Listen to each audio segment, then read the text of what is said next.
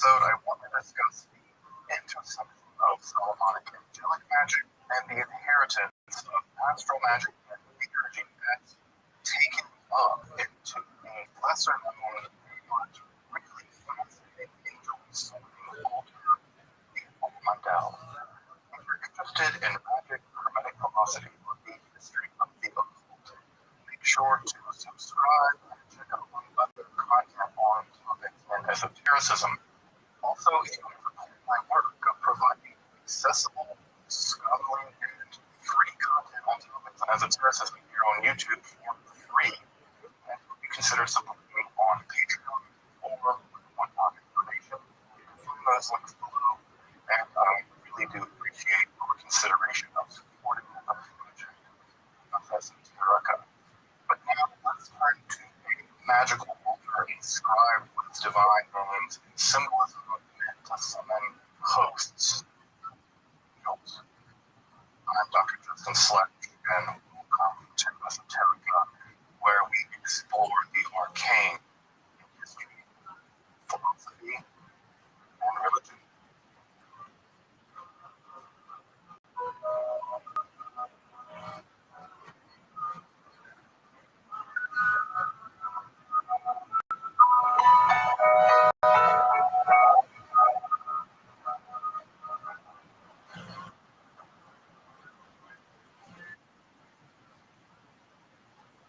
Solomonic magic is a widely attested school of ritual conjuration, typically concerned with summoning and binding of supernatural beings, often with a wide range of ceremonial invocations and use of divine names set into magical geometric shapes, circles and triangles, to protect the conjurer and trap the creature summoned, respectively. The most famous or infamous version of this magic is the genre of literature usually referred to as Cura Solomonis, or the King of Solomon literature, very well attested early on in the Stoic period and continuing in popular practice and into the contemporary world of the occult. Of course, the most famous instance, at least in the Anglophone world, is the Lesser of Solomon, made famous in its employment by her 20th century occultists like Aleister Crowley, but also because of the lurid demonic descriptions of weird seals associated with these demons and its appearance in pop culture. Looking at you, Paimon, I'm still looking to get in touch with your figures. Of course, the exact origins of these things is pretty mysterious, but there is substantial evidence of their very early entrance into Europe via Islamic and Jewish medical schools, but also the 18th century introduction into Italy, all of which likely reaches back to Greco-Egyptian magic of the late classical world, although the exact dots are hard to connect. Despite the popularity of the Cura Solomonis literature, other forms of magic attributed or associated with King Solomon were also known from the Middle Ages, and that's where the Almandel fits in as much as it does. The Almandel or Almandel root, the spelling is widely defective as you can hear. The word almost certainly comes directly from Arabic for the word for magic circle, though the origins of the term could be as distant as India. It's basically a small wax altar inscribed with various magical symbols and divine names, supported by 4 candlesticks, which are used to invoke various agencies. The altar itself is described in a dozen different manuscripts in Hebrew, Latin, and Roman, respectively, with the earliest dating to the mid-15th century of the Common Era, though the magic described in those texts is significantly earlier. In fact, the text, or at least the name Almandel, is attested as early as William Paris and Robertus Magnus, a teacher of, well, Thomas Aquinas. And it could go into fire, although it's worth pointing out that they keep the practice of Almandel as well. The manuscripts themselves differ considerably as to the composition, construction, and the use of the Almandel. The origins of the text can be dated back even as far to late classical theology, divine beings were invoked and communed with as part of the spiritual exercises of like Neoplatonism. However, as you would imagine, Christianity and Islam as a subclass divine beings were increasingly transformed into astral intelligence, philosophical side of things, and like monarchy on the more religious side of things.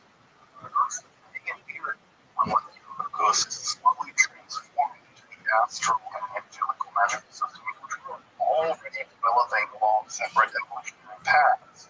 It seems that the earliest of the moment known alternate of the middle, thus likely leading into the Islamic astral magic of the Islamic world, which was surrounded by candles which were purified, all of this was purified through exorcistic incantations and sublimation, subjecting it to sacred smoke, after which spirits would be summoned and controlled using point solid magic.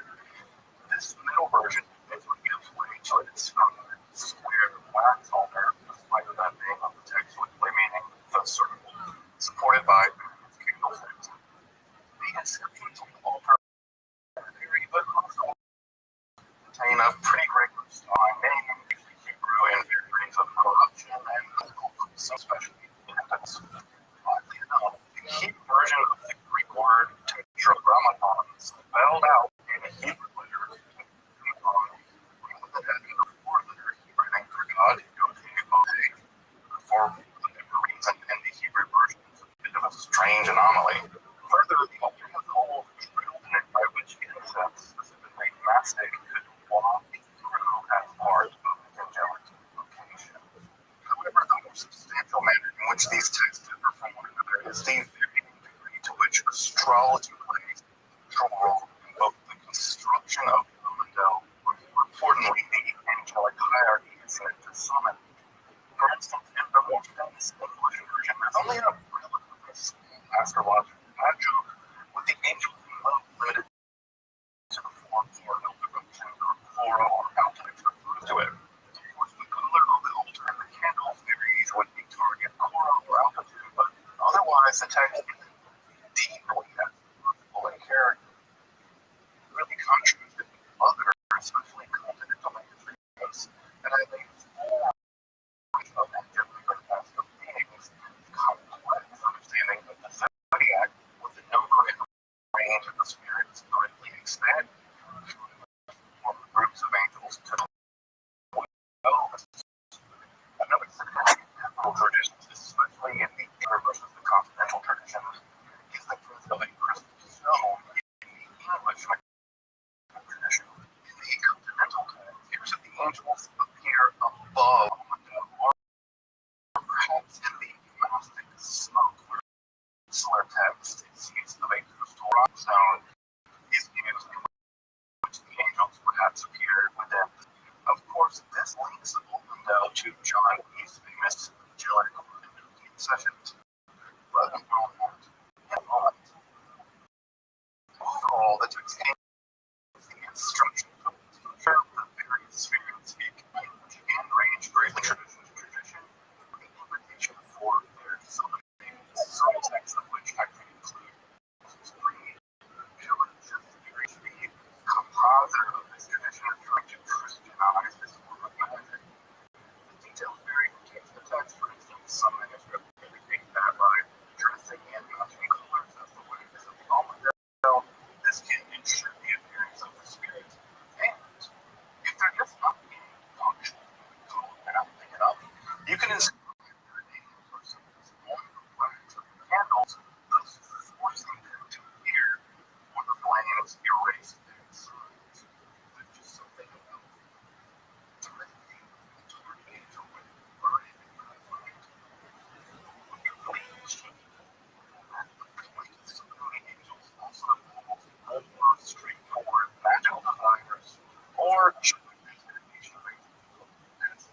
questions to actually forming bonds of friendship with these angelic beings, thus elevating one's soul towards the divine. In the more direct versions, the various multitudes of the angels indeed reach ever upwards toward the divine as well, perhaps again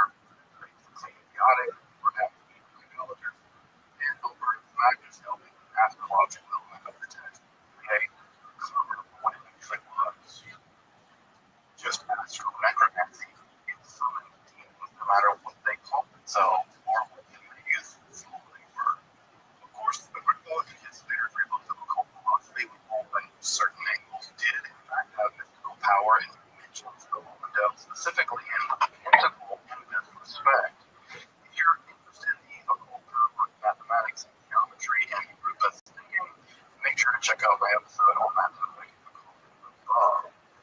Of course, without a doubt,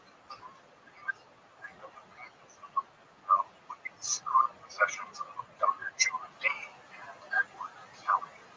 As you probably know, the earliest of the so-called Enochian sessions were concerned with the angels revealing a range of ritual furniture, including a series of wax seals, which were inscribed upon with a complex divine name. Here, different strands of mental practice come together. Both the Amandel and the Swan together as part of a complex substratum of an generally, which is of course still practiced to this day. In fact, in an English manuscript of both the Swan and the Almanac, there is a shared list of angels of the zodiac of the 12 deities.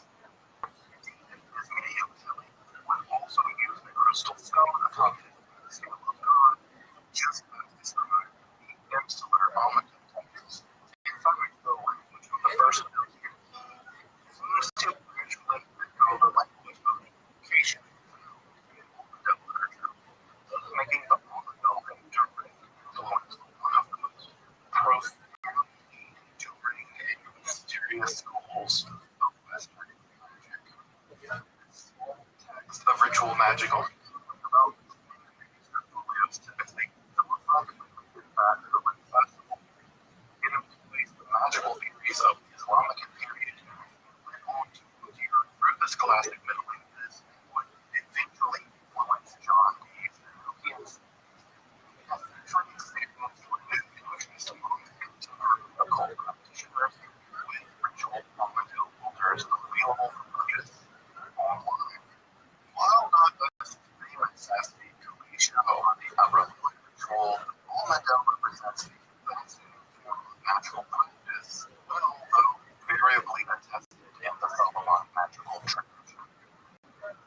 The best critical edition is by Musemi. This is primarily a Latin family, which needs to be linguistic style. This edition is French. It also has a really important paper on the Almanac, though the best introduction to the text in English is Gregory and Finstra's Metamorphosis of Magic from Late Antiquity to Early Modern Music, which also includes an English version of the Almanac as well. Another original course Peterson edition of the Lesser Keys of Solomon, and on his magnificent website, which contains further images as well. I'll also include links to the manuscripts in the window and description below. Again, this is a brief, fascinating aspect of the history, influence, and contemporary practice of Solomonic demonic, but also angelic conjuration. Make sure to subscribe, check out my other content on topics and esoteric. Again, if you like this kind of stuff, consider supporting my work and looking up my Patreon or consider my one-time donation. Until next time, just like Sledge, and thanks for joining us in Esoterica, where we explore Canyon, history, philosophy, and religion.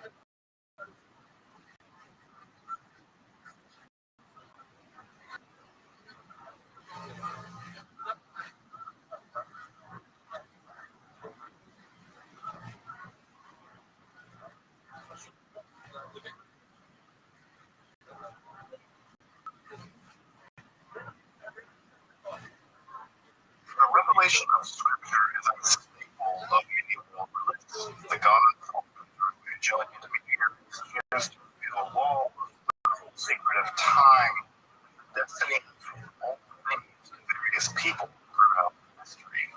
From Moses to Muhammad to Joseph Smith, the prophets reveal Scriptures to the masses with which unveiled the secret plan of creation, even the will of God.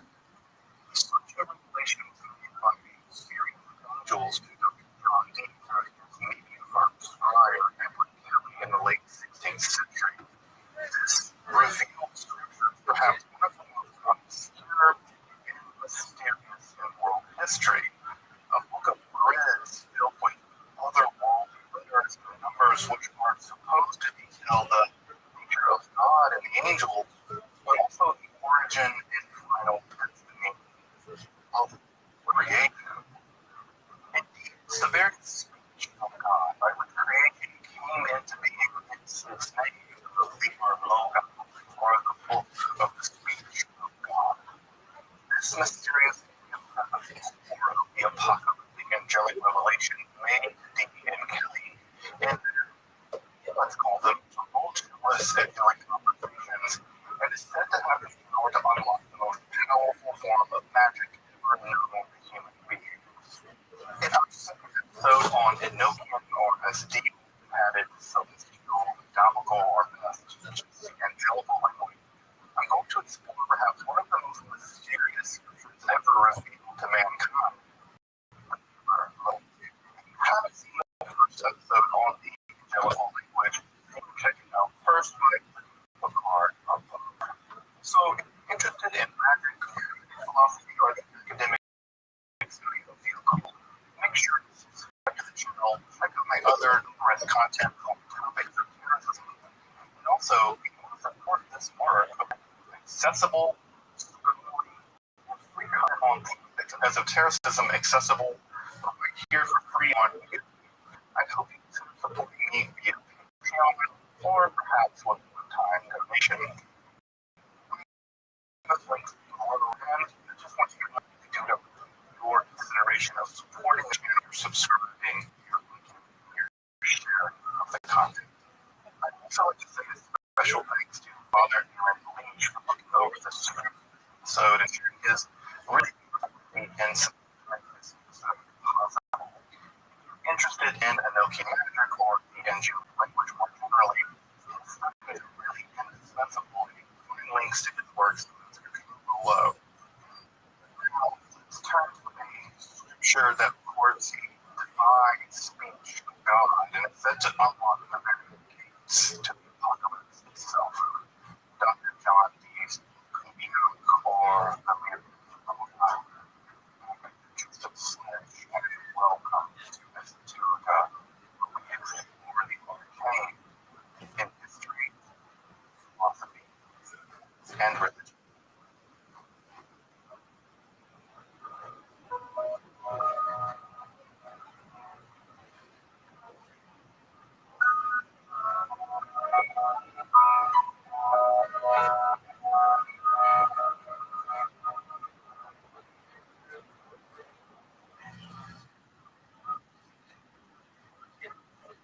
As I pointed out in the first episode on the angelical language revealed to Dr. John Dee and Edward Kelly, they was a major interest in Renaissance semiotics, or the representation and divinity of being.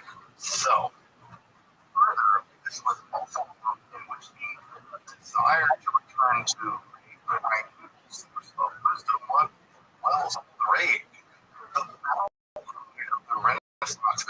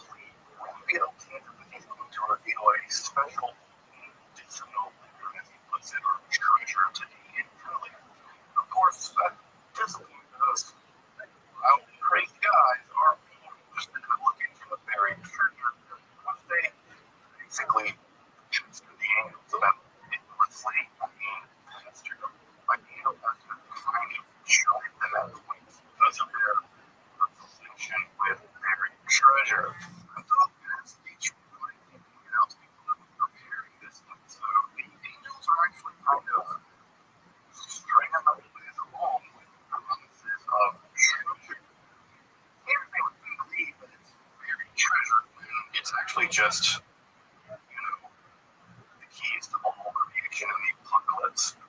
The key or anything for finding the dude more or less obvious to the guys who are never quite good. But they're not heroes. Treasure food. I also share this because guys sometimes goodies never die. The Dexter Angels, well, you gotta do what you gotta do. It's very treasure. Treasure side, Raphael does slowly reveal that this mysterious medicine is, well, nothing short of the most important revelation ever bestowed on human beings. So,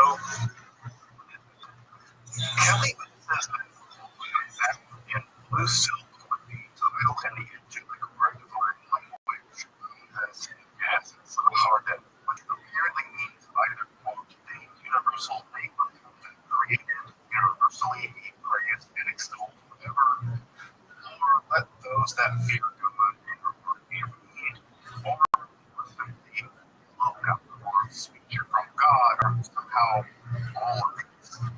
Within, 49 golden leaves are grids filled with letters and numbers with still wet blood, all put together in the style of a book or Aramaic. That's to say, right to left, round backwards compared to books in English or Latin. What convinces one could find in 58.3 is the painstaking revelation of this volume to the Catholic. What do I mean by painstaking?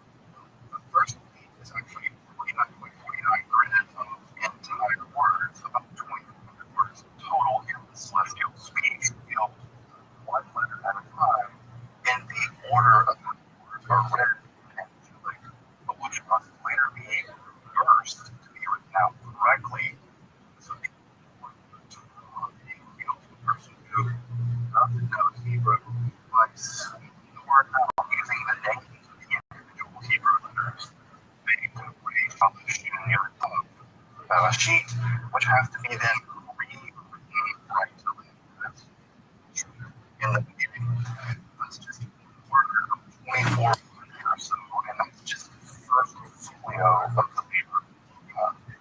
This princess is still on the choice of being basically complains to the angel Raphael becomes so insistent that they storm out of the decisions not to return without his office remains, and this is the revelation of it morally rather than with Raphael visually pointing to the letters in an exemplar text.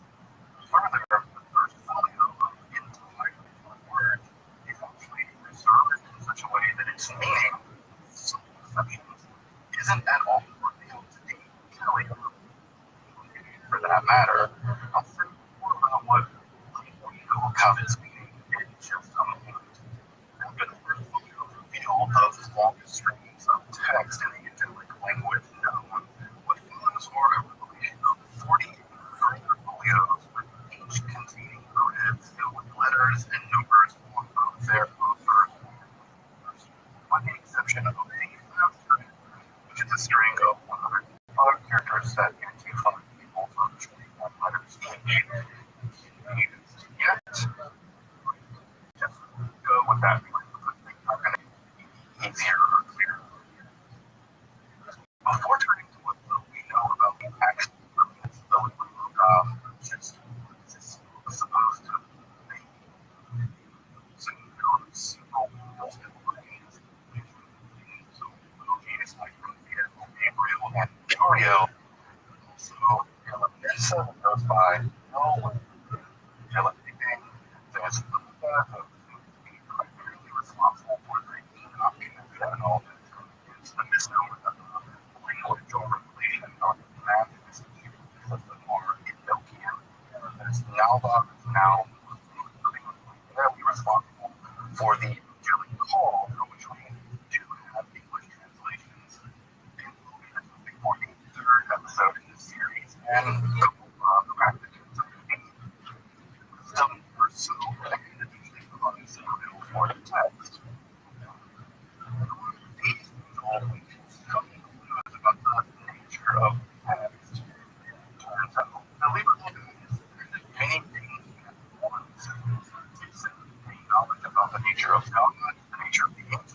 also strange with how creation came into existence and how the apocalypse itself will occur. In fact, what we use is a final revelation of the human God, purifying and perfecting all repentance and behavior in John in the world. Thus, the account that may have been short of our Logos scripture contains the divine speech itself, which the book and cannot annihilate. Now, I'm not saying it's a big deal to bury treasure. Yes, it always means not to bury treasure, but the apocalypse is kind of a big deal. Further, the text was first revealed to the antediluvian nature of Enoch, and this knowledge of it said by the angels. A second called a sinful generation which was destroyed by the flood. Its exact association with Enoch was taken to join God without dying from this thing. I caused the text to be known as a part of the tables of Enoch, and how the section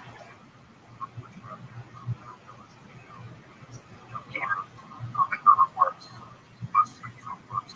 Though there's no evidence of the acting reference to the apocalyptic Enoch literature, which only completely survived in the classical European languages, as it only became known to Europeans in the late 18th century.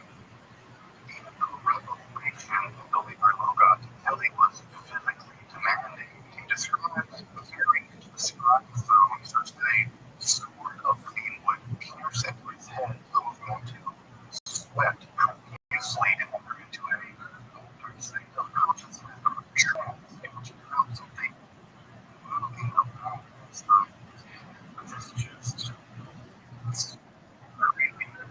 After 15 minutes or so, the section would come to a rest. Kelly could fluently read and speak the angelical language of the power that he lost when not in that trance state. Similar traditions of tongues of fire entering the heads of trumpets recorded this form back as the New Testament book of Acts, and is even depicted as part of the mystical visions of Hildegard of Bingen, who developed the system of her own.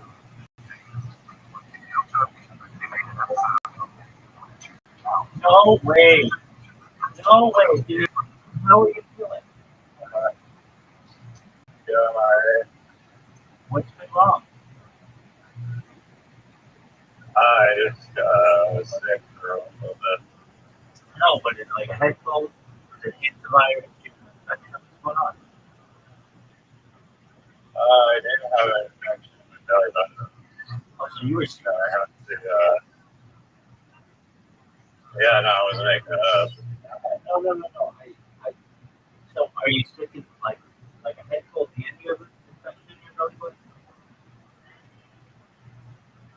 The head cold is like pretty much gone now. And I was on antibiotics for like 2 weeks. And I had to get surgery on my belly button. It's like this. Oh, so it's pretty scary.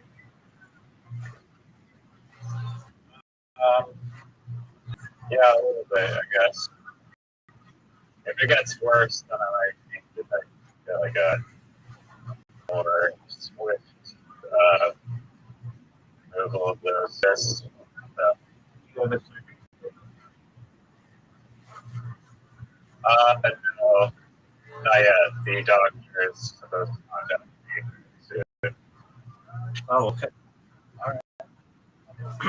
So, we're getting for July 29th in my area. Yeah, exactly. Or else. You're doing that area. Actually, And then when you well, start this thing come up 3 times. right part of healthcare, but healthcare is that it's free, but it just takes a long time. Is that right?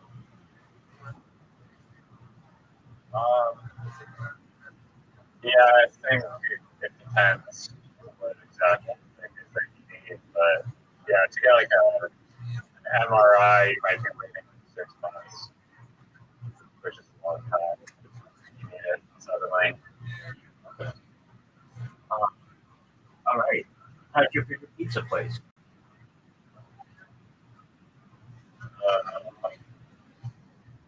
Well, really, they're all delivery. Or, sorry, all pickup now. Which is a good choice. Dogs, do they sell that like shit work in there? Did they fire it? Probably gonna get fired because they're not getting staff up front really All right. anymore. So I would imagine so they don't have less people. now that you're getting you get to ask her out. You get all the inside information on the pizza place. And if she says no or whatever, it's not awkward. She's not returning. Yeah, I'll shoot my shot next time I go there. Yeah, you could have heard I feel like they might have already transitioned to that pickup only crap. 5 hour wait time to pick up. Yeah. Okay. Um, I won't be on you for anything because you've been sick. I understand that.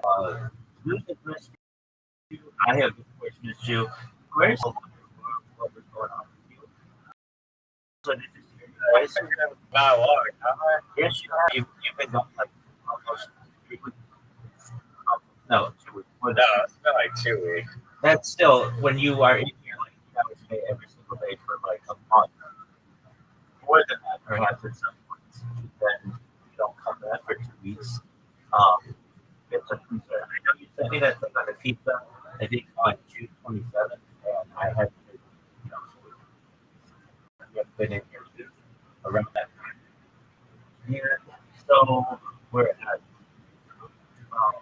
maybe 2 weeks ago, or something like that, but we're going to connect with someone every single day, at, sometimes multiple times a day, for very long periods of time. It's quite concern. So, I'm really glad to hear your voice. So aside from all of that, anything in your life?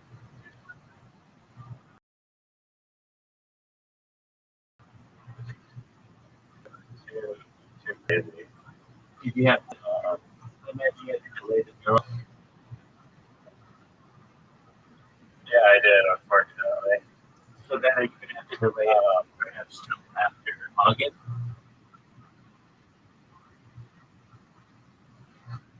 Maybe I will. We'll see. I might be able to do that before I go. So it should be all right.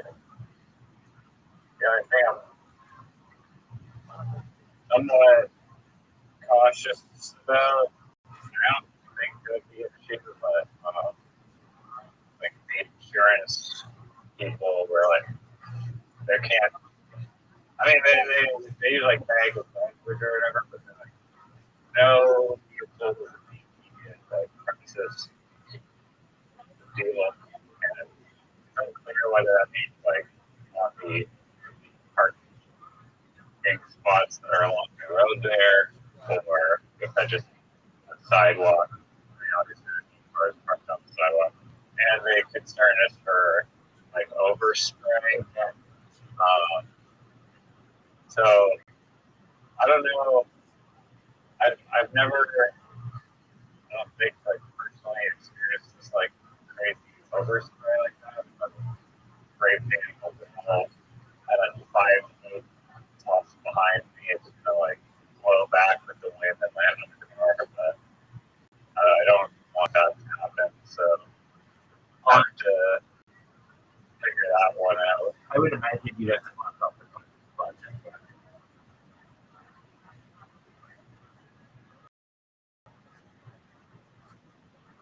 Yeah. And honestly, it's probably what I'll have to do.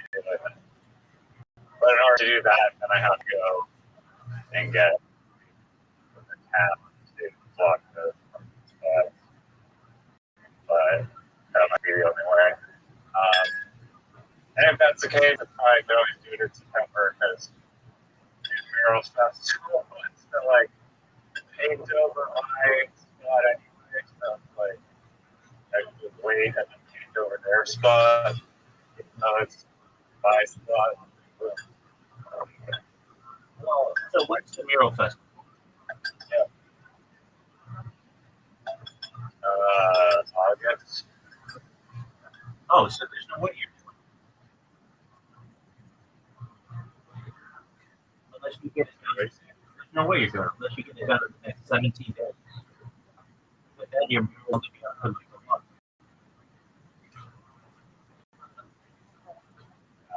It would be up for like 2 weeks. So then it's not in your best interest to do the mural. Or at least not in that spot. Yeah, no, I may wait till September and just paint over murals there. Why would you do that though? It seems like it goes against the artist, like I don't know, an unspoken code of artistry that like you don't destroy someone else's art, especially when that you're saying industry. You go find another spot. I mean, they have no problem painting over my mural there. They had to paint it over it. And they have If I do it now, that it probably would be painted over. you don't know that for sure, but perhaps, yeah.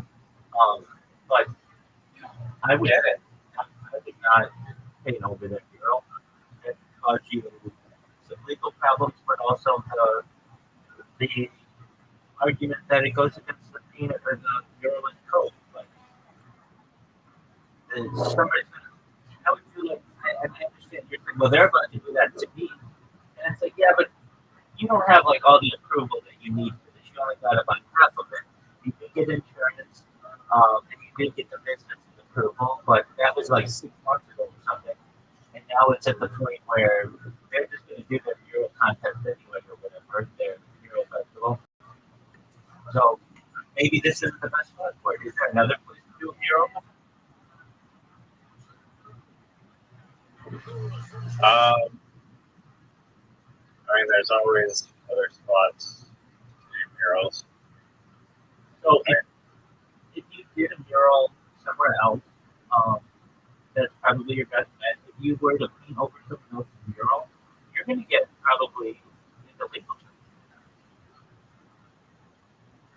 No, I mean, if you have permission from the building owner, you can't do anything. Murals get painted over all the time. Okay.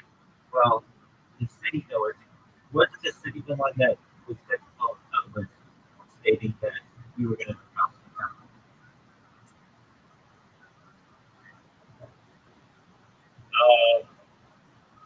No, the Business Improvement Association.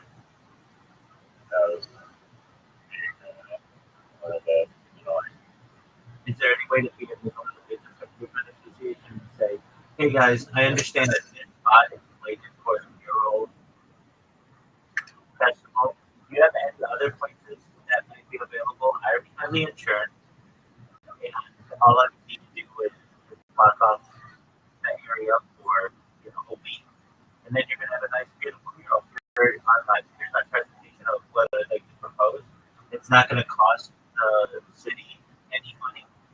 Is that something you can do? Already applied through their channel to be a part of the mural festival.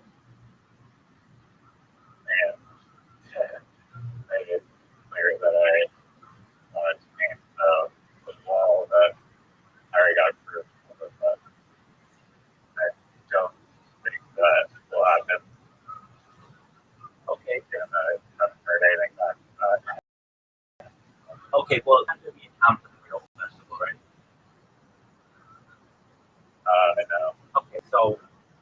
I'm sure that they allow for other murals aside from just their one mural festival. They don't just necessarily do one mural a year, and if they do, okay. But um, it's not a bad idea, perhaps, to contact them again through their official channels, but also just make a phone call or go down there and just introduce yourself. You're a presentable individual, and you'd say, "Hey, I just want to show you some of the mock-ups that I did. I'd like to perhaps propose. I contacted the mural festival. I didn't hear anything back, and that's okay. I already received approval for this one area that somebody else is going to be painting on for this mural festival. No big deal. But is there an alleyway or a front area of an area, a front part of the business that perhaps may be available? If not, would it be okay if I contacted some of the business owners of the area, and if I got their approval, we perhaps, have some type of discussion to be able to do this? I just want to do this the right way. I want to make this town as beautiful as possible. And, most of all, I don't want it to cost anything to you guys, and I want it to be beautiful. I want to add art to the city. Is that so out of ridiculous to ask?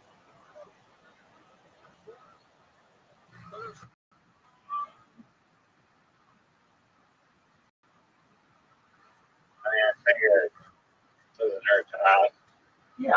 but I already applied for their mural festival, and it doesn't look like that request has gone through. Even if they let it go through, you still can't do it during their time. So that's fine. It's no big deal. You can just say, look, I would like Yeah, to. some of them get printed early. Okay, so maybe I don't understand. Is the mural contest or the mural festival, do they do multiple murals around the town? Yeah. Okay. All right. And so you're saying that, like, they just didn't pick my choice?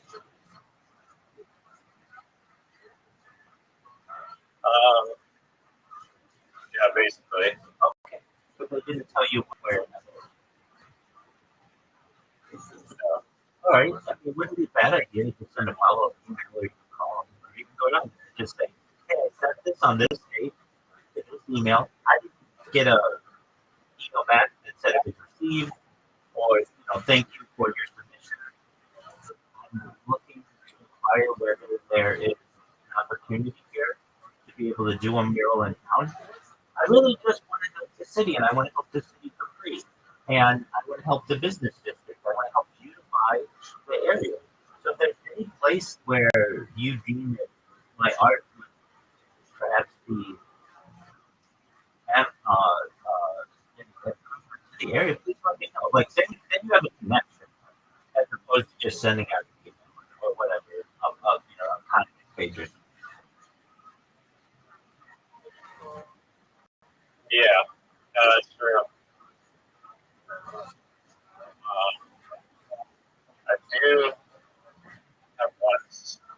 There's another smoke I just thought of that might work also. I don't figure to paint at Mural Festival. Okay. Is it something that you could just go to? I'm looking at this giant wall right now. It's paint. Well, Schools are going to be tough, though.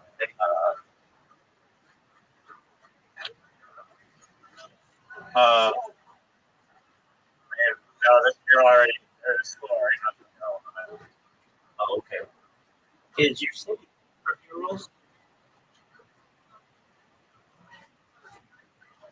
Not any more than any other city, probably. Okay. Like my city, everything is beige. You're not allowed to have it. Literally every house is beige. It's like a it's a pre-planned community. So they're really, really strict on everything. Even what color beige you use. Um, well, That's lame. yeah, I mean, I should say there are some neighborhoods that, because they've been grandfathered in, that are a different color of like beige or white or something like that. But and like I think that other countries anymore.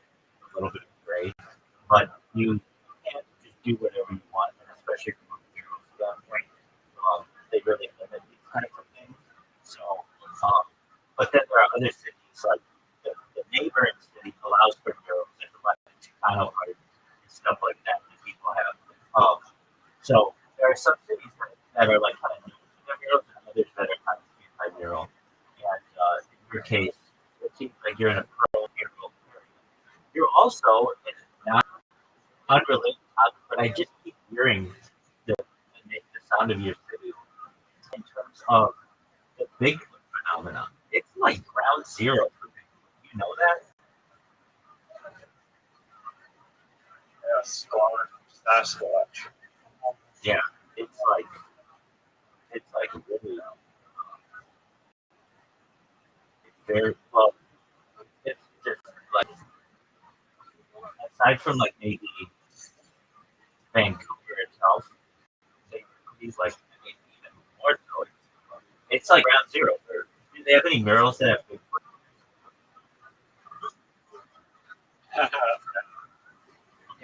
I'm not suggesting. That's not a bad idea. I'm not suggesting. See, like bumper stickers and stickers that say small mention of. I think the correct term is Sasquatch. You know, they're Yeti and Bigfoot are all interchangeable. But Yeah, it's a look over the world. I was just inquiring. So, all right, with the mural thing, might have to let it for a little while, which is no big deal. But I wouldn't stop following up with the people of the business council or whatever. Because like, what do they have against you? You haven't done anything wrong.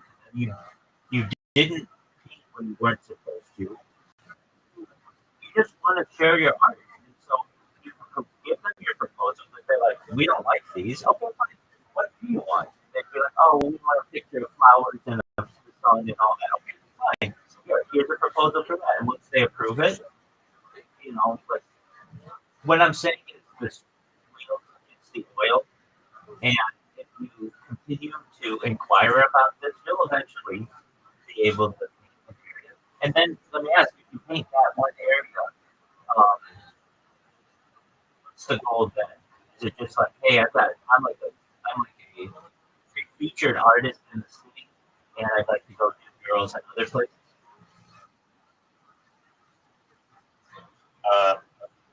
yeah, basically. Okay. I didn't really care that it gets painted over. I just wanted to paint it and then have a picture of it so I could show off the work to other future festivals or businesses. Because the design that I have in my head is really interesting, so I think people like it.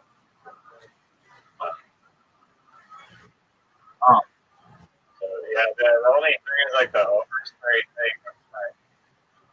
It's like a example a little bit. I don't know. I've never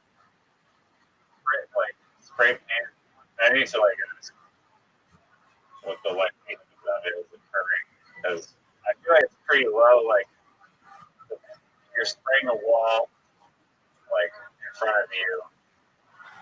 Like I don't know.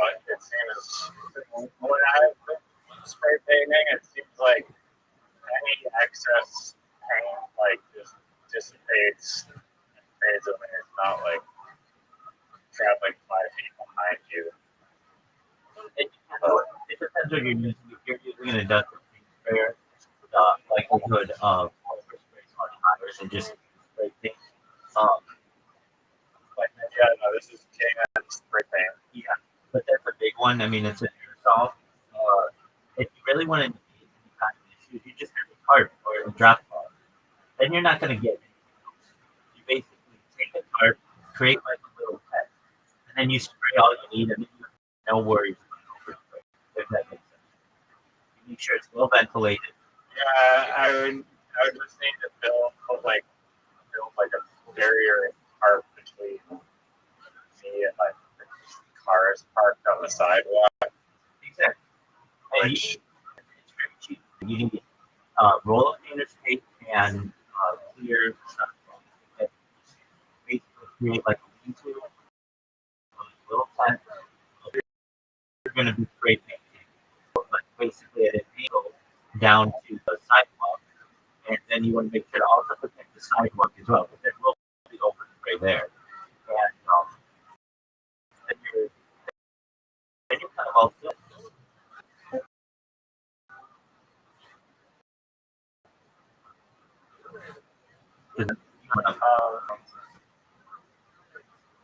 yeah, like the wall that I'm painting is like wall with a sidewalk, and then behind the sidewalk there's a parking spot. So I would need to create like a front like wall to shield the cars that would be parked on the sidewalk. And the fortunate thing is the drop cloth is very cheap. Probably could get a couple of them with some tape for under $20, and that will protect you. But I have to hang it somehow to shield the cars. Well, the thought is this. So you've got your wall. Feet above the wall, you keep the painter's tape and drop cloth and attach them to the wall. And it basically creates like a little triangle area where you can work into. Basically like a tent. You know what I'm saying? Yeah. And Then you're really like in like some weird like eerie sense. well, A little bit. no, I mean, it's open on the side. it's open on the side. Exactly. So you're But gonna it's like it's gonna be weird. okay. So then you get a respirator. You really have that much of an issue, but you cannot run into issues with the car. If you did, you're going to get complaints from the car owners who are going to sue you, and then your insurance might not allow you to use them again. The city's definitely never going to let you come back. It's going to be able to finish them most likely. They're going to stop you. Do you need a permit? But who gets the permit? Yeah. The city, right? Yeah. Okay. So have you ever inquired about getting a permit? For the parking lot closure. No, just the entire project. Okay. Like I know the business owner was cool with it. That person seems really cool. But the city, I need a permit to be able to paint during this week. Whatever. Have you ever inquired about that? No, I got approved for the paint already. Okay, so you already did get it.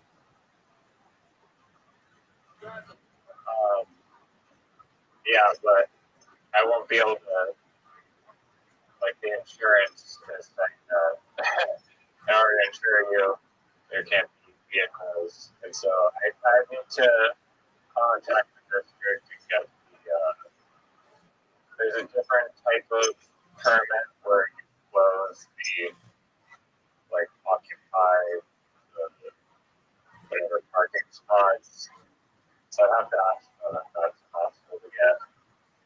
Or that I need to shut down the 3 parking spots for maybe a day or 2. Okay, in a downtown district. Yeah, it's downtown and limited parking spots already. Okay, so that might you might run into an issue where they would say, "Well, allow this to happen, but it has to be these 3 days or whatever. It can't be a whole week." And you're I can get it done in like a day or 2. okay. Well, they probably need more than 3 months, depending on the size. How big is the wall? There's only 3 parking spots that are near the sidewalk. Oh, okay, then you're fine. How big is the wall? Like 25. Oh, it's really big. That's decent. Yeah. And then you're gonna have to close off the sidewalk as well. Yeah, I already have time to do that. And the signs say what sidewalk closed, please the other side or something. Yeah. Okay. Um. Well, I don't know exactly what's gonna happen with it. But the challenge. How late in the year for you? Did you like? Did you do it in November or the weather's not ideal? Probably October on my next day. Okay.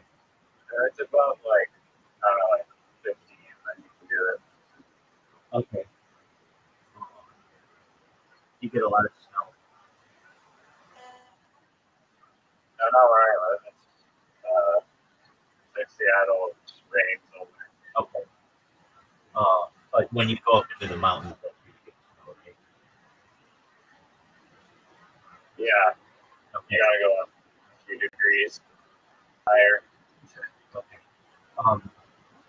So I mean, maybe you just say like, hey, I got sick during the summer, and I'm gonna be going back home or whatever, and maybe the middle time was not right, but maybe next year in the spring or something like that. So I already have all the flowers and stuff, so the paint generally isn't gonna go bad. But next year, at least. All right. Would you like an update on everything that I can do? I thought you were gonna say fire in the kid. I was like, oh no. No. But yeah, what are all these people doing in here? This call. There's like a bunch of people. I don't know, it's Brendan. They're Most of it. mostly Brandon, Miss Claire, and Jake, who was there. All right. So, I've been reaching out to the other podcasts, and I don't really know what it is, but like every so often, I have to ask for the firmware on the router to be updated because like my internet will jump out or whatever. It'll be like slower.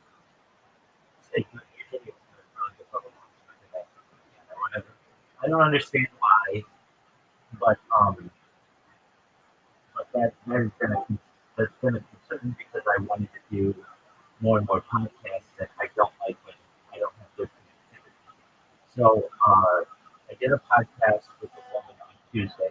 Just a small podcast, no big deal. It was like just audio or whatever. And I did another one on Wednesday.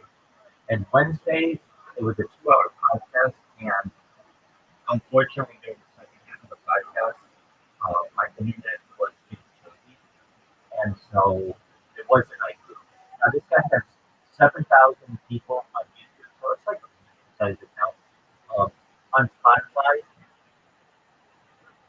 he gets 70,000 per episode, which is giant for me. 70,000 people to hear what I have to say, isn't that huge? That's good. Audience. Exactly. So that Spotify hasn't been uploaded yet.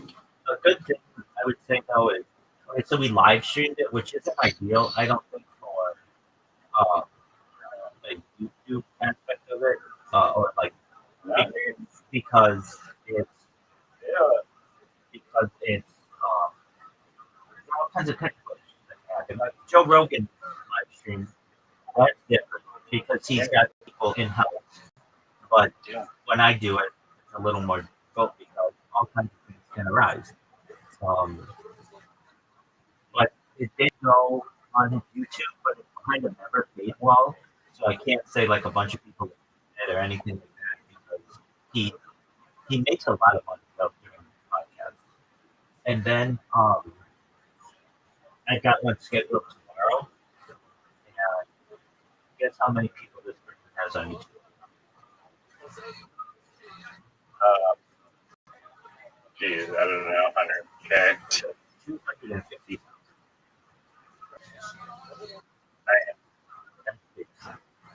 So I just need my internet to like pull out for that. And they did a firmware update today, so I'm hoping that it's better. And I just need it. And it's not a live podcast. The thing is, it was so hard to get on his show. He does like supernatural and like UFOs, and but he's really serious about his podcast, honestly, because it's his career. He's like a serious guy, and he's like, when I first wanted to be on the show, he's like, all right, well, tell me what you want to talk about. I'm like, well, I stream live 24/7, and I can talk about transhumanism and mind and stuff. And he's like, we can't talk about that.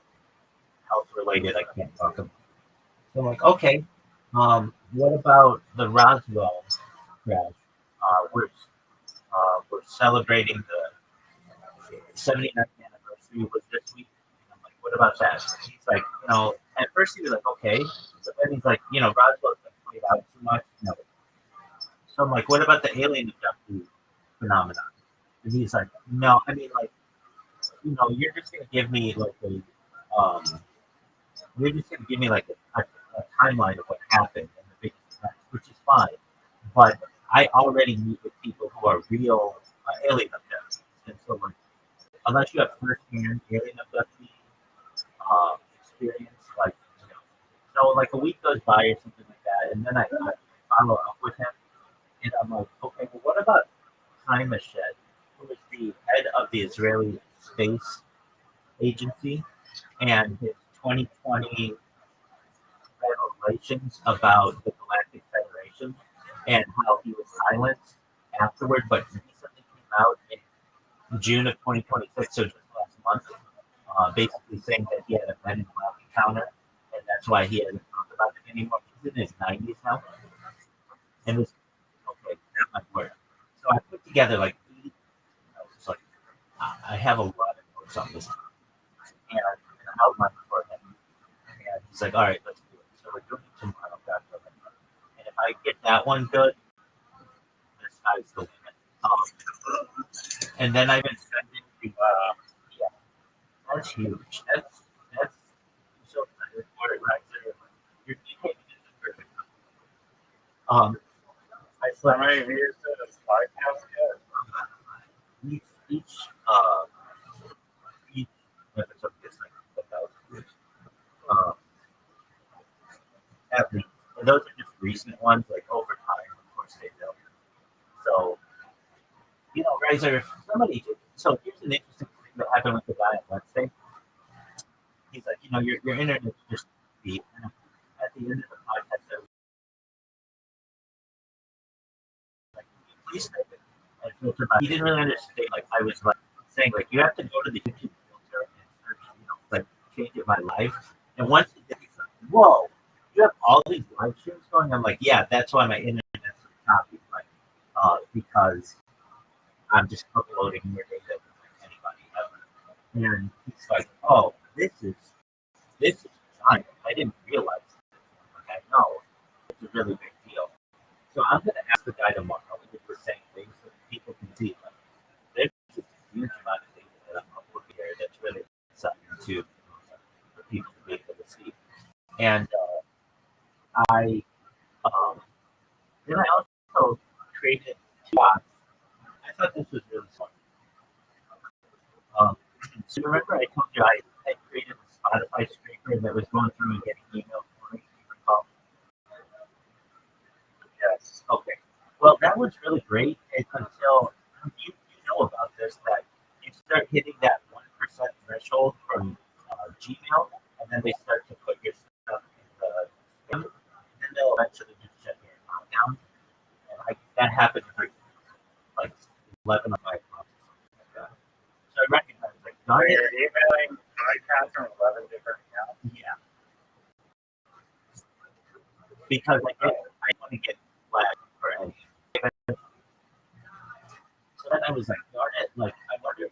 another email provider that will let me just like I basically said to myself, you know what? I don't really care if my emails go to the spam box because there are certain people who do check their spam messages, and it's almost like I'm not gonna let that deter me. If I send out massive amounts of emails, it's a numbers on how many people are going to be able to open my email. So I thought to myself, like, well, where do I get all these email addresses?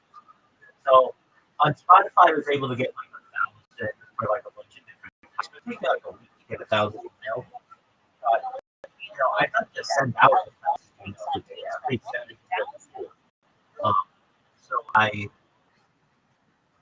went to ChatGPT, and this was really sweet. I would be like, hey, can you please give me 100 email addresses that are on like AI? And it would be like, I'm not allowed to do that. That goes against my programming or whatever. I'm not allowed to build mass email content, which I don't understand why. But I understand that there are already companies that do that, and they would probably some people as well. We don't want you taking up the business either. So then I was like, can you do it for 50? And it's like, you cannot do it for 50. But can you do it for 20? And then it's like, boom, it just gives me 20. So I'm like, oh, so then I would be like, okay, we'll do it again. And boom, another 2. Like, okay, do it again. Boom, another 2. So I tried it with 30. And like 30 was kind of the sweet spot, like where it would get me to do 30. But, that's only like 90 emails or something like that. And I want huge email lists. So then I was, well, I'm going to go to ChatGPT and ask it for 1,000 different types of podcasts. I don't care what they are. I just need the email addresses. So it gave me a list of 1,000, and I just basically built 2 large email directories, and I got like 27,000 emails over the course of like 2 days or something, which is a huge amount of emails. But not all of them have podcasts, but some of them. And I just like, okay, but I still run into the issue where, if I send out too many emails, I get spam. I get an issue with spam. But I'm okay if it goes to spam. I just can't have them shut the email address down. When they shut the email address down, then I'll fuck. But if it goes to spam, so what? So there are some people who check this, especially if you have a big podcast, you recognize that a lot of good stuff is going to show up in spam. So I found an email provider. It's called Mail2World. They have a bunch of domains, and the thing that makes them different is that you have to verify your telephone number. But, so I was able to verify like 20 different email accounts on 2 different computers, and now I have a lot because it really takes a hand email login, grabs an email address, sends out the email once a minute. So I have 2 computers doing this, so I'm sending out 2 emails a minute. And a lot of these are going to spam, but here's the beautiful thing that they go to spam is people might check their spam right away, but it's in there. And so maybe they're checking their email 2 weeks from now or a month from now. It's still in there. It's not like it just goes away like spamming someone's chat. It's there. It's a message. And it gets I might be really far down on the list if they get a bunch of spam emails. That's true. But it's a risk that I have to take. It's either do that or only send out like. You can always respam them. Yeah. Well, that's the thing too. That's exactly right. No one says spam the spam folder and be like, it's actually not illegal to spam the spam folder that's designed for spam. It is like 15,000 emails. It is technically it's a federal offense, but nobody enforces. No one enforces the can spam that. So, I thought to myself, okay, let's see if this works. And like within 24 hours or maybe 48 hours, I got somebody who was like, hey, you sound like a real character. I would really like to maybe have a discussion with you. Okay. But this told me like it works. If I get one person to schedule something with me, just today when I awoke, I looked and somebody was like, "Yeah, I'll have you on the podcast. When works for you?" And he's like, "I do it every Saturday on like 11 a.m. and 8 Pacific." And I was like, "Okay, well, let's do it next week." And so it already has gotten me booked on some show, which is great. I mean, I haven't been You know that they went to the Spanish movement? but when I sent the email to myself, it goes. However, there are some people who check their and What percentage of people like check their spam? I look at this. 0.2%. No, it depends on the the organization. If it's an individual, it's something like 17%. 17 is high. It is That's very high. crazy high. It is very high. Now, I thought it was gonna be like 1%. hold on. I mean, check it how like just like does that mean check it like once every year or like That's exactly right. That's exactly right. That means that 83% of people are never checking it, ever. 17% of people sometimes check it.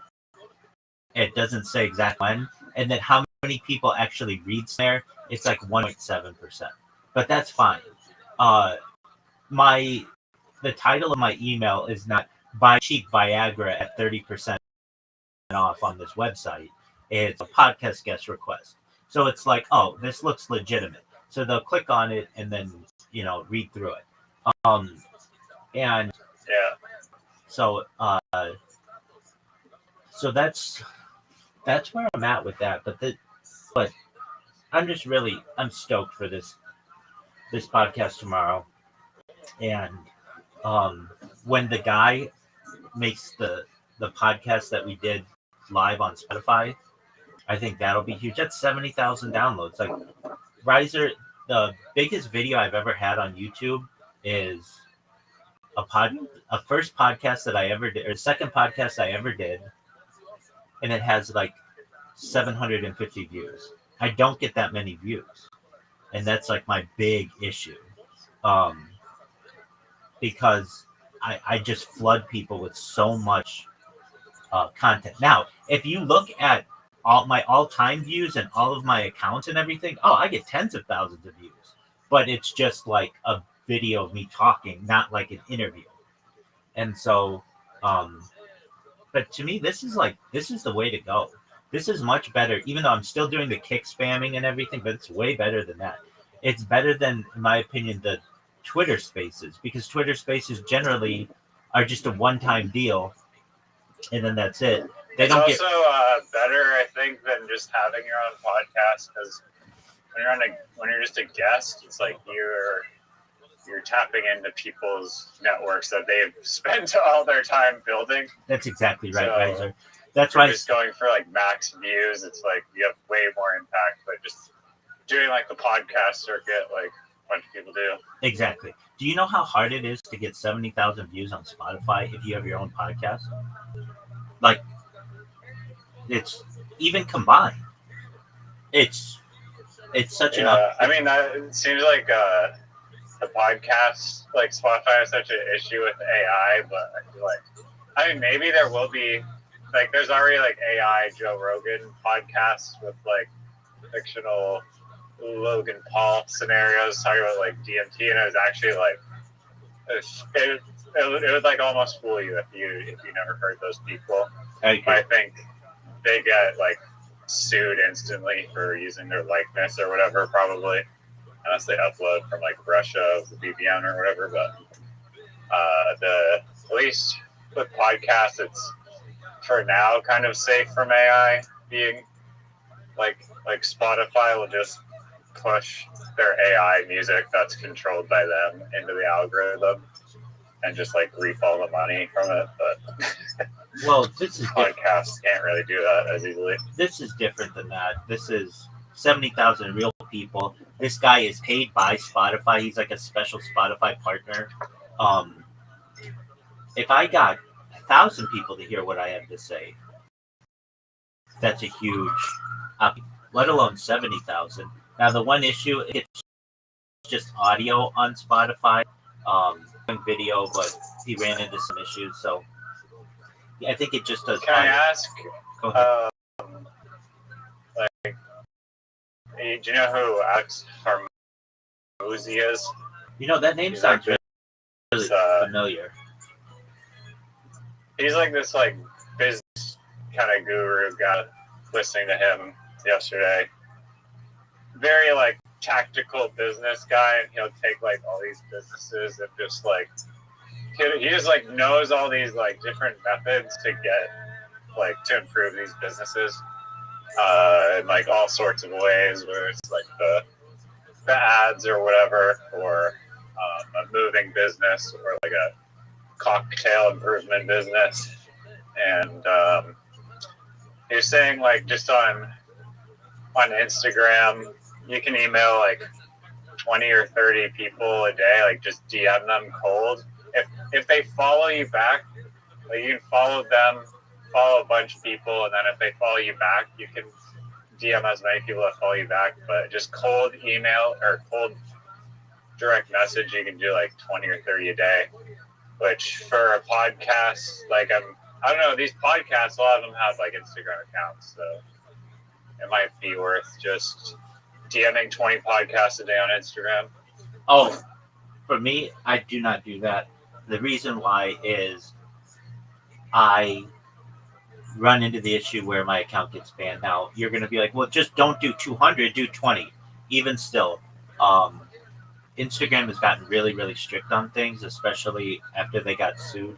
Did you know Meta got sued for $1.2 trillion just on one woman's death or one woman's struggle with social media as a child or something like that? So ever since they've done that, I heard this headline. I thought they're being sued for that, not that they actually have to pay that. No, they are being sued for they it. actually No. They lost the case. So they didn't. They lost a different case, and they have to pay a few $1 million. But ever since then, they have recognized that they have to be really strict on just all kinds of content. I'm not saying that emailing people 20 times a day or sending DMs is not a bad move. However, I value my Instagram account too much. My main one, it's got 10,000 viewers, 10,000 followers. That's a medium-sized account. I don't want to risk that one. And then all of my other accounts are they have 4,000 videos and 6 people following. They're not big accounts. I do have some that are a little bit bigger, but they're just I don't want to risk my main account. And so couldn't you just do it from another account? I can, but what I'm saying is that those ones don't have okay, so let's say I just create a brand new account and it doesn't really have much content. Don't use the keyword Rabbi Rothschild. Just use a viral or rabbi or something, or some other 2x thought. It doesn't really matter the username even. Yeah. Just be this is my spiel. Yeah, I get that. But don't you get in Instagram? It goes into your spam Instagram box.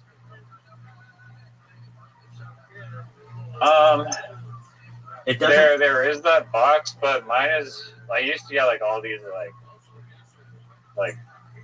sexual clear scammy messages, but it goes the requests, right? Yeah, exactly. And then there's a spam. There's a you may know, and there's a spam. Exactly. So I didn't. It's that exists. A bunch of different layers. I don't know. I thought it's a bunch of different layers. It's a bunch of different layers in there. And many people just have their DMs turned off as well.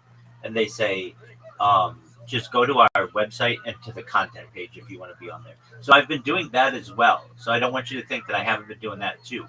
So that's another thing I've been doing. Basically, podcasts just have a contact page, and you put your name, your first name, your last name, your email, a topic, and then a little bit of a biography and why you should be on the show. And I've said to myself, I'm going to start doing those more. I want to do 100 a day, and I just have to treat it like getting a job. Like if I've ever needed a job, I recognize that it's about quantity, not quality necessarily. To send out a whole bunch of requests and see what comes, and the same is true with the contact email. And I've always had a lot of success with that. And so the contact page is kind of the same, but I haven't focused really hard on it yet because I do have these computers that are doing this other stuff. And but like I would say, once my interview tomorrow, God willing, is done and it goes well, God willing, then I'm going to focus on the contact pages because I can do the contact pages during the day, and then when I go to sleep, I just turn the bot on and it just emails for me while I'm asleep. And then when I awake in the morning, there are people who have replied to my emails, and then I just have to reply to them. It's like a cycle that I do. Now, I think that contacting people on Instagram can work for some people, but I don't have I would do that if I had a contact at Meta that I knew if my account ever got banned, I could get it back. But I don't. And I'm in the subreddits for the Meta lawsuits and the Instagram disabled. Like, I'm in all of them. And I just read how difficult it is to get your accounts back. Though, I did tell you that one way. There was one way that somebody told me how to do it, or I read how to do it, and it does work. It's like incredible.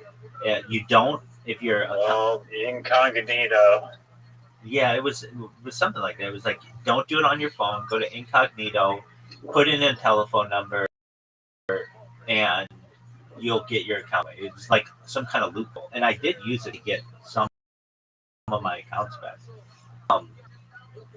But the Instagram route is just, to me, even if I send out those messages, requests, and it has to go into like it doesn't. It's not they get a notification right when it comes in.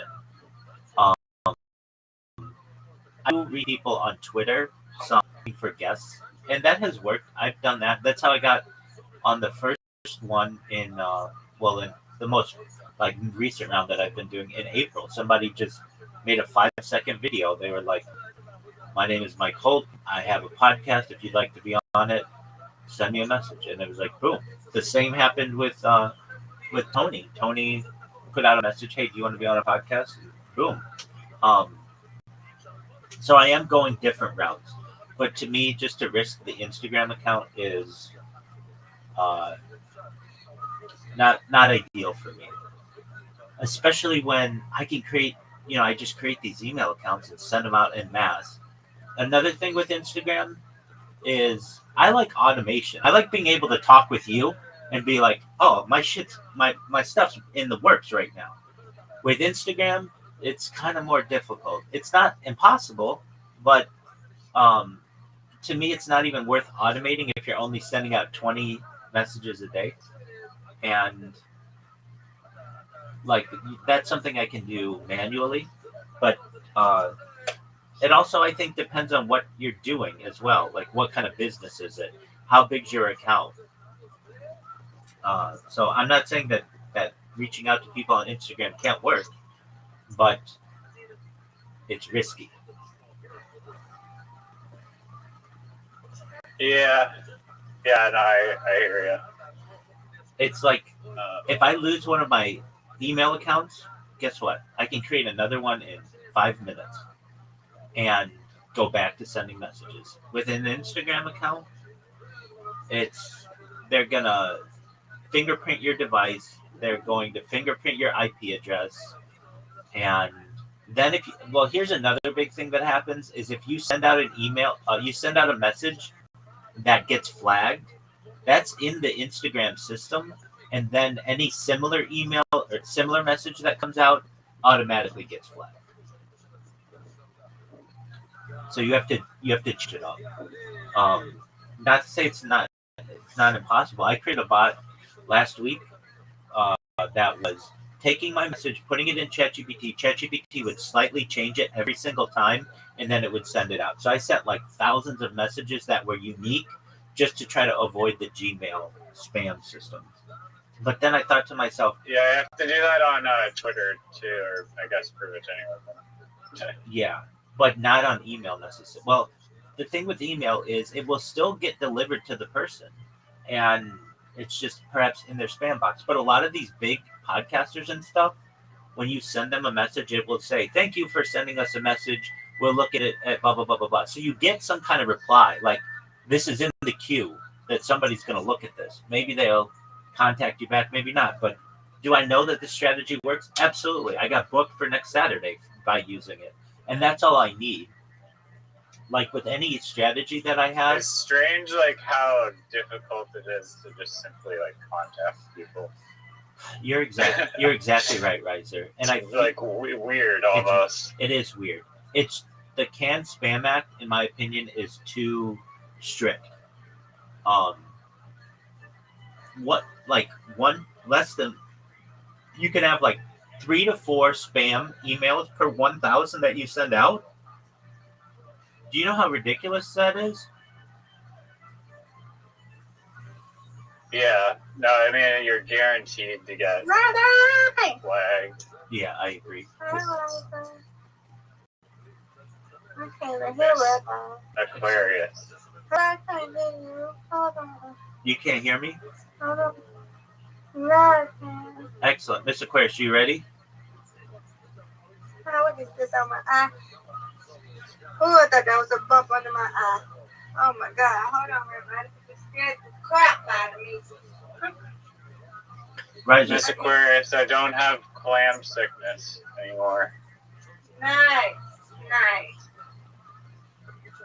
There's a dog with a cone on its head. Riser, I take it you're out and about, so you can't take a game invite. Is that correct? Yeah, not now, but later we can play some mini golf with the zoo. Oh, I would love that. Wonderful. I miss it, and I've been playing a lot of mini golf, believe it or not, and I got really They're good. playing ranked. Yeah, I got really good. I was in the okay. Just let them play, Rabbi. Okay, I'm gonna send you an invite right now. I got really good for like a week, and Plato had some kind of tournament that was going that I didn't realize I was in the tournament, and I got in the top like 2,500 people on Plato. The highest I've ever gotten was in the top 1,000. I got 996th, I think, at one point, and then Yeah, that'd be nice. but it's amazing. Yeah. It's amazing when you play with really good people, Riser. You know, we play this game like thousands of times, but they will show you new things like that I can't believe, like, oh no way, that's like a move that you can do. Like, I've just learned a lot from these guys when you play really good people. Like what?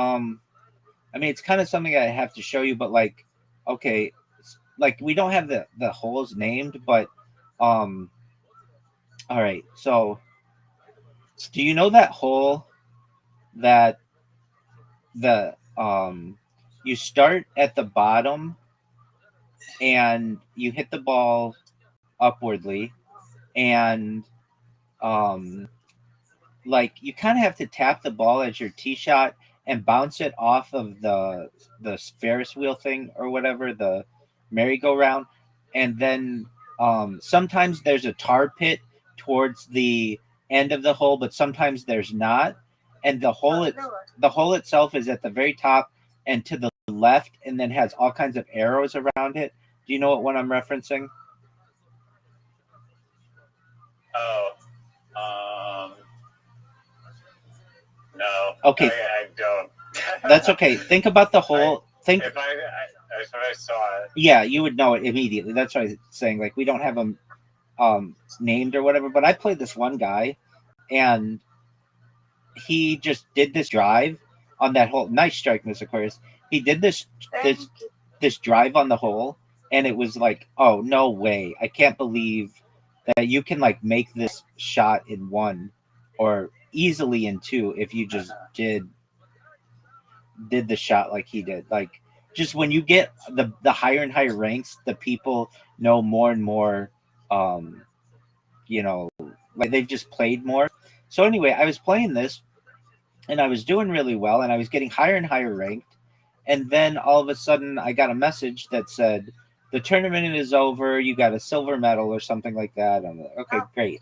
And now, when you do ranked, instead of being 1 versus 1 on 3s, it's there we go. Yay. It's instead of 1 versus 1 for 3 holes, it is 3 versus 1 versus, or it's like one. There are 3 people who play for 3 holes, and that makes it a lot more difficult because you're not in so much control of what you can do. Nice job, Miss Aquarius. Like, Thank you. if I'm playing mini golf against somebody else, 1 versus 1, and let's say I win the first hole and we tie the second hole, I can play really defensive against the guy and make it really difficult for him to score. But if you have 3 people, it's not that easy. Yay. There we go, Miss Aquarius. All right. Are people like being like dicks and blocking your ball, or are they just trying to get it in? The higher and higher you go, the more they do that. And so then I started doing that, and I'm really good at it. Like they'll just throw their ball in front of your ball. Yeah. And they'll do like a lot of water bumping. Miss Aquarius, you win, I win, I win, you win. Reload. And that can cause a lot of issues. And they're just like the moves they would make were like really interesting. Like when you're playing 1 versus 1 against somebody, if they don't always play to win. Well, I guess they do. But like they will like if just like I had said, if I win the first hole and you win and we wonderful strike. Thank you, madam. And we tie on the second hole, they won't play to win the third hole. They'll just play so that you don't finish the hole, so that they win. And they're like really aggressive. Nice. Miss Aquarius, good job. And I just find that to be, it's just an interesting way to play. It's almost like when you play chess or some other game against someone a lot, and you get in your routine, and then you play with someone new, you can see the game in a whole different way. And but anyway, they changed the rules now so that their ranked is against 3 people, or I should say 2 other people. And I'm terrible at it. I went from having a rank, so the average rank starts at 1200, and I had gotten a rank of nearly 1500, which is almost in the top 2000. And then now I have like an 1100 rank because they changed the rules, or you play against other people. And I've just found it to be really extremely difficult to get in any kind of groove. But yeah. Our boy Riser, or our boy Zoot. Oh, Riser, I didn't tell you. Well, I saw the movie Michael, and I loved it. I've been talking about that for a long time. You watched it without me? Riser, you can't say that. You can't say I'm that. kidding. I'm kidding. I'm joking. Excellent. Because I was going to say, I gave you like 100 opportunities. You know about that. I wanted to see it. And I was like, all right. So I also saw Disclosure Day. And without going, because Aquarius hasn't seen it, but There's aliens? no. I don't care about the disclosure, but I like- don't want to say nothing about Michael. Yeah, she cares about Michael Jackson, not aliens. All right, Miss Aquarius, this is a tough one. Has she seen it? No, she hasn't. That's why I'm not going into specifics. Oh yeah, well. But she'll be doing her. Yeah, when stop talking about Michael. Don't you do it? Don't, no. You have seen the movie? Don't, no. He hasn't The seen it. movie's been out for like 3 months. Don't tell me. Don't spoil it. Don't spoil it. Miss Aquarius, you win, I win, you win. Undefeated in bowling, undefeated in friendship. All right, Miss Aquarius, wish me the best for my podcast in the morning. It's at 10 a.m. Pacific time. So, God willing, everything goes well with it, and then we're gonna explode. Yes, I will. Excellent, madam. All right, you take care. I'll be here. Excellent. Jayski's been in here. No, I need to say hi to her. Excellent. All right. All right, take care. Sweet dreams. Sweet dreams to you too. as well, God willing. All right, so Riser, I sent you a podcast. Wait, I sent you a are you podcast. talking about Michael now? Okay, yeah, I'll talk about it. It was, in my opinion, the best biopic. Well, it's the number one grossing biopic in global history. It outdid Oppenheimer, and it's about to approach $1 billion. And I just thought it was really, really well done. But here's the thing. Michael Jackson's life was filled with so many historical events that they couldn't fit them all into even the first part of the movie, or there's the idea that there's going to be 2 movies. But like the first part of the movie, they just didn't have enough time to fit in all of the different kinds of historical events. Like, what did they miss? He was on the Ed Sullivan Show with his brothers. They didn't have that. They didn't really go into too much of his move to Los Angeles. They didn't go into like all the stuff that he could have bought and just blowing up with money. And he dated like what's her name? I forget her name, but like some big people like Madonna and Brooke Shields, and like they didn't go into him ever at like the Emmys or the Grammys or anything like that, or the Oscars. There's none of that, because it's like every single scene is a really big event in his life. Even though like dating Brooke Shields or dating Madonna is a big deal, they didn't go into that. They didn't go into his like famous friends, how like he would have parties and stuff, and like Liz Taylor would have been there, and like Eddie Murphy, and like there's none of that, because I think it's a mixture of, we only have like 120 minutes for a movie, and also it's really hard to get the rights to all those people, because then you got to go through the Ed Sullivan channels and the Elizabeth Taylor channels and the Eddie Murphy channels. And so it's really just about, the first half of the movie is really about his life with the Jackson 5. They don't even go into Janet Jackson. Janet Jackson isn't in the movie, even though she's his sister. Because she has her own rights that they weren't able to get. So they were able to get his brother's rights, but not her rights, basically. So, but that's fine. The music is so good. Like, if you like Michael Jackson music, this is the best soundtrack of any movie that you're ever going to see. Riser, do you remember I made you watch the movie Air, and I was so like astounded by that soundtrack? Yeah. It's like a soundtrack like that. I mean, it's every Michael Jackson song from the 80s and the 70s and the 60s, and then the Jackson 5 songs. And they do a really good job of like creating the music videos without showing the whole music video, and playing the songs without it just being like 10 seconds of the song or just like a sample of the song. They play like a long period of the song. It could almost be a musical. And the movie goes into like his plastic surgery issues, and when he adopted a chimpanzee named Bubbles. Like, Michael Jackson used to travel from Europe to the United States and back, and he would take the Concorde, a supersonic jet, and it was like $10,000 a ticket for a seat. and he used to buy his chimpanzee a seat on the Concorde, and people would think that was just absolutely ridiculous, but he loved his pet. And they show the chimpanzee. If I had any like qualms about the movie, the chimpanzee looks very CGI. It doesn't look very realistic.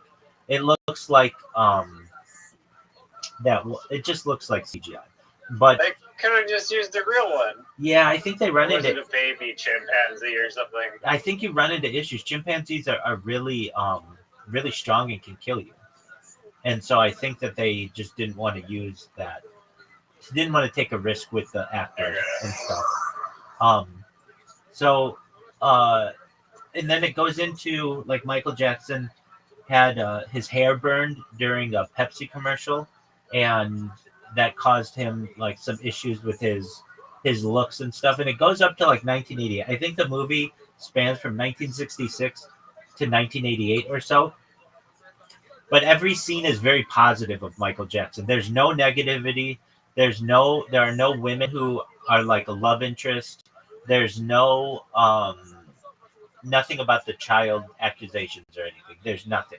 In this movie, he hasn't yet bought Neverland Ranch, and everything is very positive. So I saw this movie and I was like, you know how I am with movies. I'm normally like not that engaged in them, but this one I was more engaged than most, and just because the soundtrack's just phenomenal and it was just really interesting. And I kept looking to see how much time's left in this movie, and it's like I was like shocked that like wow, it's I can't believe it's over. Like normally I'm like, oh, finally it's over, thankfully. But no, Isn't it like 2 hours or 2.5 hours or something? it's like I think like 120 minutes, so that's 2 hours. So 127 minutes, I think. And that's still a somewhat long movie, but they didn't put a lot of really big historical events in it, and I was okay with that because I understand that like it's like you in my opinion, Riser, they could have made this movie a 5-part movie or even a 10-part movie. It's like he had that much going on in his life that would have been of interest to me. Now, I like Michael Jackson, but I'm not the biggest Michael Jackson fan in the world. But I do think that he lived a fascinating life and everything. So would it have been a better TV show? Yeah, I do. I think it would have been better as like a 5-part series on Netflix or something like that. But it wouldn't have brought in $1 billion like it just did. So that's why. And they had already made miniseries on Michael Jackson with his brothers called the Jacksons or the Jackson 5. And I think it was the Jacksons. And so they've already done that. This was the first time that you got to see a movie with Michael Jackson's music in it, like all of his music. And it's really, really good. I mean, if you don't like Michael Jackson's music, then I can understand maybe you wouldn't love it. But if you like Michael Jackson's music, I was like, it even caused me to look up reviews of it. How couldn't you like this movie? And there's somebody who came in here. You know that guy who makes pizzas at night? His name's Paul. You talked with. He knows who you are. You talked with him. He's the one we were like, how long does a pizza take? And he's like, 12 and a half minutes, like start to finish. You remember that guy? Yeah. So he was in here, and I was like, did you see it? He's like, yeah. I'm like, what did you think of it? And I could tell he was kind of neutral on it at first, but then I was like, oh, I loved it. And he was like, yeah, no, it was good. And I wanted to find out, like, how did he think it could be better? And he's like, he agreed with me on the chimpanzee. Like, that could have looked more realistic. But it's like every scene is beautifully shot. He's the one who said the cinematography is really great. Riser, the acting is really good in it. Like you would think, like, could Jafar Jackson be? So Jafar Jackson, I think, can be a star after this. Like, it's not just going to be. He's not going to be typecast as Michael Jackson. He can be a star to the point where he could continue the Jackson family legacy. He did such a good job. He dances really well in it, but his voice, to me, is the thing that made it like he just sounded just like Michael Jackson. Did he? This is like before he's like talking all like high pitch. No, He's he's doing a high pitch, and he sounds like it. And wow. Yeah, I thought he looks like him. Just, he does a really good job. The parents of Michael Jackson, Neil Long plays his mother, Catherine Jackson, and somebody else plays the father. They do a really good job. Like, you don't like the father. The brothers are kind of, just doing their thing. But it's, to me, like, uh, I was like, how can't you like this movie if you like Michael Jackson? So I went and I read a negative review of it, and I understand where they're coming from. They're like, this movie is only positive about Michael Jackson, but there were, he ran into struggles. It wasn't all positive. They go into, like, he ran into struggles with race. He wasn't allowed to be on MTV until some phone calls were made because they didn't want black artists on television. And they there were some things that he had to overcome, but the people were like, they don't go into any of the bad stuff that happened with him. And that's true. The movie's very rainbows and bonbons, or sun rays and rainbows, or whatever you want to call it. It's very positive. And, you and Zoot had said that that is something that seemingly is uh, the influence of the family that they had on it by, like, editing the movie so that it just was exactly what they wanted. Uh, which I see. I mean, you can definitely see the influence there, but frankly, from a purely, like, interesting, like, every scene is really interesting. Like, the big scenes are him growing up, like, getting beaten by his dad and stuff, him getting discovered with, like, Motown Records, him and his brothers and him his brothers and uh he and his brothers uh becoming, like, pop stars, and then he where he breaks off from his brothers a little bit to go solo, and his dad did not want that. His dad just saw this as a cash cow.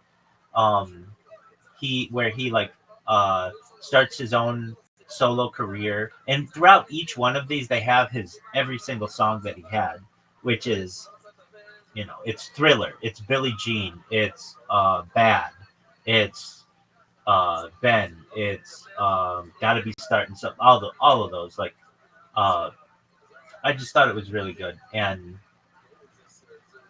for people, Was it Jafar Jackson the whole time, or was it like a CGI younger Jafar? no, they just had a young person who played Michael Jackson who looked like him as a child. And then I thought the casting was really good too. Everybody looked the way that they were supposed to look. And um Riser, they could have made this movie 5 hours and I would have liked it, even if they didn't go into the second half. What makes it really the other thing I didn't like about it, but there's nothing I could, if I had to rank this movie 0 to 100, it'd be like a 95. um it lost points for the chimpanzee. It lost points because they just didn't go into some of the historical events that Michael Jackson could have been having. Like, do you know the "We Are the World" concert, or "We Are the World" song that they did in 1985 or so for I think you told me about it before. Yeah, so it's a song that has, like, it has like Cyndi Lauper and Billy Joel and Lionel Richie and Stevie Wonder and Hall and Oates and Bruce Springsteen and Huey Lewis. Like, everybody of the 80s took place on this one song with Michael Jackson, and they don't go into that at all. And why not? Because you would have had to get the rights to all those people just for one song. And it's like, so I get it. I get that they couldn't do that scene, even though that scene was, like, a big part of the 80s. Some people would say it is the most 80s song that you can have because it's all the 80s artists who basically did a song for, I think it was Farm Aid or something, to, like, end famine in Africa or something. But it's like, I get it. I understand. So I was very positive towards it, and I I don't want to sound too positive. Like, uh, it it could have been better if they could have had all those other scenes. I think it should have been longer. And I never say that about movies. I saw Oppenheimer. That was way too long. It was like 3.5 hours. Way too long. But like Michael Jackson's movie, which overtook Oppenheimer as the highest grossing biopic of all time, I thought was phenomenal. And it's only half of his life. Now, the other reason why it's not 100% to me, if any movie could be 100%, is it you know that something's going to happen. I described it like this.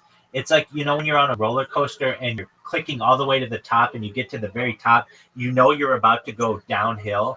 Well, the movie ends right at the apex where everything's good.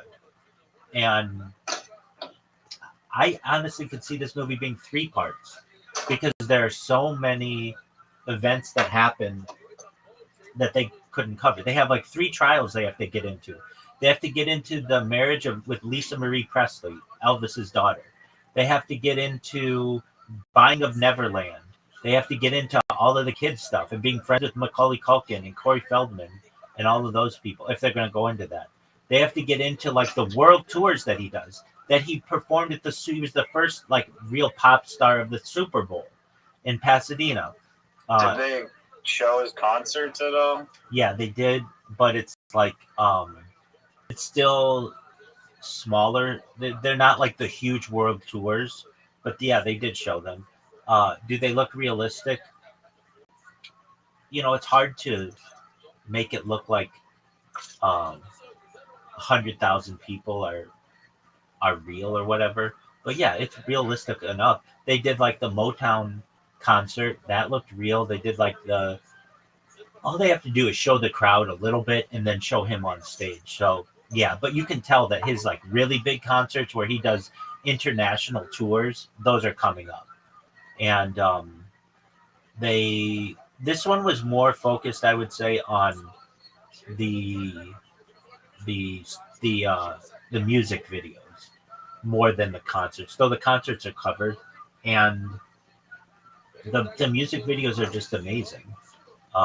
They don't show obviously like shot for shot the music videos, and that's okay because they didn't like recreate them or anything. They recreate some of them, but they don't. What I'm trying to say is like to show the whole song of Thriller, the whole music video. It was like if you've ever seen the whole music video of Thriller, it's like 11 minutes long.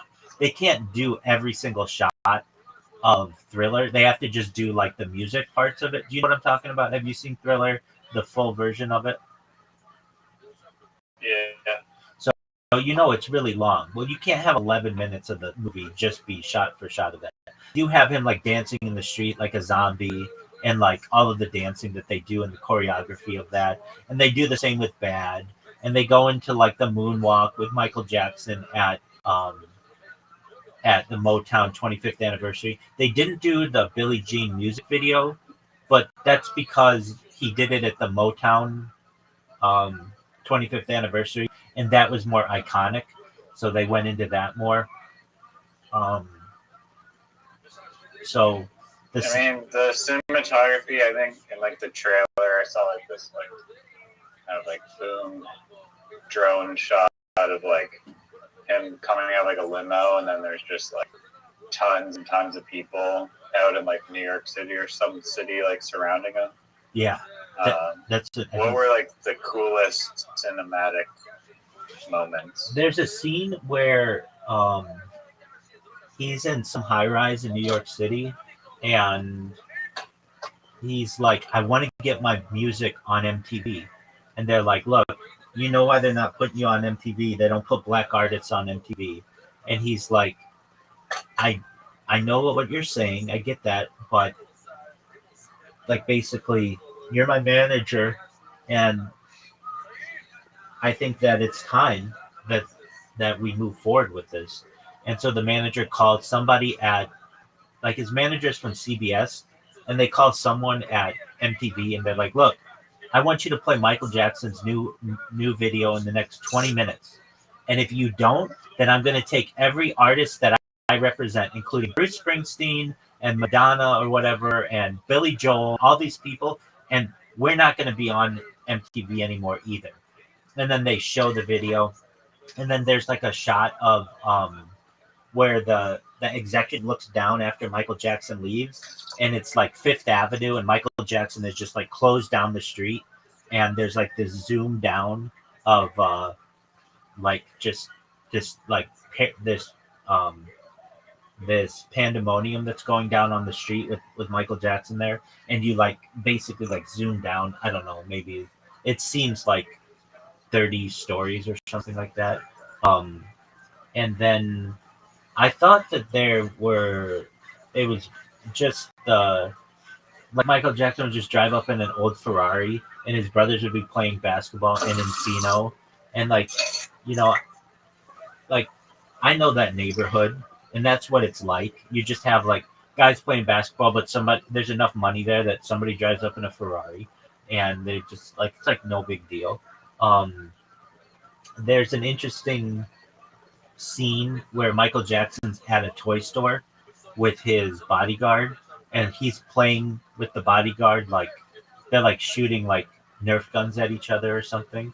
And then Michael Jackson goes to check out, and his like cart is filled with stuff, and somebody's like, there's this lady behind him that's Michael Jackson. She says to her son, and Michael Jackson just like, oh, hello, how are you? And she's like, would you sign this for my son?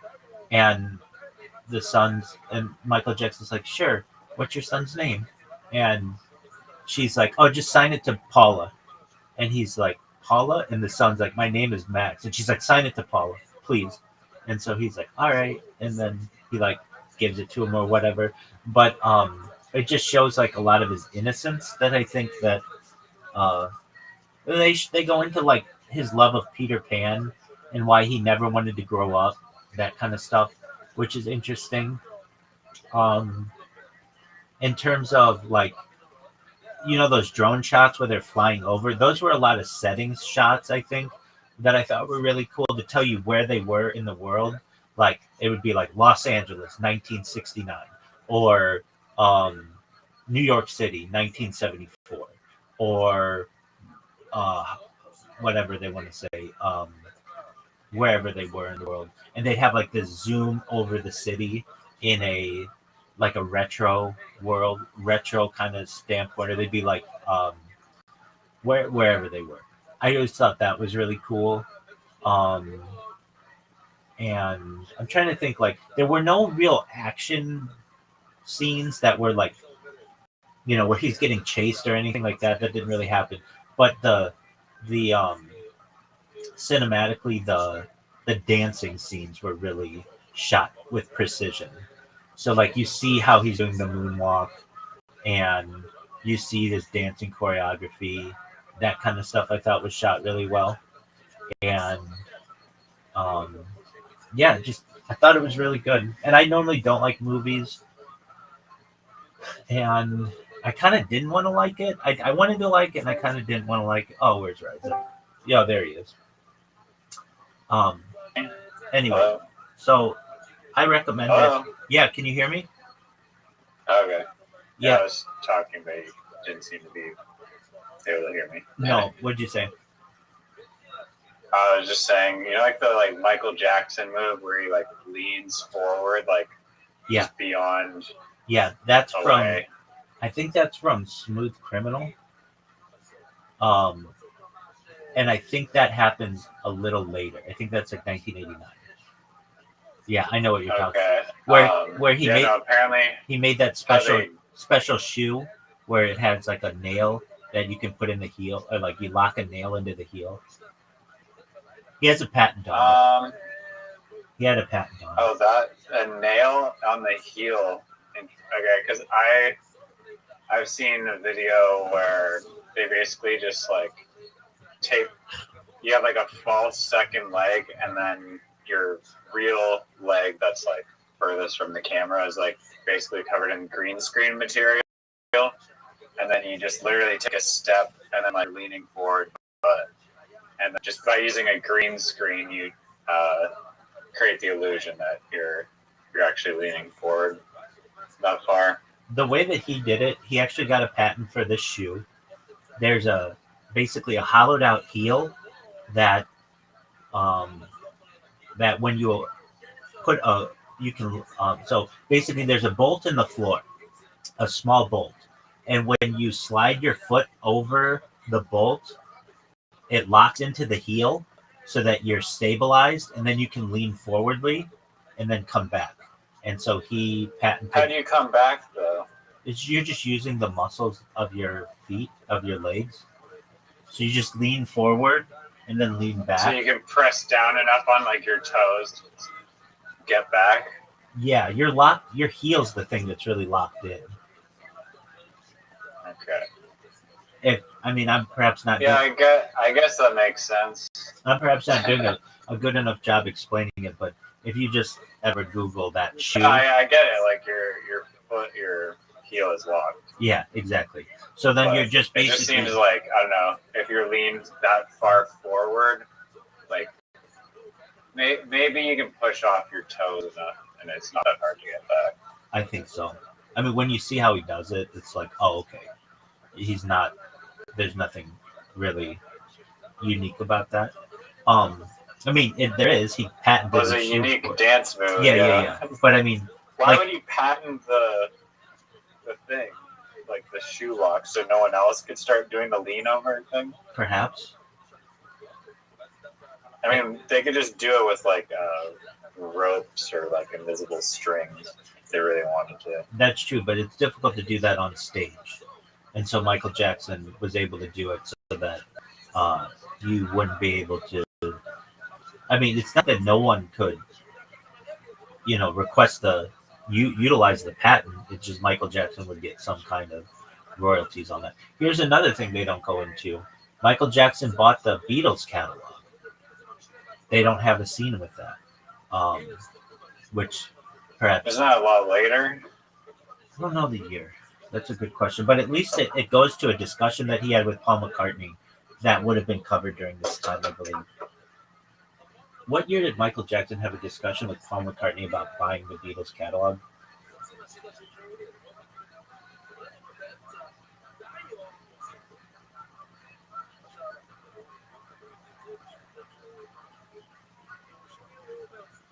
Boy. Why is my phone so slow?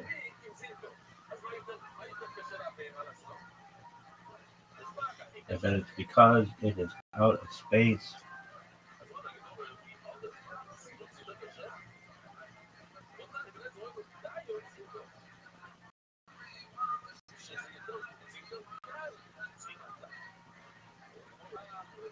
It's got some. All right. Let's see if we can find this again.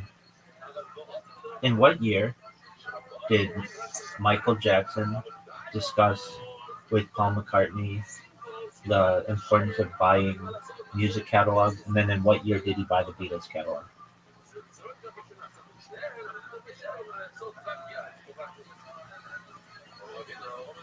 Okay, so they had the first discussion in 1981, and then he bought the Beatles song catalog in 1985. So it was definitely covered. It should have been covered in this movie. Okay, maybe it wouldn't have been as exciting or whatever. Dude, that's a super exciting scene. In my opinion, you're buying the Beatles catalog. You could make a whole movie just called "Buying the Beatles Catalog," and the whole movie would just be the lead up to that.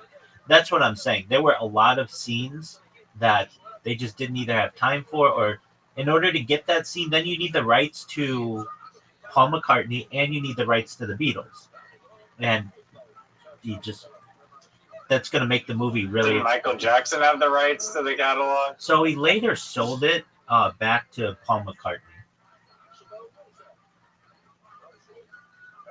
Let me look at that specifically. Michael Jackson estate sells Beatles catalog. Paul McCartney buys it.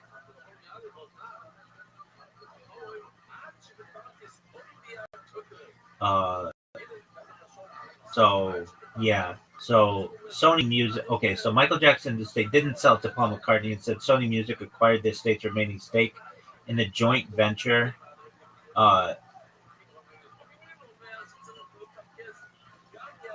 Okay, but okay, so Sony bought it back from Michael. Sony bought it from Michael Jackson, but then Paul McCartney in 2018, he reclaimed the U.S. publishing rights for 32 Lennon-McCartney songs. So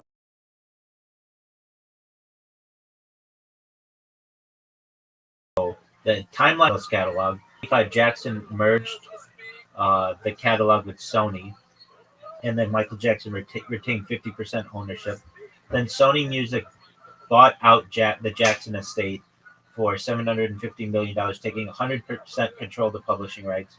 And then 2017-2018, Paul McCartney regained the publishing rights to specific songs via copyright termination, though Sony retains global rights and rights to John Lennon's works managed by Yoko Ono. So the current status is Sony Music Publishing owns global publishing rights, Universal Music Group owns master recordings, Paul McCartney owns U.S. rights to selected songs. So maybe Paul McCartney doesn't own them all again or doesn't have rights to them all again, but at least in the United States, he has some of them back. But that's Sony have so much money. That's a fascinating story. How do they have so much money?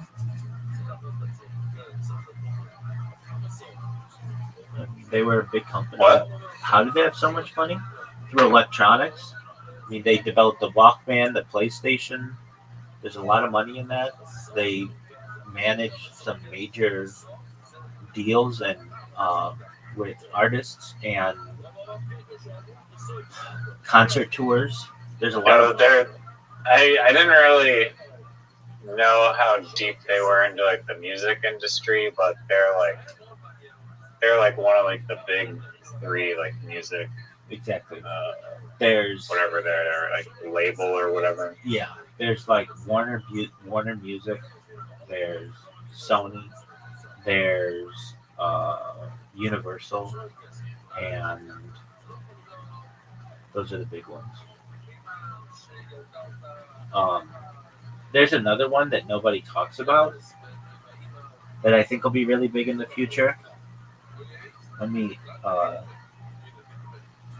Coldplay BTS song. Who produced it? Like what company?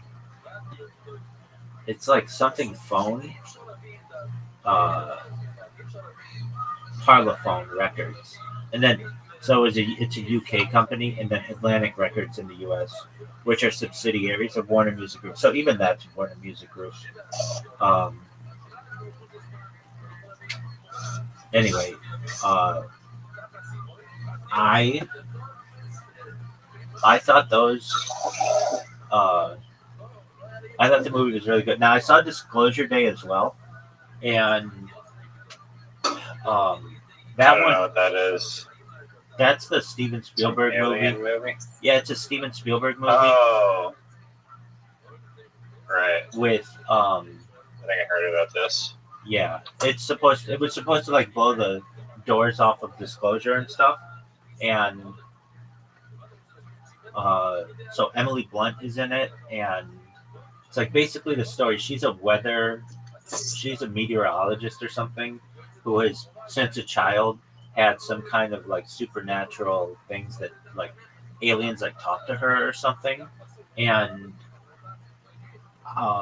there's all kinds of like action scenes and things that I just think are not really realistic, but the movie does cover like Roswell a little bit, and President Nixon meeting with Jackie Gleason at Homestead Air Force Base to look at alien bodies, and then a couple other like crash wreckage that they go into. But the movie, spoiler alert, is definitely going to have a second one, and perhaps even a third one. So the movie goes, and it's like basically this alien craft lands on Earth, and then like influences this woman to like go on the news and say like aliens are here.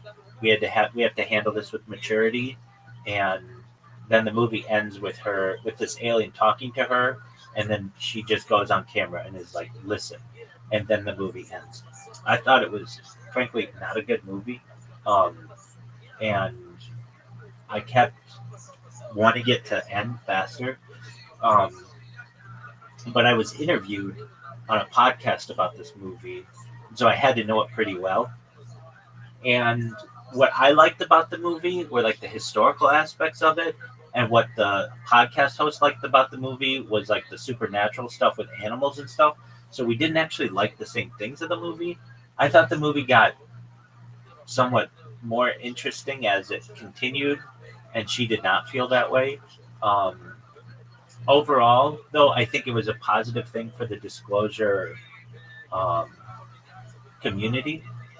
I did a 3 hour podcast with her, and then she liked what we talked about so much that I did another 3 hour podcast with her the next week, which is a lot of time. 6 hours on a podcast, and it was a live podcast too. So we were taking questions from the audience as well, which is not easy by any means. It is not easy when you're trying to talk about what you want to talk about, and then at the same time there are like questions that pop up. It becomes complicated. But anyway, Don't you just like wait till the end or something to do take questions? you should, but this she'd be like, "Oh, we have a question from the audience," and I'm like, "Okay," and then you have to go through it or whatever. It Something completely unrelated that's going to derail what you're just talking. Sometimes they are, but sometimes they're good. So the first podcast that we did was about aliens in the Bible and what evidence of UFOs in the Bible, and really there isn't, frankly. There's one event. It's called Ezekiel's Wheel, which some people interpret as a chariot in the sky, like craft. Some people do, but generally, there's not a lot about aliens. You get into like the Book of Enoch, which does, but that's not in the traditional Bible. And um, we talked about the Nephilim and the Anunnaki. She wanted me to really get into that. And frankly, I was really well versed on all that stuff because I had done a lot of preparation, and so I didn't know what her. I mean, what evidence is there for the Anunnaki's existence? The gets into the book of books that aren't in the traditional Hebrew Bible, but it's in like ancient Sanskrit. Okay. And then the Nephilim are mentioned in the Hebrew Bible, but there are questions as to what that means. It could mean a few different things, but usually it's interpreted as the giants, large people. So giants could be anything, but it's the exact quote is something along the lines of the women of earth reproduced with the Nephilim, the large ones, to create this, like the mankind to some extent. There's like a reference to that, but it's only mentioned once. There's not like a whole book about it. Now, the Book of Enoch goes into all of that, and but that's not the Bible. So we got into that, and then we get into angels a little bit, and so there are like basically like four arguments that people make. There's the Nephilim argument, the chariots argument, the angelic discussion, and one other one that's escaping me at this time. But so I went into those, and basically like people think that the word Anunnaki is in the Bible. It's not. Nephilim is in the Bible, and they're kind of separate things, but people confuse them. And so I was able to go into all of that and speak. So I'm in this 3 hour discussion with her, and I'm thinking to myself, I hope that I'm doing okay. I don't know. And then she's like, my audience loved you. They think they wanted to know if I was channeling the information. And I was like, no, I just have well prepared notes. And they're like, oh, well, you're really smart. They thought I was really smart. And they're like, she's like, I want to have you on next week. Is there any way you could do the same next week? And so I did. And so the next week it was the 79th anniversary of Roswell. And so I did a deep dive into the Roswell crash for like 2 hours or so. The first hour was about like weather manipulation and um, what else? There was like weather manipulation, CERN, the particle accelerator in Switzerland. Can I ask a question about that? Yeah, it's shutting down for 3 years. Yeah, go ahead. I've seen people on Instagram who, I mean, I just don't. I don't believe this at all, but they do apparently, and I guess multiple people do believe that like the particle collider is opening up doors to different dimensions and altering the Earth's like how it experiences time and like all sorts of like distortions in reality. Do you believe in any of that? Not to shame you if you do. No. Generally, I don't. I'm just curious. I think that you could create like a mini black hole if you wanted to using a particle accelerator. But CERN is not the only particle accelerator in the world. There's Stanford Research Institute, there's Fermilab. These exist around the world. So it's not like it's the only one that matters. It's just the biggest one. And we went through the timeline of like since CERN opened in 2007, routinely they have to do updates to it basically with the Large Hadron Collider. And that's what they're doing apparently. Do I think that it's creating a portal to another dimension? I will say this. I don't think so, but if any portal to any other dimension is being created, it would be created there. If that makes sense. But I don't think that's what they're doing. Or is it slowing down the speed of the Earth? No, I don't think that. Or is it changing the polarization of the Earth? No, I don't think that. But if like a time machine were to be created anywhere, it would be there. If a black hole were to be created anywhere, it would be there. And why? Because it's the largest particle accelerator in the world. Does that make sense? Yeah. Now, I'm not a super scientific expert or whatever. So, but now one thing that I did go into within our discussion, which normally people don't, is that there's an argument to be made that CERN is a cover for the clandestine covert operations of the world. So basically, like, let's say we want you to be a spy riser. Well, a perfect thing to do is to say that you're an engineer at CERN, because that means you can travel all around the world without anybody really questioning it. Your family would just know that you were working on some project, but you couldn't go into it. And then that means you could do anything that you need globally. And there's an argument to be made, I've heard.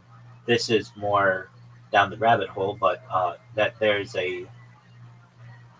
I tend to somewhat believe this, actually, that there's an underground maglev train that was created since the 1950s that goes around the world. And the reason why I say that is there's been whistleblowers about it, and that it's been heard. Like, you can hear it in some areas of the world where it's closer to the surface. And then allegedly there is this is really rabbit hole-y, but that the deepest lakes in the world, I think the deepest lake that they say in the world is Lake Baikal in Russia. But perhaps there are alpine lakes, like glacier lakes, that are actually deeper, that are in like these giant mountainous valleys that are filled with glacial water. And Lake Geneva is one of these. And at the very bottom of it, there is some type of subsurface dome that was created in like the 1960s or 70s or something, where there's like some type of central like global intelligence agency operates. And it is a really At the bottom of the lake in Geneva? Yeah. So let me look at this. I've read it. Yo, what's up with there's like a dome at the bottom of the lake in Geneva. There's like a dome or something, allegedly. Now, what's funny about this is there's some like cartoon that talks about this.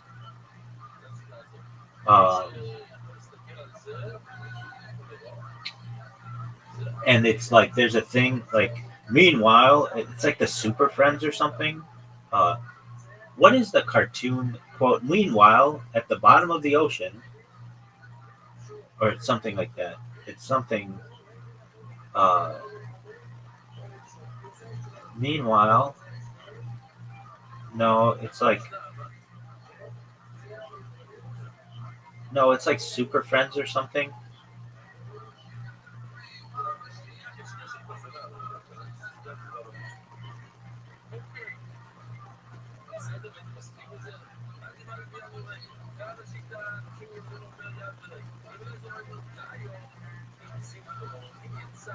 Anyway, let's see here. What is the theory that there's some kind of intelligence agency that created some kind of subterranean bubble or something in Lake Geneva?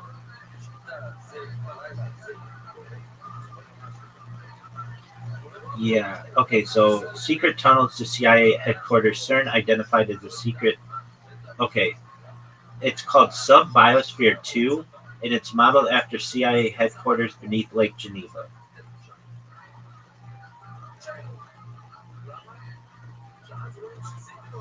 So,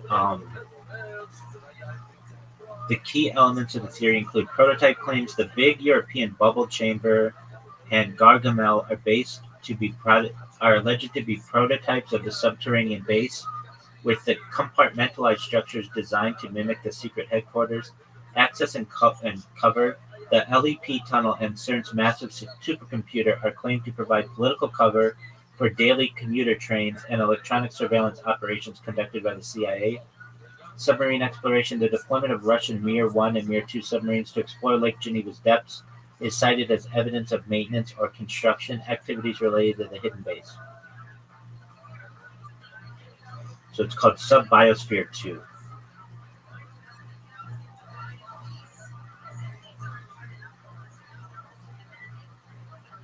Could be there. Well, so I wasn't saying that I thought this was true or whatever. It's just something that I had heard.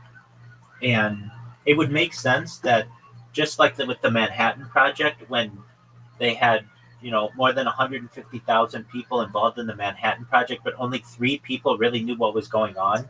All of the people who were working on the Manhattan Project just said they were engineers, and nobody questioned them about it. Does that make sense? It's a good cover. Aren't there like other alibis that would work? Okay, let's go through them. Professional athlete. That doesn't work because somebody could just be like, I don't see you on TV or whatever. A doctor. Okay, where's your practice? Who are your patients? Okay, what about professor?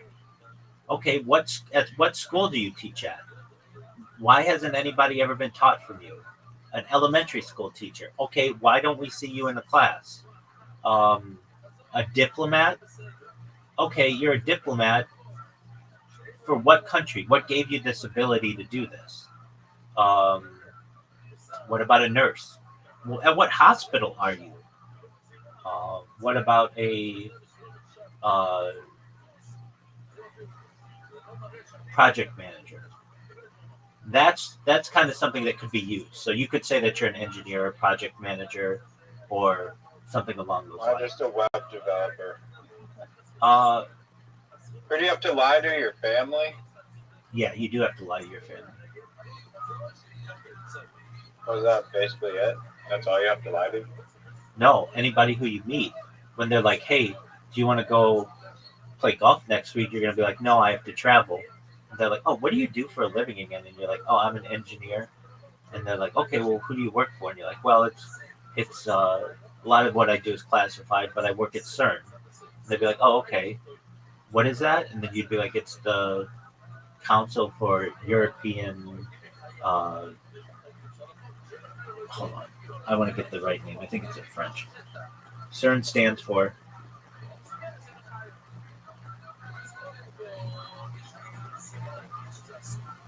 As soon as you say classified, red flag.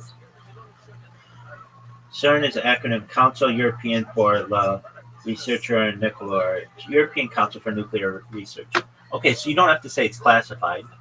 You just say it is a remote position that you have to do. I told you this story before, but I knew a girl. I still don't know what her dad did to this day, and she didn't either.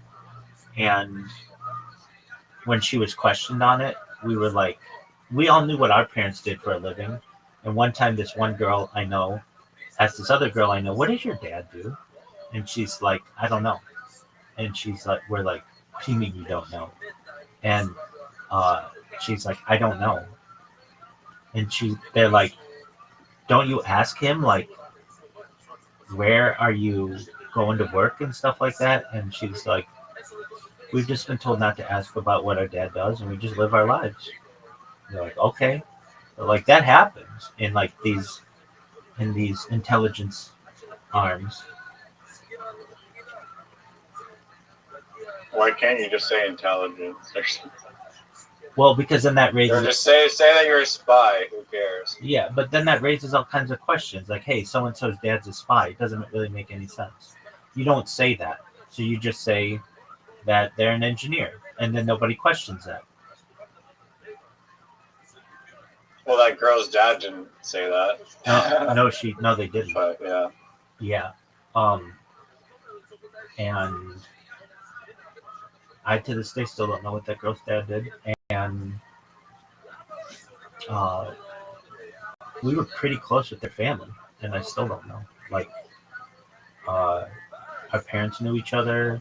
I certainly knew their family, and it was just like you just never asked about it. They lived in the same neighborhood as we did.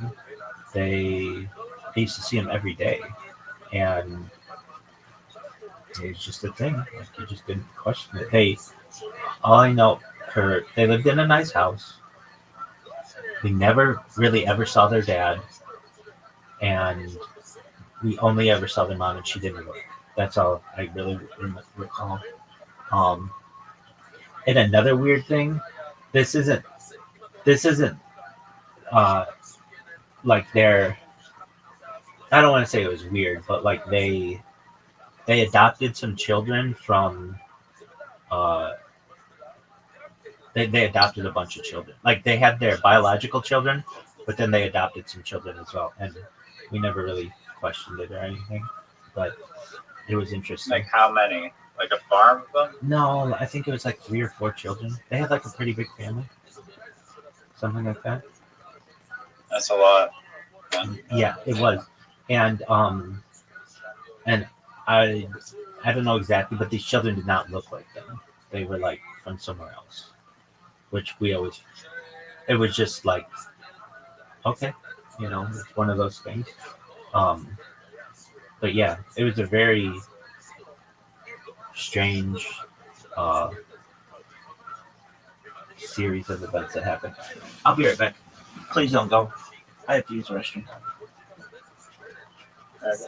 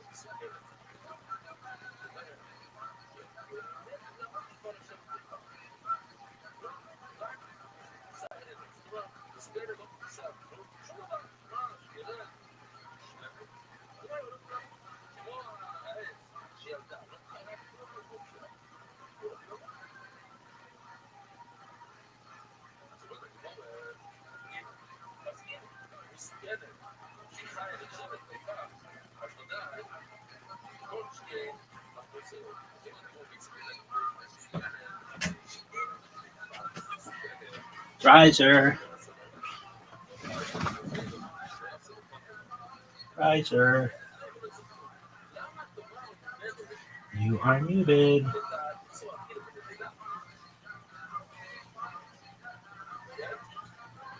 Riser.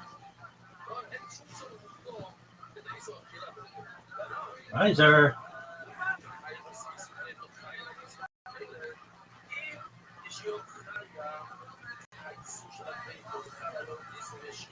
Riser.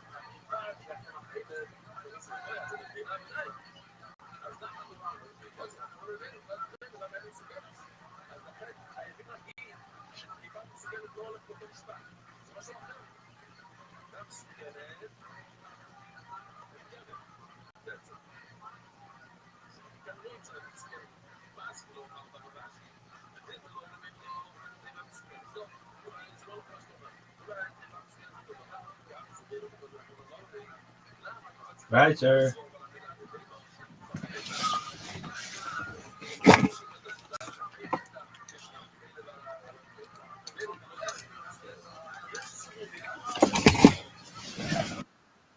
Riser.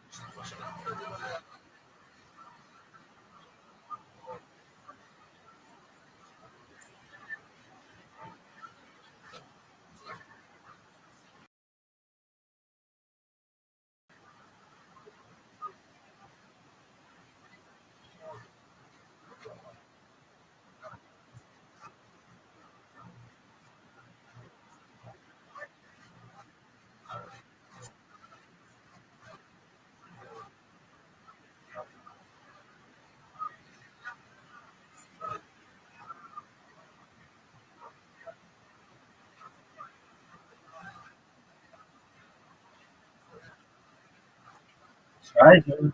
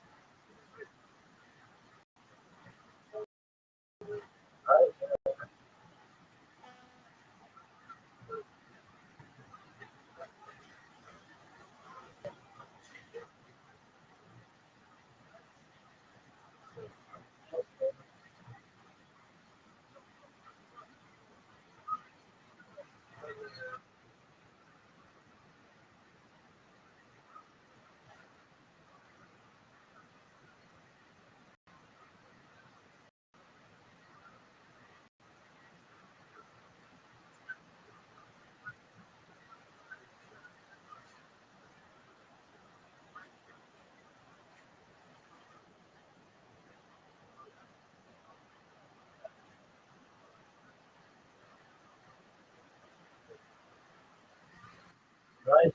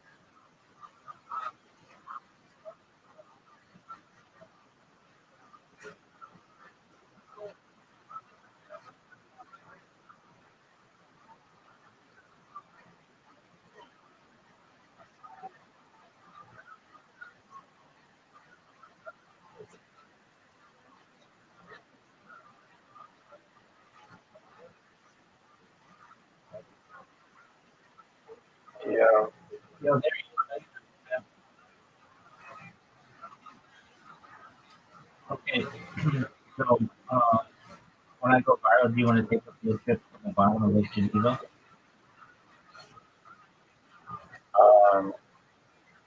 Yeah, sure. For sure.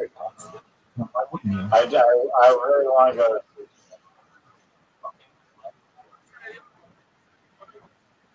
that's not the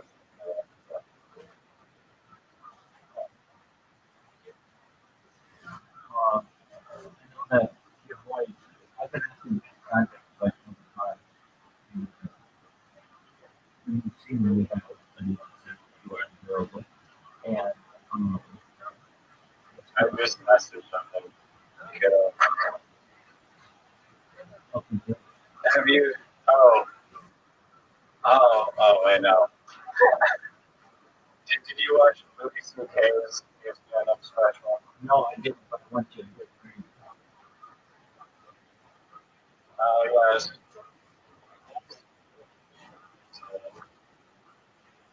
I haven't watched Tony Hinchcliffe's special to see how bad that one was in comparison. But I'm down to watch it whenever you're down to watch yeah. Have you got a new comedy update? Yes. Still going? Oh, yeah, he's still coming.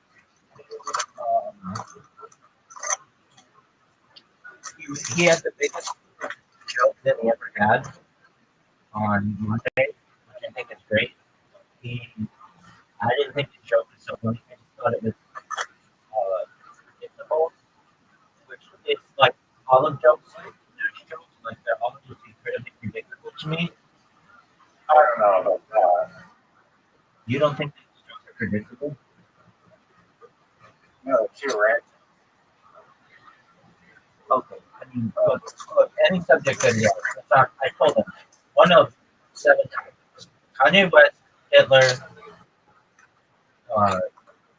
some type of weird shit with kids, Epstein, um,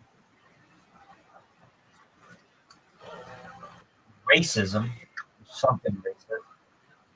That's it right there. That covers basically everything. So his joke, A lot of comedians talk about politics or sex or drugs. yeah, but those are like pretty wide open. Like Cosby. And so this joke was something like, I don't want to steal his jokes, but I'm stealing his joke to be funny. Explain. Uh, let's see here. There's something like, isn't it strange if somebody's looking up in porn and they want to look at the word I don't want to say the word first, MIDGT. They want to look that up, but they want to be politically correct, so they type into porn little people porn and what kind of questionable results they can get from that. Which I'm just like, how else are you going to look up that kind of porn? He's like, yeah, well, it could have like other stuff in there, and it's like, yeah, but you're not looking for that. Like, I don't necessarily think of when you say little people, do I necessarily think children? If somebody says little people, I think of people who have like orphans or something. Yeah, I agree. Wait, so that was his best joke? He said that people told him afterward how much better he's getting and everything. I just was like, okay, I mean, that's fine. They're rewarding that? That's what I'm saying. That is exactly what I'm saying. Which that I'm the funniest person in Australia. Not even just South Australia. I just know for a fact I'm the funniest person in all of Australia. And there's just nothing that can change my mind on this stuff. If they think that shit's funny, then there's I remember if the setup was funny, like the punchline was like not like good enough to no one thinks like little people is like child or also I It's think like double effect. yeah, I just think it is predictable. To me, that's extremely predictable. But you know, they think it's funny. That's all that matters. And uh, they apparently thought that it was a very funny joke. So you know, it's almost like good for them. But I personally thought that it was and that's funny. So um,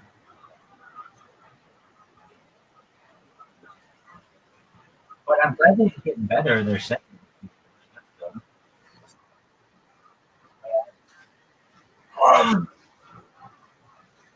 I thought I was pretty low to start.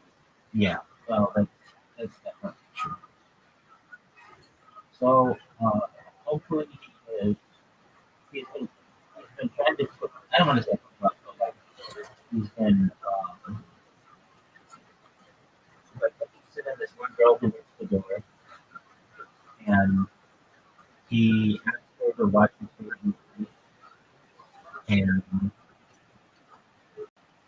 which is City of God, and then he couldn't find it, or she said she couldn't find it, and so I was able to find it for them.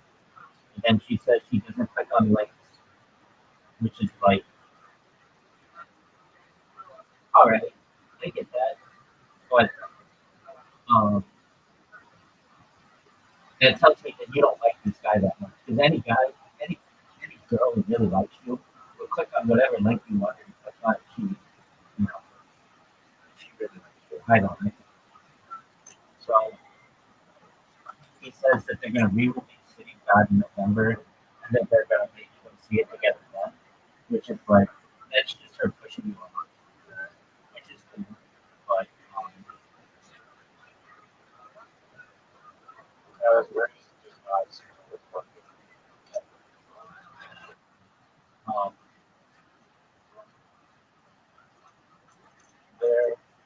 Also, I don't know if I was must be working too. it's a shit where you can kind of you're not supposed to shit where you eat. Yeah. But I understand that's the only place that he goes. So, oh, he actually or got a selfie with him, which I think is good.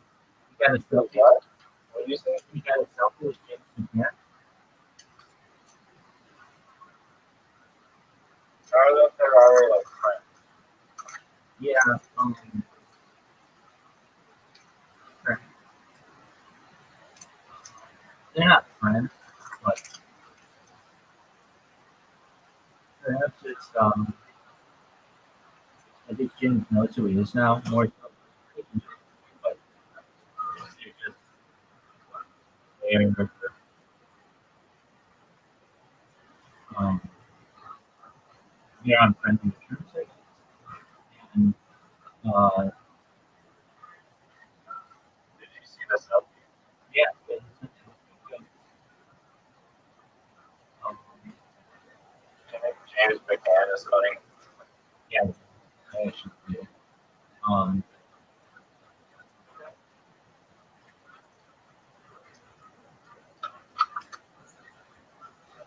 he's been funny on um,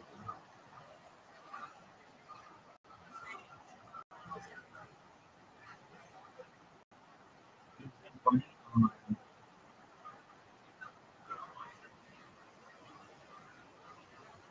what over to so for me, and that's how I learned about him. That's when I was like, hey, you know what this guy is? And it's like, I'm like, he's from where you live. And it's like, no.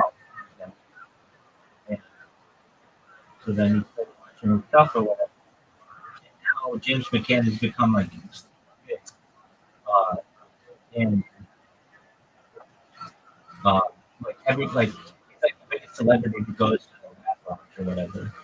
So everybody when he's there, it's like I can never get a word in with him because all these other people are trying to talk to him at the same time.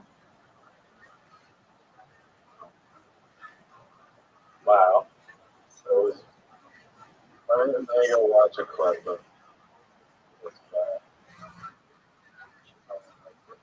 Go to Kill Tony, James McCann, 7th year, New Year's, like 7 months ago. How do you spell McCain? MCCAN.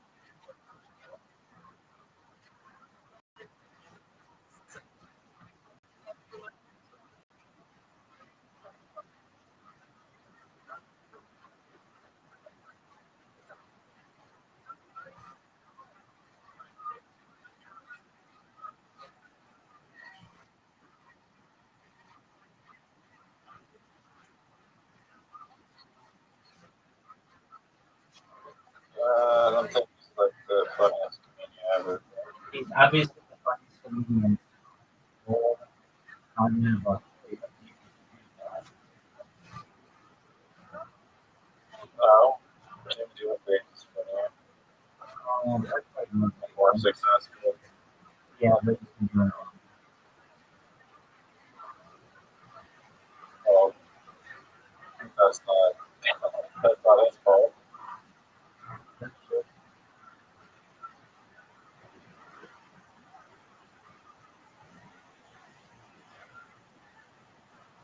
We are T-minus 12 hours and 36 minutes.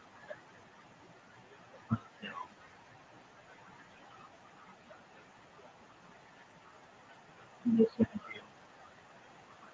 And if I get it, I'll be so happy right here. And I'll be so happy if I do not.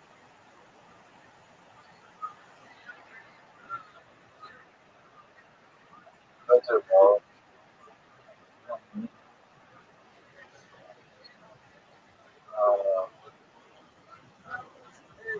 Like some of the disclosure day was just a blow of the like floodgates open for the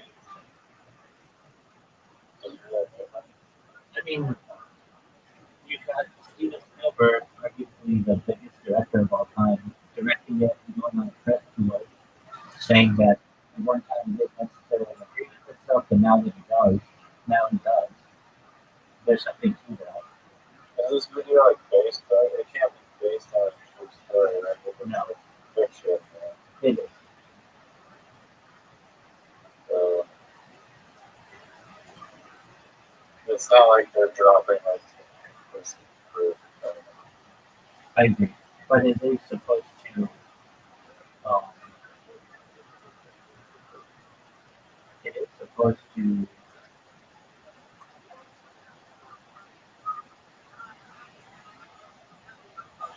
it is to like have people talk about different stuff, about aliens and all that. But I don't know how much it will. I think it tried.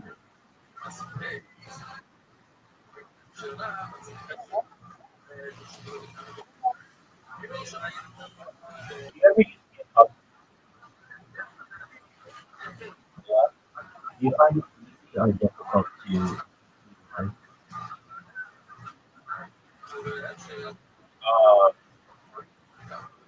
I think it's pretty easy for the most part. The only thing that screws me up only because I'm a total noob is like the version control, like using branches and merging branches and stuff. Just a few about that. There's a Unity version control, which is just like so much easier, where you just like save your changes. And it's just like so much easier. I feel like. Other than that, I don't really have any complaints about it.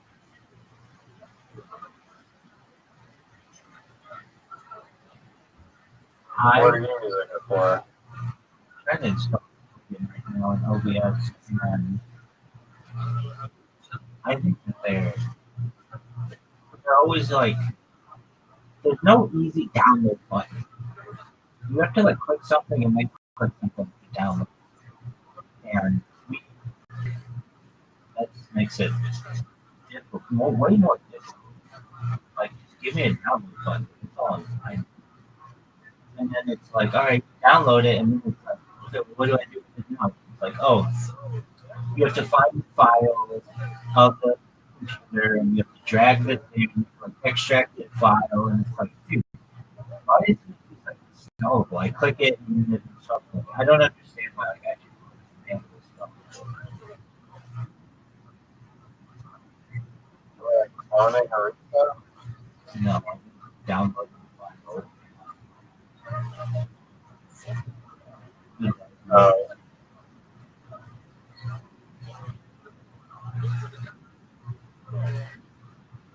And whatever reason, I jumped with it. Well, I shouldn't say that. I did this on my other computer, and I didn't have it. But now it's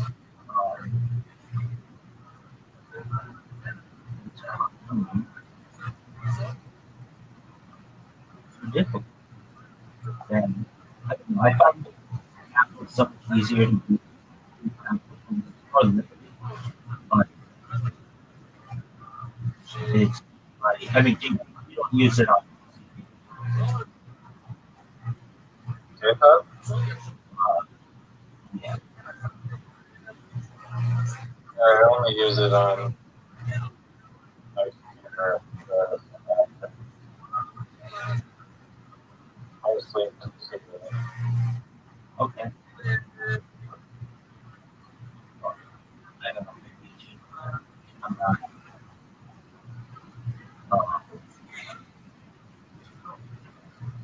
I don't know. And we met to know Vero in the class. yeah, it,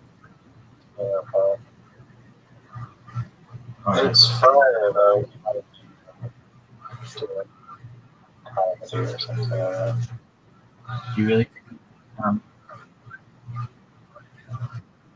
we I know, don't know. we know it's not stuff.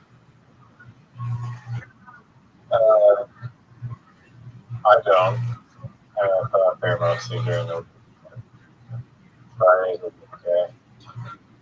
Okay. Um,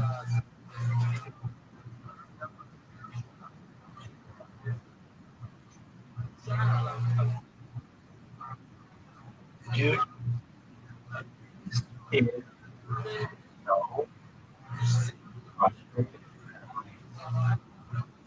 Basically doing everything that they do. How does it sound? How do I install it? I downloaded it. How do I install the program? Okay, I'm here, but I can't. I also found this tutorial out now. So if there are no plugins that have been guaranteed, that's what file do I put in? The file structure should be something like. It's saying it's a hard branch. nobody. This happened over a year ago, and nobody responded. And I'm actually excited to talk about that. But this happened.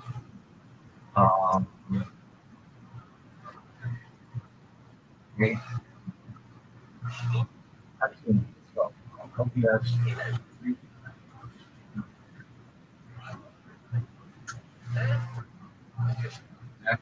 Oh, you know what's been in here? My man, Reverend Ed. Reverend Ed, yeah. And Right. he had, I got him a YouTube account and a Rumble account and a Twitch account.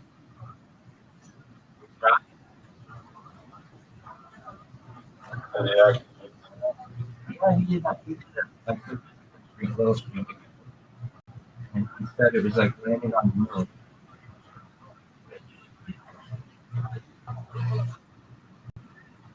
Is correct.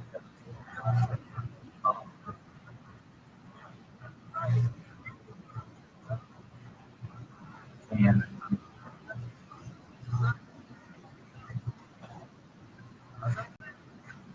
he,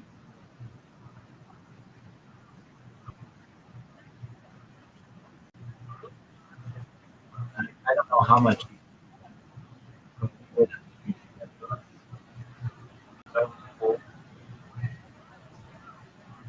Um, say I had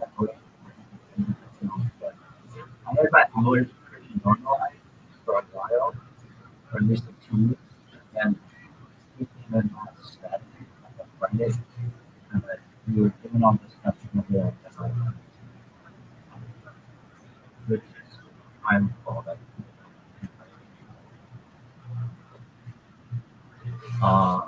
Okay, we'll try this again. How's that sound? So, check that. I don't the podcast, but okay. I'm ready to try this again. And we're okay.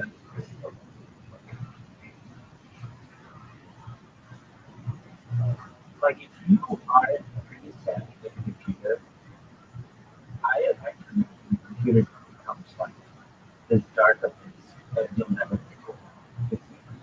Because one thing can derail you from actually doing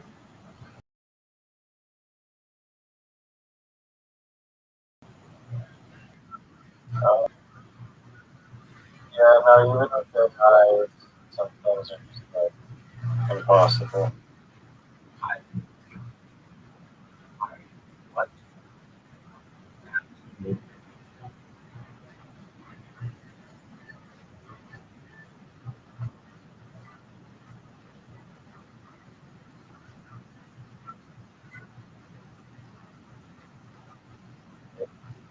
second, I'm very happy.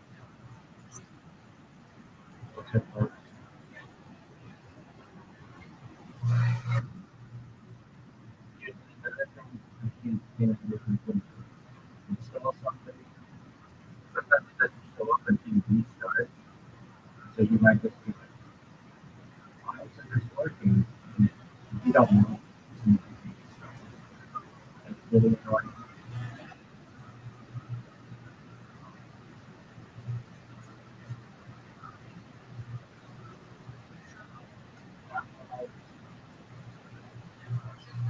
Okay, it's done.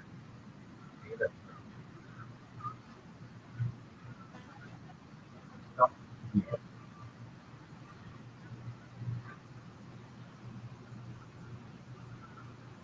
Oh, hold on.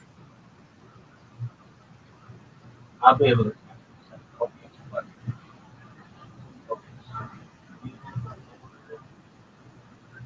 Okay.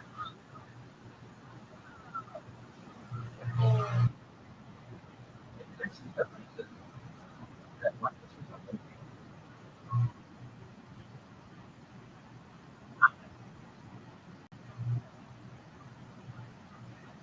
Let's try. Okay.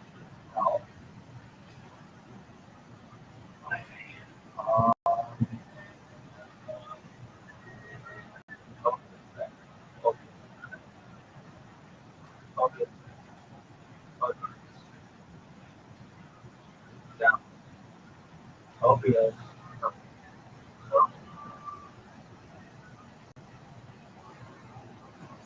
Opiates.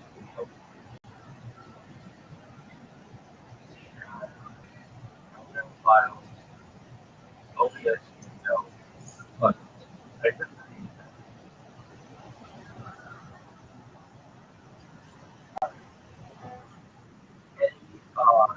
movement on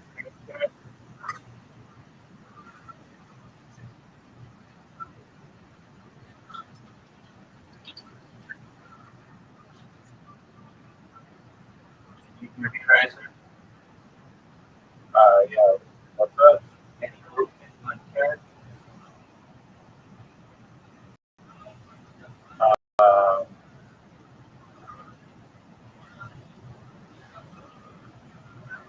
then right now I'm in which side of my belly, but just feeling like trash. What is OBS stuff about? I like my background to have like it moves it, it like makes it look like I'm flat in space. And I think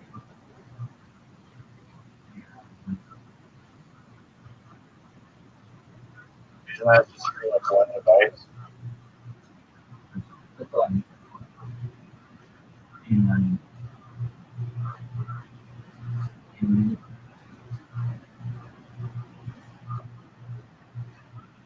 it I did it on my other computer like 5 seconds. Like, oh okay, this is important. I'm sorry, bro, say less. And then it was like boom. It, but this one it's like bothering me. And the fact that this isn't like um, well, setting, it, I, I think that these people who run these computers or whatever, the computer companies are letting people do like they'll just somebody will create a fucking port or something. Like, why don't you do that? That's your job. When you see somebody like is successful with a plugin, you should like put that plugin uh, into the software. I don't understand why they don't do that. Okay. Real That's how niche, I guess. Part of it. That's true, but I mean, people don't know. Like, most people don't know how to do plugins, just in general. So you make it an option when you see that people are using it.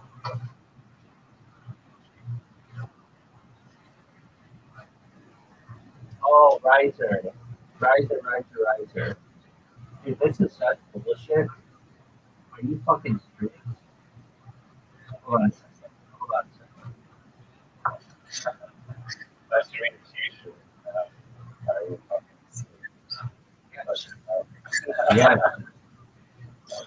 Uh, okay.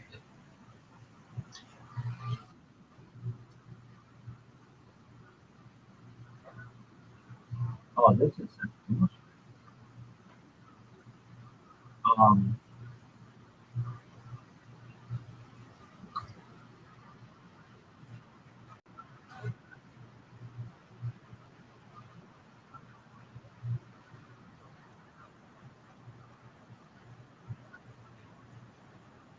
hold on.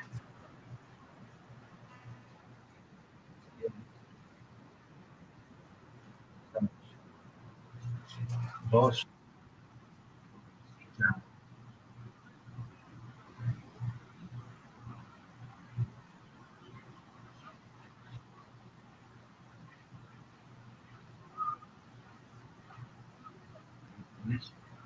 I don't know if they're counting the wrong. Okay, it should be in program.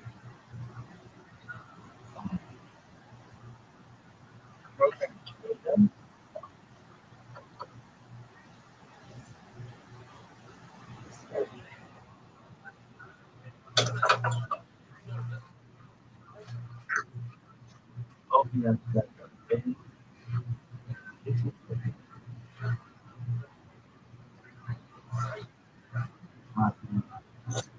focus plugins.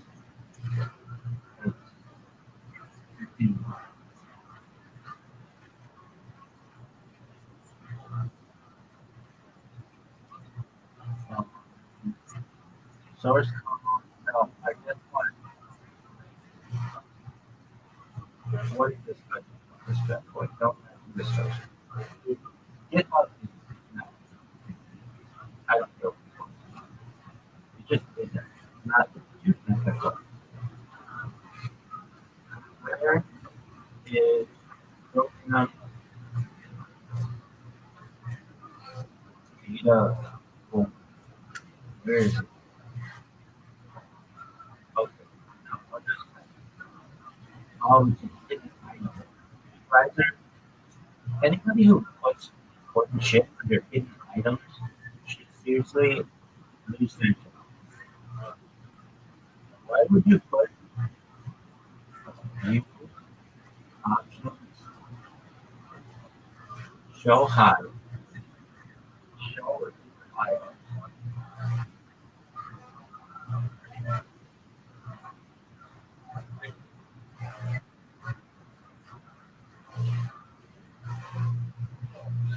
Dude, are you fucking serious?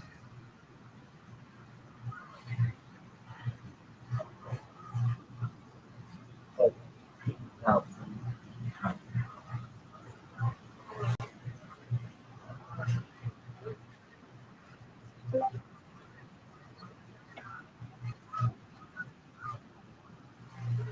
Okay.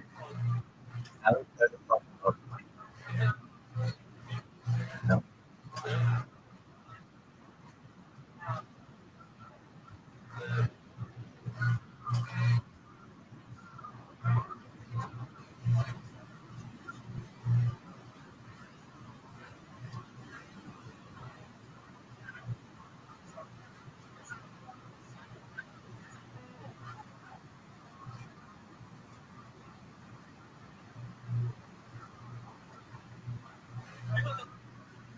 How can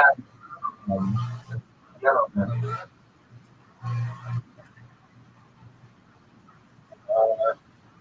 She's good. It's pretty good. Really, was kind of hot.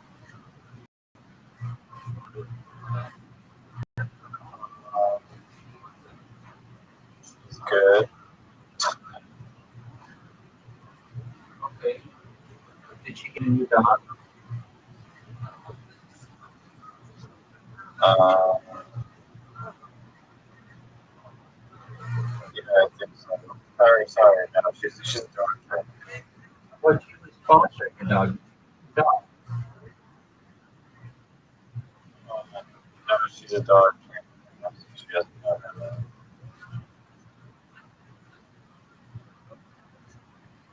Okay. Did she ask to play with yellow? She trains sometimes with Yellow, yeah. Is yellow better?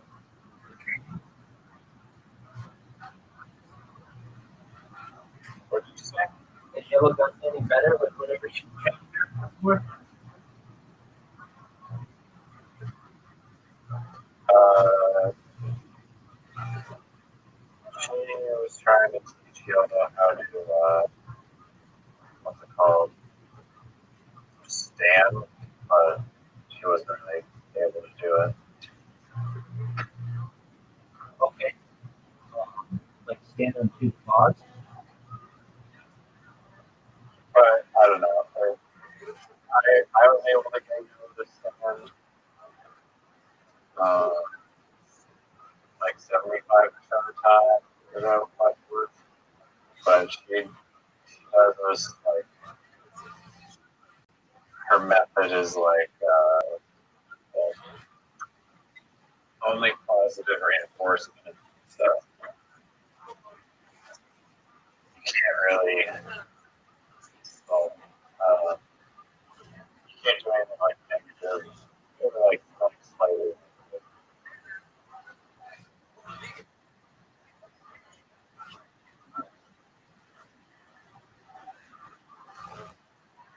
okay, and his and so, but it didn't really.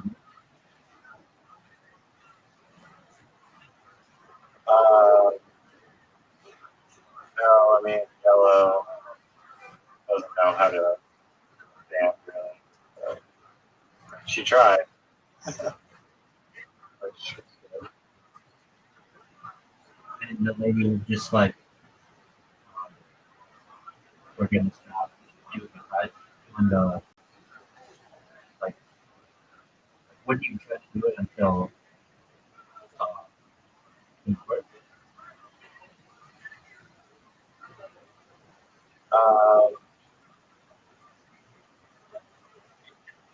um, mostly they were kind of Yellow, but for no reason on the stand, one, she just gave up and then used the other villain next to her for that one. Even though I think Yellow can marry him, but I was just like gently like not Yellow's feet with my foot, and she'd always be like sitting, and then I'd just like physically like move her up to show her that she's supposed to be standing, and then I was clear like I was just physically moving her and knowing her like, stand actually was, but then like those two. Does that go against the course of the deal? I don't think it should have you have to communicate with the dog, but not like physically harming the dog, just showing the dog like actually that thing.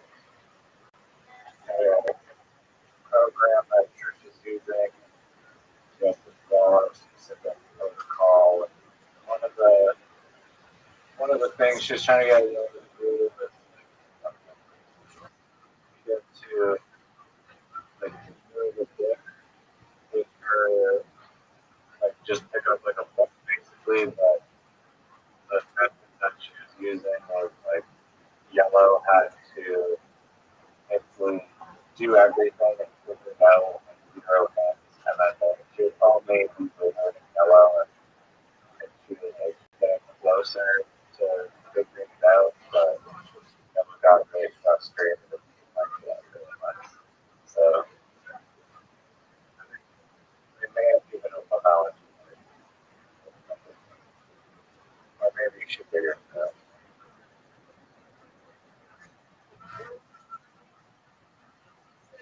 So basically, um, this lady tried two different things that wasn't able to do.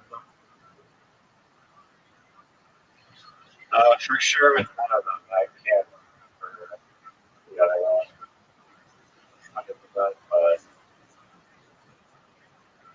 yeah, the one of them, you stand.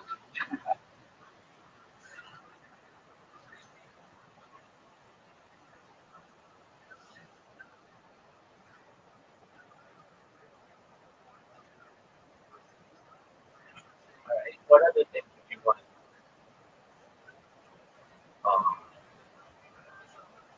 yell on the table to let them?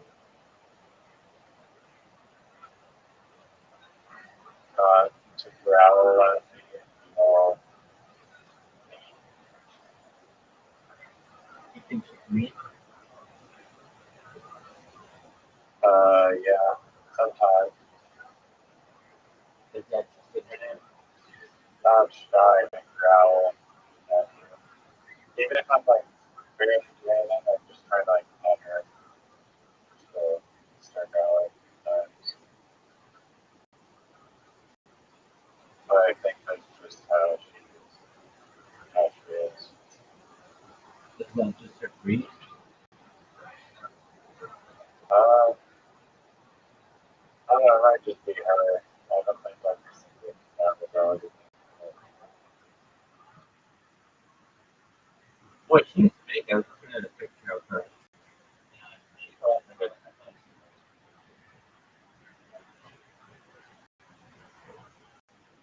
much does she weigh?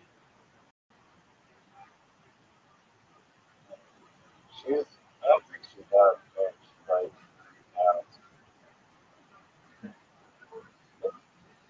That's eating stuff. yeah, she like medium size. She's kind of something, in my opinion. Okay. I like her size. All right. Did she wake up before you, or did you wake up before her? She wakes me up. I'm gonna try and get up. Have you been watching the TV at all?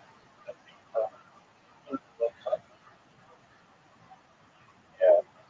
Yeah, I didn't watch today. You actually like watch the game? Like, Yeah, get up. the U.S. Oh yeah. So like travel like we're trying to game and the Spanish player to play. Yeah. I don't know. I don't get what you're saying. Yes, I do. I think it was a fun. You just trying to Anyway, that was a that I don't know.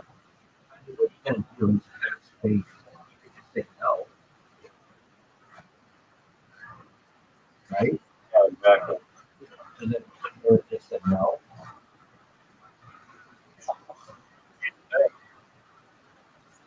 I don't know. I mean, you shouldn't be asking in the first place to manipulate the soccer game. Why do you It seemed to backfire because it was. yes, it did. Why do you think that you shouldn't have been able to ask?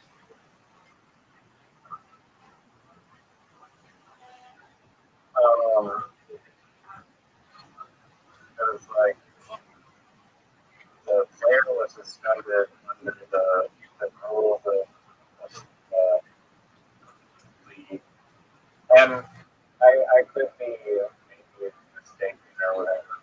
I think there is like perhaps a lot of debate and controversy surrounding whether or not the suspension should have been granted to the event. Right.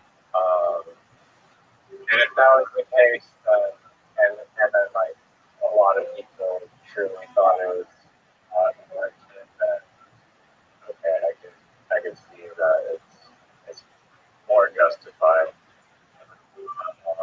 But if it was just like a regular suspension where that one was completely valid, then I don't think the president should just be able to unsuspend a player that deserves to be suspended. Okay, I get what you're saying. I mean, can't the president just always ask for it? And they could always just say no. I mean, they should always say no if that they stand by the decision that they made. Okay, but I mean, like, why couldn't they ask for it? Like, I don't understand what the issue is with asking.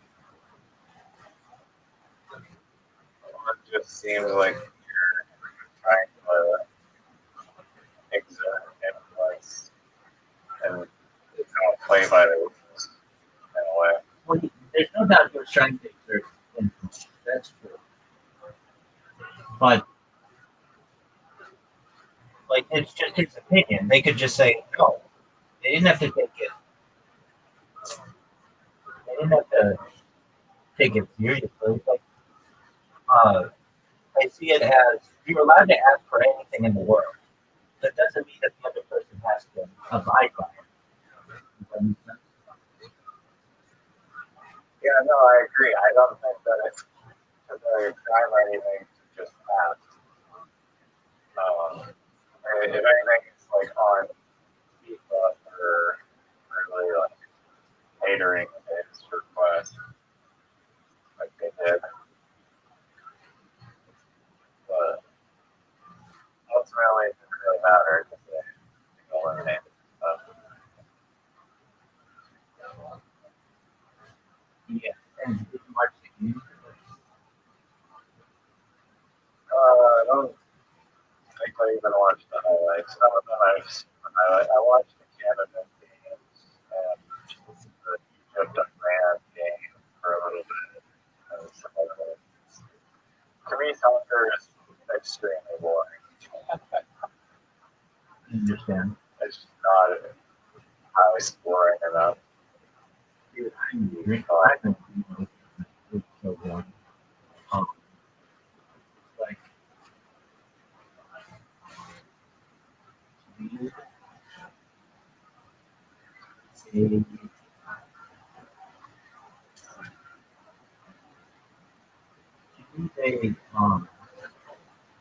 they need to improve that. They need to make the goal bigger or something. It's just so boring. And then Yeah, everything relies on like a little play here and there. And then another thing, which I just think is ridiculous, is like the goal kick aspect of it, or I should say the like penalty kick aspect of it. It's like such an advantage if one of your guys like causes some issue in the box, then they're able to take just a one-on-one shot at the goal. You get what I'm saying? we have a free pick that's like a 95%. It should be like a 95% chance to score, but yeah, there are huge shootouts in the summer that I saw. They'll have like 5 shots, like the losing team usually gets like 2 of them. How do you even do that? Well, But the goals are just like have to be like psychic and guess correctly. Or the guy misses somehow. Sometimes with cross guards. well, the thing that drives me wild is that okay, I would tell anybody, and I've said it before, and I'm saying it, if you're shooting at the goal, don't ever, under any circumstance, not shoot it off on like that in the way. Right? I saw like you saw it with bullshit. Um, wow, I'm shocked that I got. And then I was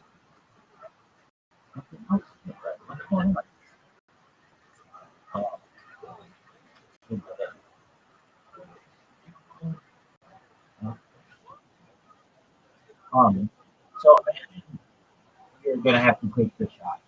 There is 100% chance that you're gonna miss if you don't hit it within if you don't kick the ball within the um, confines of um, the goal. Does that make sense? Well, yeah. Right. It's just strange. Right.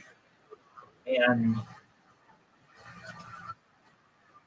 to me, uh, sometimes these guys kick this ball and they kick it over the goal and whatever, and it's like it's impossible for us to score if we do that. Don't ever do that. Yeah, I mean, they're not trying anymore. It's like the same thing as hockey or basketball. Like, airball a shot. It's like, dude, why would you airball a shot? But it just kind of happened. I recognize But that. yeah, usually, yeah, like in soccer, it's like, geez, like your whole team is not good. Just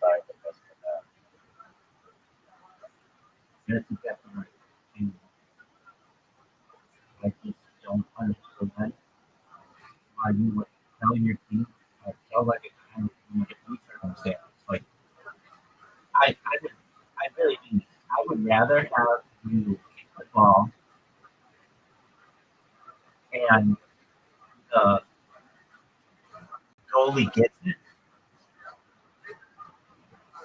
I'm fine with it. If the goalie gets it, that's cool. That's no big deal in the book. What I can't stand is you.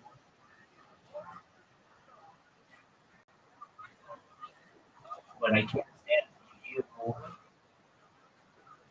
missing the goal, like not taking it within the goal. That's ridiculous.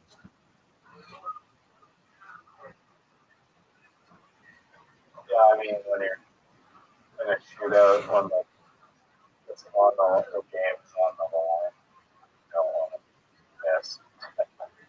Right. And the fact that these guys sometimes do is like, why are you making it so hard? Just kick it within the goal. Yeah. No, I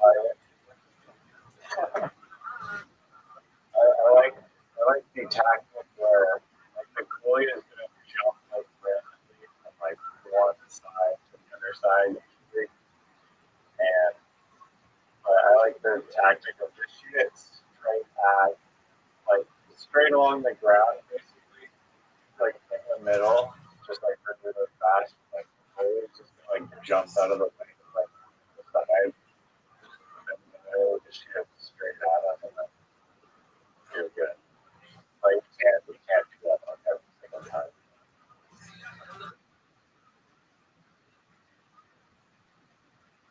Right. Or they're gonna be on. Yeah, it's also like serious, like the World Cup. It's kind of like a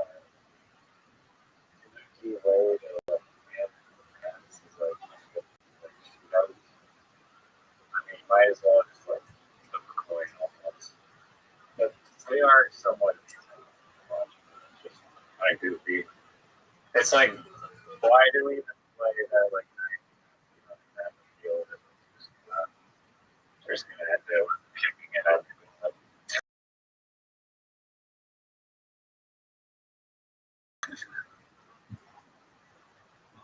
Just extend the overtime years. It takes like 2 hours to play the game.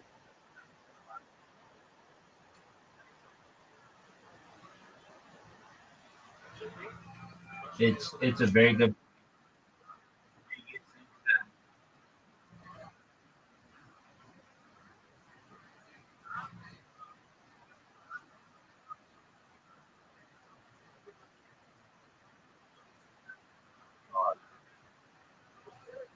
Do you think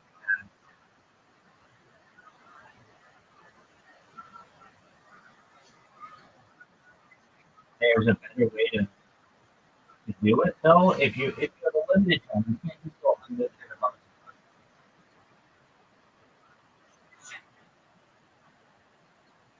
What's a better way? I mean, there's been NHL playoff games that have gone into like several overtimes. They don't go to a shootout at the end. Not if it's like a playoff game, then they don't. That's just for like regular season stuff. And like the World Cup is like the Olympics, so they should treat it more like that. Especially because it's soccer and it's like there's already a bunch of tie games. It's like 1-1 or 1-0 every game.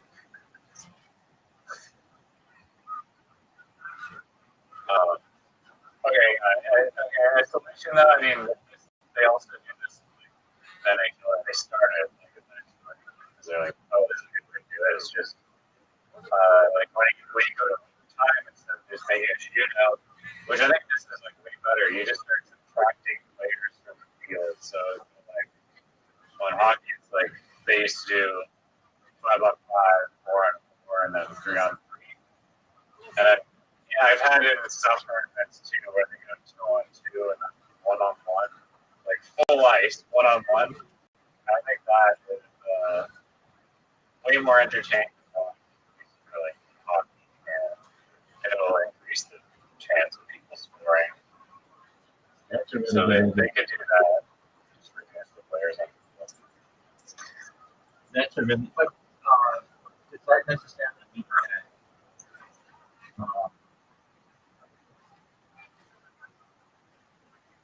Does that mean That way, the tiebreaker involves like steal and block. is it really? I mean, you could have one guy that's just dominant.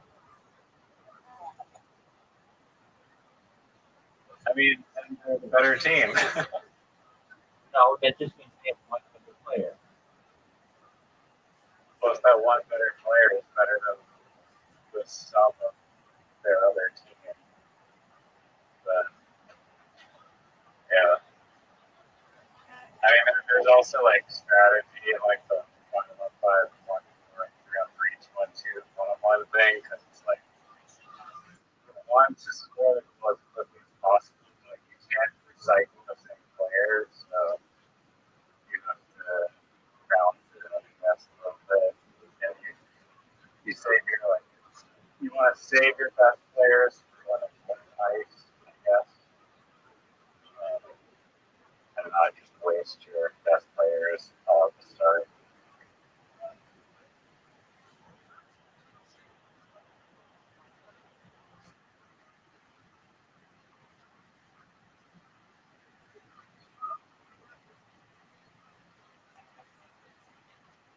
So do you think that they should just keep one player every time?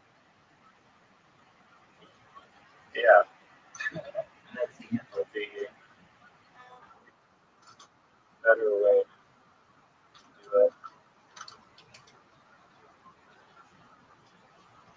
Then you can't really like go as a transition, just a free kick shootout, which is just like watching. It's like, uh,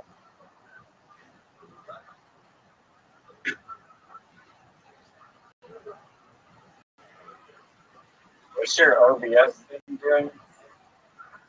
Dude, working, and then for some reason the virtual camera moved away, and now I can't find it. How did it go to go to the data, go to OBS, go to win the show. Okay, right click on virtual cam, install that, run as administrator.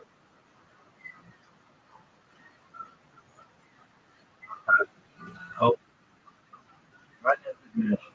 Yes. That's how we keep it continuing. Okay, now that will work, right? Is she, oh, it didn't. Is she growling? We're just playing up the wall. You're not growling. Do you want to lose? Then battling. Do you want to lose? I'm waiting for the player on next player. Okay, well, you give me about, let's see.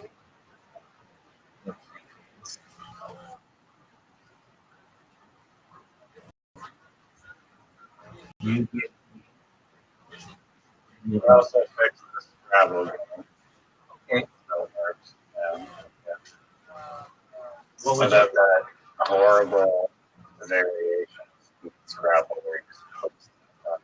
Doug, I don't know why you think that was so good. That was actually brilliant, and I think people would want to play that one.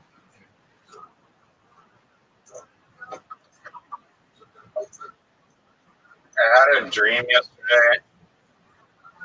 I was like, there's like a combination of Scrabble and chess, and I don't really, I didn't really know, like it was a very good glimpse of it, so I don't really know the full mechanics, but I think Scrabble, chess, hybrid game would be big. Okay, how do you do it? How can you do it?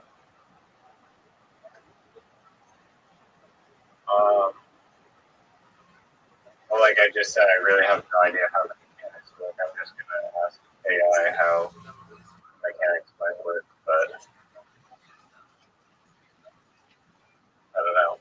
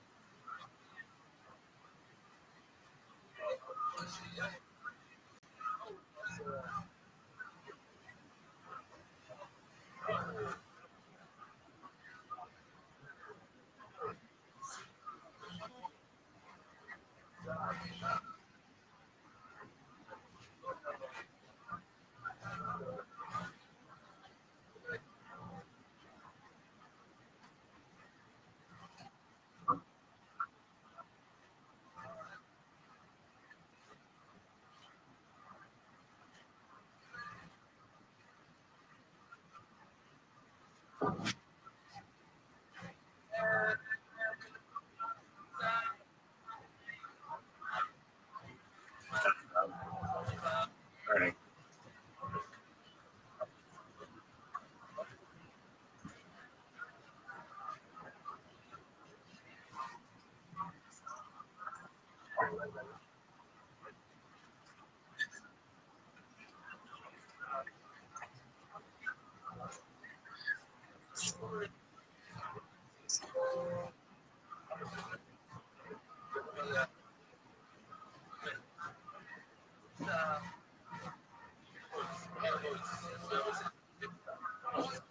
Yo, it's gone.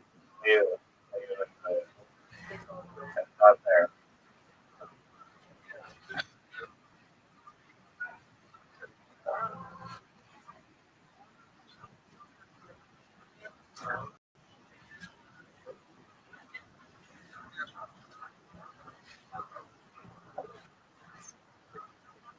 No, it is there.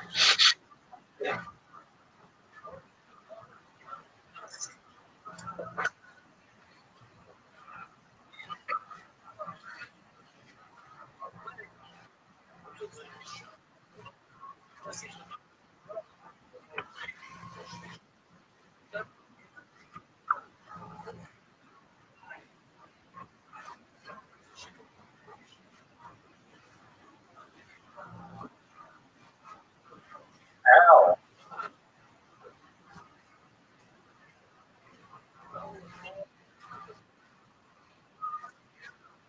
What happened? No, I'm fine. Did you like to say no? Uh, Japanese. No.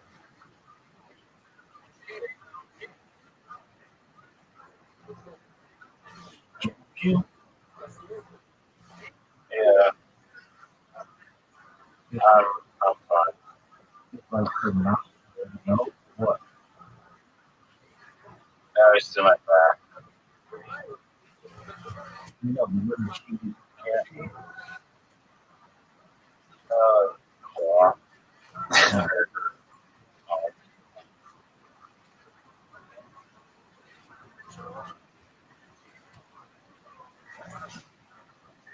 You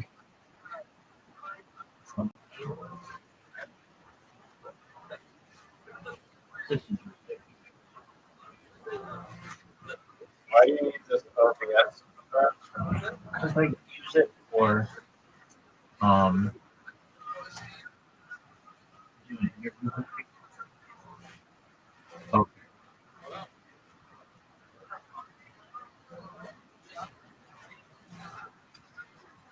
Delete.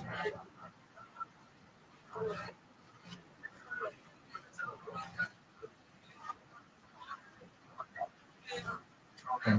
OBS Studio.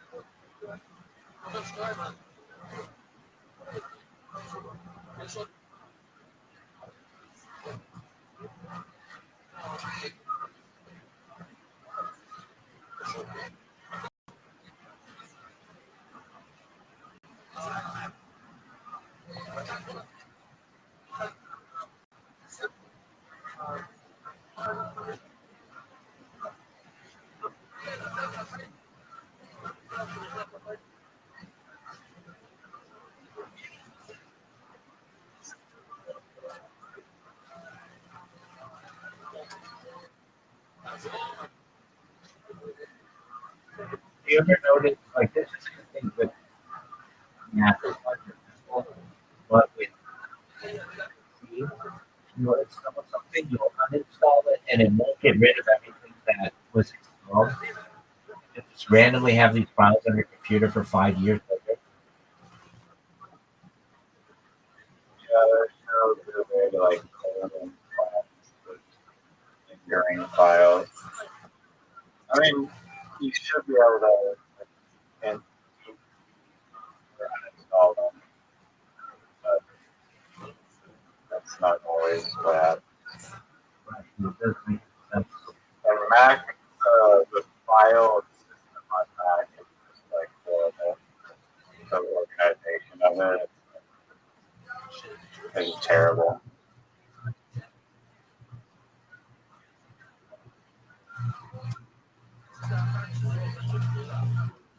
And also on my Mac, it's like maybe like 100 or gigabytes of storage that just like number, and then I try to click on other, and it gives me zero information. It doesn't tell you the files are occupying like more than half the available storage. Just like and it delete it. Just other. Oh, that's interesting. Never think of it.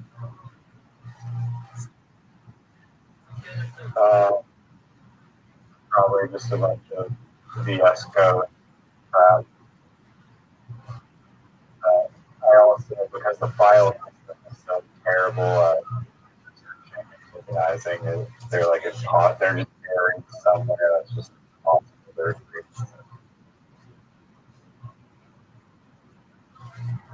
Yeah, I'm going to feel that. You have to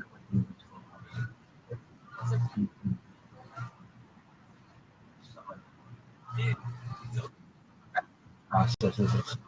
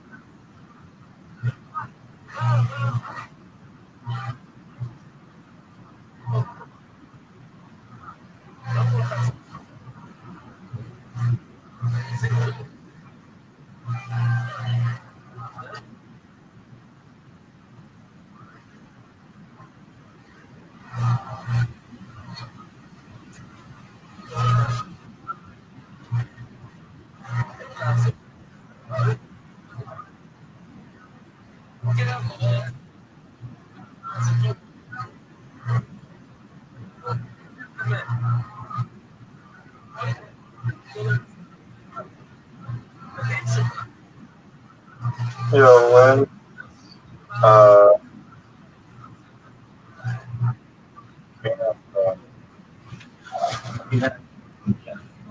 Exactly when again, I'm up against the time. I go to work. I don't know why they work so beautiful, and then it's like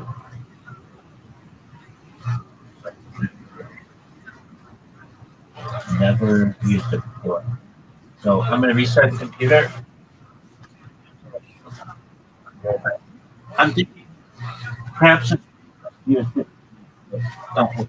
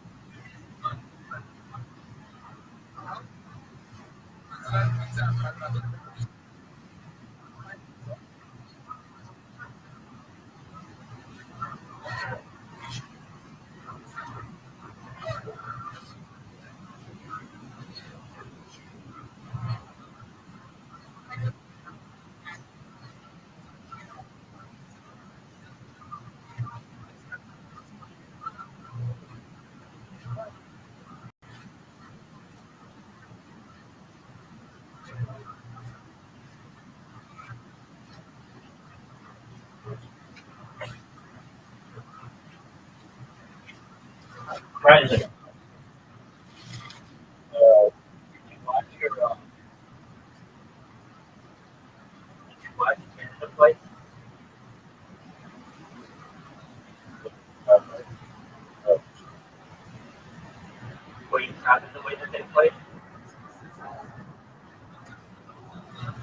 I don't think anyone expected us to do well, so I guess. Right. It surprised me. Um, United States, Canada, and Mexico all lost in the same round. Which is kind of somewhat disappointing.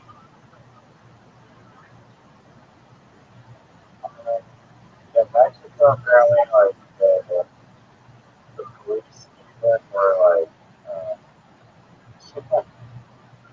did you hear about this? Like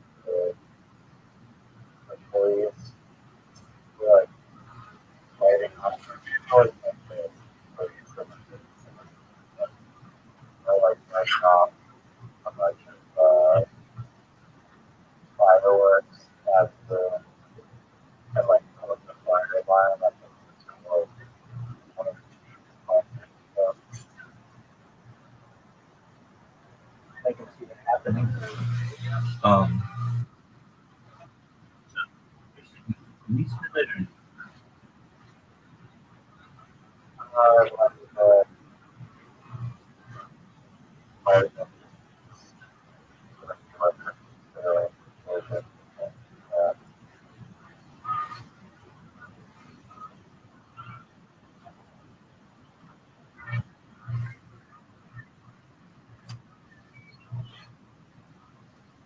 I just never heard another one to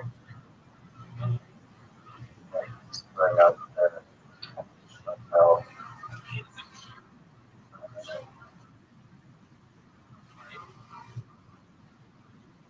Yeah. Before the game took place. yes. Yeah. Okay, so they did it to probably Norway. Um, yeah, one of them. Yes. Okay. So back to the Donald Trump thing. So you're saying that he shouldn't have said anything?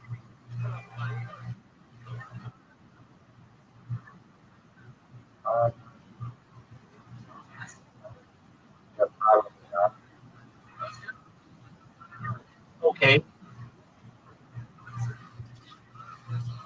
But why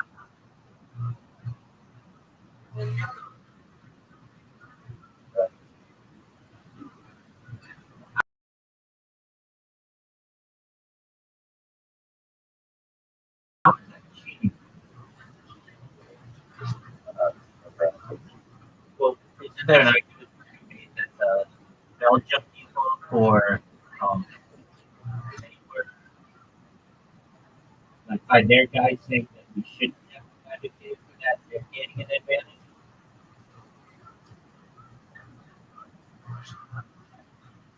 Uh, well, the people in the Mexico, the people playing Mexico, um, they should have been but that's not that's not fair. No, we're creating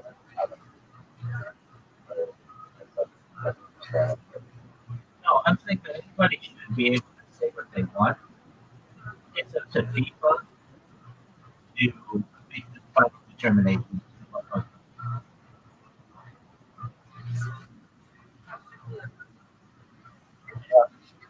I agree.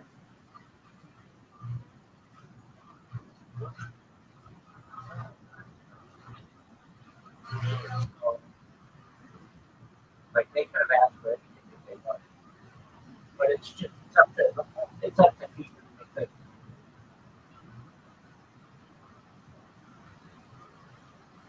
Yes.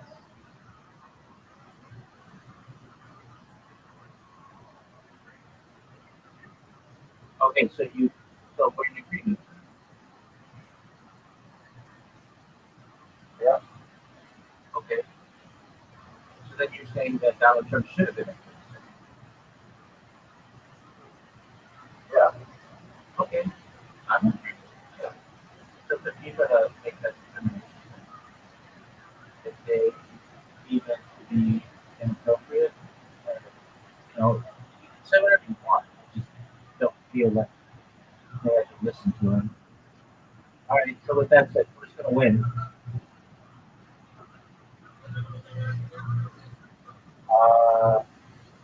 Which one? No, who's going to win it all?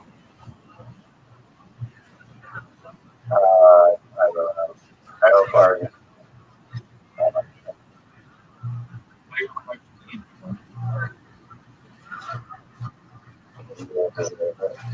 They won last. so I don't know. This time.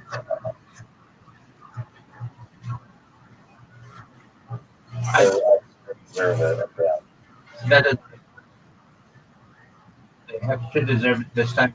They won last. Why do they not deserve to like? No one deserves it. Period. It's all about plays the best in it. Zero people deserve to win. No, it's just like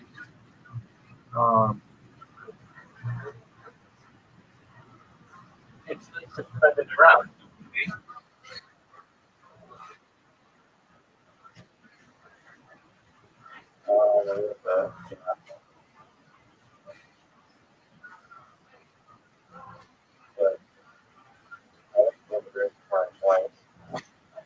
Okay? Okay. So you want to do that? You don't want France? No. Okay, why not?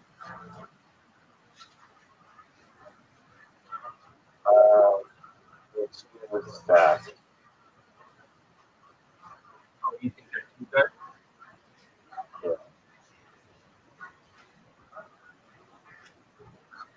Okay. What makes you feel like that?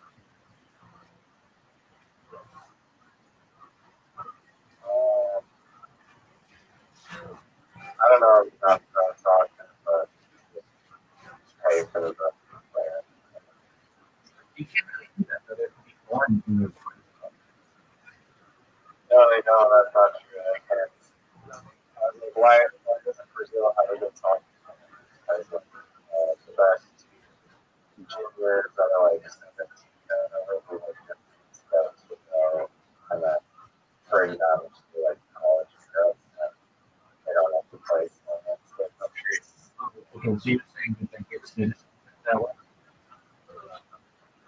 Yeah, there's some like that. Okay.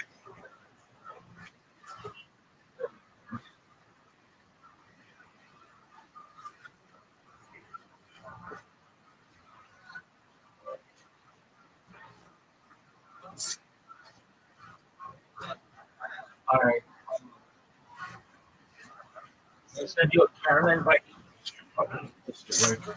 But then.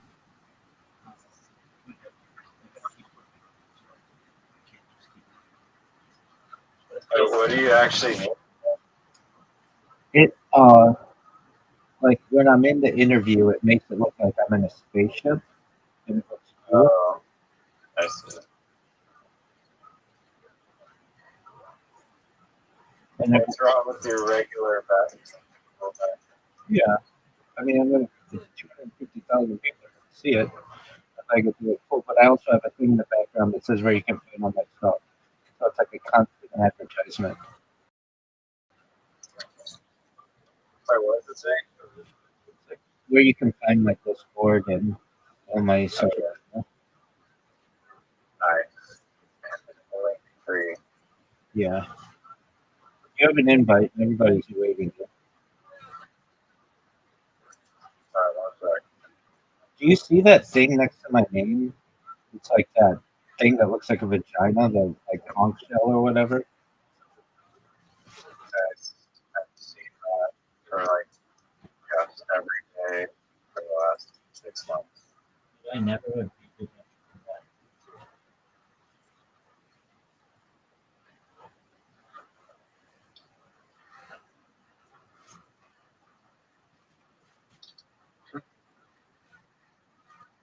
Okay.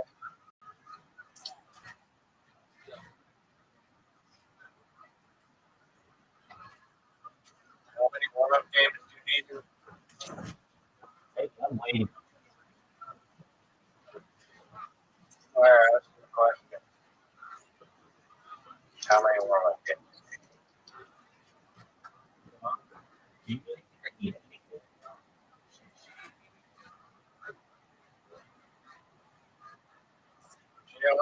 yesterday.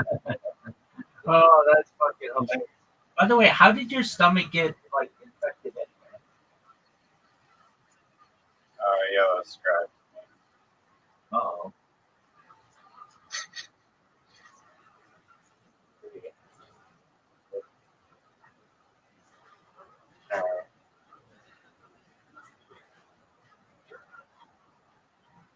Where's the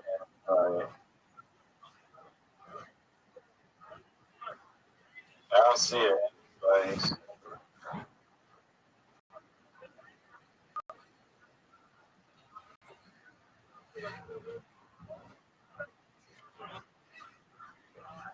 you didn't send the invite. Dude, I sent it like 5 times.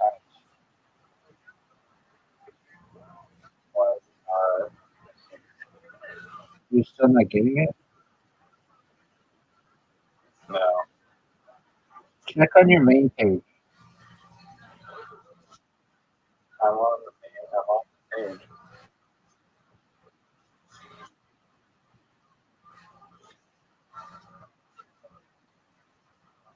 You still haven't gotten it?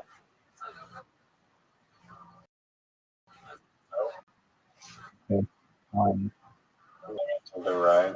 Yes, sir. Okay, maybe it was just like a glitch or something.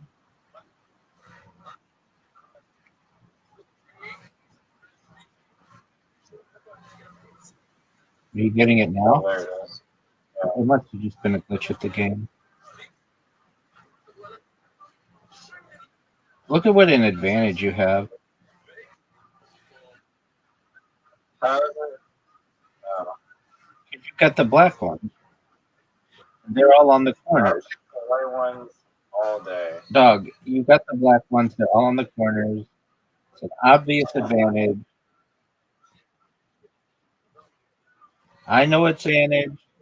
This is- There's more black ones than there are white ones. You're full of shit, dog.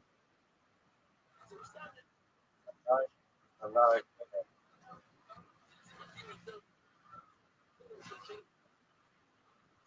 Wow.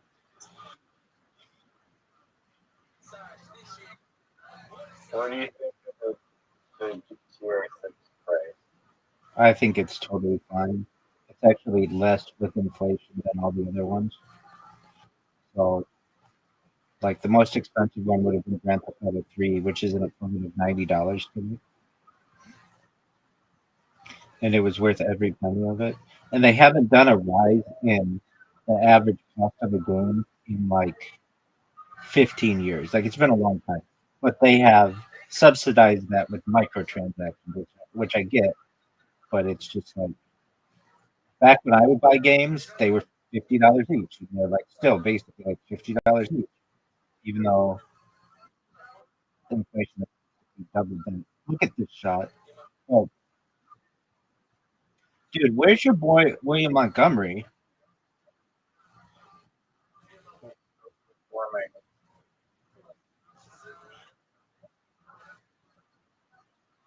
Oh, stop. Fuck. No, I have the shittiest title. Oh my god. I mean, that again sounds like a you problem. Really not a me. And I only focus on me problems, baby. Do you recognize the dominance that you're seeing? Where do I? You're full of shit. That was almost the greatest shot you've ever seen in your entire life.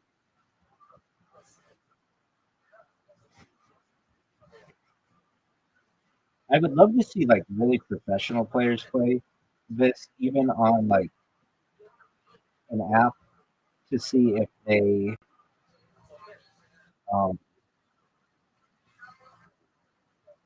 like if they will. Let's say they could hit in one of their shots, or make it. Oh, good. Um, if they could hit in one of their shots, but they have to knock in two of their opponents, would they do it? Under what conditions would they do it? Like if it's early in the game, would they do it? If it's late in the game, would they do it?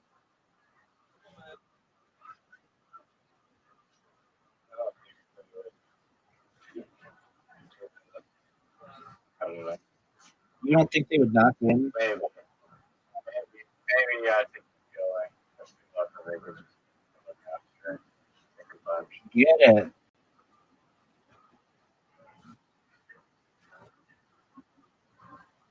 Yeah, or if it's late in the game and they've got a huge lead, but all they have to do is knock those in.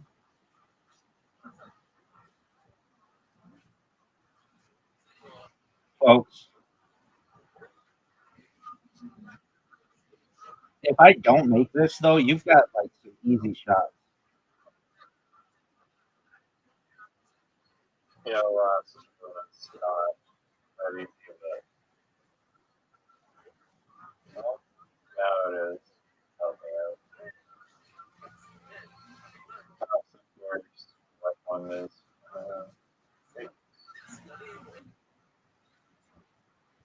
Garbage.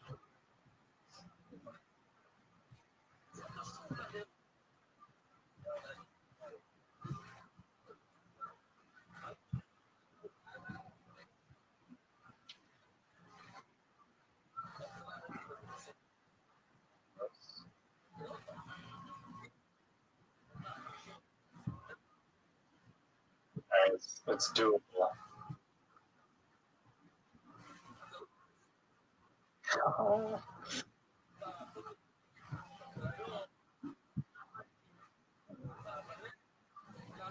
Are you serious? Are Are you serious? This is so. Are you serious? Am I in your head? Am I in your head?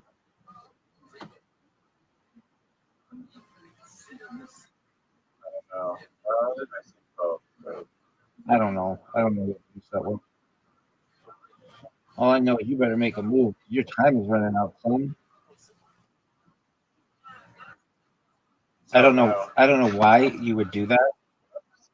In a million years. Just Yeah, I was trying to shoot back to like my side. big guy. All I know is I'm a champion. Did you need that as a warm-up game, or is it what it really is, which is a real game? It definitely was a game. So Sudan was a warm-up game.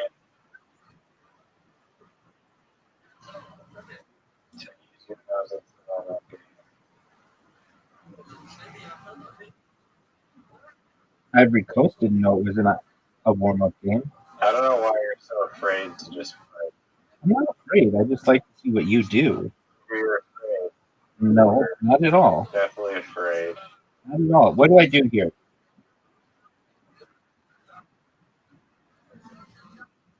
Just the sickest double shot ever.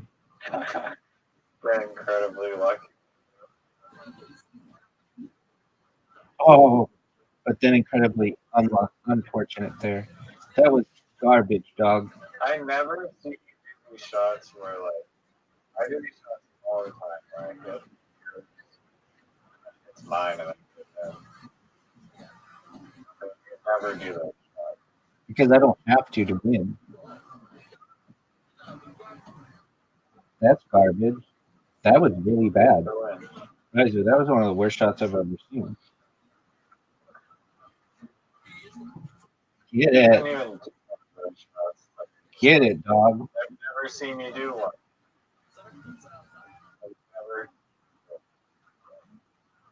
It's above your pay grade.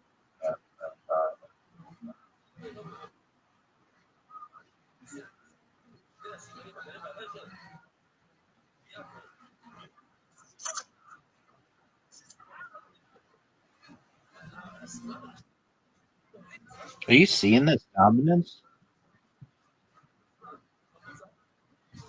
Yeah, see,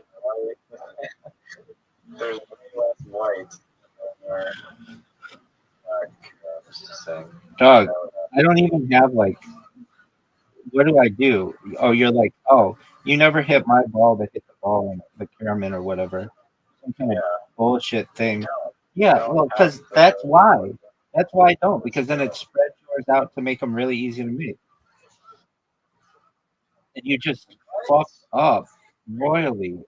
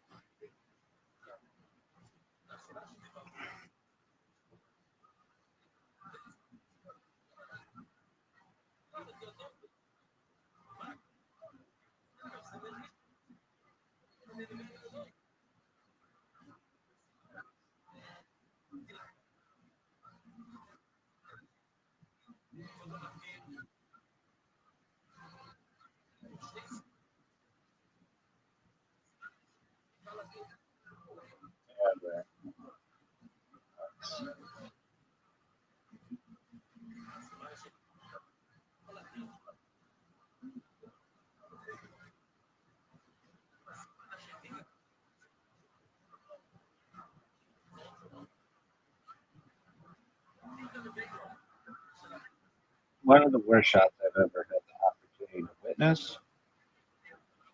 Okay. Let's see. I mean, it's time. No, it's not. Time, but I don't think you're going to fuck with this queen. I know that you're not going to fuck with this queen. That was.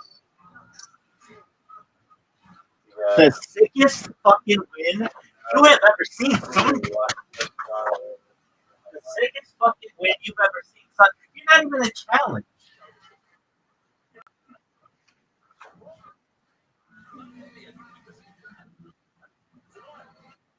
Do you recognize that you're not even a challenge for me?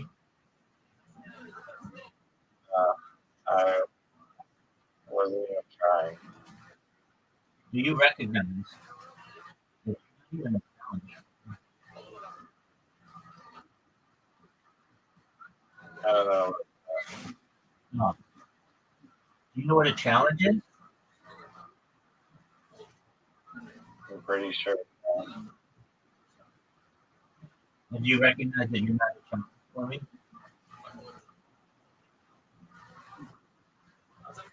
Where's that? You got to hold on. Man. No. It's business. Calm down. It's just beat you. That's fair. It's pretty easy. Like, Dog, I will dominate you in that. they updated the Play-Doh app or something. Why do you think that? I mean, I still want to tweak the app and shadow update. Look, I'm asking you a question. What makes you say that?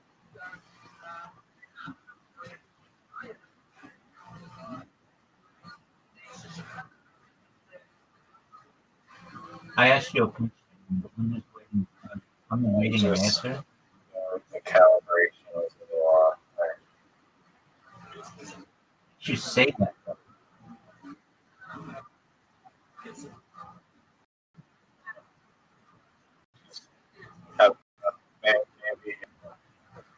Maybe it was a 2-week break. And I'm sure Alexander Rodriguez would also probably not have had 400 if he was on a 2-week break. You call him Alexander Rodriguez? That's the name of the famous stand-up dude. What's good? It is A-Rod. Exactly. Yeah.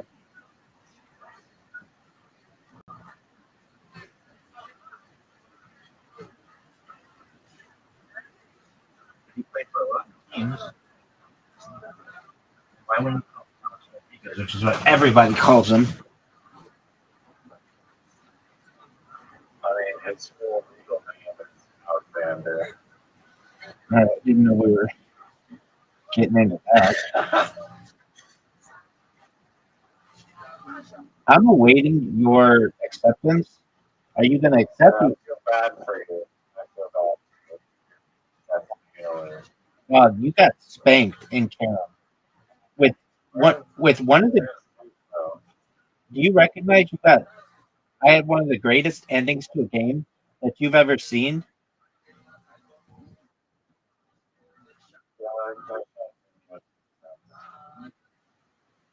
I'm just telling you what I did and how good. Do you see my drive right now? Do you see this drive?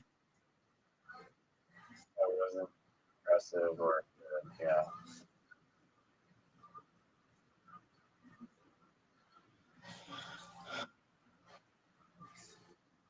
fuck was that, dog?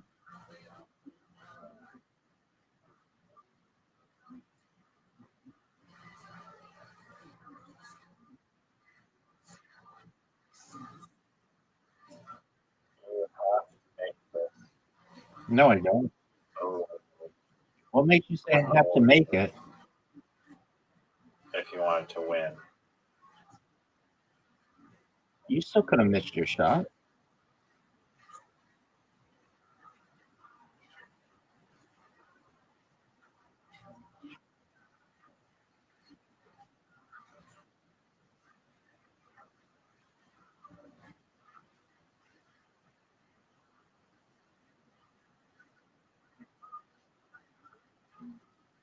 Oh, brutal.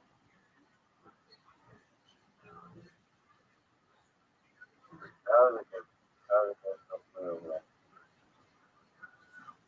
I consider it newfie. I'm about to show you a Labradorian shot, though. Maybe one of the greatest Labradorian shots in history of the game. You're not making this. Definitely a miss.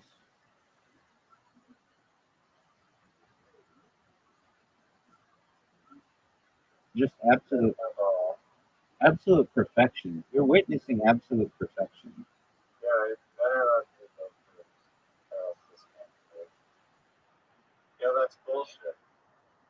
We tied on the first hole, but then we got to go first. Devastating. That hole. Devastating, Riser. I don't know what you do. Devastating. I don't know what you do. Riser, devastating. I don't know what I'm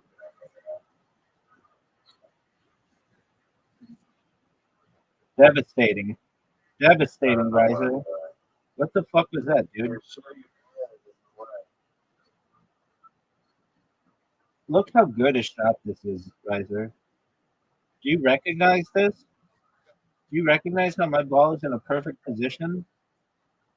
Oh, that was a great shot.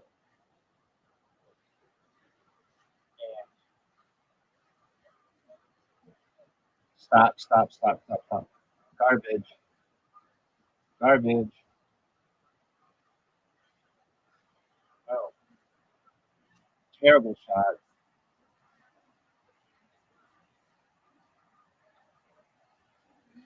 Oh, no.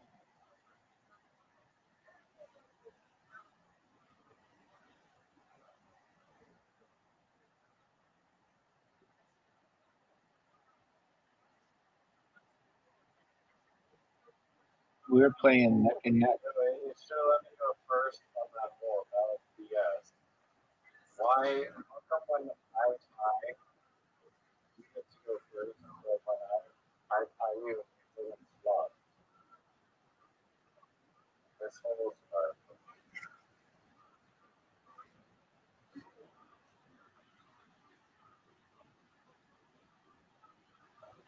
Devastating shot, dog.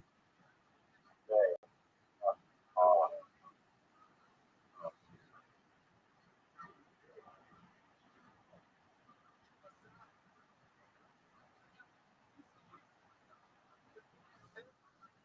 seriously.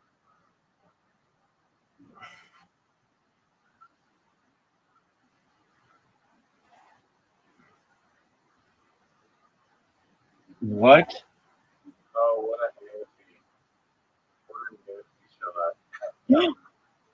Oh, no. Oh, you blocked my cup. No. I just have to, like, point it out. You're done. You're not hitting this shot. You're gonna hit the tree. The tree. It's obvious that you're gonna hit the tree. What the fuck? Guaranteed win, my friend. That was bullshit. Guaranteed win.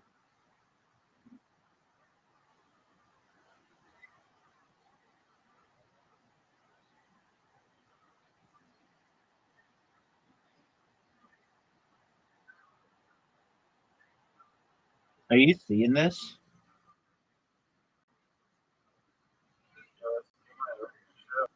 There's explain to me why it didn't let me go first.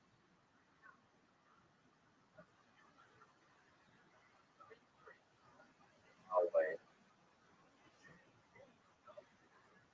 I don't know why you're still thinking about that when you should be recognizing that you basically have to make this shot.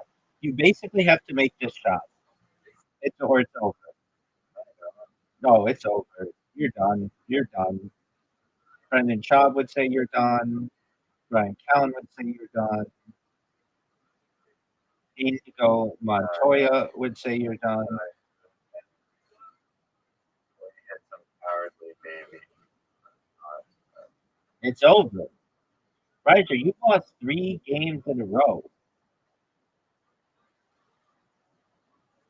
You're, Oh, 2 of those more on you.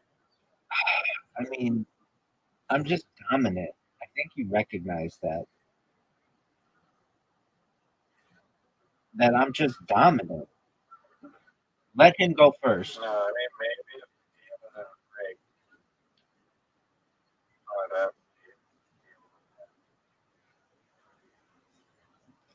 What makes you think it's rigged? It's pretty obviously not rigged. we both tied. Okay, so I got to go first, and then we tied. And then the next one we swapped 2 going first. We tied. Swapped 3 going first, and then we tied again. And then you still were going. Why are you swapping? Why does that even matter? Or is it not? Giant, you ban it. Why do you think so?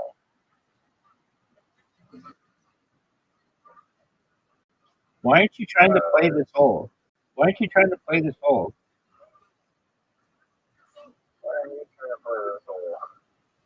Because you're not trying to play the hole. Do this every single time. That's what makes you happy. So, And it's a brilliant strategy. If you have to go first on this hole, let me go first. But it's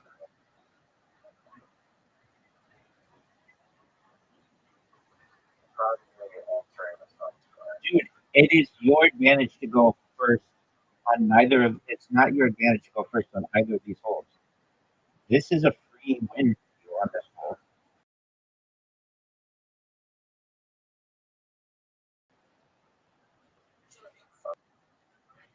Are you seeing this, Riser?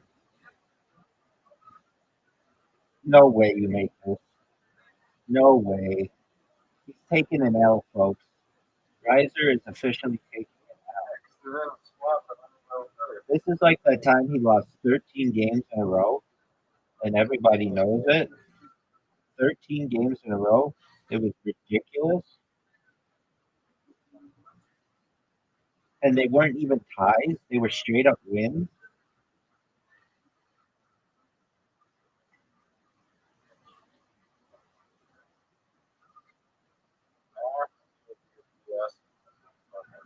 What do you want me to do, dog? I'm playing smartly. I'm playing one of the most brilliant games you've ever seen.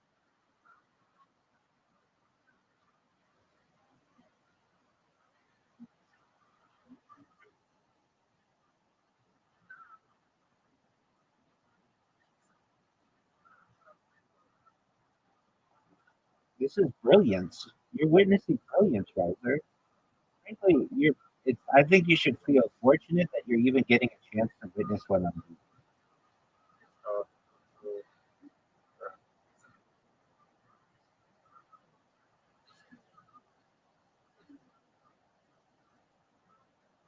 Don't hit this ball.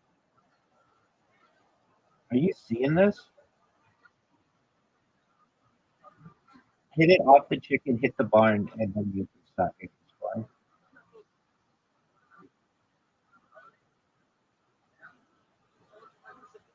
Yeah. No, you're fucking. You're gonna hit the deep one.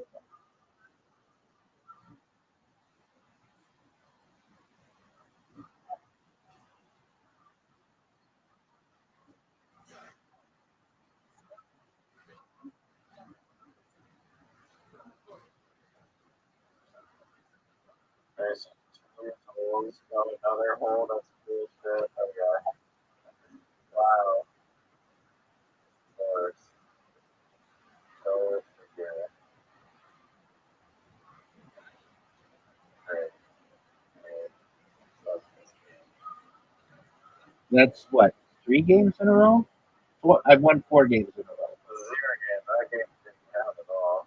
That was straight up break. Riser, That was straight up break. Riser, you've lost 4 games in a row. No, you lost 2 caroms in a row. Oh, you've lost 5 games in a row.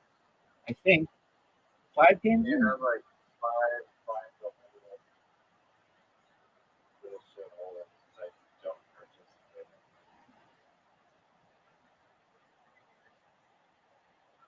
Are you proud of that shot? I think it's good. I think it's going in next. This is a 2-shot hole.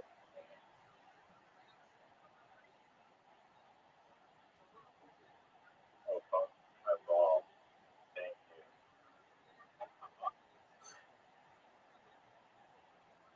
It's done. It's over. Give me 4 and let's find the whole hole.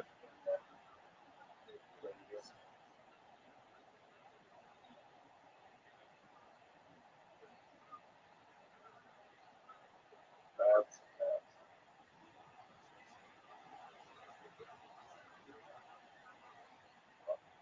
Riser, what did you think of my last shot? See, why is it swapping? That is such BS.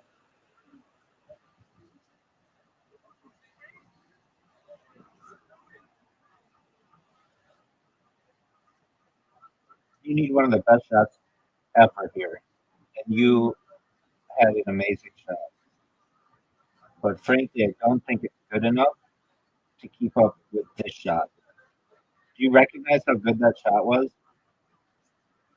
Oh, Riser, do you recognize? Do you recognize I have not lost to you on a hole yet? Thank God.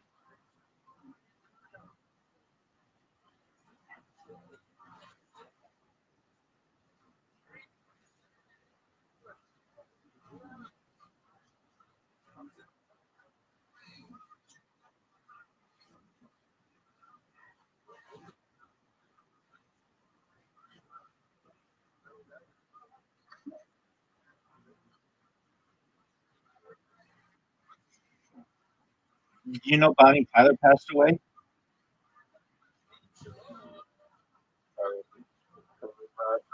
She's saying it's a heartache. Everybody knows it.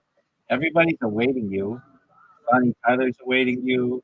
Malcolm Jamal Warner is awaiting you.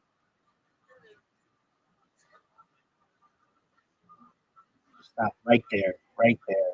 What a lock in. I call this a lock in because you're locked in. You're in my web.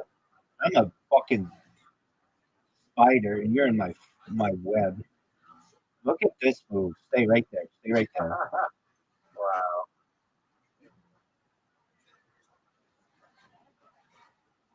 Seeing this?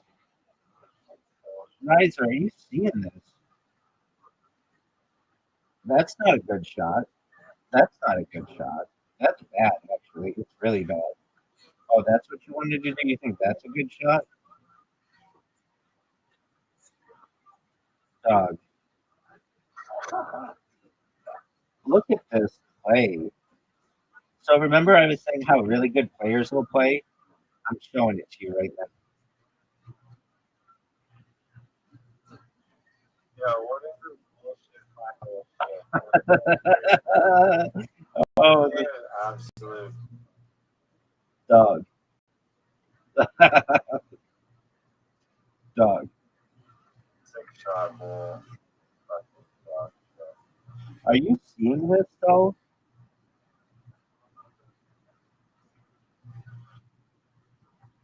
No, no, no, no, no, no, no, no, no, no. Hit the shadow. Fuck off. That's great. The fucking shadow.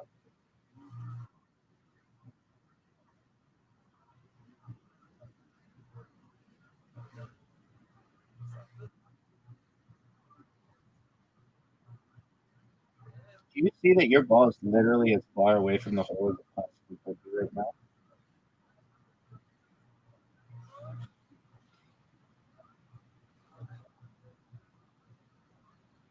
I'm essentially guaranteed to win right now, at least a share of it. Yeah, because we're cold. I mean, I'm not choosing the holes, Riser. I hope you know that I'm not choosing the holes. I have no say in that.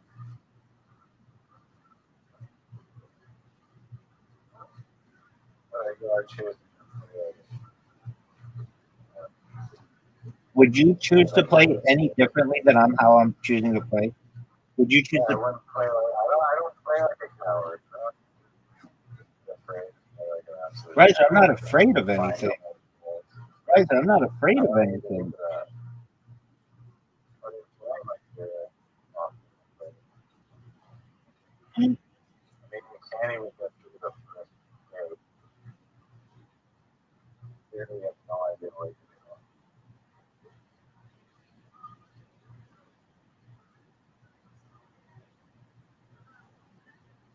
Notice how if it's on the final hole, then it's just straight garbage.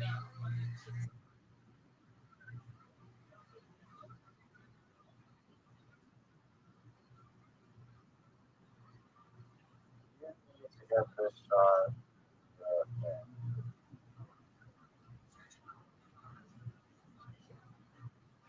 One of the greatest shots. That was almost the greatest shot you've ever seen. Admit it. That was almost the greatest shot you've ever seen. Yeah, but it wasn't. That's the thing. It wasn't close.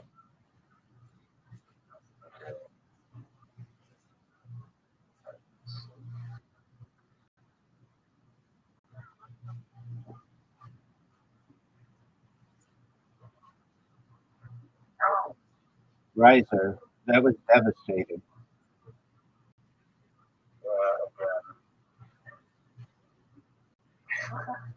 Riser, just absolutely devastating, son. Hit my ball. That was amazing. I can make the next shot. Why don't you hit my ball into like the trees or something?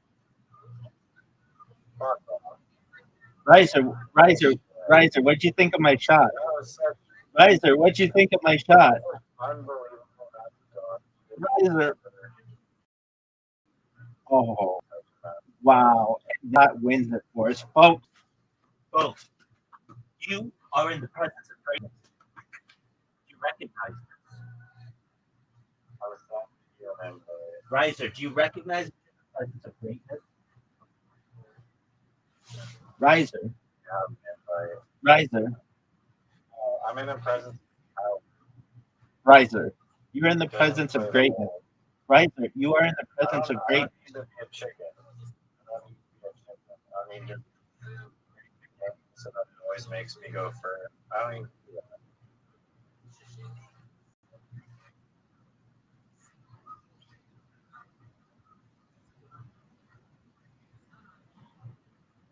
I mean,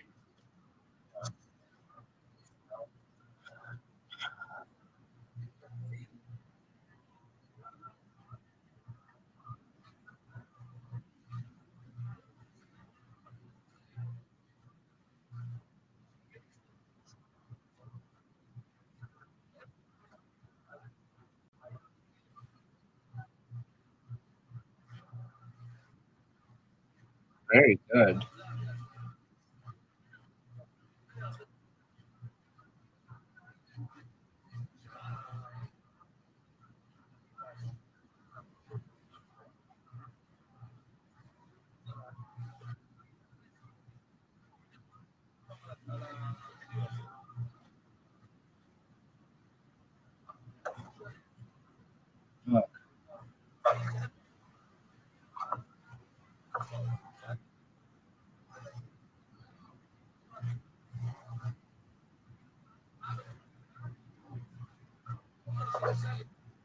It's over, folks. It's over. It's done. It's done. I know it's done. Joey Diaz knows it's done. We're down 3. Yeah, I'm exactly where I want to be. The combat.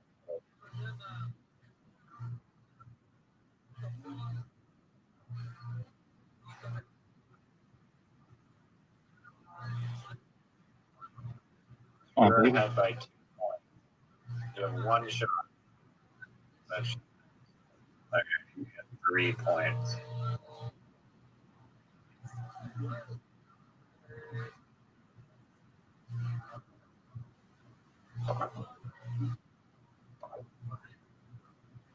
It's over. Yeah, 'cause you got your sound on. It's distracting. I have no idea what you're talking I can hear your sound, dog. about. You lost. Where's the invite? I'm awaiting it.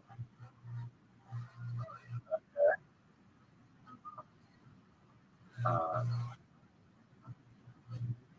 If this says archery, you just know that it's archery. I got the invite. Dog. Do you want the archery invite? No, I'm sending you a You minute. get 1 shot. You literally get 2 bonus. Riser, stop. I'm sending you a mini golf invite. I already said it.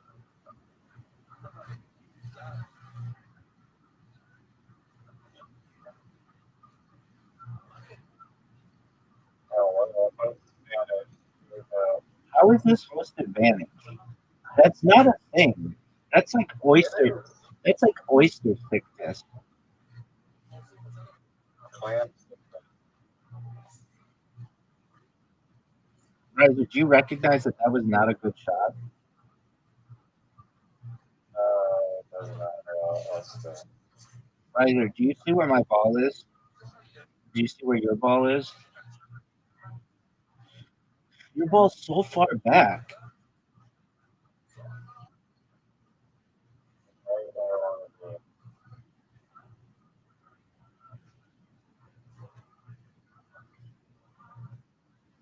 Oh, devastating. Garbage. Devastating. Devastating. Hit my ball, baby. Hit my ball. Thank you.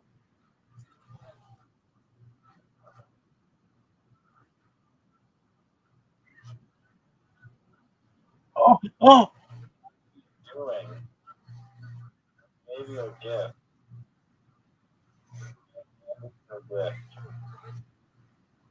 That's the first hole in which you have won. In which you have won. Well, dog, this game is rigged. What is this? What are you doing? You're not even playing seriously. That's the most dog shit shot I've ever seen. No, you're not. Riser. You need to learn how to focus, son. Do you think that Mike Wood, when he was getting his 3rd DUI, was saying you're talking in the middle of my back?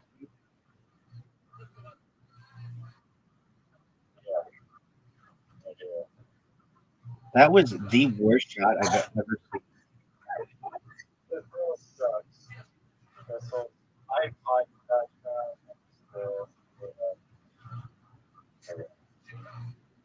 now you're in trouble. You can't do anything, dude. You're done. You're done. That's a miss. You're not getting through that. No. Thanks. Thank you.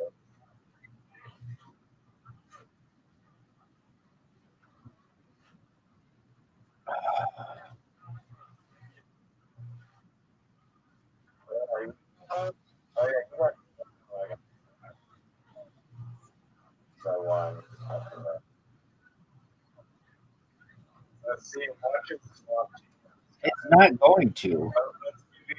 Let's let you go first. How about you use every advantage in the book including on this hole, which is a free point for you.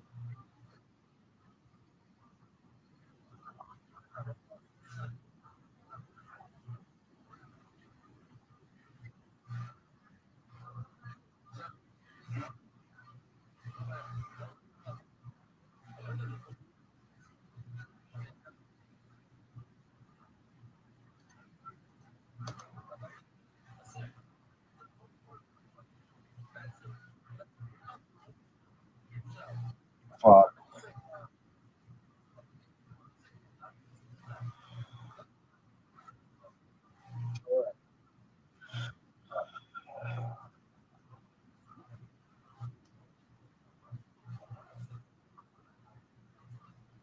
You know that I needed one of the greatest shots that you've ever seen in the history of the game.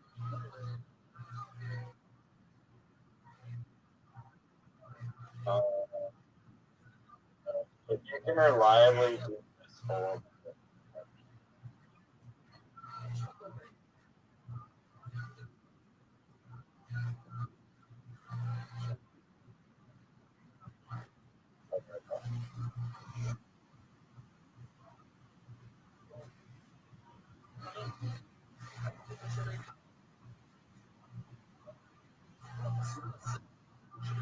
get there. You need a really good shot right now. That's not it. Down two. Even a miracle.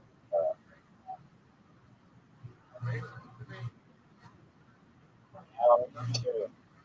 It's over. It's over. Pack your bags. It's over. Look. Everyone at home. Notice. The whole shenanigan crap holes. Actually.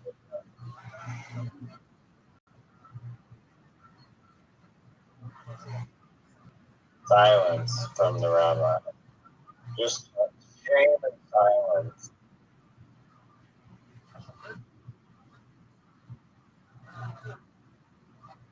It's over.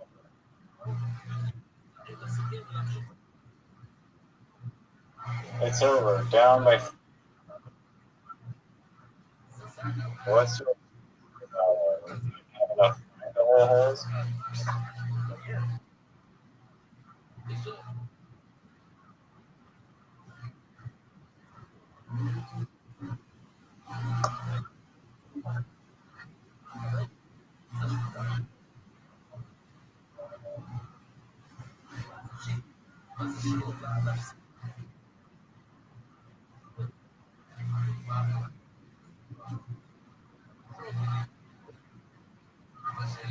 How are you? Okay.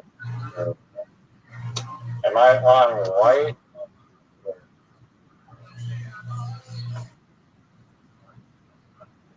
How much? I don't understand your logic.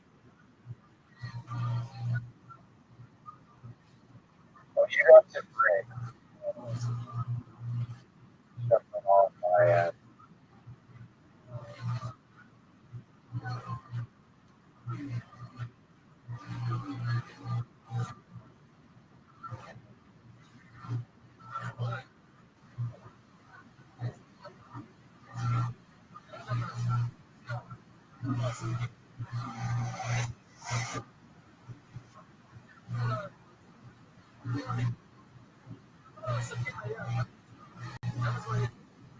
Are you proud of that shot?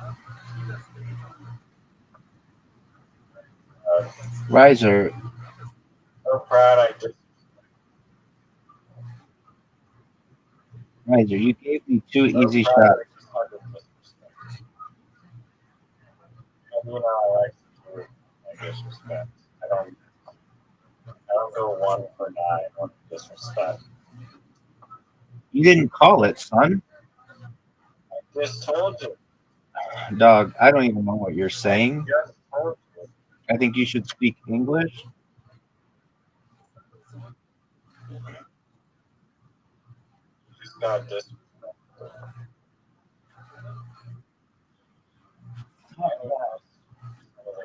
shot.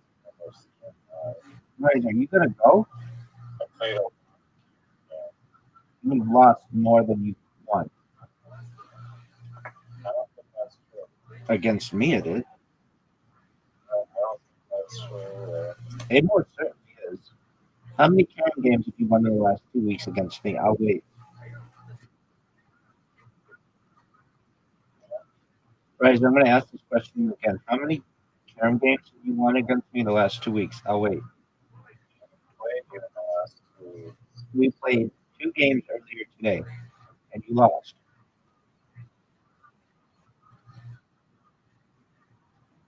Need I remind you, dog? Now look at this. This could be monstrous. Not mine.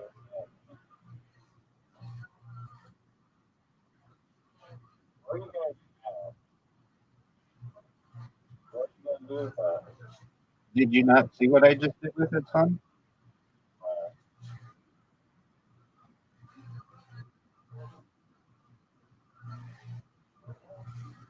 Did you see that was a sniper? That was a sniper. I mean, you. Oh, come out of your hat. They're going in. Walking. You don't even know who sings that song.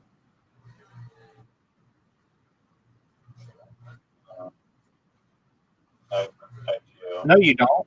And you would say it, but you're not because you don't know. You know. And what's her name? Why would I tell you? Because I asked. She's a daughter of someone. She's the daughter. Listen to me. She's the daughter of someone very famous.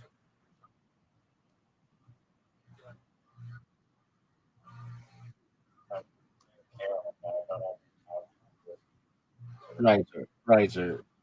You know that one section of the computer that has all that stuff you don't know what's going on? You need to delve into that part of your brain and find out who sings the song. This is a terrible shot. I can just tell you right now with a big smile on my face that this is a terrible shot. I would have made it way better. Are you gonna go? Are you gonna go? You're done. You're done. Karens are made for Karen. That's just what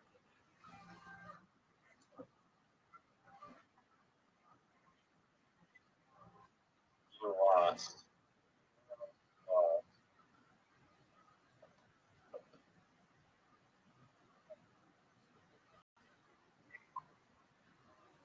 Right, sir. I'm awaiting you. Are you gonna go, or are you just gonna sit there and jail? Riser, you're J-Yorn, dog. Riser, you are Which version of the song do you want? dog. Are you gonna go, or are you gonna talk? Which version of the song do you want the answers to? Are you gonna go, dog? You're wasting time, You wouldn't answer my question. my man. I already know the answer.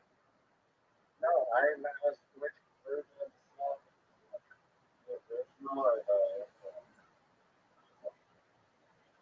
or The new one by Jessica Simpson, or the old one by Nancy Sinatra. Son, yes. I'm the end all be all. I'm the alpha and the omega, baby. Are you seeing this? Now you remember you were like, you don't ever hit my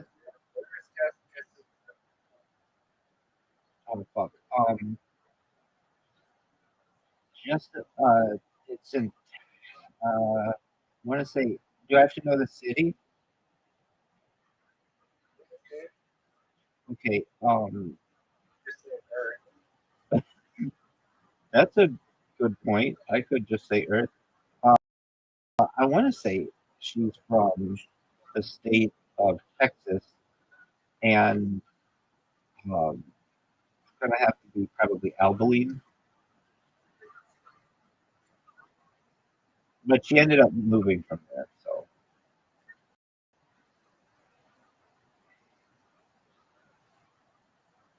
what's the answer? You know what Apple text? I said it. Oh,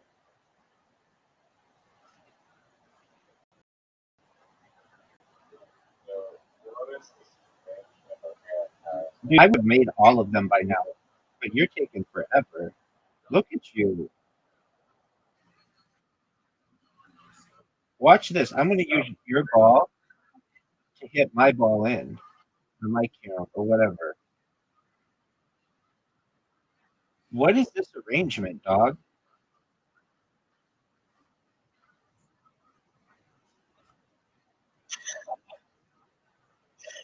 Exactly. Dog, you got so many in the corner you could hit in. I didn't notice that. Okay, let's do it too. Okay, you're still losing by 2. What? Simple. Yeah, it's 4-2. Disrespect.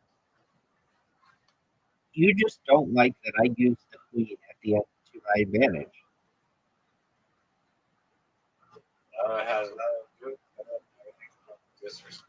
Are you gonna go?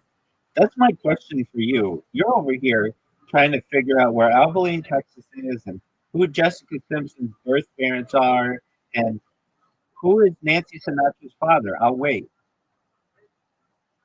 Frank, All right, do you think Frank Sinatra would have missed that shot?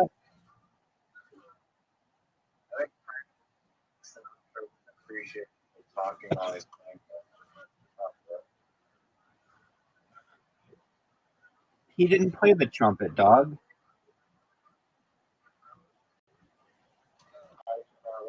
because I asked him directly on his deathbed, Frankie Blue Eyes, have you ever played the trumpet? And he said, it was Rabbi, it was my dying wish to play the trumpet, but no, I never got a chance to play the trumpet. And I said, okay, that's cool. And then I looked him deeply in his eyes, and then I just let him pass into the night. Are you seeing this? Riser. Riser. I mean, it's the rank of easy shot. Riser, you ready for some of the noofiest shit you've ever seen? Fuck. I don't know. I could possibly think that.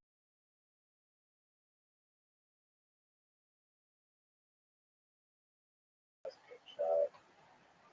It takes you so long to take shots. Barbara Sinatra wants to know why it takes you so long to take shots.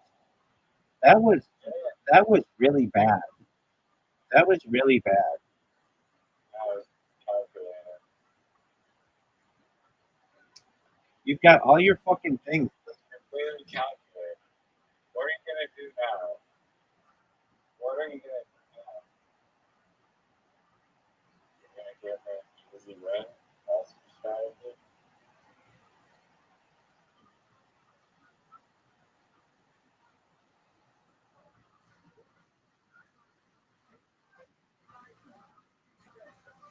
You have 2 of the most difficult shots in the history of the game. That's not a make. That's terrible. That was really sad. That was a good shot. That was an incredible shot. That was a good shot. Yeah, it was one of the best shots you've ever seen. I can't believe you missed this next shot. It's unbelievable to me that you would miss this next shot. Unbelievable to me. Like, of the things that I believe in this world, including a biodome at the bottom of Lake Geneva, I can't believe that you would miss this shot. It's unbelievable to me. Now, what are you going to do here, son? What are you going to do here? You have one of the most difficult shots in the history of the game. Absolutely. You're not newbie anything. My friend, my friend. Oh no, I hit the perfect. You're not going to make the next shot. What are you going to do now? Actually, I see it. You have to hit a decent Oh, stop. skill.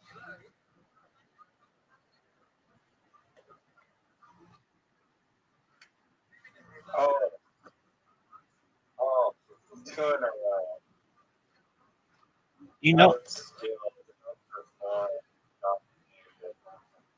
humiliated. Riser, you and I both know that everybody's awaiting you to go. Disrespect. How is that a skill? That's not even a thing. That's not even a thing. Dog, that's not even a thing. I'm disrespecting you. I'm letting you go first. I don't even need to go first. I'm that good. Black is a Spanish. Riser, are you seeing this? Yeah, I know, two in a row. It's crazy. Never met. You just did earlier today. No, one was a woman. Normal games don't exist in the real world, so I don't even have a shot because I Would you like to blame your arrangement? Are you blaming the arrangement right now? no. I'm making an observation. Are you trying to take my ability to make an observation away, just like you want to take away Donald Trump's ability to discuss FIFA decisions? That was a lie. I think he's totally allowed to do whatever. Okay, Most claim fees. okay. Whether it's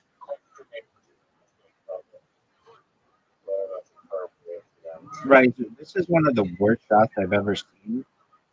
You know you're supposed to try to get it in, right?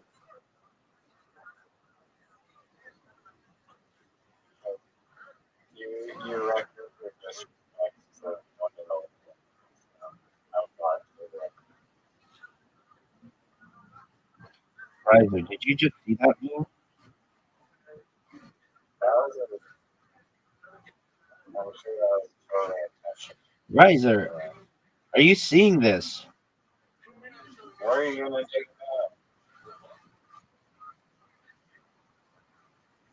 Yes. And you said that.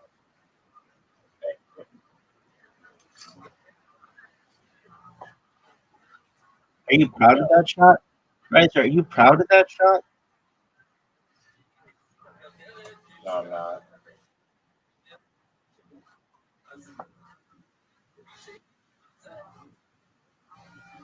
Do you really think that you're gonna win? Well, You're down by you have the easiest arrangement I've ever seen. Not just with me. the queen's even easier. I think the queen makes it easier. I know you have a lot of these. Dog, are you gonna go? Same. Are you gonna disrespect me? Are you gonna disrespect me? Are you gonna disrespect me? No, because you don't have the balls. You don't have the balls to disrespect me. You don't have the balls to disrespect me. No balls, no disrespect. No balls, no balls, folks. Reisner doesn't have the balls to disrespect me. He only has the balls to hit terrible shots. No disrespect, just terrible shots. Reisner, that was terrible. Okay, do you recognize that that was terrible? And do you recognize that you're witnessing greatness here? Reiser,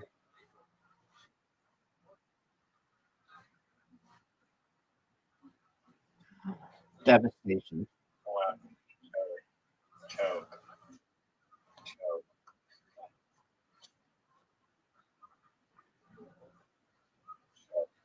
Are you gonna go? I mean, you just take so long. I don't understand why you can't go faster. Terrible shot. Terrible shot putting my ball in. That's just bullshit. Okay,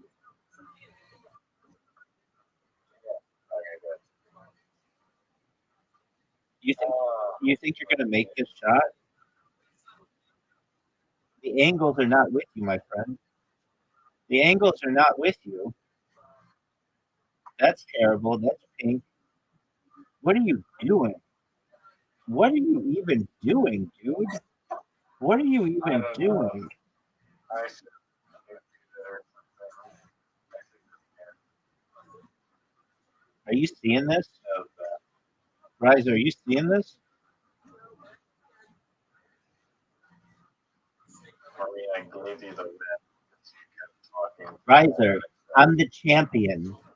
I'm the champion. Riser, do you recognize that? Johnny, Riser, I'm the champion. I've won more games than you have in the last 2 weeks. I've won more games today than you have, and I've won more games all time. Are you gonna go? This is a terrible shot. You get all the advantages. We even looked into the statistics. The person who goes first in Karen wins like 50% of the time. I'm going against all the statistics because I'm amazing. I'm an outlet. I'm an outlier. Look at this shot. Look at these shots, dude. Riser, are you seeing this? it's actually huge. Just but Riser, I can't hear you because of all of the cameras that are going in. Are you seeing this?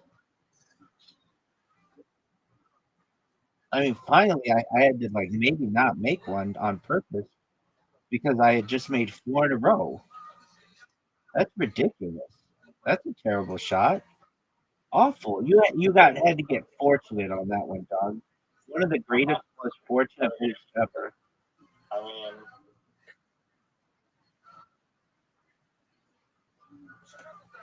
This is terrible. Just your strategy. You have dog shit strategy, dog. Just really some of the worst strategy I've ever seen. You talk about disrespecting only when it's convenient to you. Like, why aren't you disrespecting right now? Why don't you try to disrespect right now? Because you can't. Because you can't. Because you can't. Because you can't. I just did. You didn't call it though. You didn't call it. You need to call the disrespect. Yeah, you know that's 50% of the disrespect is calling it. Everybody knows that. I know that. Lucy Snorbush knows that. Joey Diaz knows that. Lisa Ayat knows that. Do you even know who Lisa Ayat is, Riser? You're not You don't know who Lisa. your arrangement is really Yeah, exactly. The second that you miss, I'm gonna put all these in, every single one of them. Hey, look where we are. Yeah, thank you. I'm in a perfect position. Are you gonna go? That's my question. It's not where these things are arranged. It's are you Damn. What a shot. Riser? That was garbage. You and I both know it was not good. You know that you didn't have a good shot. Riser, you know that you didn't have a good shot. Lucy Snorbush knows that you didn't have a good shot. Amanda Tuadros knows that you did not have a good shot. Dave Donahue knows that you did not have a good shot. Tim Dillon knows that you didn't have a good shot. I don't understand what you know. Newfie means smart.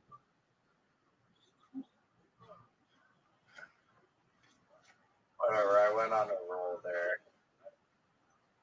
I went on a roll. Whatever that was. Sorry. Riser, do you see that my caroms are in a perfectly strategic part? Do you see this? You're not getting that one on the side. Razor, I'm gonna get them all. You're not getting that one in either. What are you talking about, dog? What are you talking about? You got it backwards. You can't shoot it backwards. I just Okay. did a devastating shot against myself.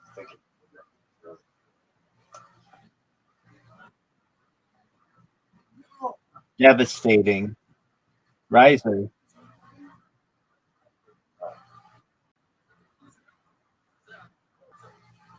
Got it. Champion, baby.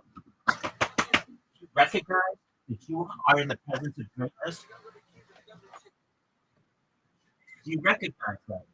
Raja, do you need to ask you this question again? Do you recognize that you're in the presence of greatness? Yes or no? I'll wait.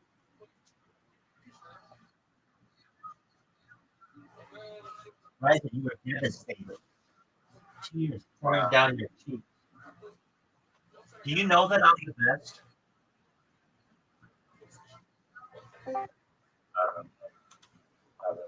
Certainly not at archery. Dude, F your archery. That game's rigged. Are you ready to lose again? No, it's too much. Way down lost. You know that I'm the best, Riser, right? I beat you, what, 2 games in a row there and 2 games at the beginning. I beat you 4 games. I beat you in really just about everything that wasn't rigged.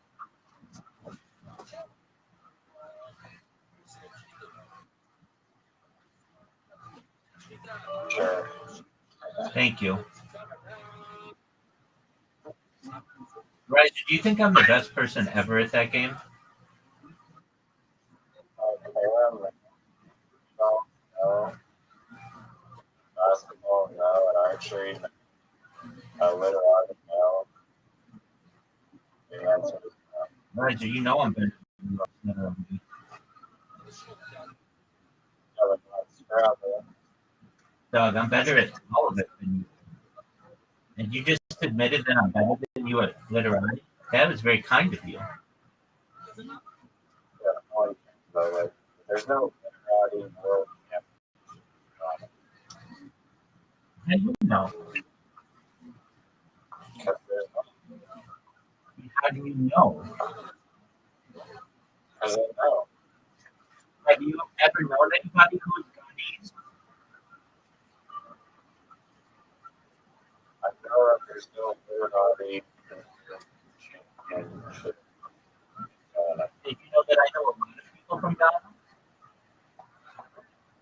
In real life? Great. So they'll all. I don't know if you know. I don't know if you know this, Riser, but you just lost in care multiple games in a row. Interviewed on this match? I don't know the game. I don't know what. Right, you lost the first game. You lost the second game. You lost the second to last game. Riser, and you lost in amazing fashion. Amazing fashion, because here's why. Shocked the world so much.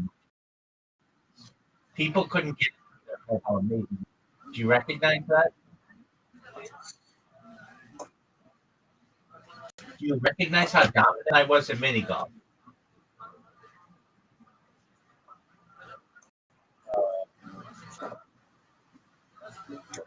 Are you ready for? Are you ready?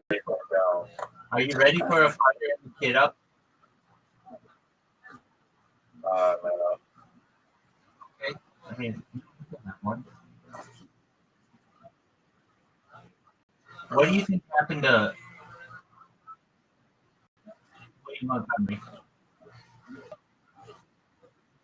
Performing comp is a little break. Do you think he's done from Tony? He doesn't need overtime. I hope not. But you don't even watch him. I do. I do. When's the last time you watched him? Tony? I'll wait. one like since the hour straight on Kill Tony. Okay, but that's not him on the show. That's compilations of him on the show. I mean, how is that different? It shows his full stuff. Does it show his interview? Yeah. Yeah. And sometimes people make comments later on in the show or before in the show, and you don't necessarily always have an idea of what's going on. You recognize that? Um, yeah. I mean, I'm not gonna sit through a 5-hour show or like one eighth of the time. Do you recognize, though, that a true William Montgomery can do that? You're not. Riser? I know that. Riser? I mean, it's in the podcast. Riser, I've seen more of the podcasts than you have. No, you have not. You know that's true. I'm tired of everything. That's fine. You didn't even know he had a podcast. You didn't either. You didn't know he had brothers in person until I told you about it. Yeah, and you only knew about that because I told you who William Montgomery was. You didn't even know who he was. I know who he was. You didn't even know what Kill Tony was. No, I did know. No, you didn't. I invented it.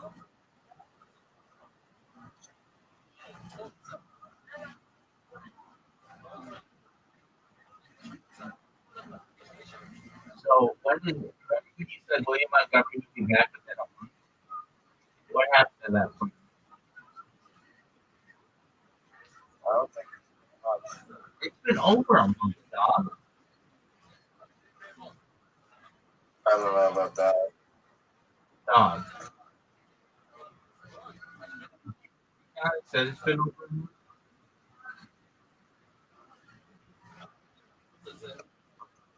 No, I think he said he'll be back. Like,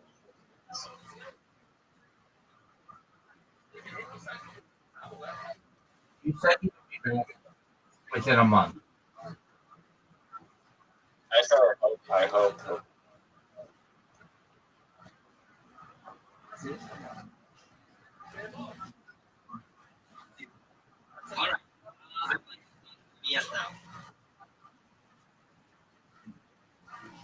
Why would you hope that?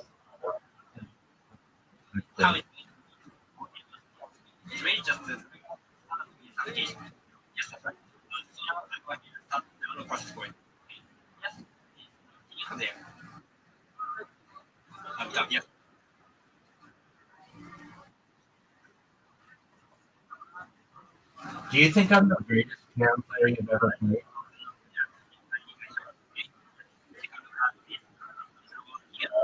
I mean, I've never played here, but I have. You're the only piano player I've ever played, so you're definitely the worst.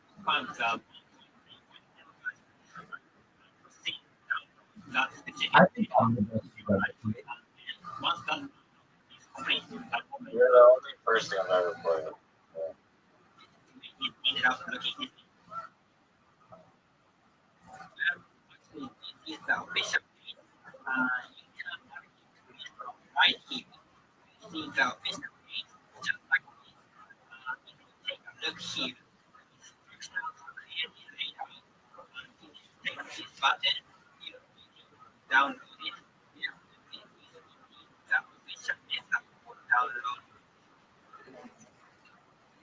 Do you think I'm the best musical player you've ever played?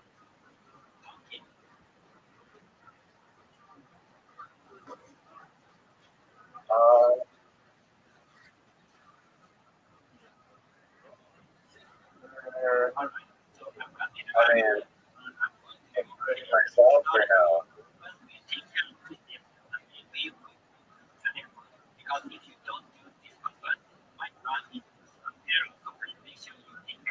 Why is it possible to install?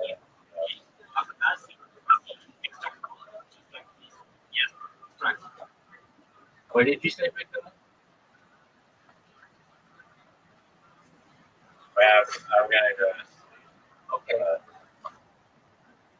Good God willing, luck with your podcast. God willing, everything goes well, my man. If it does, you know I'm the best. All right.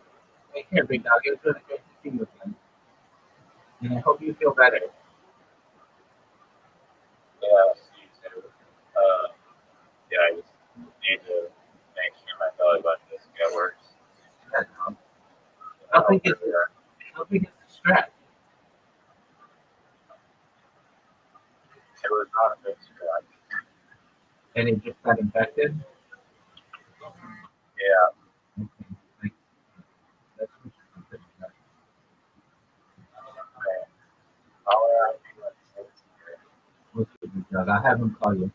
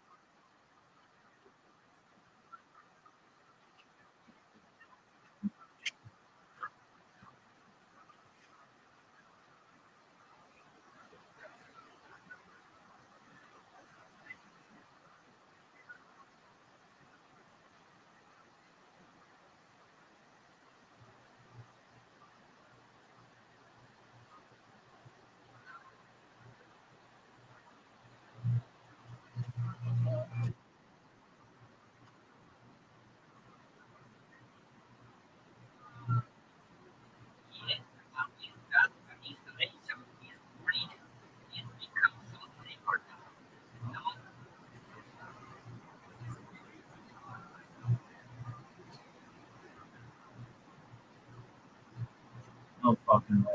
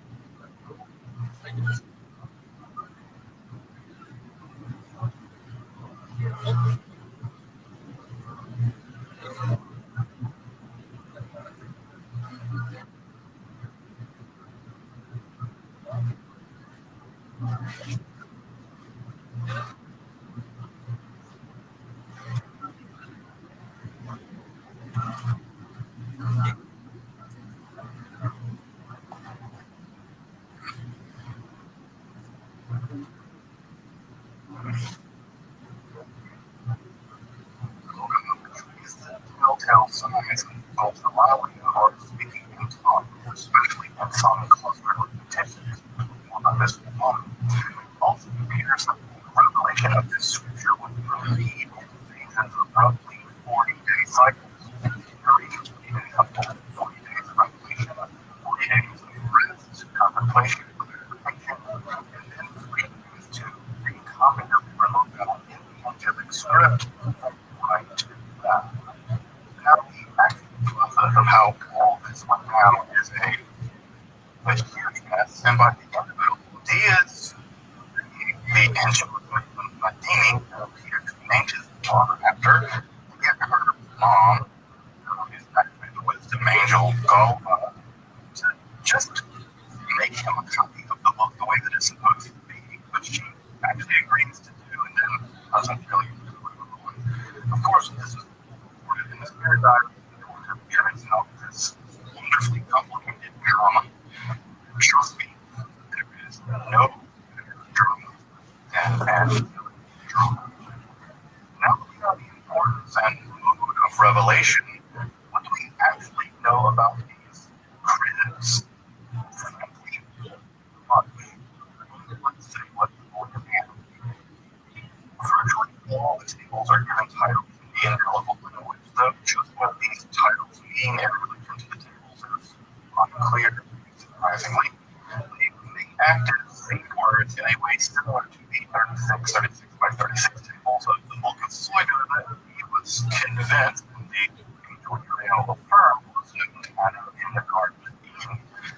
Though, as pointed out in other episodes of the Soiga table for generating using a mathematical algorithm not discovered again until the 1990s, that doesn't mean that it's going to algorithm to hashtag algorithm. Well, the first was composed of entire words, as I mentioned, 49 by 49 words, roughly 2,400 to be reserved for the quote God Christ alone. This really the text is running from the angels.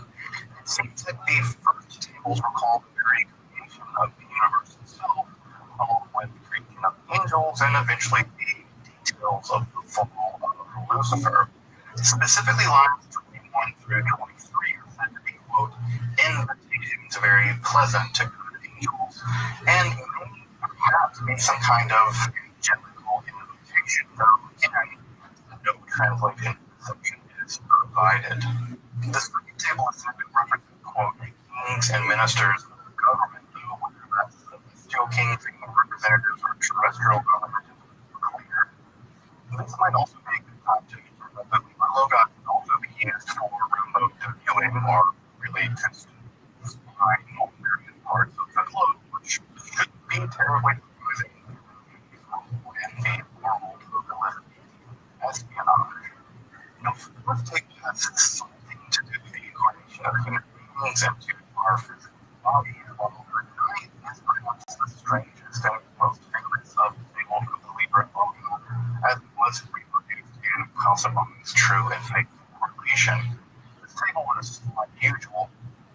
Unusual compared to other tables. All of this is pretty unusual, to say the least, because it contains numerous invisible corners and a circle in the center with further numbers, along with the name of the Antarctic Prince of the Sun and Sunday for Novo, written in a star-like pattern, kind of like a shining sun.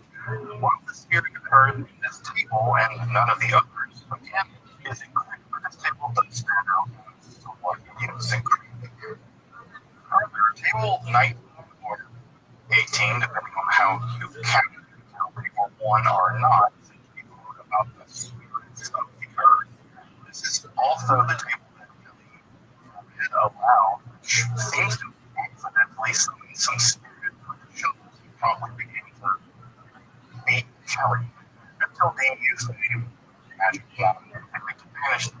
So don't read any of this aloud unless you want to be with angelic shovels. The remaining tables seem to represent the ethers or the heavenly realms or strata reaching from the earth to, well, the very throne of God. This is also, by the way, how you do the whole world setting by contacting the appropriate angelic governor of the appropriate ether. These figures were exactly stacked atop one another, but seem to interpenetrate each other somehow. Also, it's worth mentioning that this text is structured like a Hebrew book. And thus, in a sense, like Merkava tradition, one of these sins running through the will down to the fourfold average figure of text. This seems either lost or ignored by some occultists, with folks probably kind of going backwards or upwards in his famous workings. I'm not sure exactly how that works, whatever, but that's a thing. The last and 49th table is also usual. It's revealed by the ancient wisdom spirit of God, the final chaotic final period of the Antichrist as a kind of epilogue to all creation. Unlike the others, this table is written in 5 tables of 21 letters each. Though the formulation contains a total of 115 letters, which when manipulation and sideways can be reduced to 105 letters, which do actually make into tables. The final revelation of 49 is accompanied by horrible appearances, and it's said to represent the quote disorder of the world, with D noting that it was in fact a hellish wicked.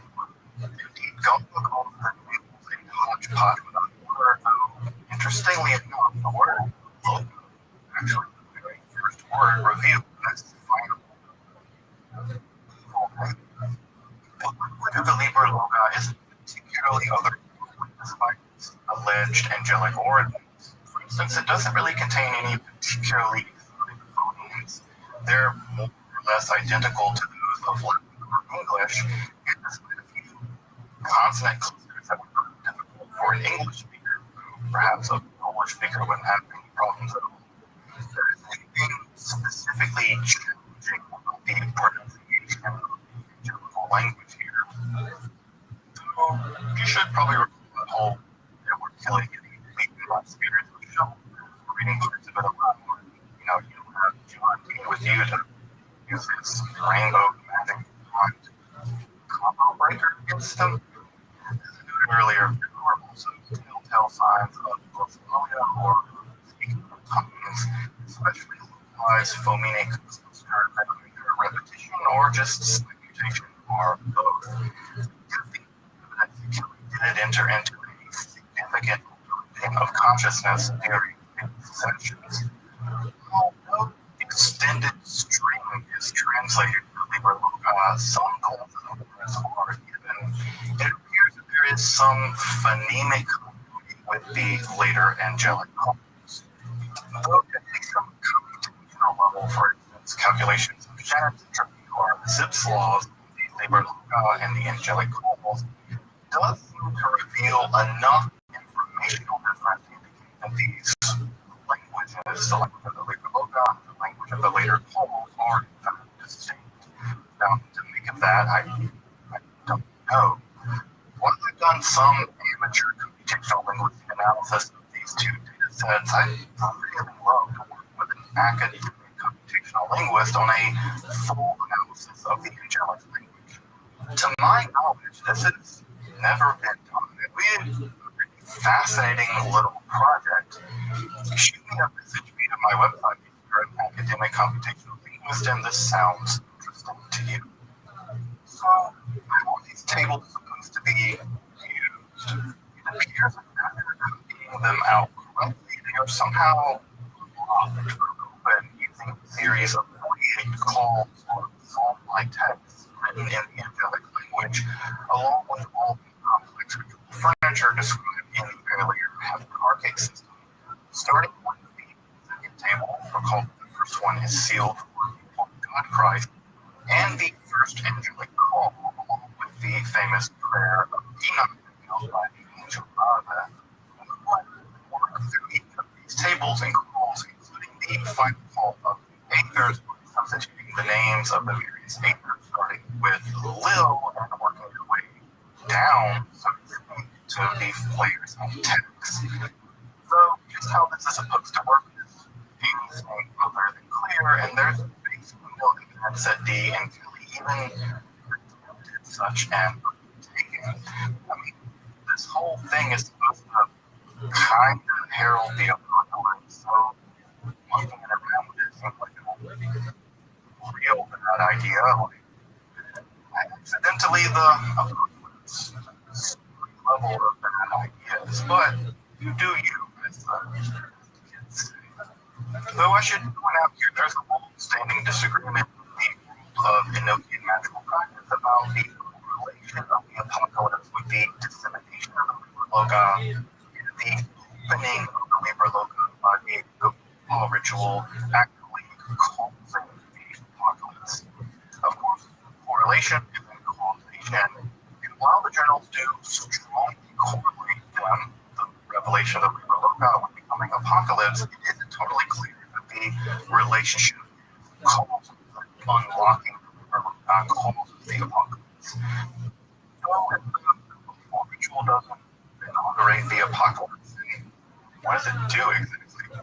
Well, good question, because as I pointed out, D and Kelly never seemed to have unlocked it or practiced it.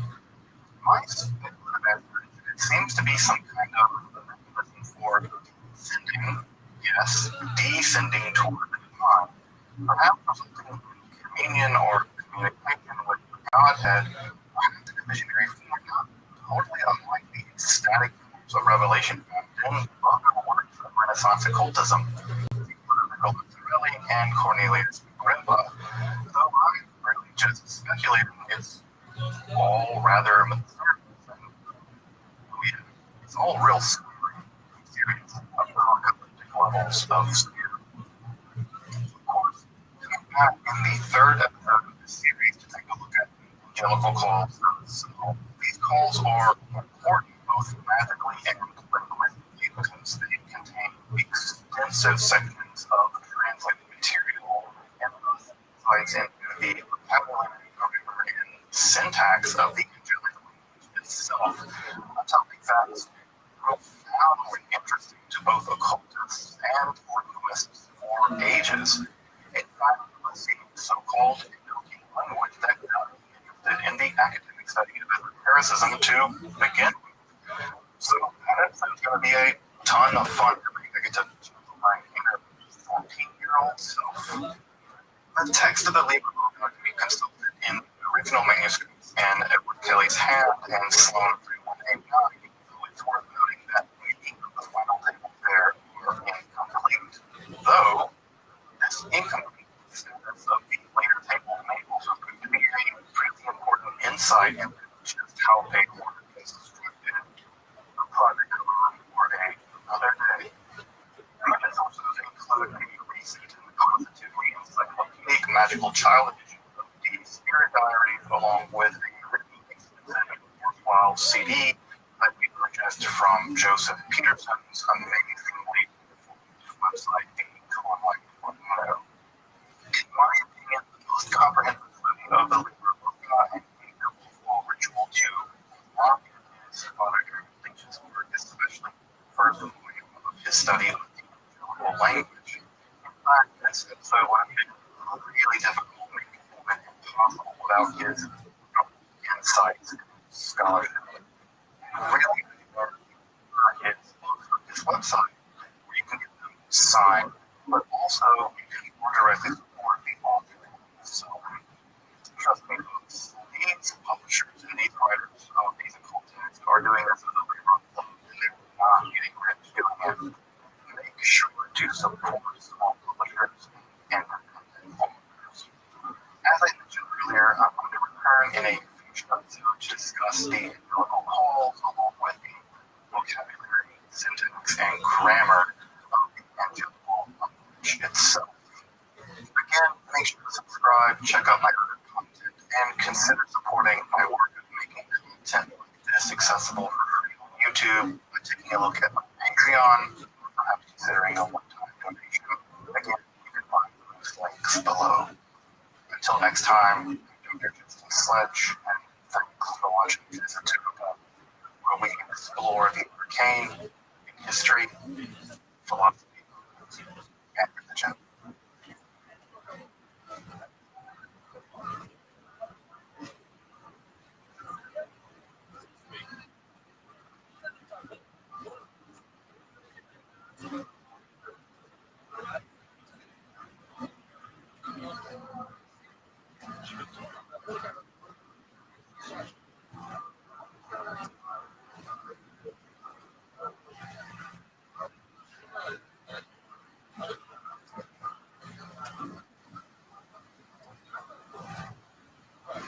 Parts of Jesus' claim to fame are the many miracles associated with him, from turning water to wine, resurrecting the dead, including himself, healing the sick, and exorcising demons. These, among other supernatural feats, are taken to be evidence of Jesus' unique status as a human being, generally, as a Messiah, specifically.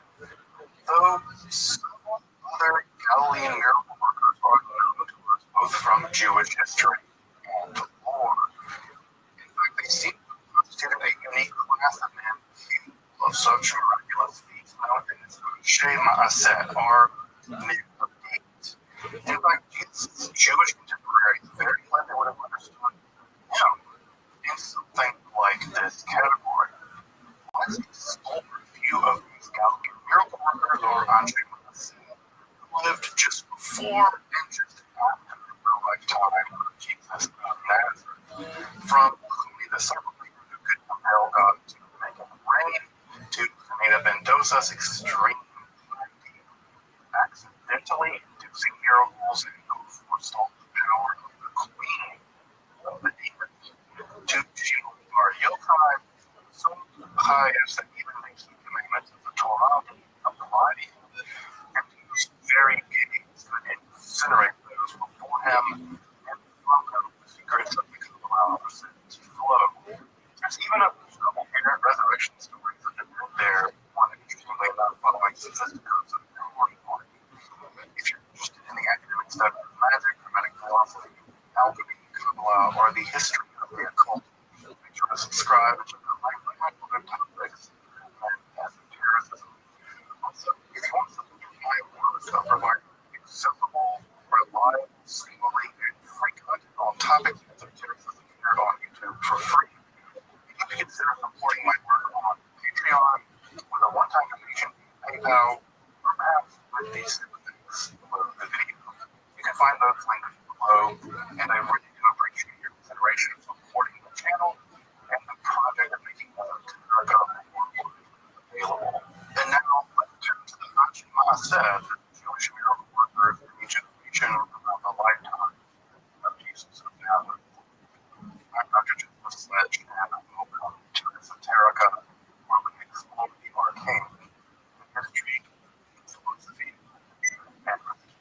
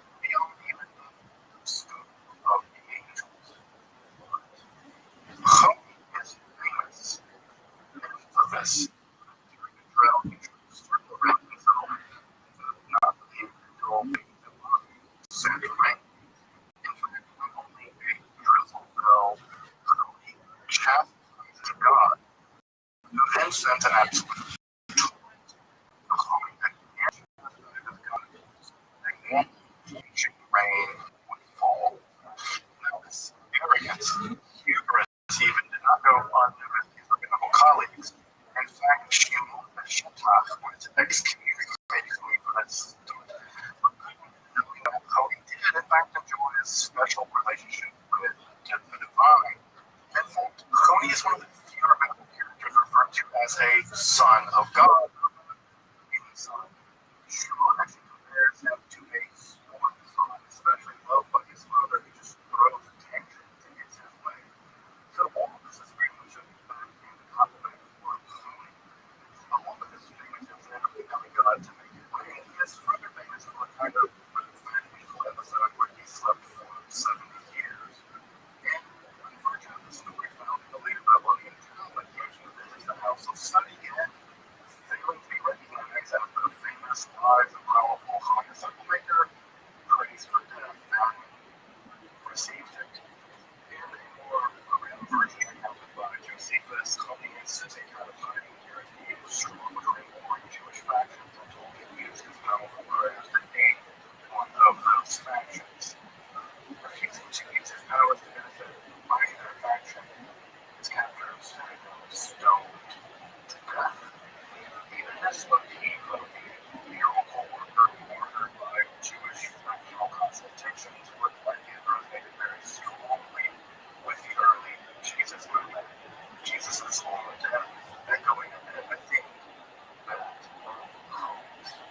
A generation later in the same region of the Galilee, the near continuity of Jesus would have been the miracle worker of Hanina ben Dosa. In fact, the Mishnah tells us that with the death of Hanina, the days of the Anshe Maaseh came to an end. Though, it may be more complicated than that. Known primarily for his intense piety and poverty and not his liberal rulings, Hanina seems to have almost accidentally caused miracles all around him. And conversely, with the impertinent, arrogant Coda, literature calls actually overly familiar with heaven, who is arrogant. Hanina is the perfect model of honest piety or chassidut, unable to even send offerings to Jerusalem because of his poverty. He would only offer a hand stone, unable to even pay the tiny amount to have others taken to Jerusalem for him. God actually sends 5 angels, and on account of his piety, magically teleport him from Galilee to Jerusalem. Again, an incident similar to those in the New Testament where pious poverty produces miraculous effect. In another tale, we find that Hanina and his wife were so poor that they subsisted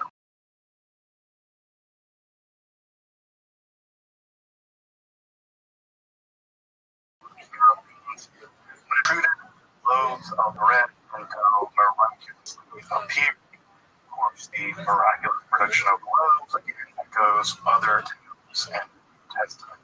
In another story, he praised his poverty in the golden leg of a table miraculous influence only to be returned by him with his private piety.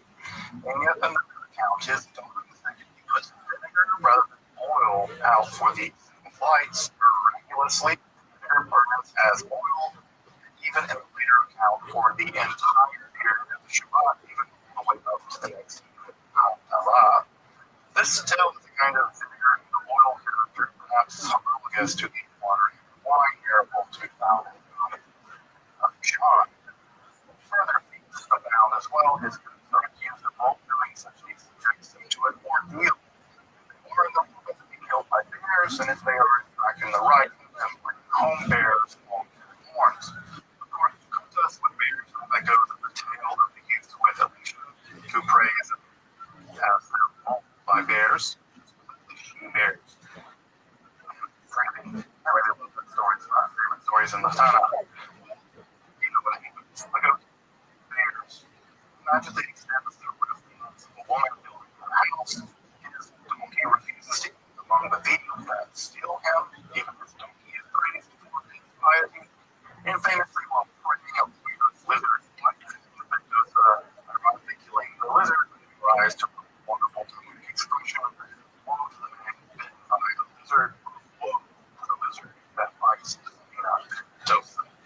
Of course, as the tale is told and retold in the series that follow, by the time we get into Talmudic literature, the lizards become brave, dragon-like scourge of the village, and the Hanina willingly offers up his leg to be bitten.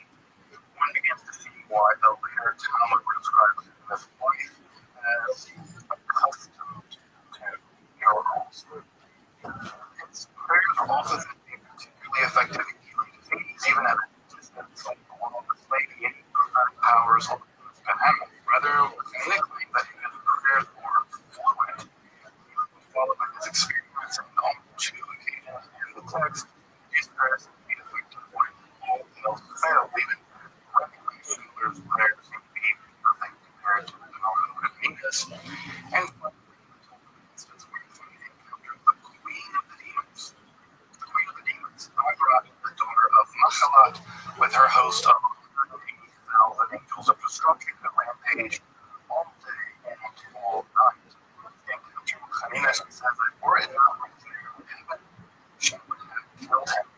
It was it never appeared in heaven at all, but there never been reasons to have been by ever again. But she begs for mercy and relents to the Queen of the Demons. Allowing her to rampage only on Friday and Wednesday nights. With Hanina in focus, the miracle story attributed to Jesus also began to make more sense. In this very specifically Jewish context, the preaching said, with people like Jesus and Hanina being very much like peers in that sense. I mean, they actually lived at the exact same time. They could have gone out for a beer with each other.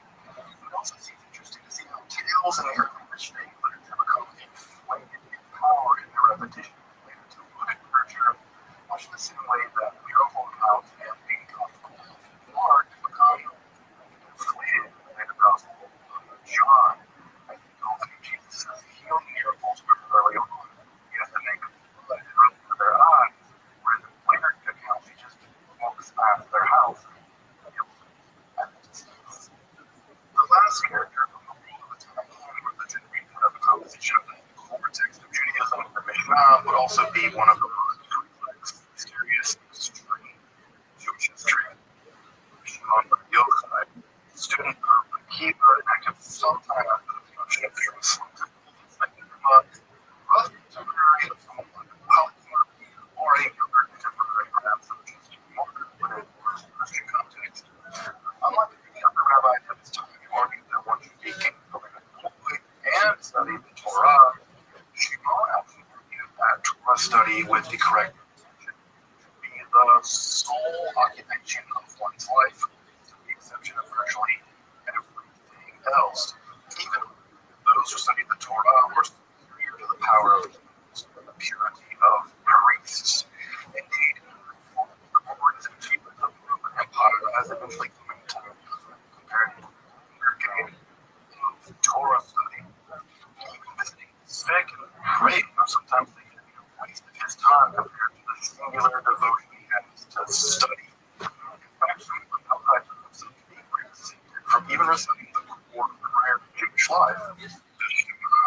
Which declared the existence of the divine, because he felt that he was basically dumb. In the fact that every member and the student of the Torah is an extreme devotion to study, even to the point of such a completely antinomian position of trouble with his contemporaries. But all of them admitted that his physical sanctity, even in his legal rulings, never obtained. Indeed, Shimon's notorious for invoking the Jewish law. He was famously permissive when it came to agricultural law, which affected most of the population, and extremely strict in other matters. This clarity, strictness, and levity can also be seen in Jesus' legal rulings as well. For instance, if liberality would come to the observance of the Shabbat, but his unprecedented stricture when it came to divorce. Despite this liberality, by Shimon Bar Yochai, agricultural law, he still infamously declared that person, even if the man is right, is still cursed before God. Indeed, he seems to have been shockingly self-confident of his own righteousness and that of his son. Since he declared that if there were 1,000 men of the highest order, he and his son Eliezer would be able to. If there were only 2 such men, he and his son would be them. Such that their righteous merit, that of Shimon Bar Yochai and his son, could walk up so judgment for sins created from the day the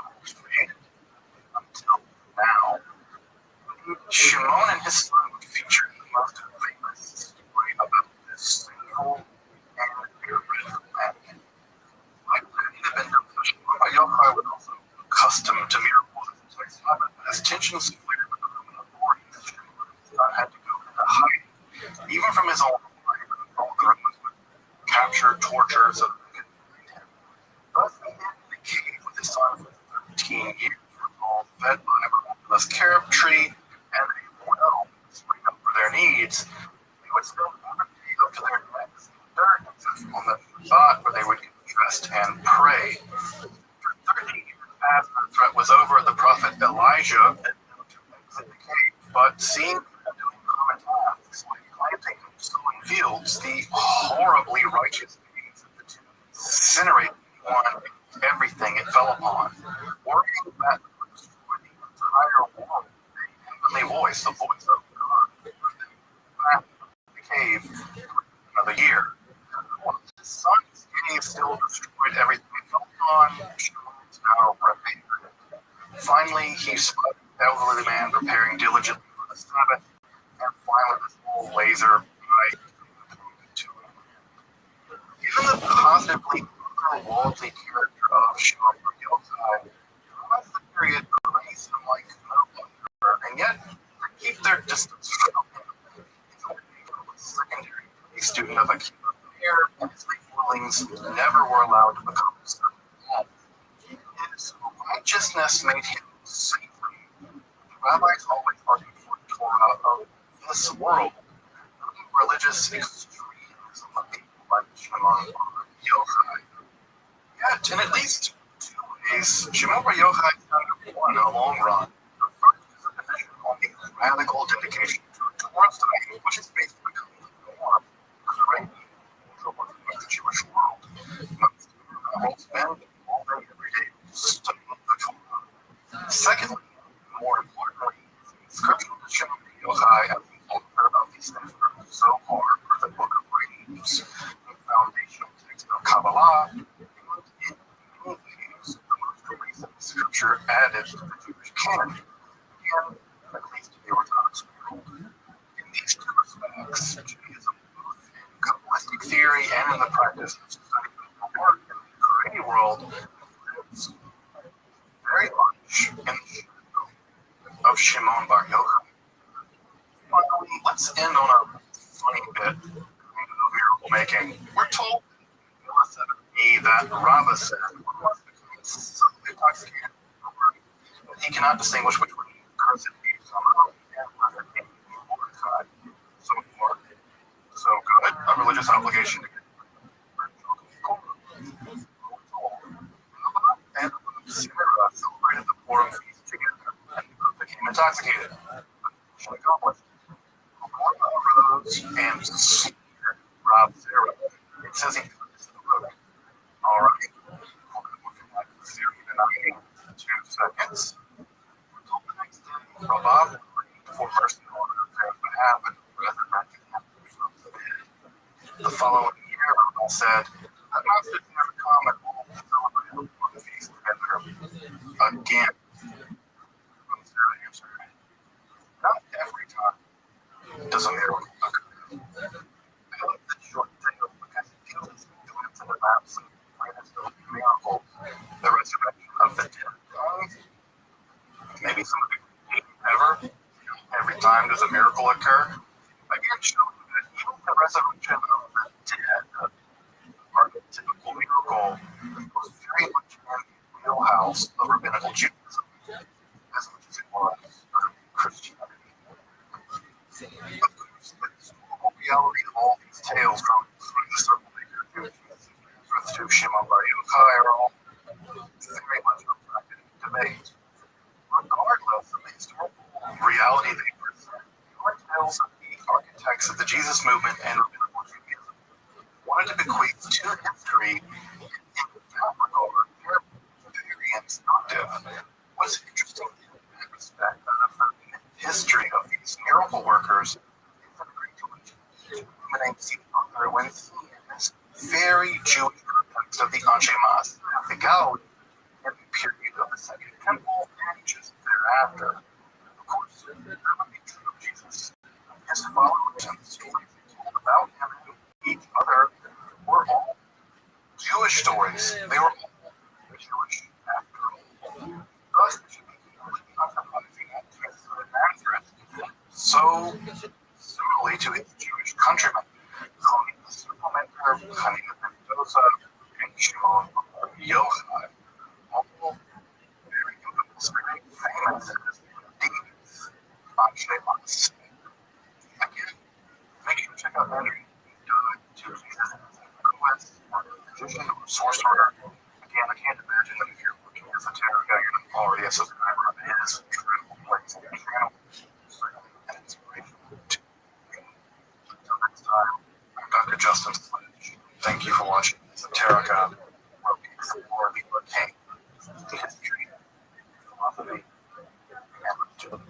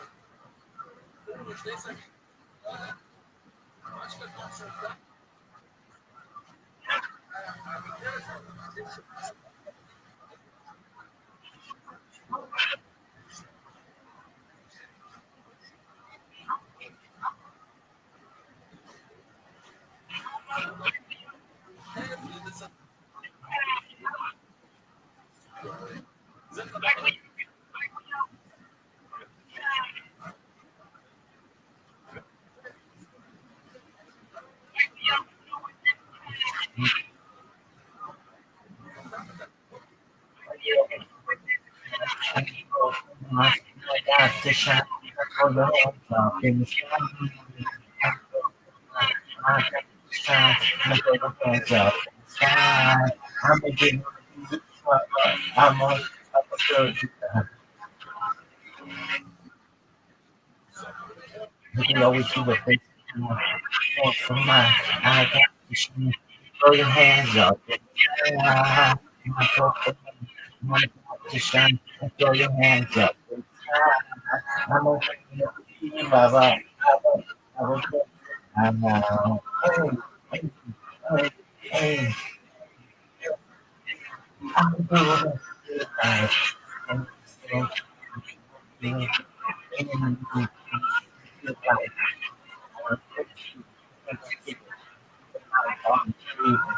like, feels like every planet, feels like every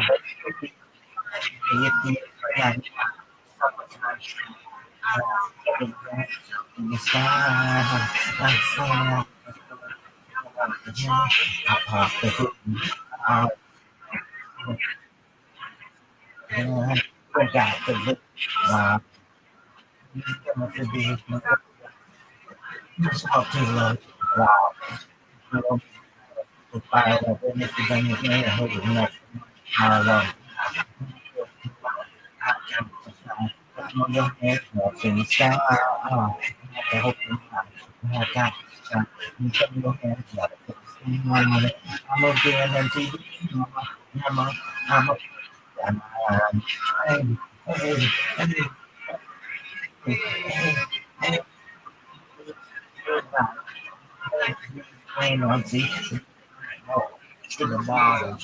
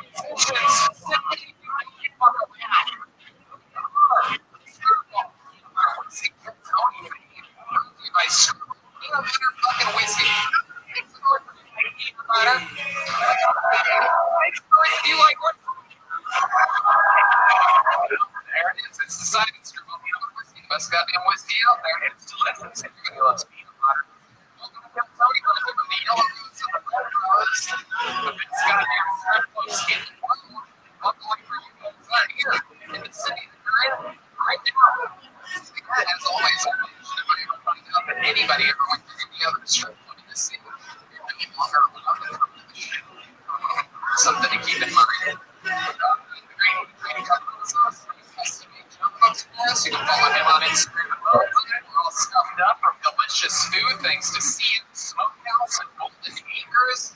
And I'm excited. Our friend is the barbecue master of Austin, Texas. Yoni is back, everybody. He had the coronavirus. Thank fucking God. Where the fuck's Yoni at? Look at this guy right here. Back. He had it. It turns out eating barbecue 3 times a day isn't the best versus the coronavirus. He lost 10 pounds. He's going to gain that back yesterday. I love it. And we're all excited. We are ready and ramped up for another show. But before we start tonight's show, we get about the amazing sponsors that made this show free for you podcast listeners right now. Guys ready to start tonight's show or what? How about one more time for this meeting? Michael Gonzalez on the drums. Fueling on guitar. And after taking his 2 weeks off, filled with antibiotics for the guilt of the coronavirus.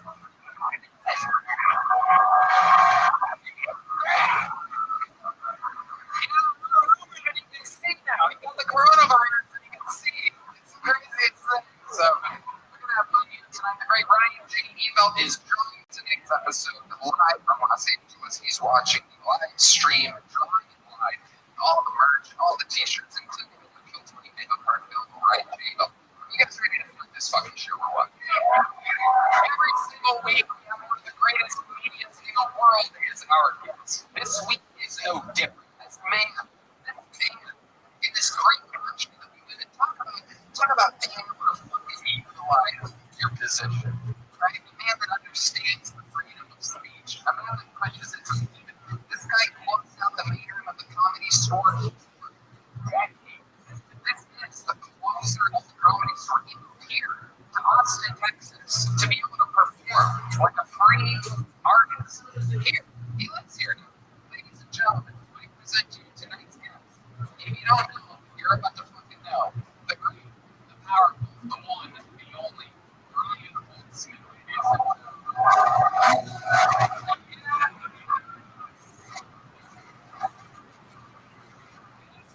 Your favorite comedian's favorite comedian. Yeah. They're Ryan Rothschild. Your favorite comedian's favorite comedian, Ryan Rothschild. Everybody. I love this doctor getup. I had no idea you were going to do this. I'm not a doctor, but I am vaccinating women only in the back of my pickup end of the show. My mom spread venereal disease. I know it.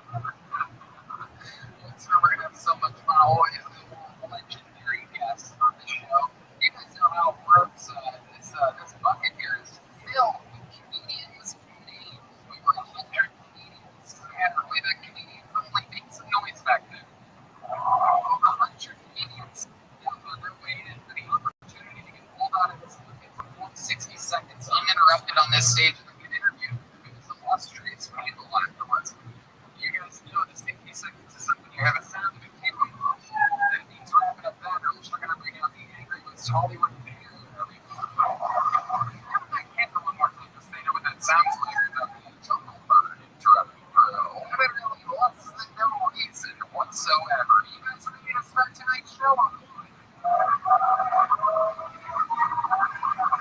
going to say, you just simply, I don't think you understand how we do this, because you have to make more noise than that. Are you guys ready to start this fucking show? This is Monday.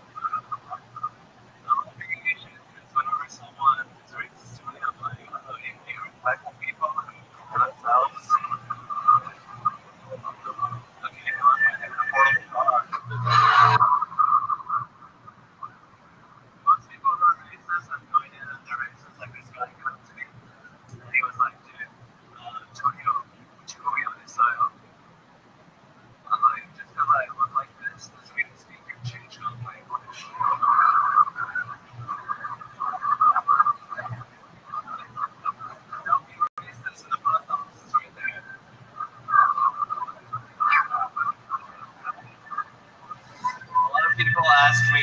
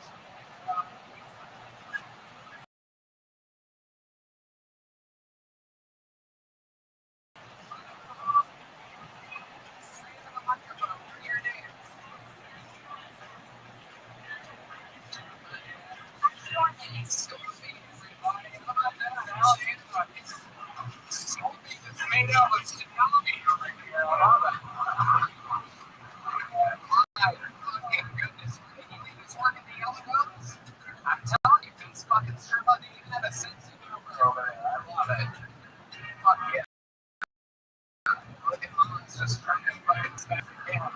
So what do you do? Where do you come? What do you do? What do you like to do? You like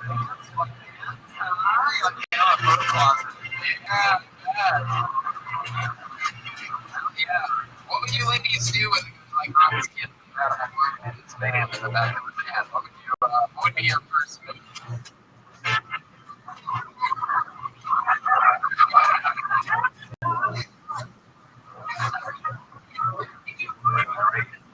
Oh, okay. To do that first. How about Stormy? Stormy, what would be your move on? I've invented something. Oh shit! Look at that, Hans. Oh, look at that door. And first, ladies, I love making things happen. Thank you so much for making out with my friend. Rose. This is Hans' greatest tricks.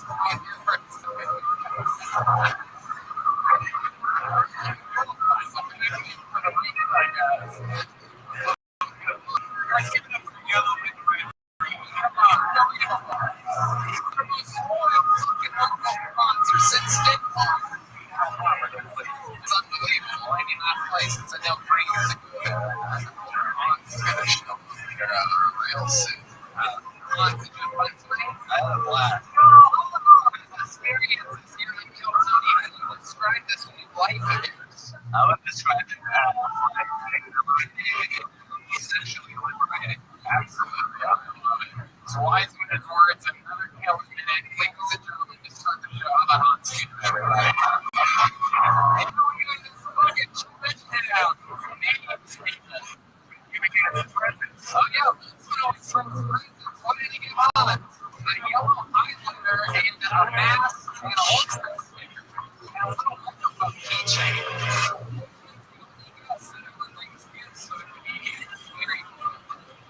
Alright, this was shit gets crazy. Anything can happen. Ladies and gentlemen, this is 60 seconds uninterrupted and then an interview with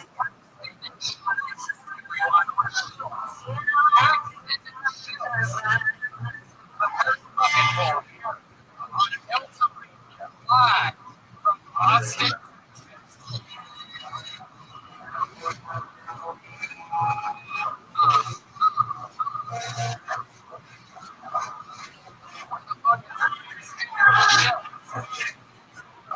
Here he comes.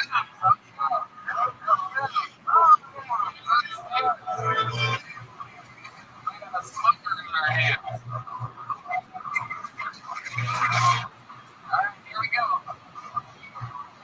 One more time for backstage shoots. Me. Frustrated. She was gonna help. You gonna try? I am super curious. Is it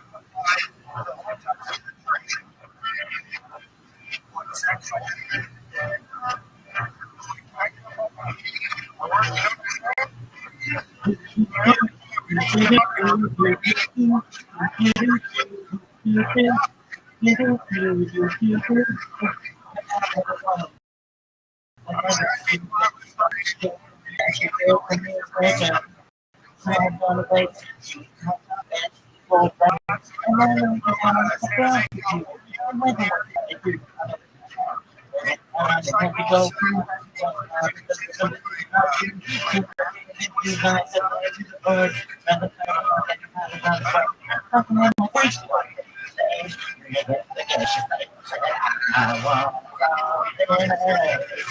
to get me to that second line.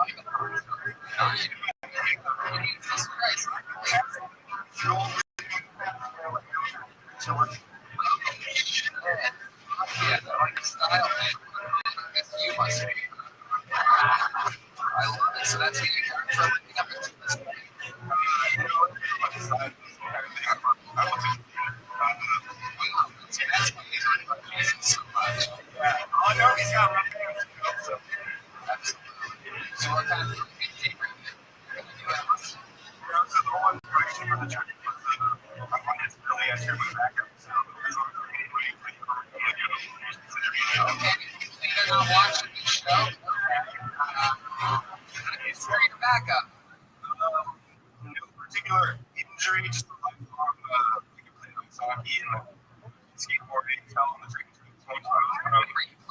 Goalie on the Mighty Ducks, right?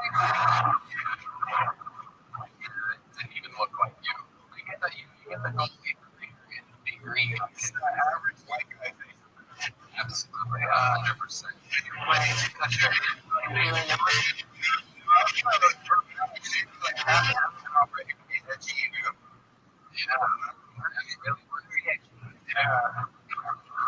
Great, super good. Round guy, nothing better than that. Yeah, working on it. Take a little bit off the fucking circle. I love it. What do you do for fun? What do you do at nighttime? What's a guy like you? What's the nightlife of backstage? Sort of a lot of weekend. Okay. All right. What do you do after you smoke the weed? Well, in San Jose, I hang out with my friends. Do coke. Oh, okay. All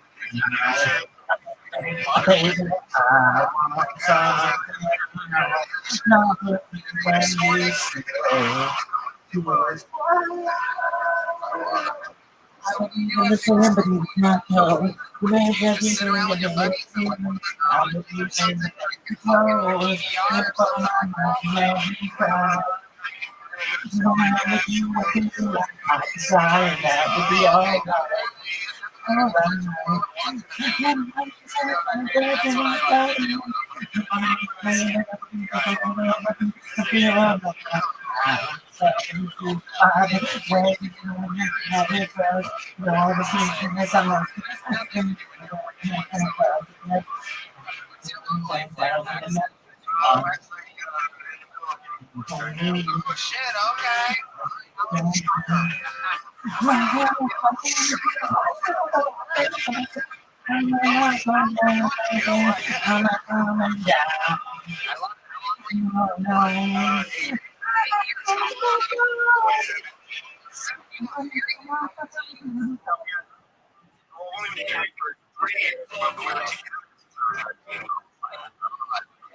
What is she?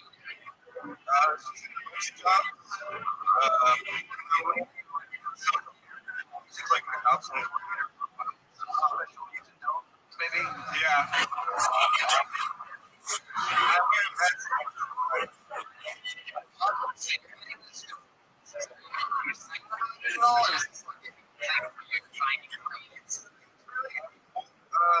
Because I think we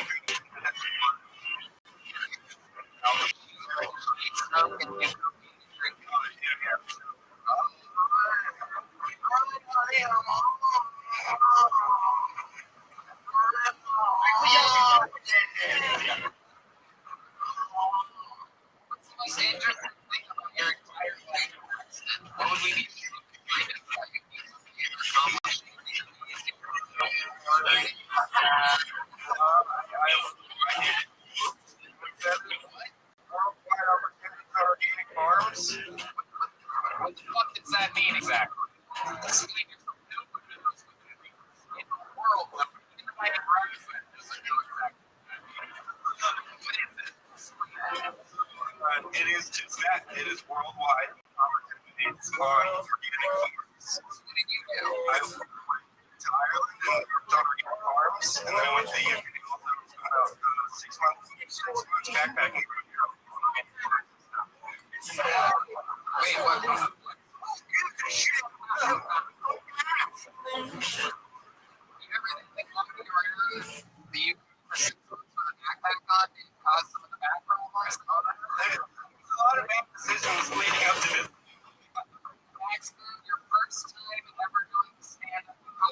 Cherries here.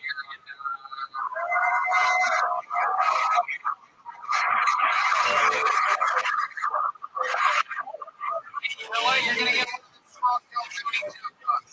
There you go. Congratulations. Accident shield. How cool is that? In San Jose, shows like this. California is shut down. Red Dan and I plan to come here and do shows like this. Be able to see your beautiful fucking unvaccinated faces. You know what I mean? There's no trophy.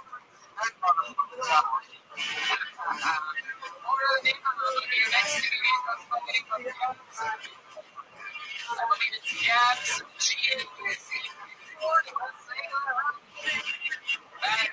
on this one. We're gonna see what happens. Here he comes. All right. Let's get it.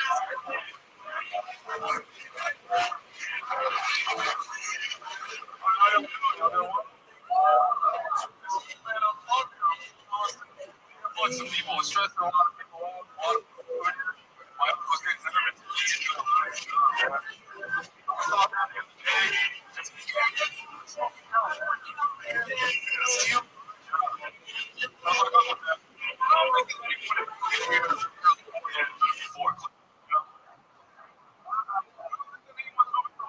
So we ended up with landscape. We wanted to be okay. I was watching Family Feud the other day. Family Feud's a weird show. All it is people saying the most sexual answers to the most banal question. You know? Like I was looking at this episode and Steve Harvey was like, hey, something orange. And this lady was like, orange dildo, Steve. What the fuck did you just say? Orange dildo. Like, you're the first one to dildo? That was the first thing. We should just rename that show to Horny Even Western Wives will say anything. So that's just essentially what it is. All right, that's my time back. You knew that was exactly a minute.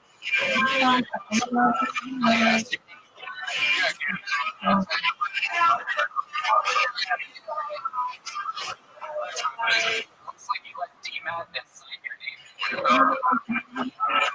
You see, why is your name? I'm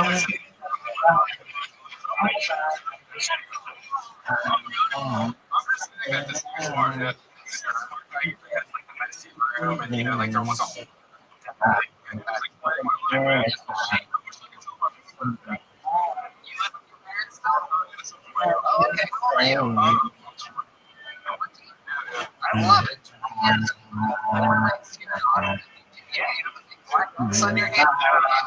Alright.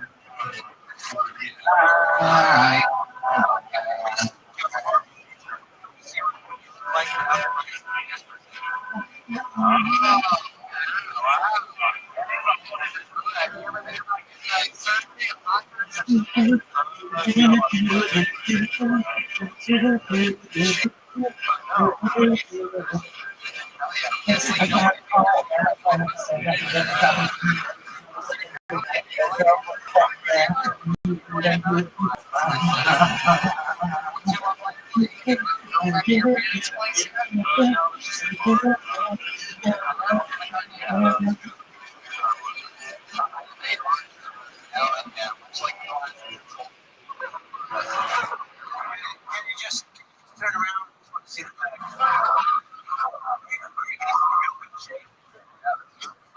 There's some baggy jeans Is your mom know your clothes for you still? Okay. All right. So, when's the last time you got laid in this laundry? Or have you had sex? Or just a little bit of you seem like the kind of guy, that'll comment here at the girl's butt. Last time I had sex in my launcher, shit, come up and up. Okay. Who's this girl? Yeah, where did you meet her at? She, I met her. I'm from here, so I'm driving hard. Your parents watch the show or something? What are you so nervous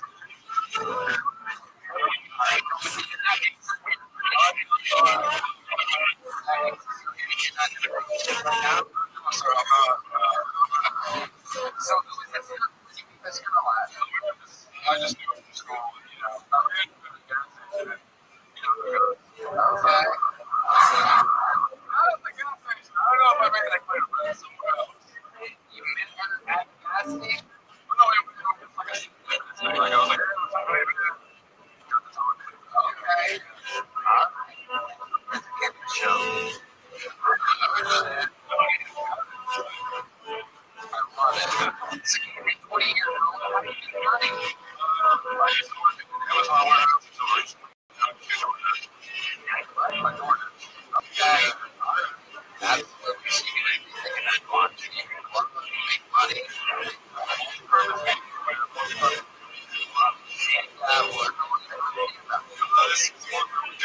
Yeah, it's your Number two.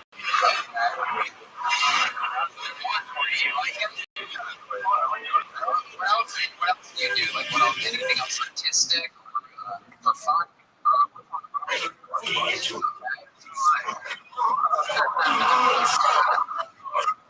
Other than watching movies and like, you do anything? Like, you go out with your buddies? You do anything? no, not really. I'm a homebody. Yeah. No, I don't. Sorry. What do you do? Okay, what do they do?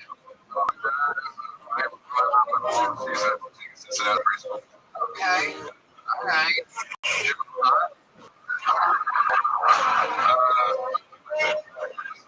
I think that means she is. Yeah. Your friends tell you that your mom's good?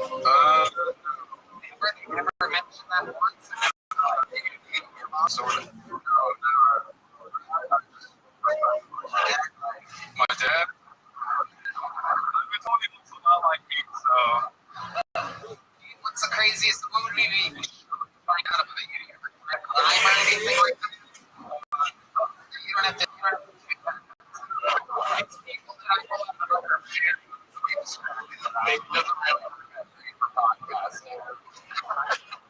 Craziest thing I've ever done? Yeah, like something we'd be surprised. You seem like, this is like the Clark Kent version of Clark Kent. Like, you're like, if Clark Kent was Superman, like you're like that Clark Kent. Like a boring version. Yeah, I went to Hans' he has like a heckle mic at the Royal Room, and I think he said I looked like Disney or something like that. Okay. I like my version better, but I'm going to stick with the question here.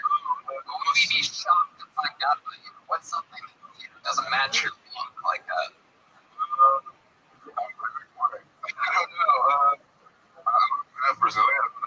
let me ask you this. Have you ever gotten any lived with your parents now for 14 years? Have you ever gotten into some of the trouble you ever gotten in at home? Oh, shit. Come on, you know what it is. I don't know, like, sneaking girl and stuff. You snuck a girl in? Like I'm supposed to know that. Multiple. Where do you see? You see through a window, a back door? What's the door? The back door. Yeah, like the fucking butthole, dude. Like that. Have you had butt sex yet with a girl? No. What's the, like, you did anything with a butthole ever? Or finger?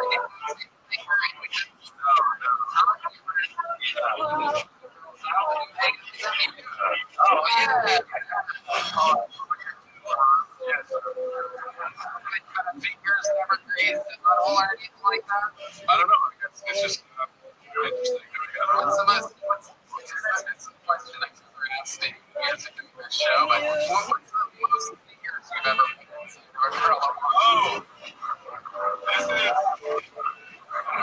actually a pretty pertinent question. I was gonna say, I can't believe anybody knows the answer to this. It's you. I feel like I don't know, like the most I've ever done is like out of 3. Yeah. Wow. 3.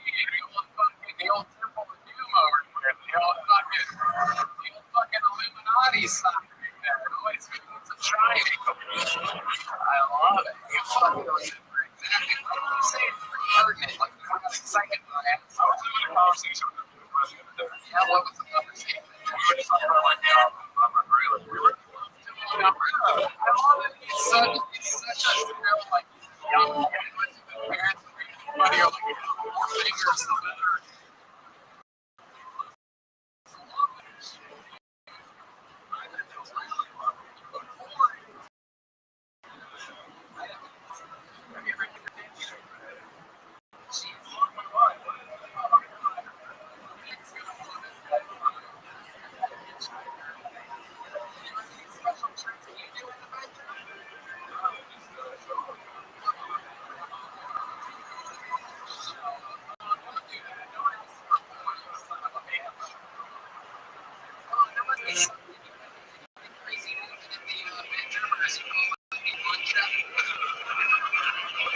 Well, I wonder what it's like.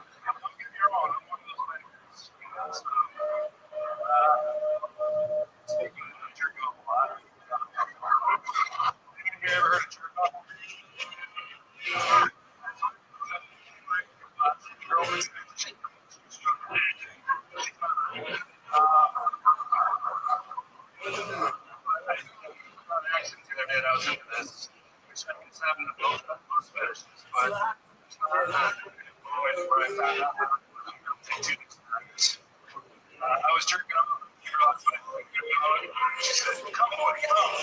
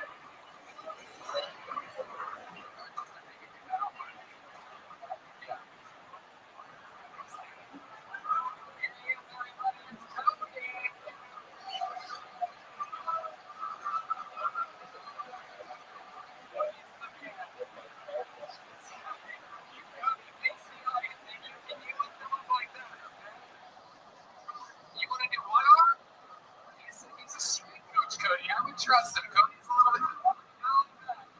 I like that. Yeah, Cody refuses. You gotta go like that, yeah?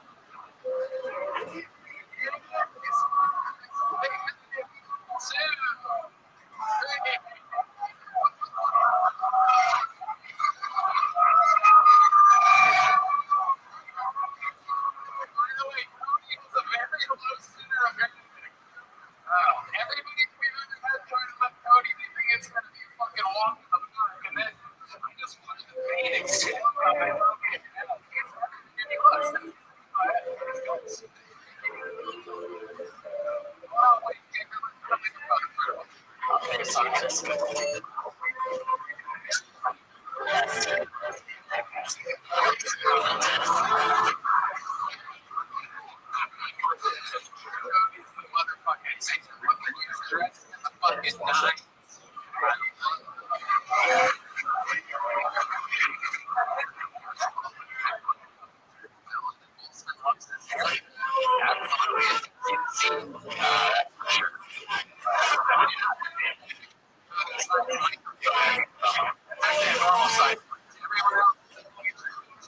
It looks like the Bob Barker microphone.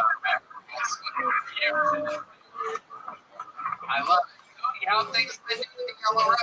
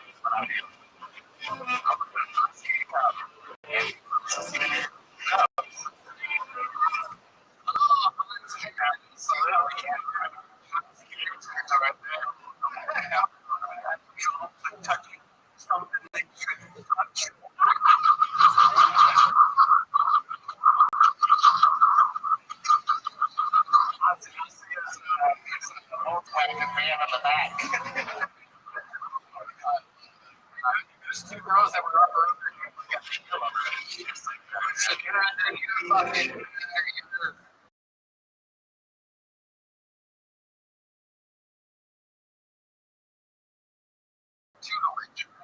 Hell yeah. And you can fire strippers before. So, how does that go? Pretend like I'm a stripper and fire me.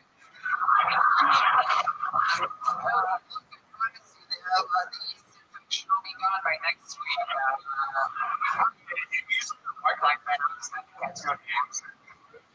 That's good. That's what you like. There's so much to do. And I'll come after. Right? Yeah. I'd be surprised that you see. Come on, let's go.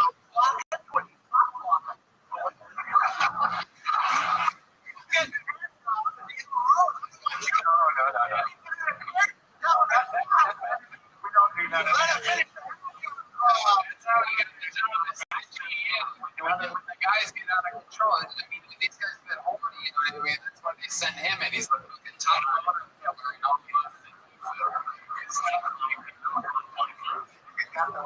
This guy is soft and all heartbeat.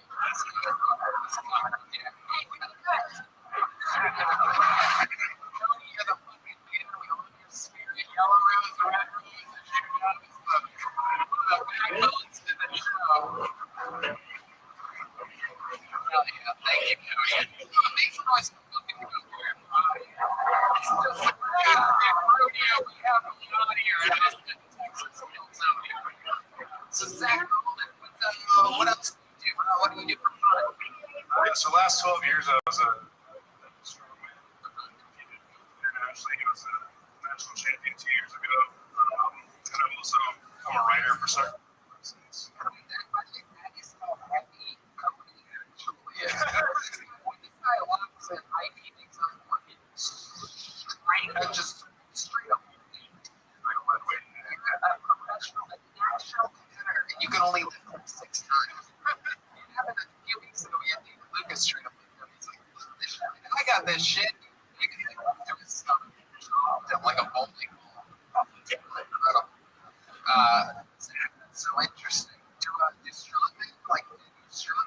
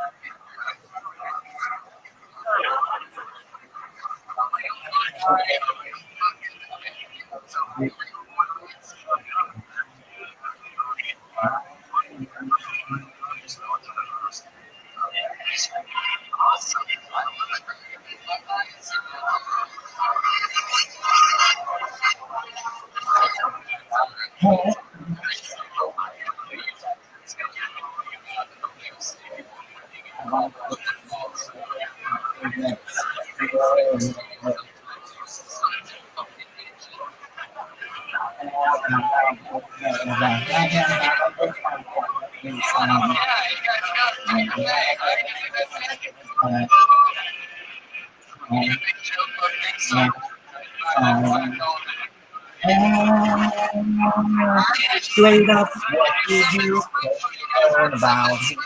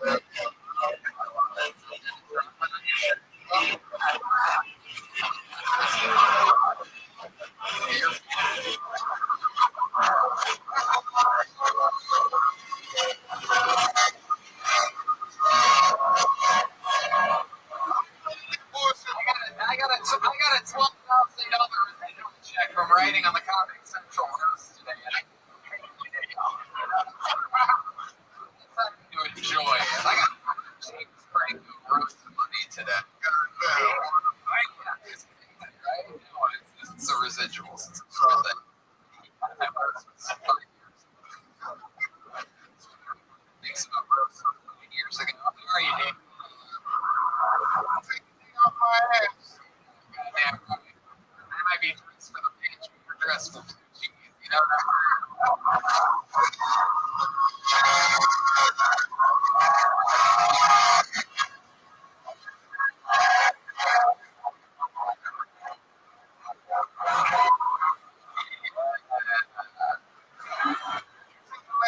London, we talk about Australia. Okay. Blood sugars are laying down on that. You got that problem with that because that's the color of your sheets out of your phone.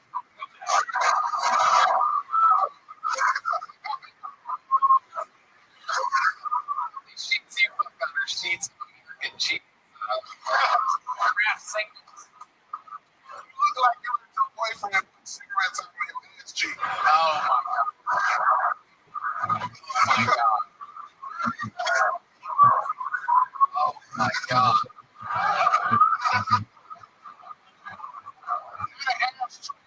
Ass tree. Oh.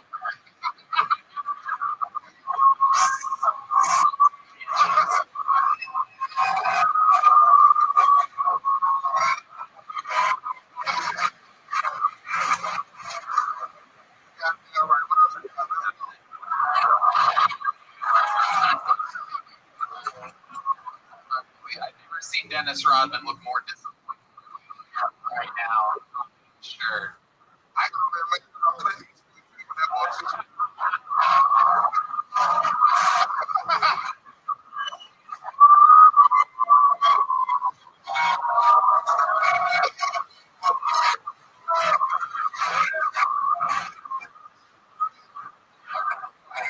Did I mention how fat you are? You want to be shot in the ass or something like on your stomach? Why would I get shot in my ass? Oh, like, I feel like someone got up and bit me. You watch more stuff and then you turn it off and the heart rate starts running. Yeah, this is unbelievable. This is fiction.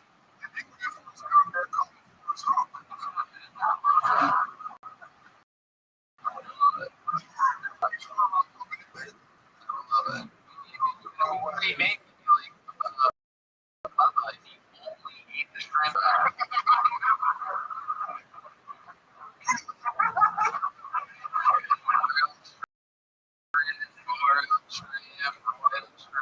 Shrimp cocktail, shrimp. This you Jenny didn't make this. Reference. Okay. All right. Sometimes Jenny's that was touching on her. Yeah, I'll say I'll take it. Look how big you are at the top and small at the bottom. You're built like a living apartment building. I love that. The tumble over. You built like a temple. It's not even have a string coming out of my head. I've got a string right there.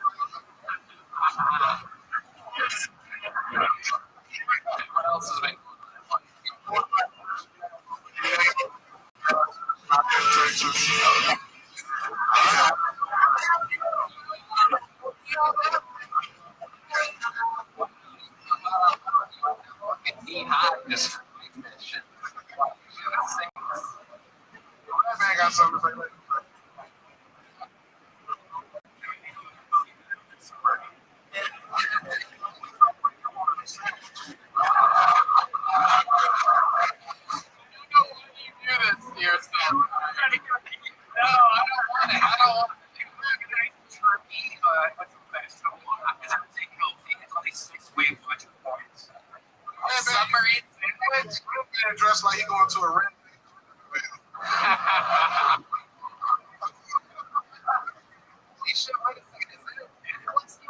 that fucking thing. Oh my god, you're wearing a fucking choker over here. Oh my god. Look at that thing. If you laugh too much, that's gonna pop everywhere.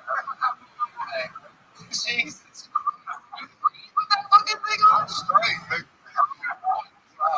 you're gonna get this right here. Round, not straight. When you get that necklace, let's see it, huh? Shit. I got it. That is a fucking tight chain. Wait, did that pop off one of the bicycles you tried to ride? It really does look like it's joking. Oh, good, bro. This is fashion. It's tight fashion. That's the game. What about tight? Yeah, I'm being an Asian girl.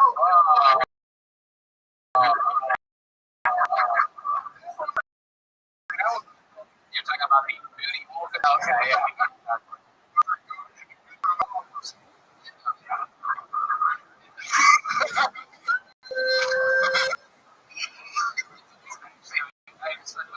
It doesn't even make the noise. It's super silent. Super silent. It's on the border situation.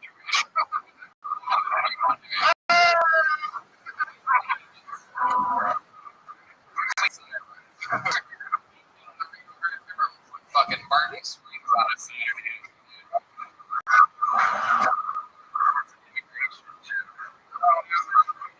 David, you are unbelievable. Every single week we go back and forth, and you're fucking. We love you so much. Be sure to check him out when he's doing shows at your headlining. There goes. Back to the point now. You guys haven't been out for tonight,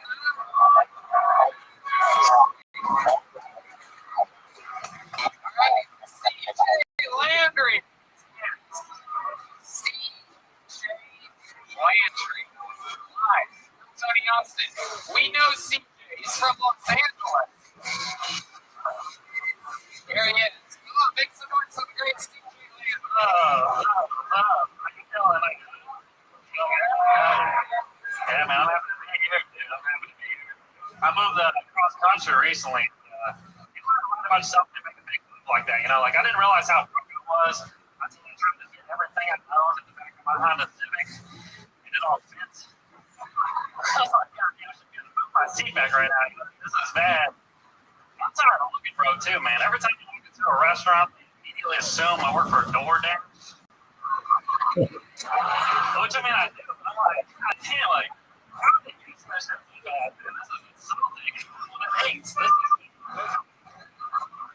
I was doing everything for money last year. I was Ubering during the pandemic, during the protests.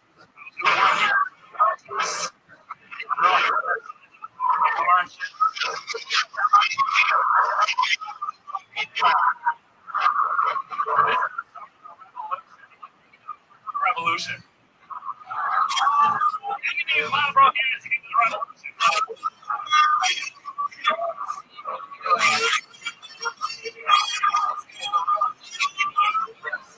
From Los Angeles. When I'm out there. What's the name of your crew again? Dome City Comedy Tour. Dome City Comedy Tour. Let me tell you something. You guys were going it out there. Yeah, it really hard, man. It was nuts. Yeah, we were lovely Arizona.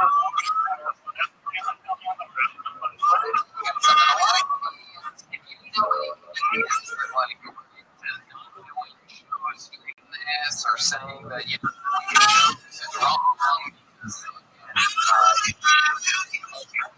place. And 100% of the time, they cannot self-pitch the show. So they're rationalizing they're not working on a fucking global pandemic. I gotta do this podcast right now. I love it. Don't be right, this is the book with the names in it. Don't be in there. So CJ, tell us about us. So you've been on the show back in Los Angeles. You haven't been on since then. It's years since we've seen you. Yeah, been a couple years. Tell us, catch us up on anything interesting.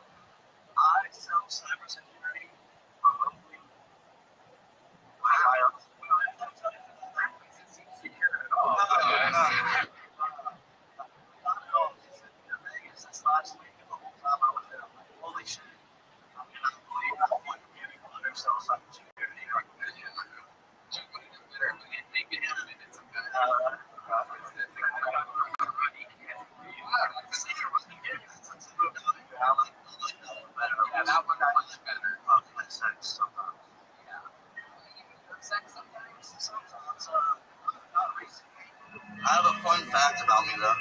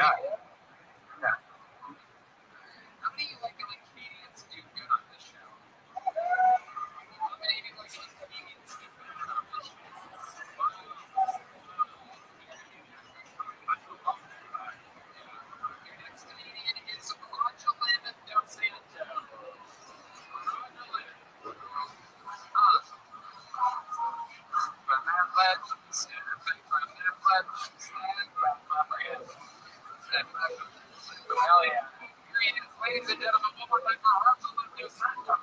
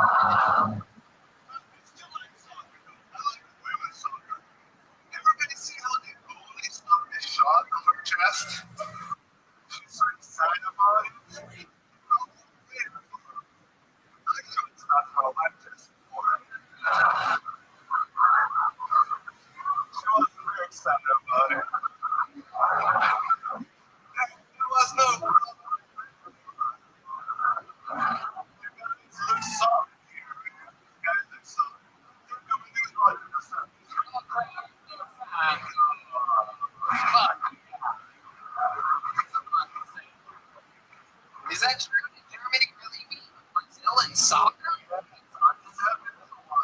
my God. Germany did great sports. They never run out of gas.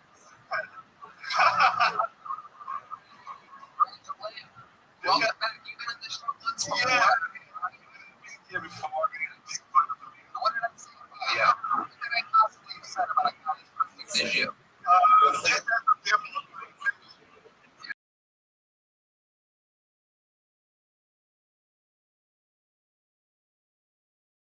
What did I say?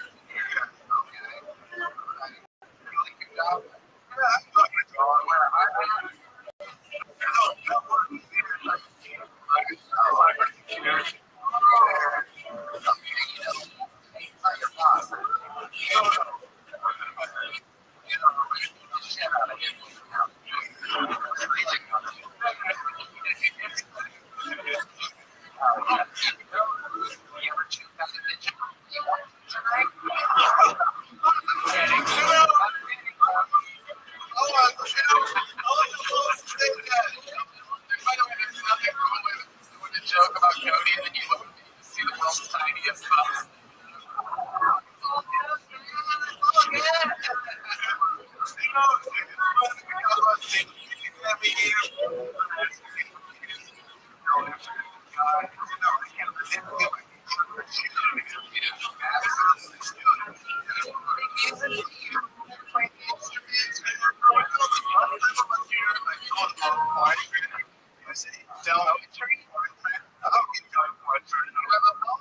How many of you want to hear a poem and have big questions? How many of you barely understanding poems? This is a poem from Rothschild. You have some poetry music if he's having an artsy shit.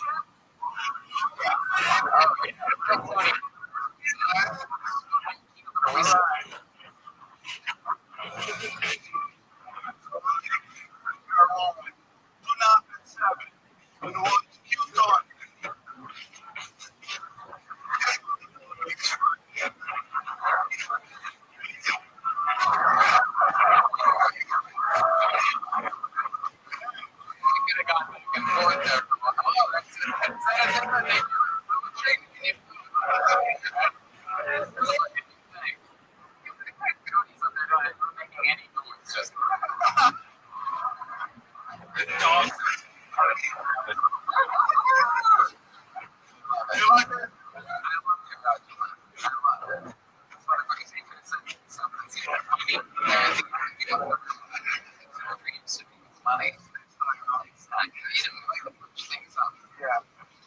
Rothschild, you married? Okay, she's Brazilian as well. She's a white lady.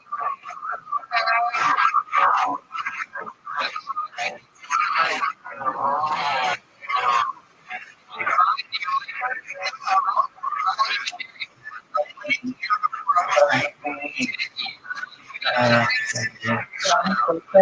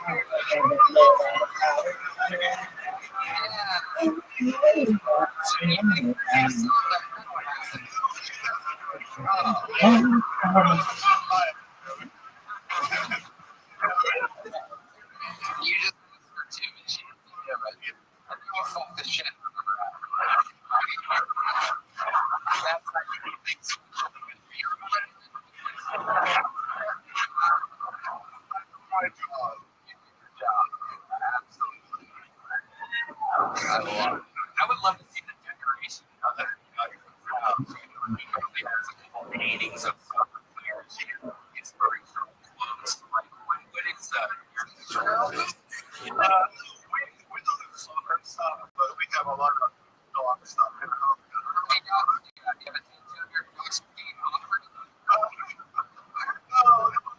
I have a eagle, Oh, that's a eagle. Show the audience that real quick. Show the audience. Oh, okay. The eagle get angry. It's normal when it cracks. The eagle get angry. Okay, show us the normal. Yeah, that's normal.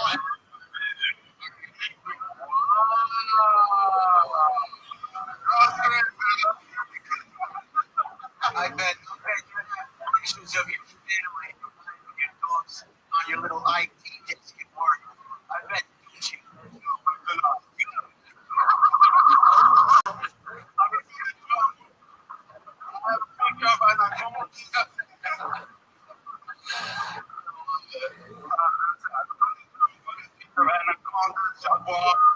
You have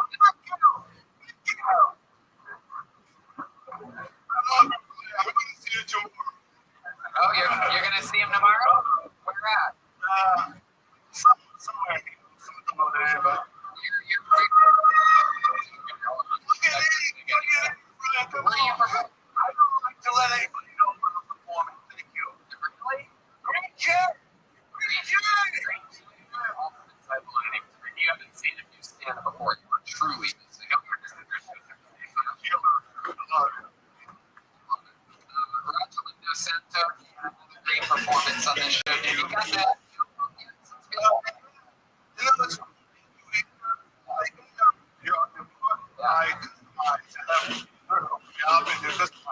I love it. It's already got one. It's got some good points to talk about. That's all.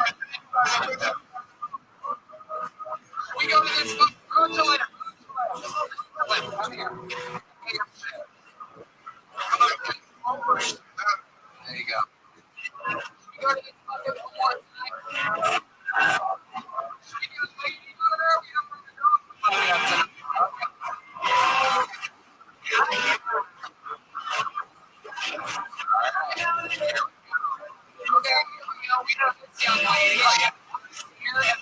She's been on the show. It's been a long time. Ladies and gentlemen, this is great. Smile, everyone.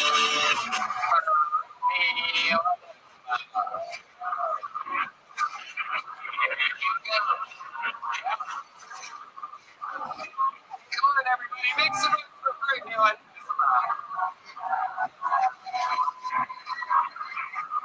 Abortions were recently made illegal in Texas after 6 weeks from conception, which is a huge bummer. The good news is that staircases are still legal. Hang in there, baby. 6 boxes open all year round. Actually, as a woman, no matter what you wear,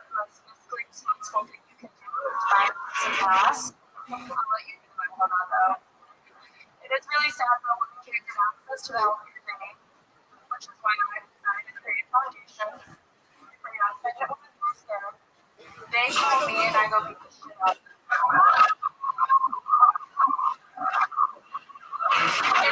Vigilante justice, baby. You gotta make that. Let's just make you one.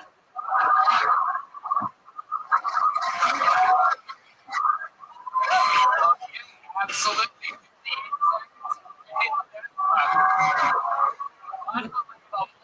Best performance we've ever seen you have here. It's been a few months since we've seen the shows. Tones, which recently simply no longer business. They didn't tell anybody. They're not even anymore. It's democratically voting.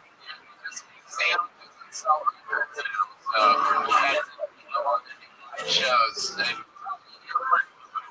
shows it's more coming out. It's really, really crazy what they're doing. If you want to, you can leave bad Yelp reviews. And you felt about them. Brittany, that was amazing. You've been working hard on your stand-up, huh?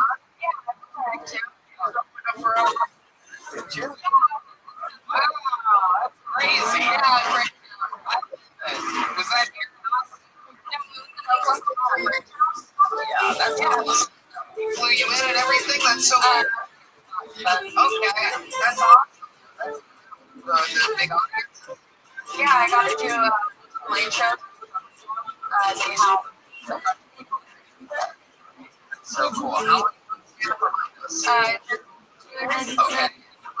All right.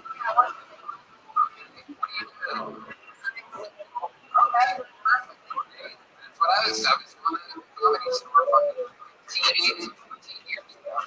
That's the same Jim Carrey, Letterman, Sam. But you perform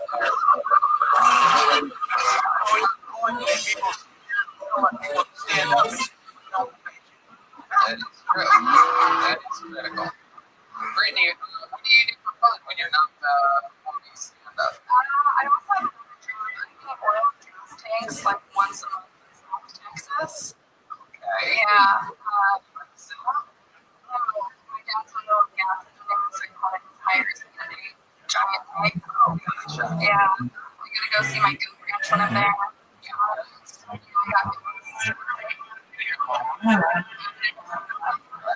That's like that. I'll show you some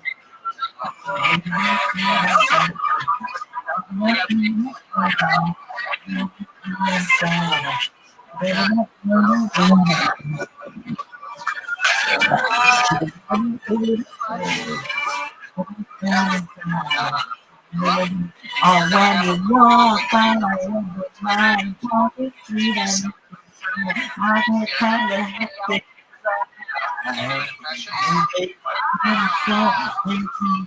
I will keep you on the knee. All the things that put you in my mind. That's a sweet, sweet baby.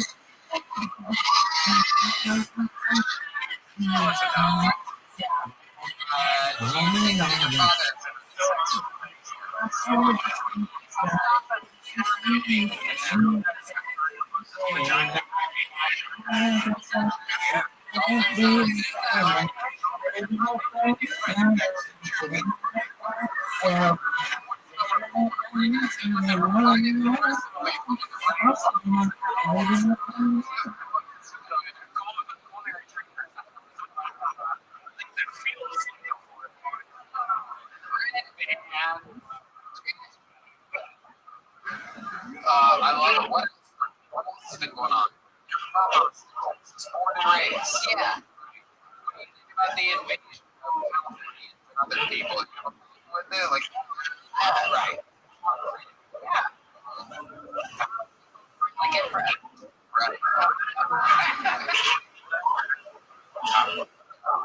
Stephen Lucas right now. What am I now? You're an Indian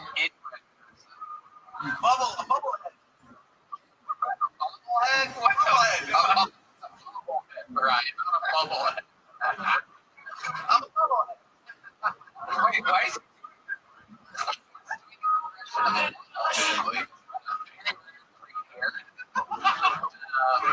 530 or 40 episodes, and we never had anyone do a bobblehead. So you'd be surprised what you can see here. So he's always serving up fresh episodes. I love it. Anything else crazy happens since you're on the show? What's fun? Anything exciting? Austin, Texas is crazy.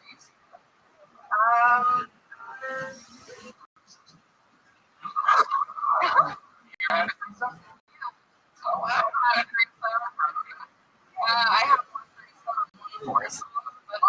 What was it? 3 guys and you? Or 2 girls? It was 2 and 2.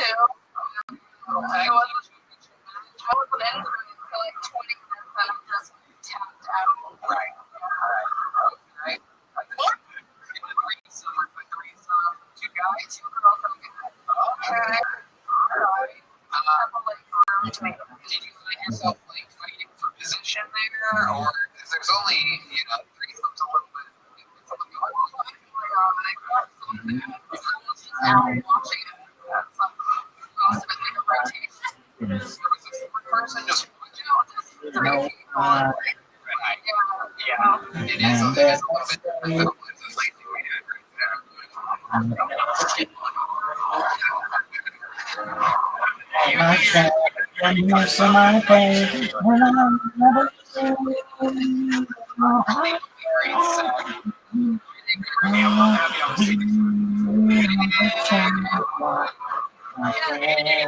awesome big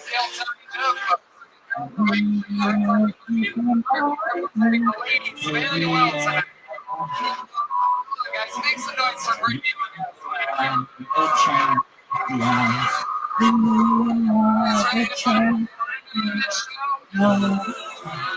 Ladies and gentlemen, this is the part of the show. It just so happens to be the longest standing right in history of the show. This guy recently opening for Joe Rogan, opening for monsters all around the world, doing his own crazy shows. Ladies and gentlemen, this is the Big Red Machine. This is William Montgomery.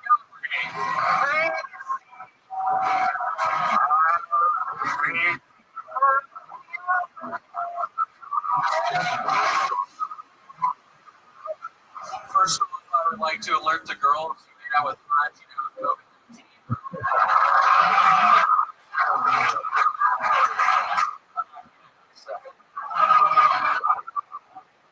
Watching the movie Pearl Harbor, maybe what's Japanese and come back to finish the job. Please come in, prove it. We need to include the Olympics to be more inclusive of gay people.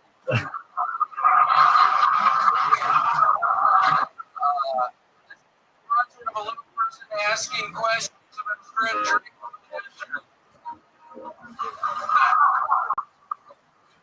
Okay, it says here that I think like a soccer ball. Is that a euphemism?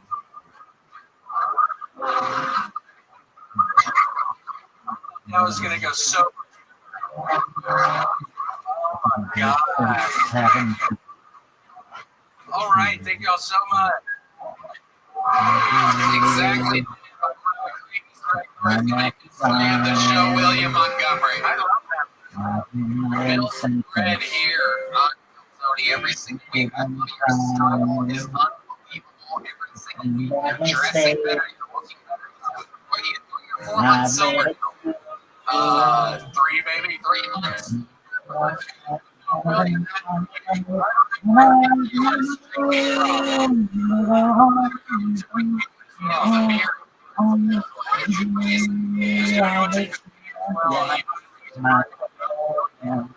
for those of you that don't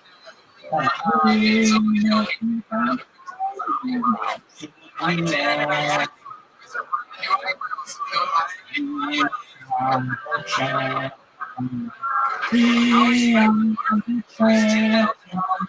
$2,000 for the new iPhone. Are you permanent? Yeah.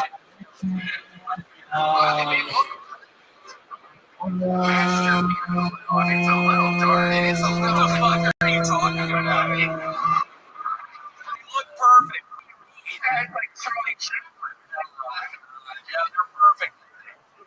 That Sharpie marker is incredible. I love it. $2,000 fucking dollars, and I swear to God, I never got it.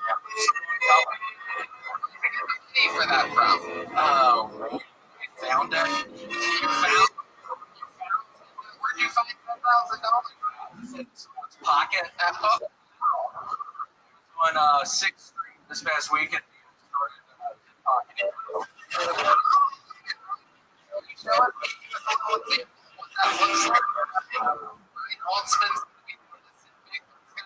Doctors sort of hard. So nice to see you. It's been a while.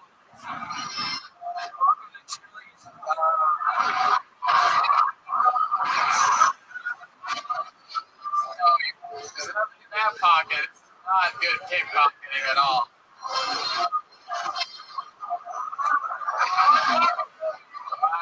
Joke's on you. The guy that carries the most stuff around with him in the history of the show. I'm taking his pocket. Wow. That's hilarious. I would have guessed you do so much in your pocket. And it's fucking that's like going in constant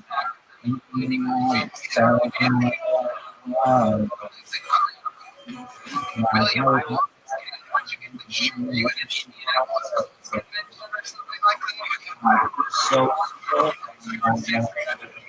close as well. So, I got this. Yeah. What else do you know around town? Los Vegas was the first stuff that about here.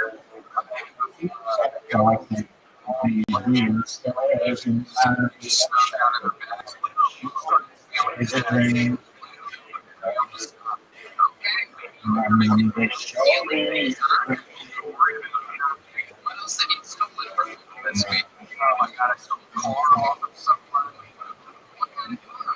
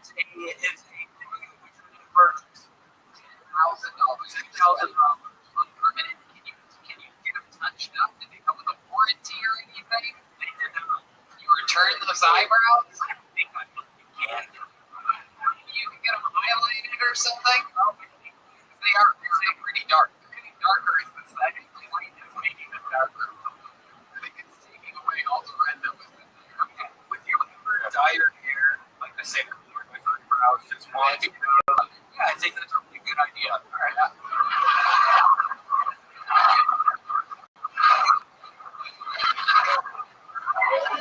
When you shoot the police officer, did they say anything? They were screaming. Or you were fucking screaming. You know, so you don't get that. You're about to get shot. They're fucking screaming for their lives. I shoot them anyway. I guarantee you, this is Austin. There's at least two, like, girlfriends that are brought to the show that are like, look at the weapons. They give themselves, like, to the fucking cops. What is happening right now? I don't fucking understand what this is with you.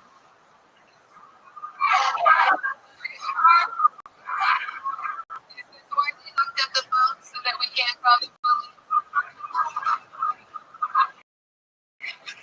It was still worth it. William, anything else crazy? Fantastic. Your sex is unbelievable.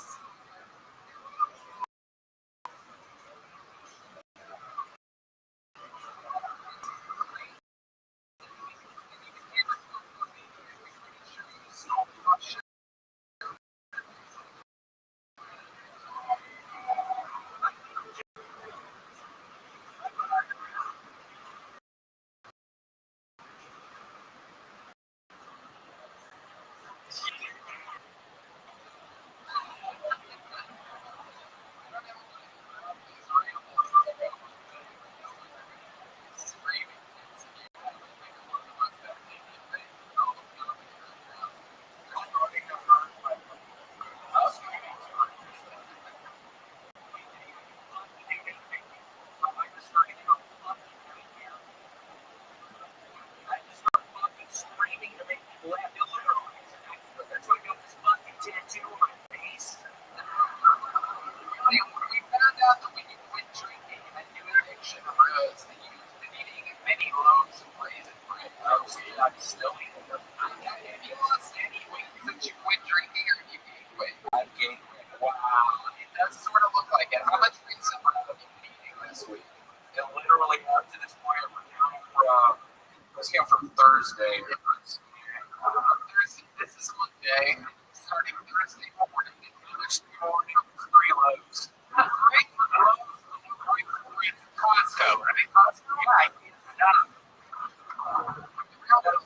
Fans can tell when the William jokes ended when they started. That's what I love, is that it's fucking true. I really killed 2 cops, but I bet $1 million that he ate 3 loaves of raisin bread since they started. Do you put butter on them? Like the butter all over? Yeah. Where do you get the butter from? Store. I've started stealing butter from the store. William Montgomery, we did it. How long did this stand for the great Brian Olsen? Wow.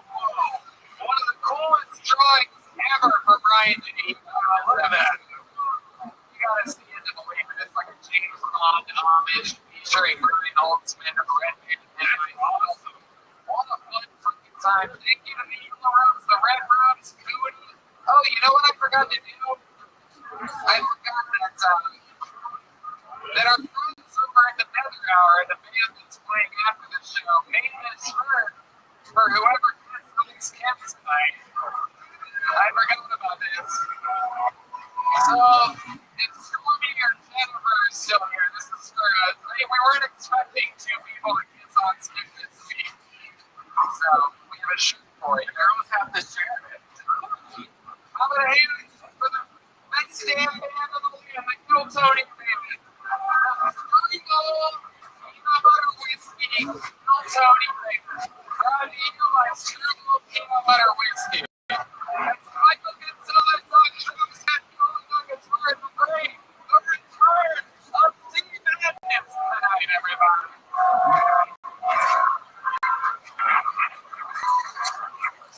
Smokehouse Royal and Brian Olsen actually. Hey Cody, are you still here? Cody, can you sit down here real quick? I want you to do something fun for us.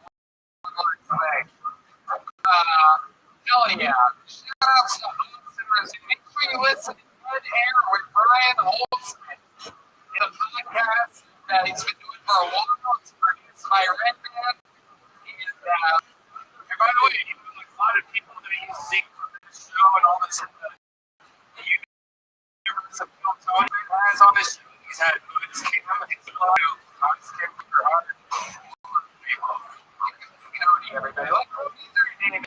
Let Cody through. Here comes Cody. Brian Holtzman laminates all these things. I want you to point that right towards that camera. Hold that right over your. Follow Brian Holtzman on Instagram. I'm Brian Holtzman. On Facebook, at Brian Holtzman.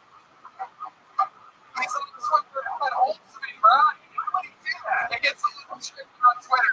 YouTube is Brian Holtzman now, all one word. Holtzman.store for all your Brian Holtzman merch. The podcast, Dead Air Austin. That is his show. Podcast, Dead Air LA. Past episodes. And Instagram at Brian Holtzman. I'm not even from Cody, everybody. Brian Holtzman. Cody, thank you so much. Did you guys have fun today? That's the end of this part of the show.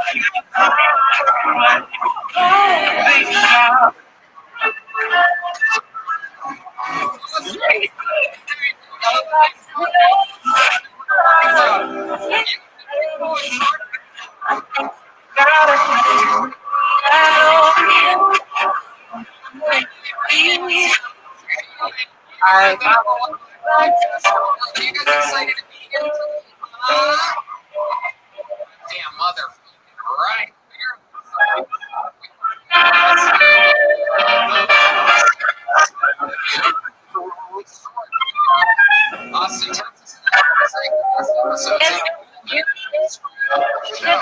On the street.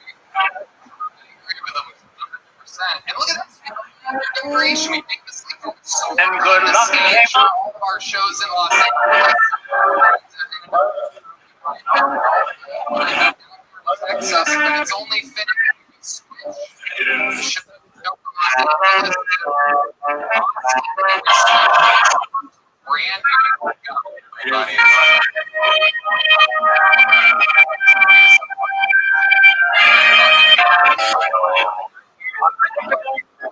Freaked out. Thomas yes, he's on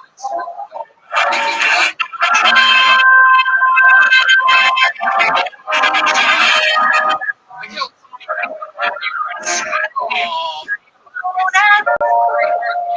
It's everybody. Not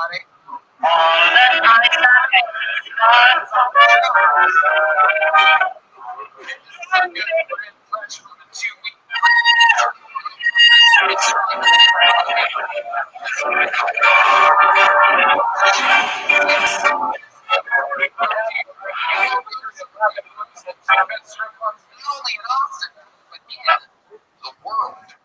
We also sponsor SoCo Modern Gallery check out the SoCo.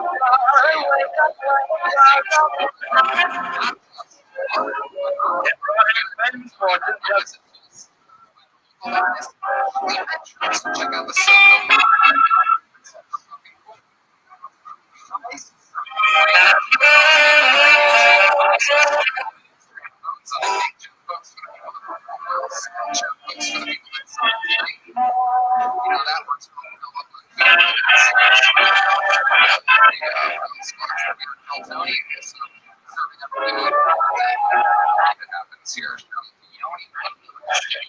Also fresh from a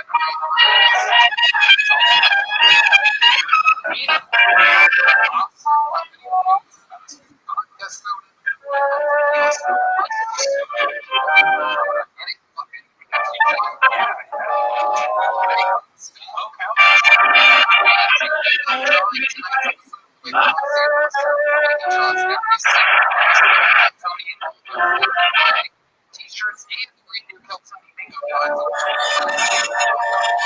I believe they're going to be available for sale.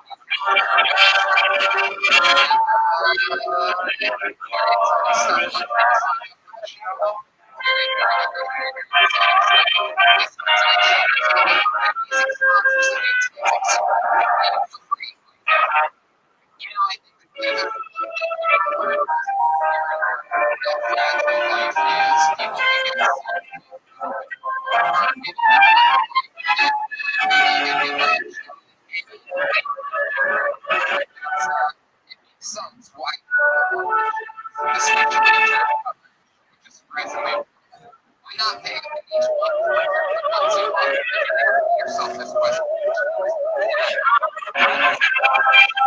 Doctors know for $3 million in coverage or less, you need to feel it. Smart real time, so you'll find out instantly.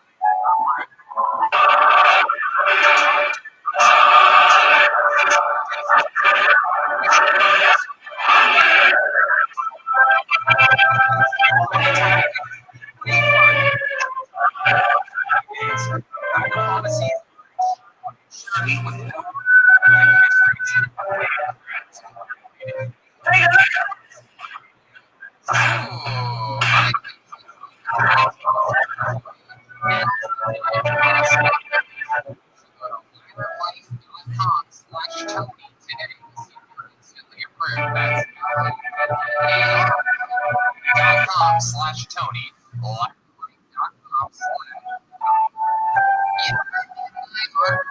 freedom, guys. Obviously, we have a ton of friends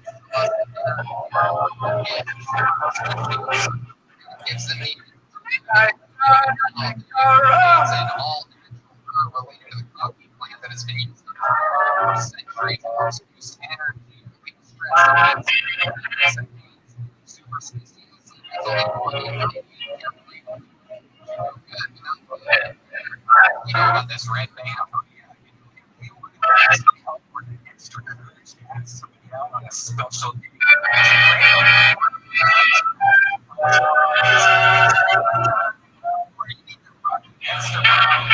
Is also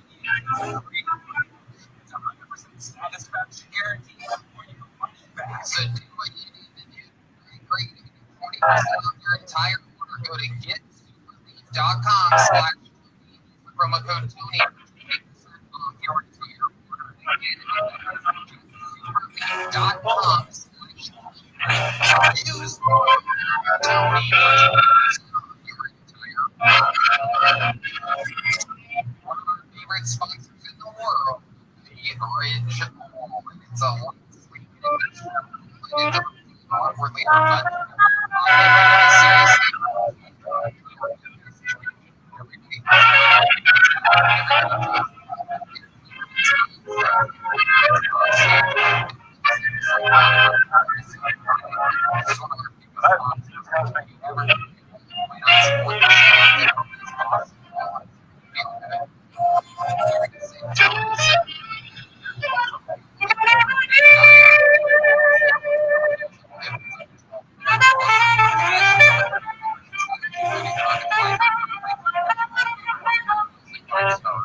super durable, which means each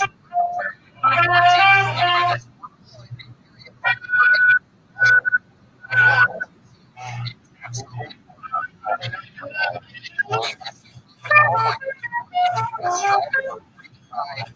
you can see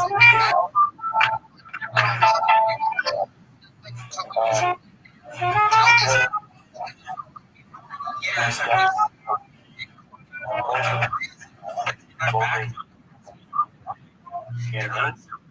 and it's a lot of times you have that big one, like it has like millions of business cards in there. It's like having in my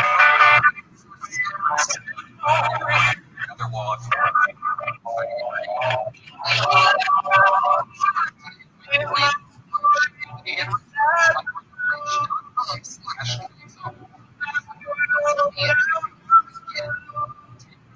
Save it.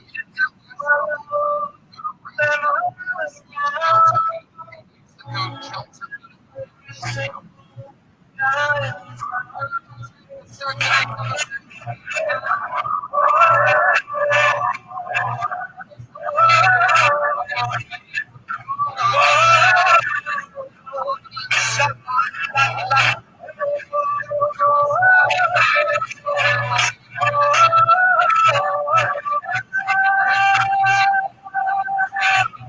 Ladies and gentlemen,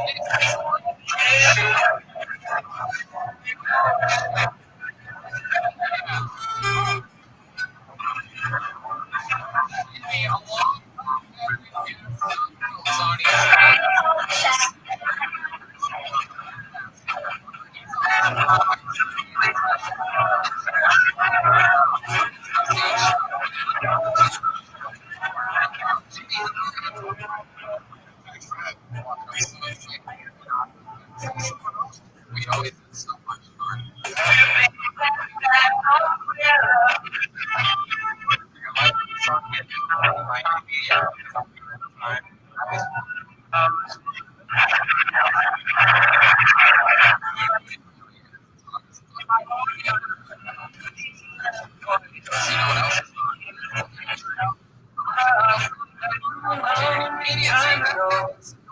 They know you're right.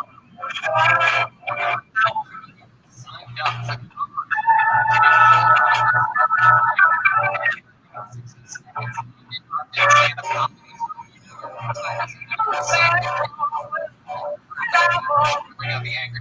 That's it. This is the show.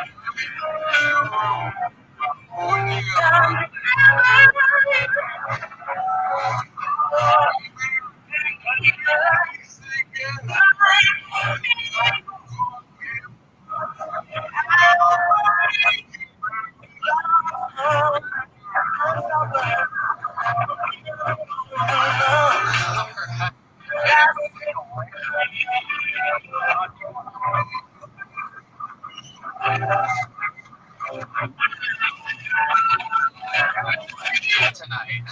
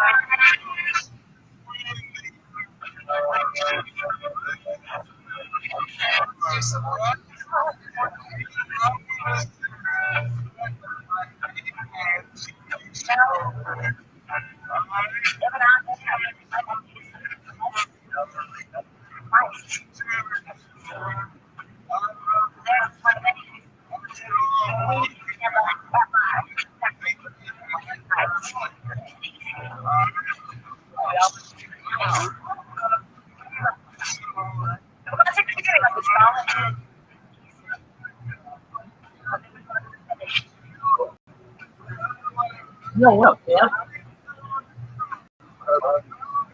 Yeah, it was. Where the fuck were you? It's not our fault. That sounds like a you problem, not an us problem. We did everything we could to contact you. We sent carrier pigeons. We had people go down to the final room. We told you the can to be on full alert. And yet there was nothing that we could do to get hold of you. But that's okay. He was back. And you should know that we did the mini golf and the camp more times than I can count. And it was pretty amazing. And we missed you. How you doing, Ken?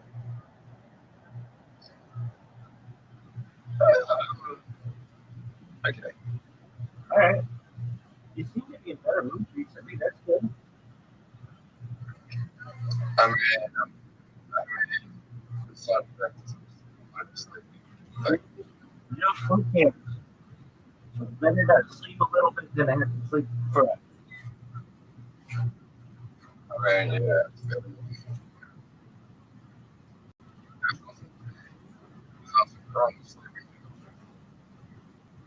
Sleep. I'm a patient. Are you ready to sleep? I mean, sleep. Sleep as much as that. I think it depends. It's all relative, dog. All I know is that I'm about to beat you, and it's not going to be close. So, dude, I'm just getting it in your head. I'm going to beat you right now, 14 games in a row in mini golf. Do you know that I beat Riser 13 games in a row without tying? I've never even done that to you. Dude, you have an invitation. Everybody's waiting on you. All right, here we go, big dog. I'm going to show you how this bitch is done. Perfect shot. Absolutely perfect.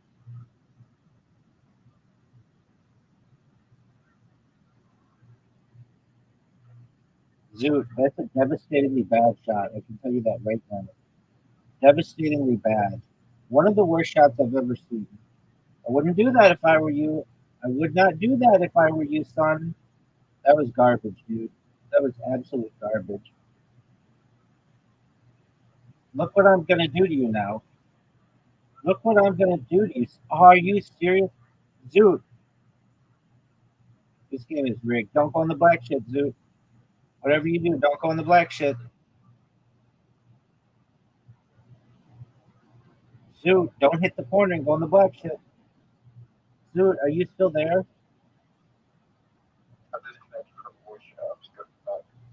You're good. Hit the ball, dog. You're up. You've got about 10 seconds, 9 seconds, 8 seconds, 7 seconds, 6 seconds, 5 seconds. Hit the ball, dude. Oh, dude. Oh, fuck.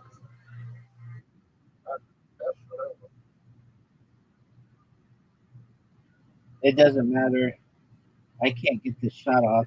You're gonna hit the corner. No. Yes, you did. You give me a second chance.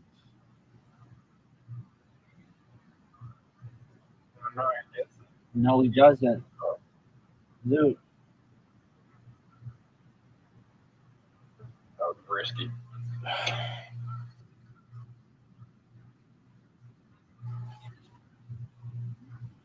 Oh, are you excited for it? Have you ever been more excited for any rock comedy in your life's history? Dude, what's the name of this hole? I'll wait.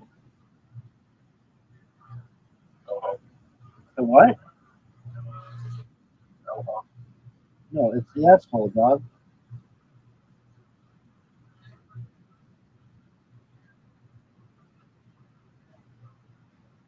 You know that it's giant, dog. It's like one of the biggest shows in the United States. It used to be. He was on with John Stewart. Oh, nobody knows who that is.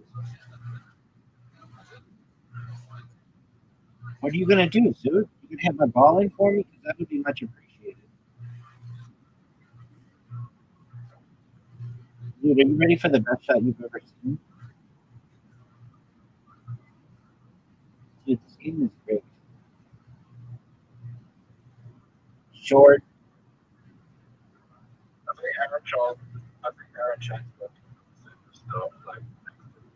You will have called it then. You will absolutely have called it.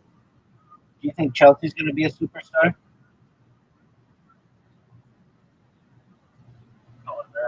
Right, because she's a huge bitch. I would have made that bitch number one superstar in all of the United States if she wasn't a cunt. I feel like Chelsea. This was like something. Maybe we got a show or something. Yeah, is it called How to Be a Big Bitch on Instagram starring Chelsea?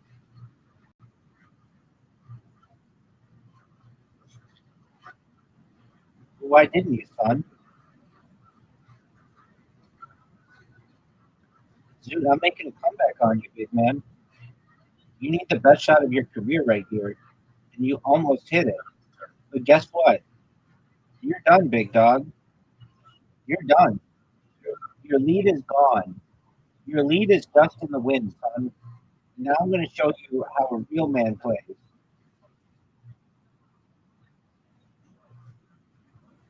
This is one of the best shots we've ever seen. Dude, did you see that shot? Do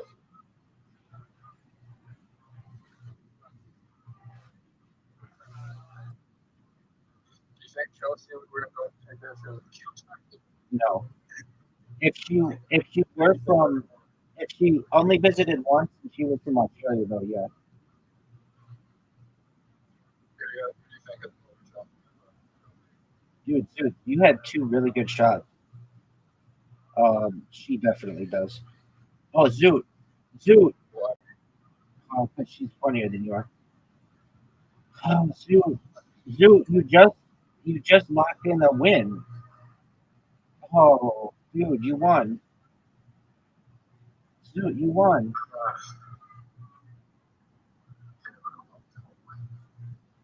You won the full.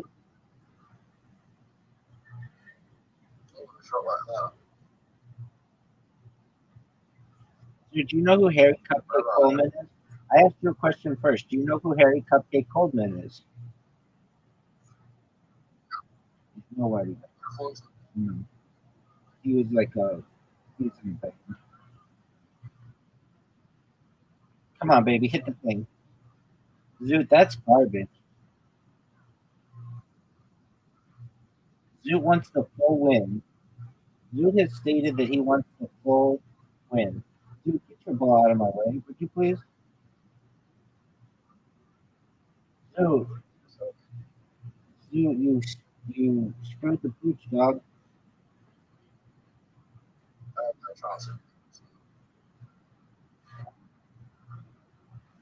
Maybe if I hit your ball here. It's no chance. This game is over, dog. This game is over. Oh my god, that would be pretty sure. I know it's one of the videos. Oh, Zoot. I almost had the greatest shot ever. Take out that stuff, Zoot. Take out the truth. Because we'll never know. Yes, we will. I'm about to show you where it was. It was behind the doghouse. Zoot, excellent win, my man. Excellent win. Are you ready for Karam? I know. So let's see if you can. It's an amazing game. It's when it gets intense, it's really hard. You have an invitation. Oh, James McCann. What is he on Thursday?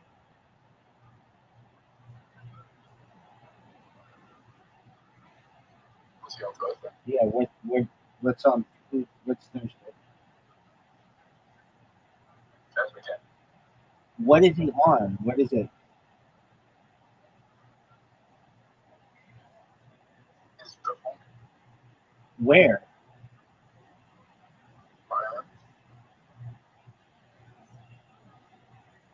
Are you excited? Yeah, maybe.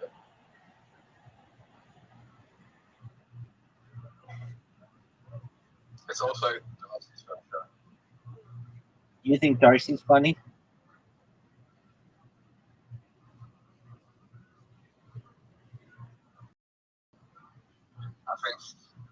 I think James McCann's 40 very healthy. Oh, that's I think a very accurate statement. Just like Shane Gillis's audience is very um, loyal to James McCann.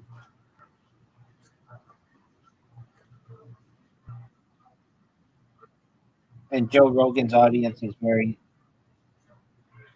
loyal to Tony Hinchcliffe and Joey Diaz and all those guys. Look at that shot, dude. Look at that shot. I mean, it's just a funny story. Once this guy out straight and he becomes a comedian. He finds his own point writer is like, straight. And he becomes a comedian. Do you think Darcy's one of the funniest people you've ever met in your entire life? No. Do you think if you wanted to, you could get Darcy's autograph? Yeah, of course. Do you think Darcy could I would get? fight over that. Yeah. Do you think Darcy? I know. I told Riser about it. Proud of you. Do you think Darcy? Do you think Darcy could get your autograph if you wanted? Have you ever had anybody ask? Have you ever had anybody ask for your autograph?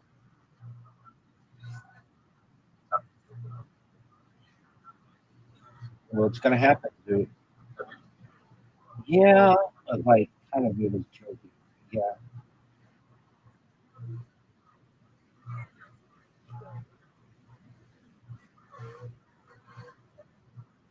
Dude, are you seeing this shot? Are you seeing this? Dude, you're witnessing greatness. Oh, double hands. Look at this move, dude. Did you see that? Now, Zoo, you're not that bad, actually. You're not that bad, actually. Get it, get it, get it, get it, get it, get it. Oh, Zoo. Yep. And Zoo, you have 4. I'm only have 3 on you.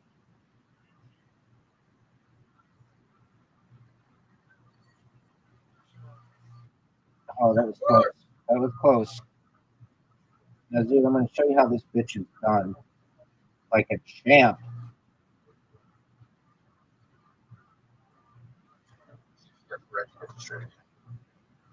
Yeah, but you have to get your next shot in, or else it comes back.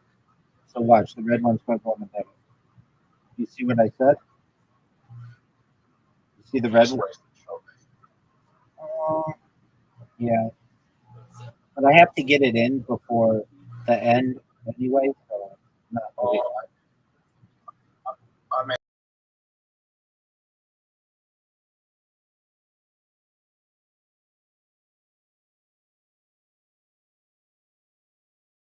I kind of Karen's available on one side of the board. That's okay. You've got me locked in. Do you see that? yeah, well, you said stuff.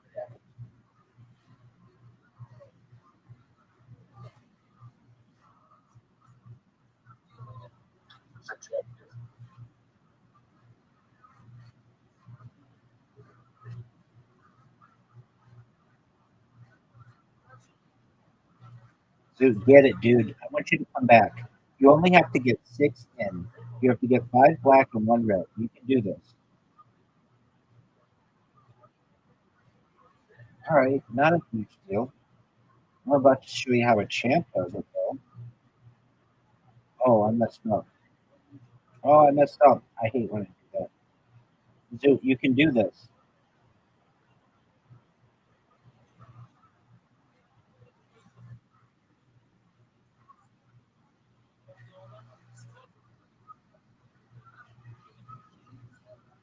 Oh, get it, get it, get it. All right, dude. Now I'm going to show you how a G does it. Oh, and I put yours in for you.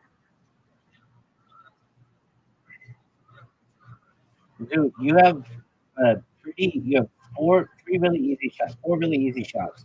The only difficult shot is you only have 1 difficult shot. Okay, stop. Okay, perfect. Go for the one, the red, yeah, that one. No, this is a mistake. Yeah, there you go. There you go. Perfect. Well, you have a better chance of getting one of those 2 in than the other one. Like, this is a harder shot. And you just nailed it, dude. Dude, we're tied. You've made one of the greatest comebacks in the history of the game. Now get the red one in.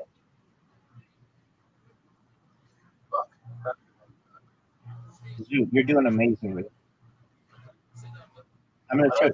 I don't think you show. That's an easy shot.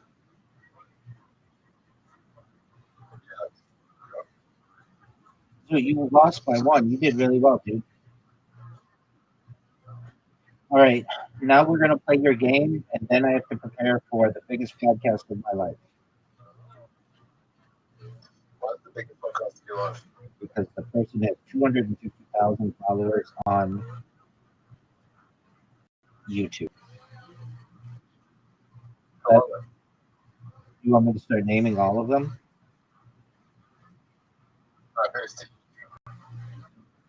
Or Jeff Ma? Yeah. Where's he from? I think the United States. I don't know. What's he from?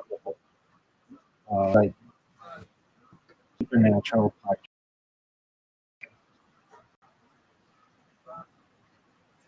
Okay. Watch this move. What are we gonna do, Zoot? Give me a 3. Zoot, that was the worst roll I think I've ever had. That was terrible. Zoot, you're out. What are your thoughts on getting 3 threes? Zoot, what are your thoughts on getting 4 threes? What did you do? Are you proud of yourself? It's still not great. Bro, to be honest. Dude, give me a 4. Dude, I'm playing so badly. I've never played Still early. worstly in my life.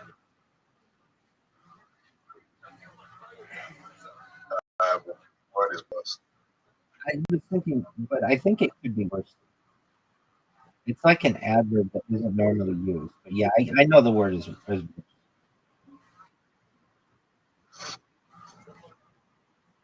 1, 2, 3. Okay, Zoot. This is a big risk. Do you think it paid off?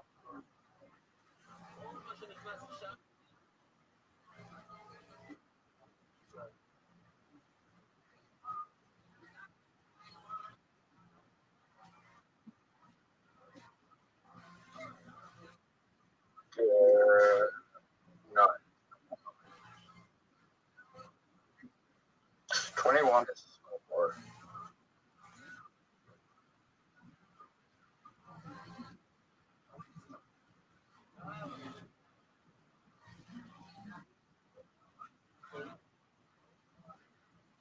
I should have gone out.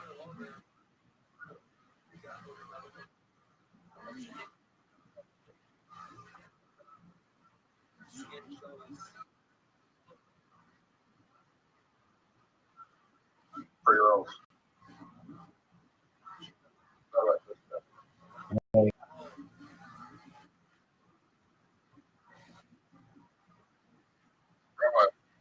What is supposed to featuring Monday? J. Michael. The other guy. Who's the other guy? The guy who's really funny. Who's that? His name starts with like Matt or John or something. No, Jacob. Okay.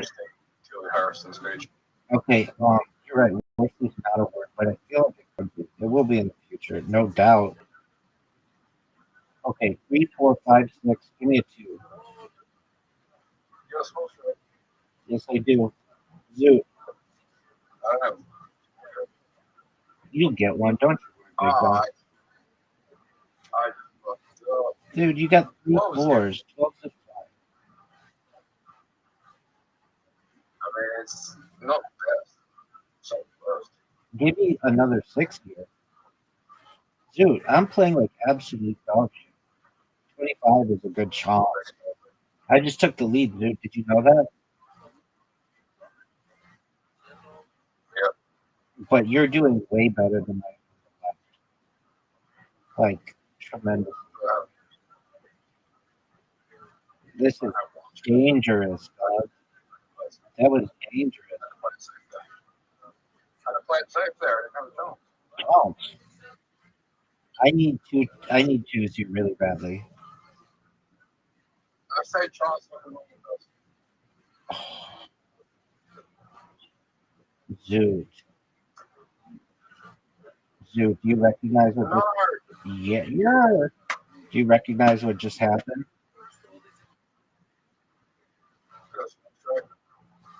You do have a small scrape, but do you know what just happened? Yes, sir. I'm gonna try to get another one. it's not red. They're ready to get to it. Give me a 146. Garbage. Zoot, I don't know what. Zoot, 3 5 times damage. what happened when that happened? I play on the house up before. I still give you any. Okay. Zoot, I think you still may win. You got 3 5s. Go for it, big man. You got a full house. Already played 4 out. Okay, you got 3 5s. Yeah, that's shit. Not as bad as mine. 4, 5. I mean, I don't really know what to do. I guess it's 6. Type right. This is garbage, Zoot. Terrible. Play it. Terrible, Zoot. Terrible, Zoot. Terrible, Zoot. Yes, that is terrible. Terrible, Zoot. Zoot. Zoot. Oh, okay. Zoot. Dude, you got 2 2s. You got 3 2s. 3. Alright, how many 6s do I need? You need a lot of stuff. Give me some 4s, though. Zoot, give me some 4s. Zoot, give me some 4s. Zoot, give me some 4s, son.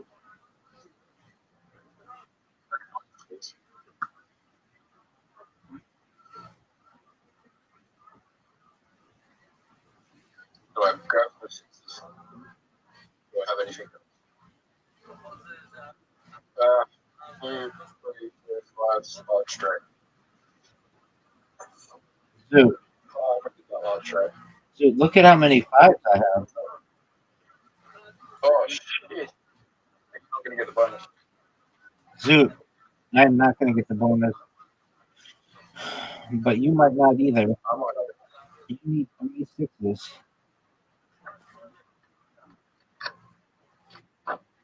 You are short. You're short, Zoot. 1, 2, 3, 4. Give me a 5. Devastating. That's not. That's You need this. I roll. I You roll. you need the 6s, son. Son, you need the 6s. Son, you need the 6s. It's over. I just roll. It's over. The champ is here. What do you get? I need 5s, so I don't know. Unless I go for a 5 times, but I don't think so. Give me the 5. Give me another 5. Okay. I only got 39 on the right side. Zoot. Zoot. Zoot. Zoot. If you got 3 6s, or if you got 5 6s, you still couldn't win. It's over, folks. It's over. All right, you can go to the bathroom. I'm glad that Rabbi came back. I'm glad that you're here. When you come in, next time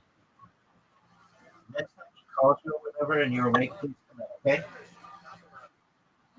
Yeah, I'll say. No, I know. Thank you so much for contacting me, Ashley, too. You're amazing for that. You take care, dude. We'll talk soon, okay? Peace, dude.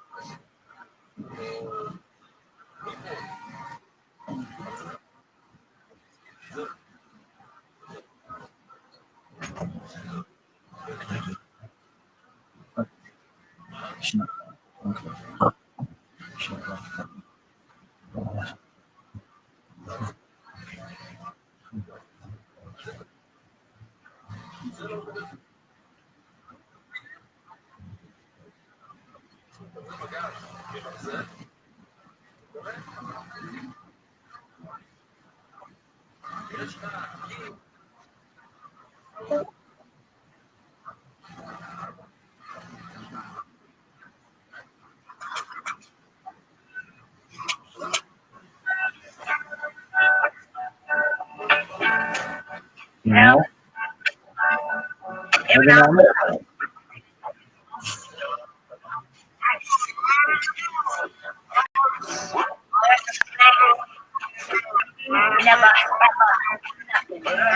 Nice.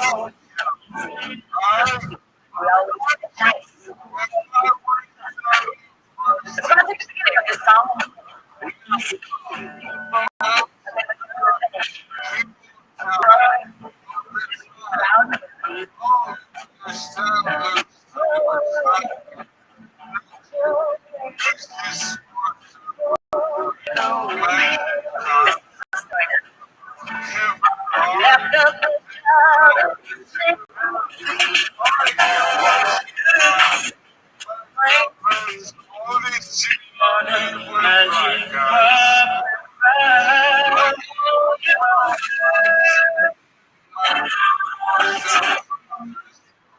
On my life right now.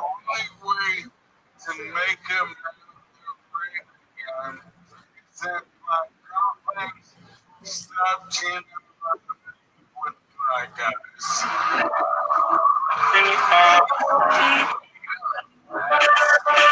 And you see 3 times so does that. That's just how it works. He's really cheating on you, by the way.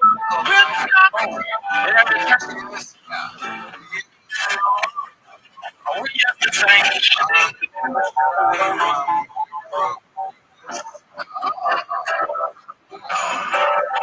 Keep her and this back there. Anything. I know it for a fact.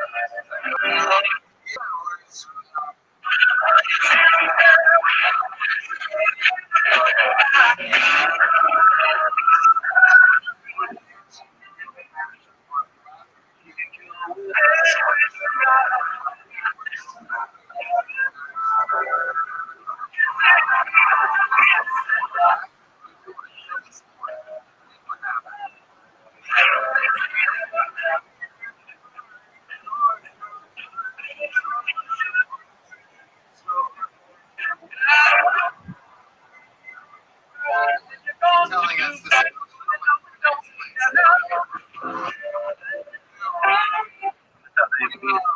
You may have to take care of it.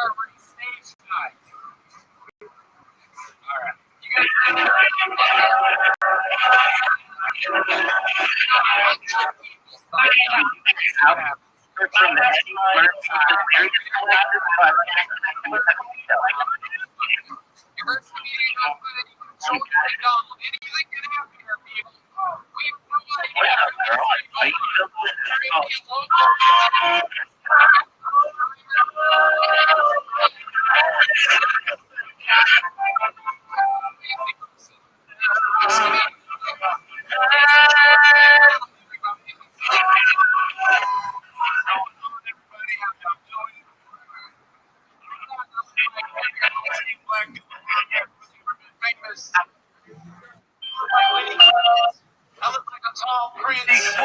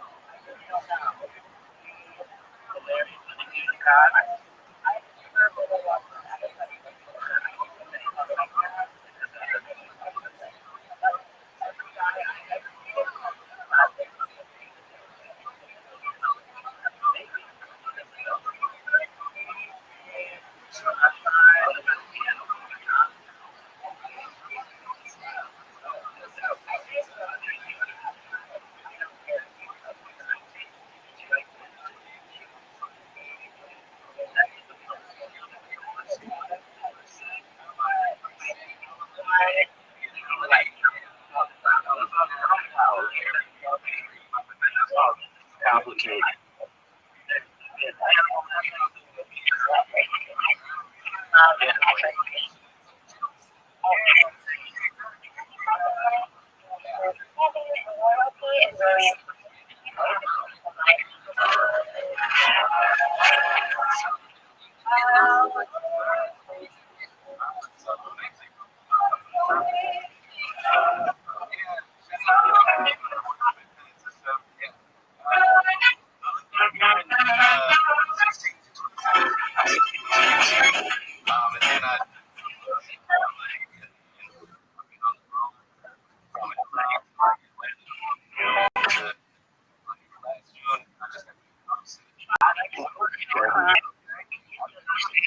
Against you.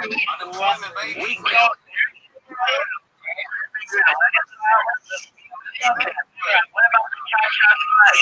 what about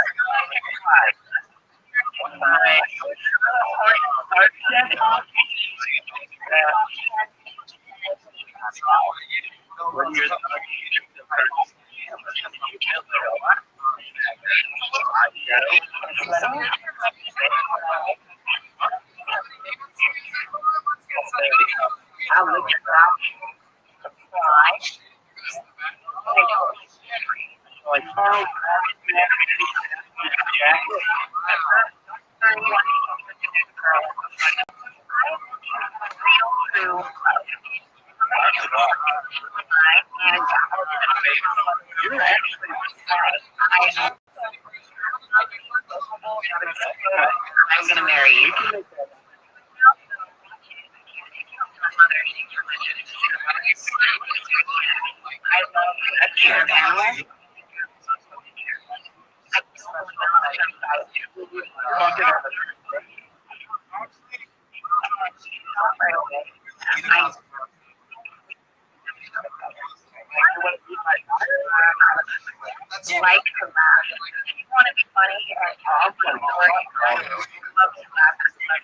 Don't worry about that. The keys to the car. I'm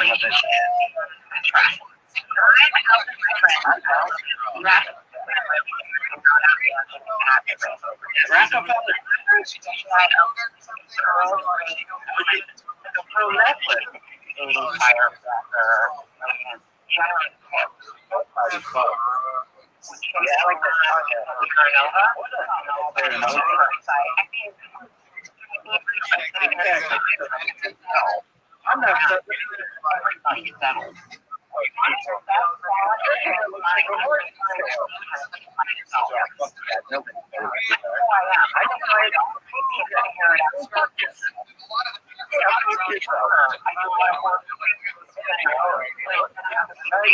I might give you a doctor one.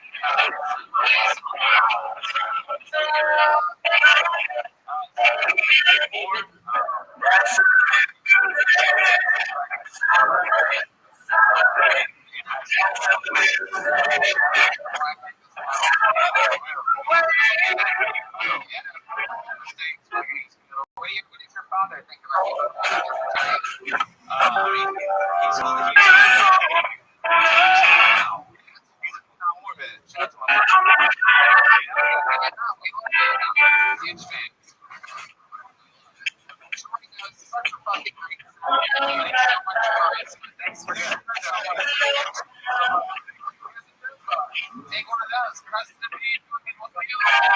Right there, made by Boneside. Boneside with the feet. That's it. The show is that's the fucking thing out. Let's talk about show over here, everybody. Look at this guy. It's not even paying attention to the show. You gotta love it. Since I was 14 years old, like we did.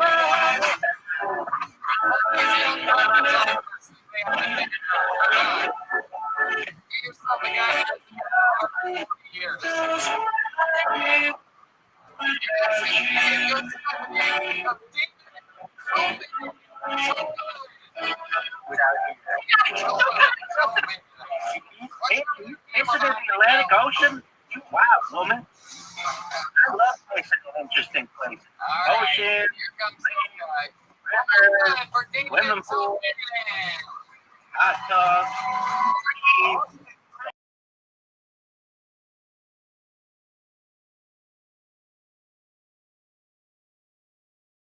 bushes, rats, snow, on tires, on walls. I like to spray out my on your face, on your mouth, whatever you want, baby. Even inside you.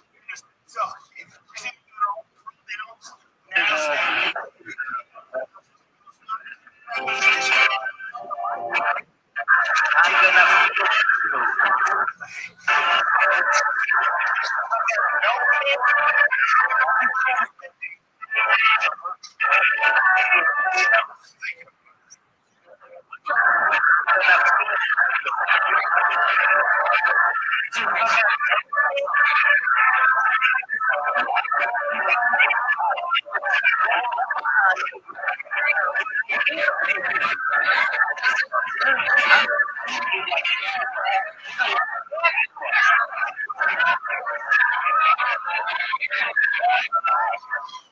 acceptable. Mac, if you would have said you were doing it 10 years, we were going to shoot you in the face. What's up, you? Congratulations. You want to stop it? People like you. Yeah, they told you you were funny.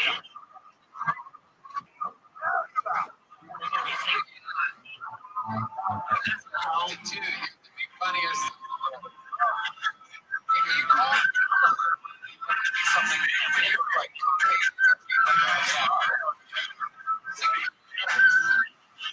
you're still in a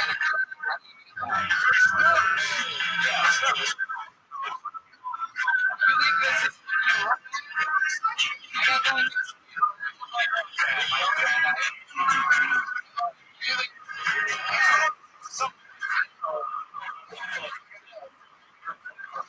father and son of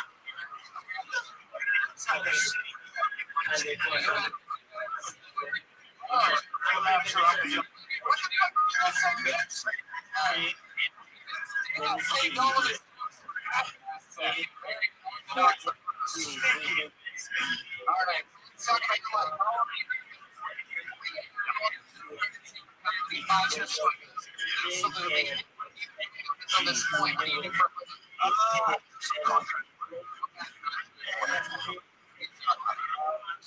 Let's just dollars a week. you just tell us what Some contract with the government. skills or talents, anything interesting about you we might be able to talk about, David? I was in a group when I was in high school. Oh, God, yeah. It was called White Chalk. Yeah. Get out of here. Yeah. Are you serious? Yeah. So, what kind of Yes. hip hop for us? No way. Okay. Drop a beat, Rick.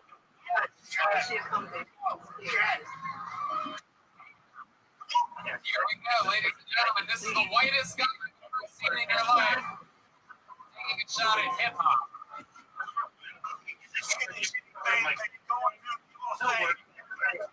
Let's go. Everybody raise all the class. That's all I can do.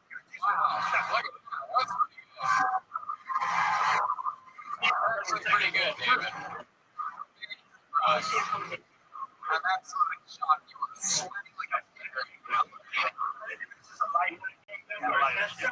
I love it. David, what else do you do? For fun? I'm like a Goodness. That I'm into. Yeah.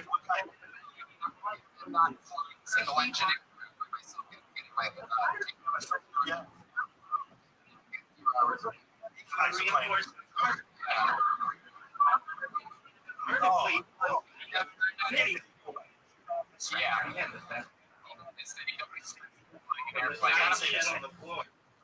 Only 20-second raps.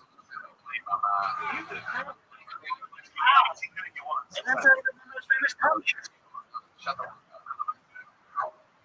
What's the moments when you're trying to talk?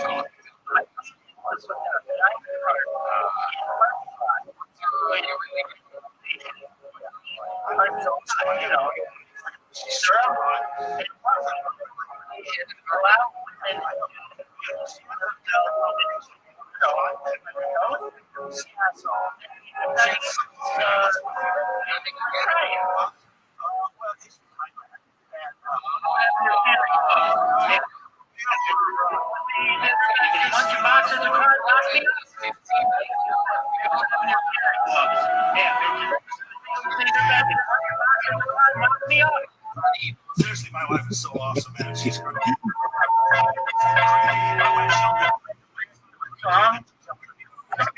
Certified free.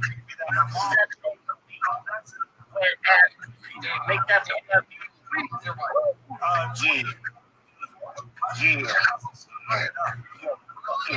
wet ass pussy. Wet ass pussy. heat it up extra large and extra hard. Sweat your nose like a big hard.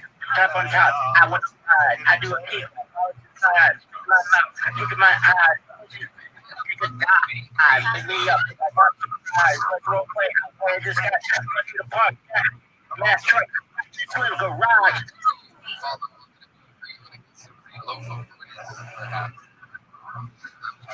It's hard for me to focus considering that nasty doctor gave me. I have like an orgasm. It never less powerful. Did you know that the average clitoris has over 2,000 nerve endings, girl? And don't get me started on female ejaculation. I know it's not. It's the milky white liquid substances such as prostate-specific antigen. Sometimes other enzymes from the skin. You have your shoes like Bumblebee, girl? Fuck yeah, woman. That's no shooting star, bitch.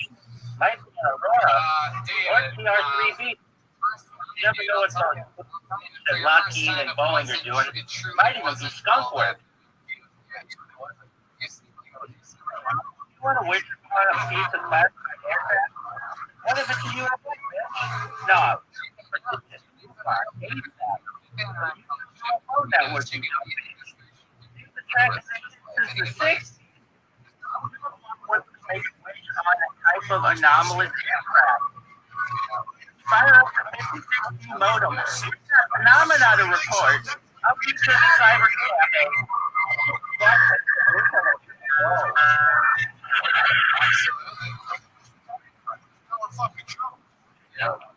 Hey, Chad. Hey, why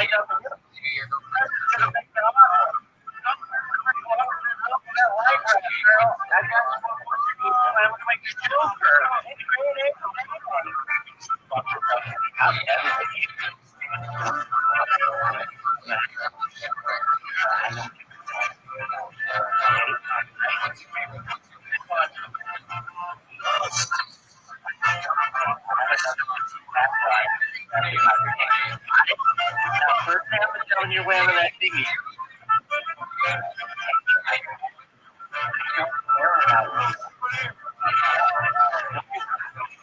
I got that leaky foot. Yep.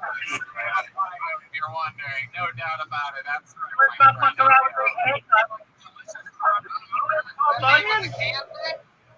Oh, you're awesome, girl.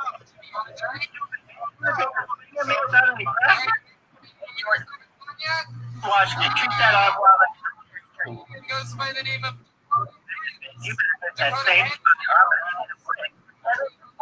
dumb cunt. Yeah, got 10 words like actors. Are in the shining years. Hurry up, girl. You're right off. Fill this room. Let's make the you bitch. I'll beat you to death with a bloody time to pretend that you're Mickey Man on the world. You're coming off the see? My friend, if you fail as a lumberjack, you'll make it as a boil. Well, I don't know if you got a baby or not. You have an ex-boyfriend. I ain't good with language. Alright. I want to tell you what. I don't think that's Between his parents. maybe that's all it is.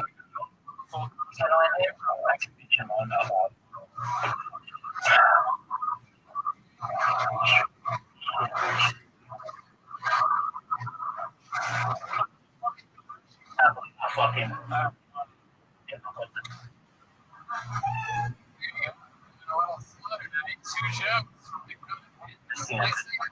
South yeah. Dakota.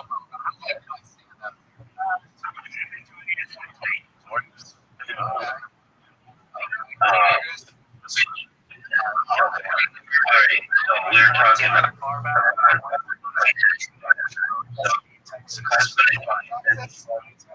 about an hour south.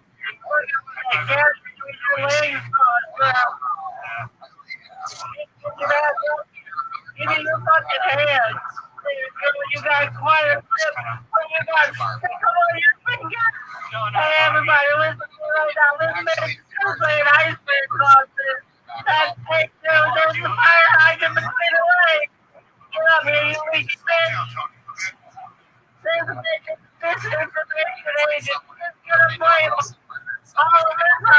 jail because of I should do this. No, it's that fucking sprinkler to our life. I tried to steal this bitch down in the garage. It was like trying to pull up a downspout in a monsoon. And you fucking aqueduct. Your cycle garage goes to portholes the first like the wall. There is no fucking way I could have caused this. The water service is gonna have to name your pussy like a hurricane. Oh, I know how it is. We have free tickets to watch hundreds of people perish before our very eyes. We're just like watching a third circle king. It shouldn't matter if I win the J-pipe. But here, the ship is gonna suck us out. This is what I need you to do. I'm gonna need you to quit the city and start seeing bubbles. Do you understand the strategy you don't make? Two magnets of the same polarity. We are so fucked if this plan doesn't work.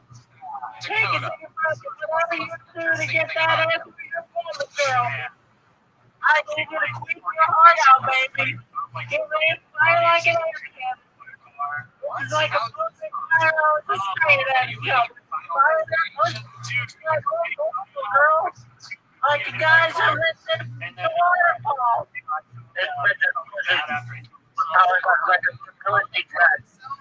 Like travel, really have travel to the back.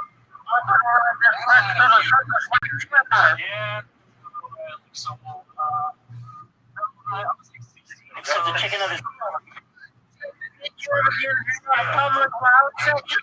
I like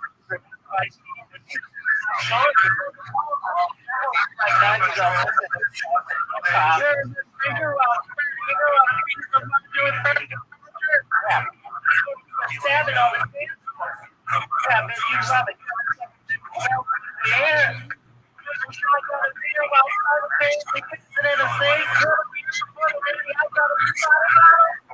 Started from anxiety and antidepressant meds. Okay, that's cool. That's not adding. Did you ever get head up cloud sexual? Like, right?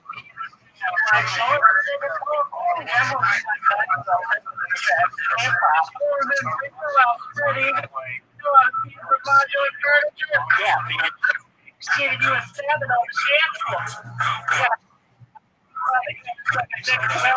Yeah. Once there's a back going on, I'll come try to.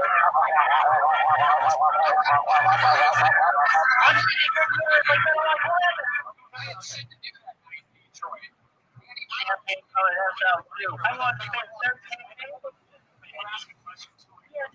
people on the drive. If the window starts to be up, you can pull out the door from the rear. Let me just give you some stuff to see girl. Shut up.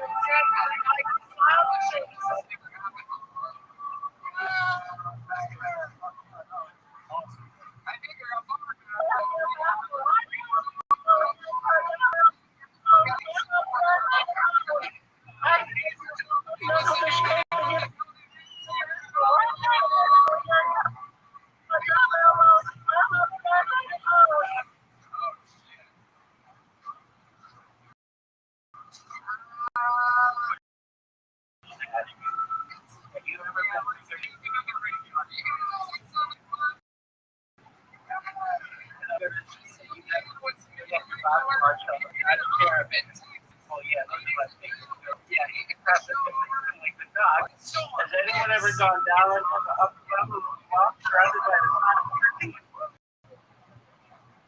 have you ever been smoking on the front of a bottom like a by your knees,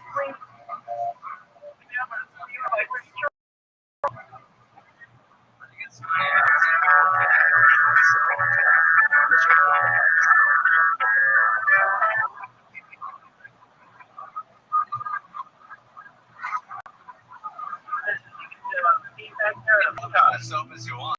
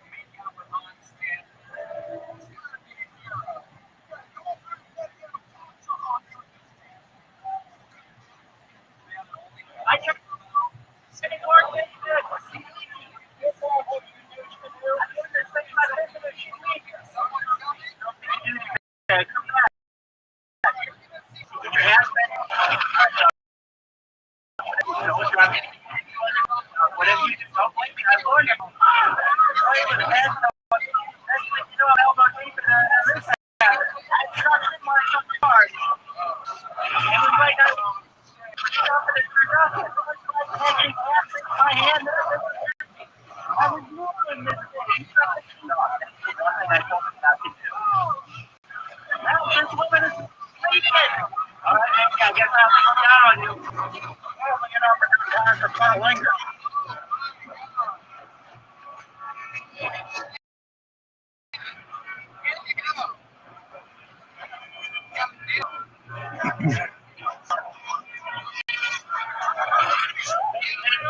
Jacket all over the floor. This is too big of a job for a lot of us.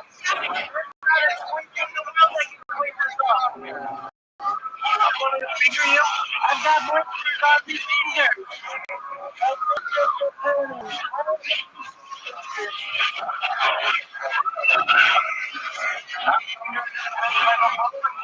I'm a disposal.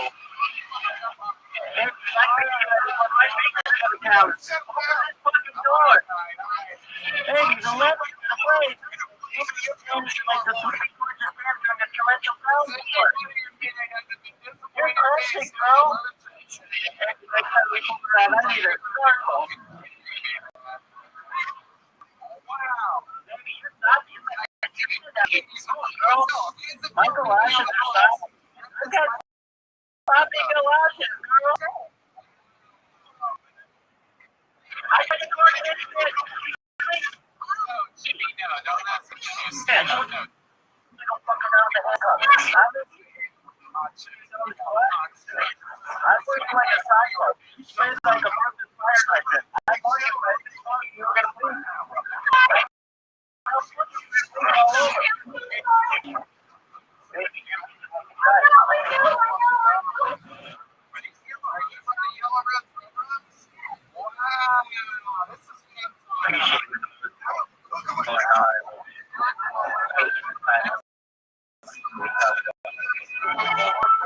I do when I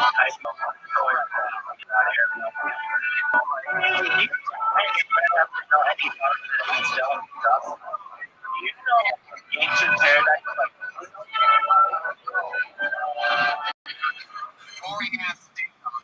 Yeah, so I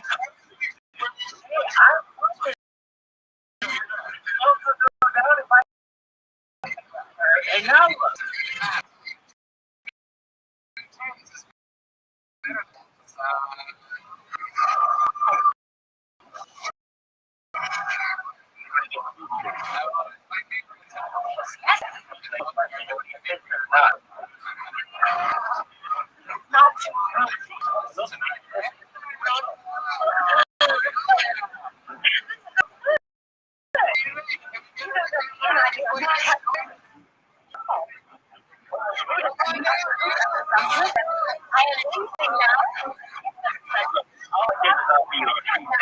and you could nothing but a giant.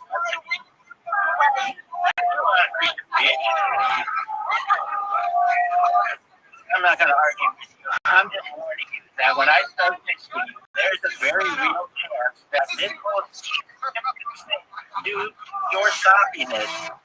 Could cause this entire ship to go down. Do you understand me?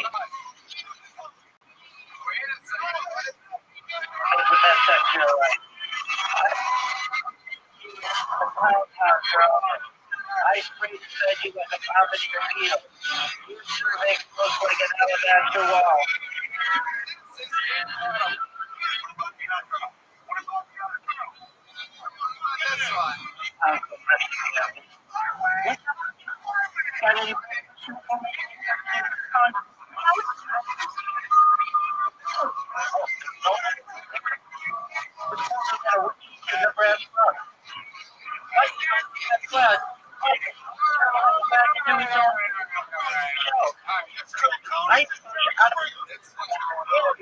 You know what I did? Oh, you're a grateful bitch. I didn't know. You put 16 coming out of the truck. Oh, and the hot chocolate was so hot. Over in the roof of my mouth, it's still a paper. And I can fucking believe all the fucking day of my life. But we gotta go, man.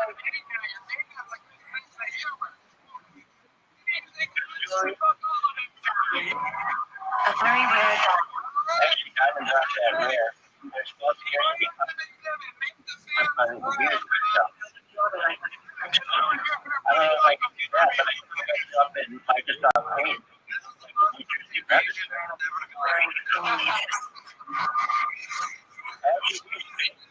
Guys, this was a brand new minute and an interview.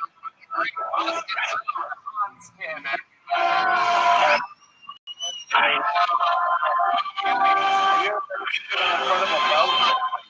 It's still going. Oh my God.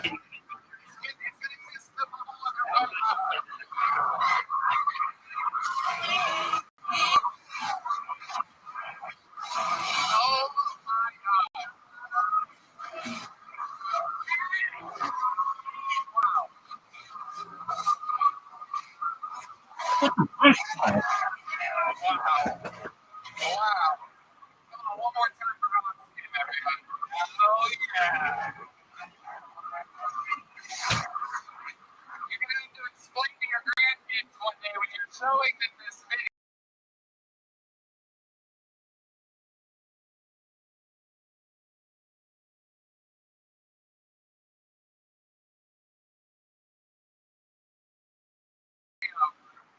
Antibody now that it's fun. Thank you, Red. Thank you, Red, man, for putting that cherry on top. You guys having fun out there?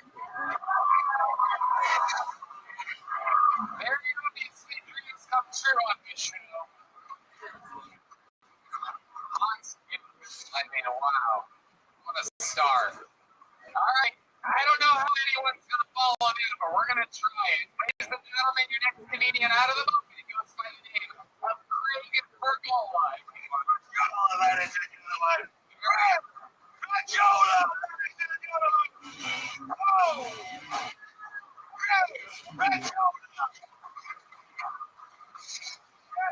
Wow. For Craig.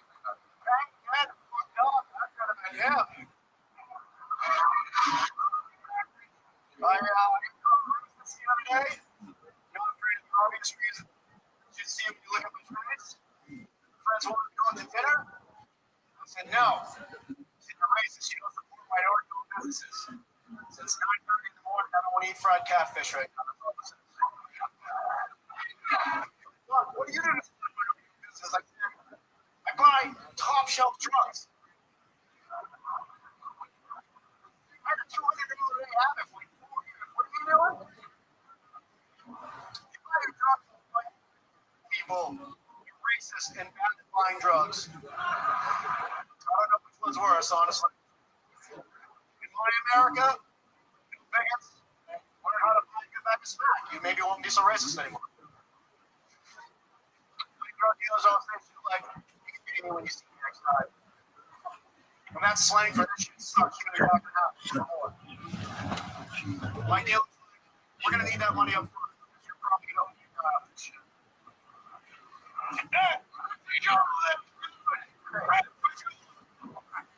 Great, welcome to the show. Is this your first time on here? Yeah, first time on here. Awesome, I love it. What kind of drugs were you buying at $200?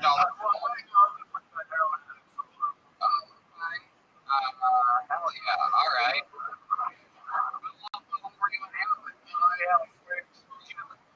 Cool. Do you like write music or anything? I got arrested a bunch of times.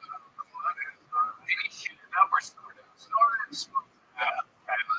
She just finished the trail. They're all wicked. All right, I love it. Okay. When was that? I mean, I did everything, but that was my baby. All right, cool. What's the most extreme high you've ever gotten? Was it just smoking heroin or snorting it or what? And what happened? What's the crazy shit you've ever done? Well, I got DUI on heroin. Wow. Were you drunk as well? No, I just fell asleep and hit a guardrail in front of a cop. They pulled you over. Hell yeah. My goodness. Yeah, it's easy to pull you over. Yeah. I pulled myself over actually because he was right. Wow, he's got me at this. I'm 38 now. I started when I was 30 back in May. I was like 4 years old. Yeah. Been been here for like 4 years. 38 years old. 4 years as a heroin addict, and you look the same as a 24-year-old that was out there. It's incredible. Since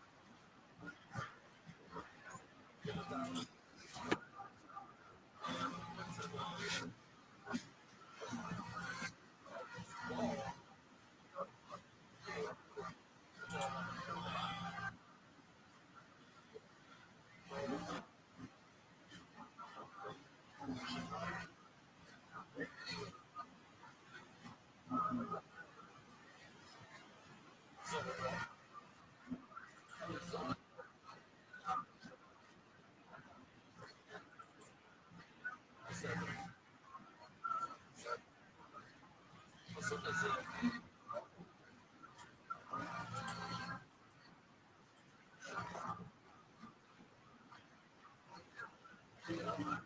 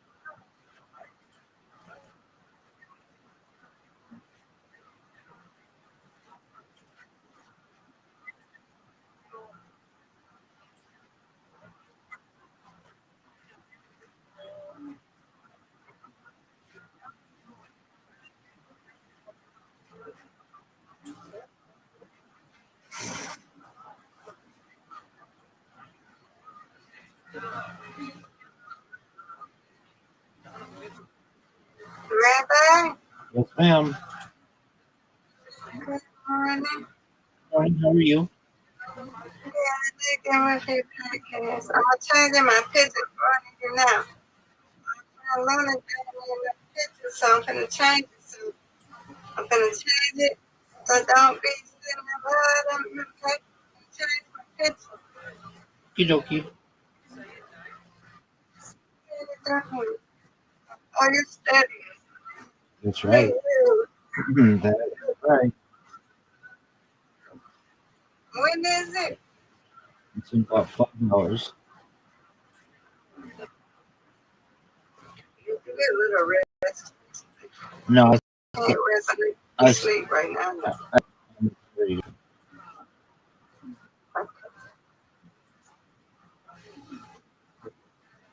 careful. You that it goes well, okay? Thank you, madam. Come on. Now, wait. Let's do it before I change it because I know you. Oh, my God.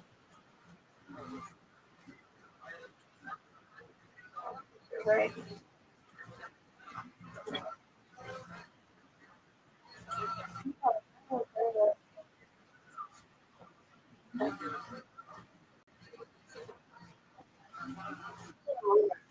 Let you change it. Yeah.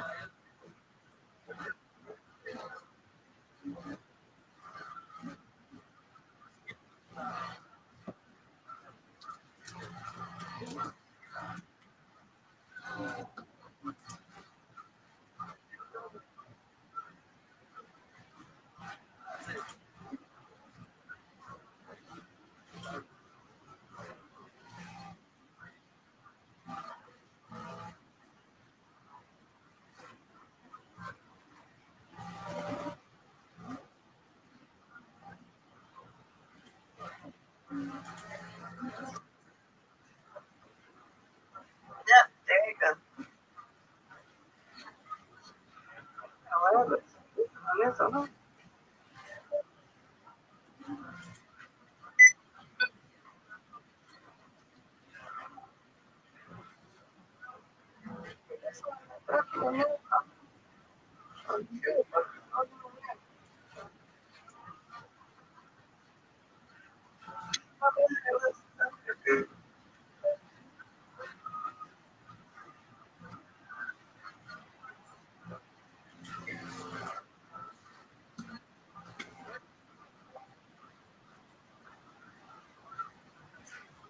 I go. Look at my picture record. I see it. It's I like it. It's your lavender color. Thank you. You're welcome, madam.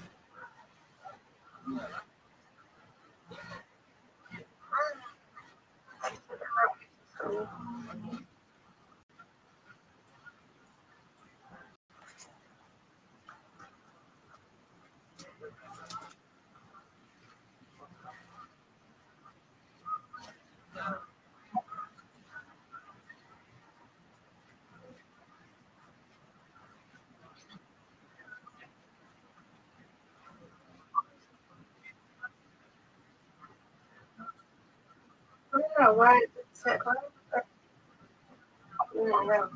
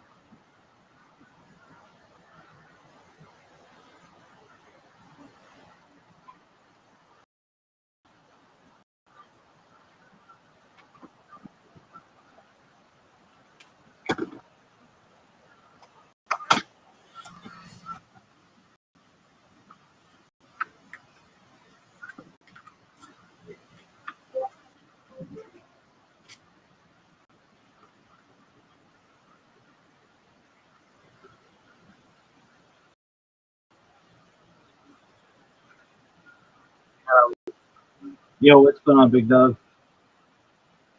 I just 50 applications. Okay. Did you find the one step? Of,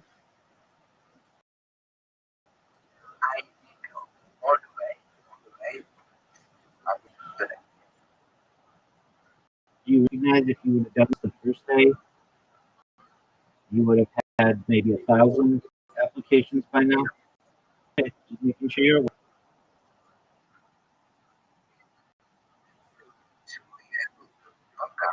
Yes. Yes, sir. You got that right. You got the enjoyment in my voice.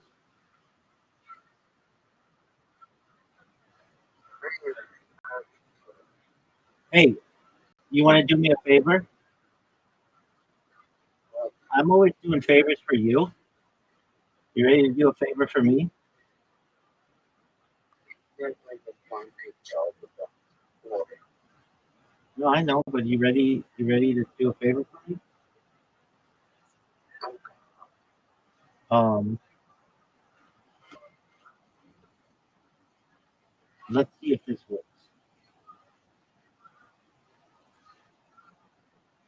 Just one moment.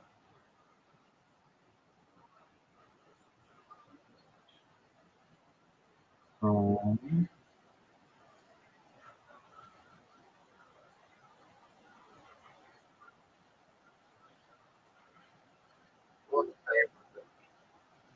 yeah, just one moment. Let's see if it. Let's see if I can. Believe this. Morning. Quit that. Don't even talk like that. That's not cool.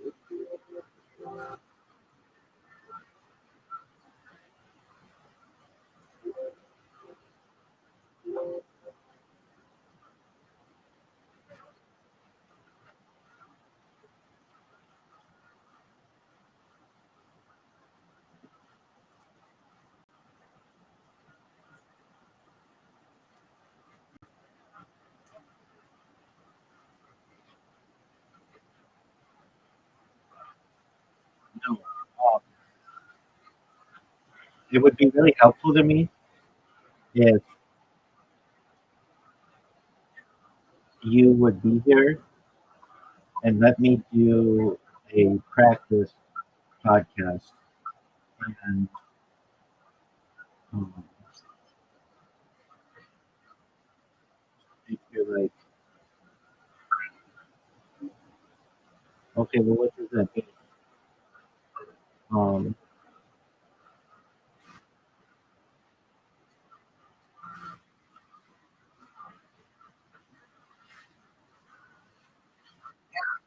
So like, yes. yeah, just a moment.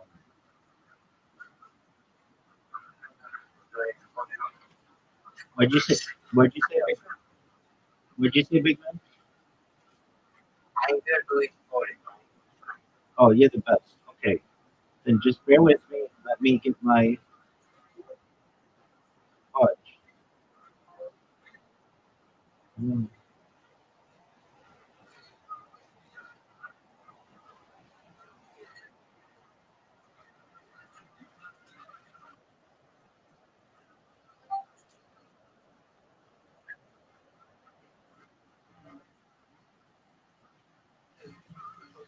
So what do you want to do? Just stay right there.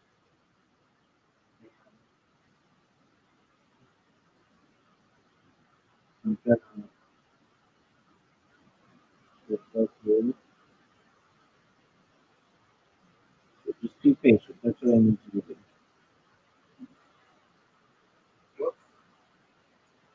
Just um, just be patient.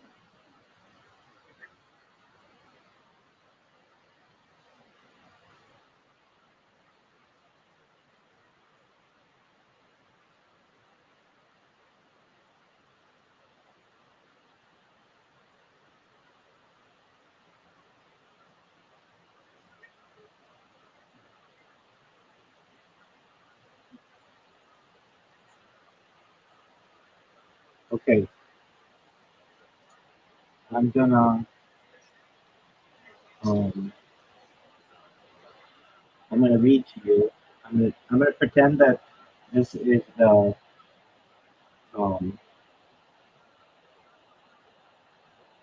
the podcast. Okay. Okay.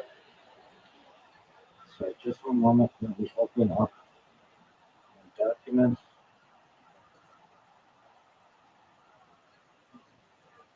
Can I ask you something? Go ahead. Um, no, no, I'm going to say, when you like, when write down, you have a really big, how to say English, very big, very. Sorry to say that, but I can see that. Okay, that happens. That's what you wanted to tell me. Yes. Okay. All right. Do you know what a big belly shows in uh, ancient cultures? It shows fertility. So Maybe nobody wants to. so you can control your teeth and you don't Listen. Don't be an asshole. Okay. I don't need to talk with you if you're going to be an asshole. Do you want me to sit here and nitpick against everything that I find about you physically on a feeling? No, people don't do that. That's not kind. All right. So with that being said, sorry. you're okay.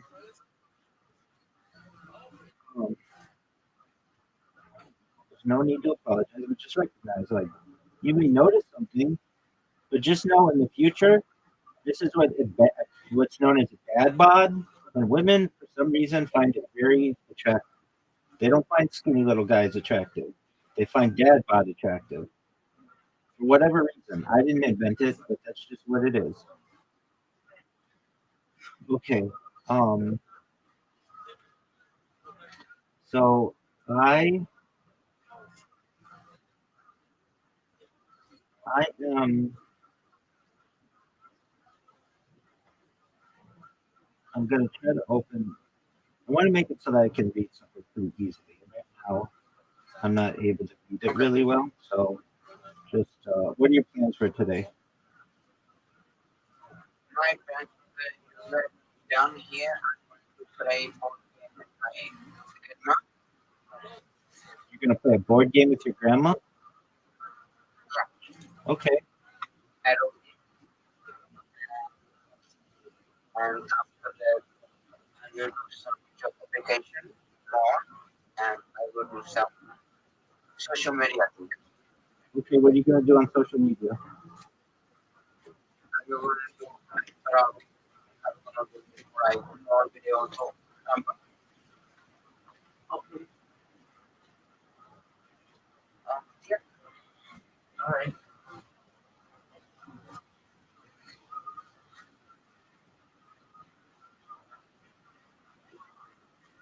Just I bear with me about 5 minutes, it's okay. and then I'm going to go through this with you, and it will be very helpful for me. Do you have your hold on while I do this? Do you have your phone? Yes, I know. I don't any more phones. Okay. So did you download?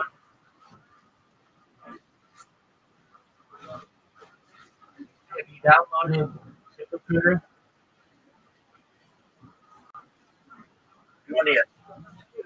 You haven't made any progress since yesterday.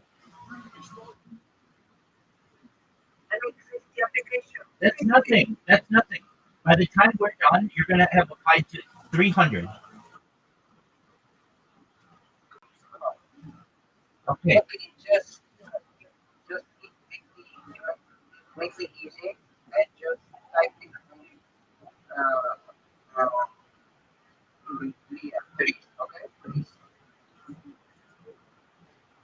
All right. But then you have to be here for 2 hours while you're gonna sit here and you're gonna apply to actualize.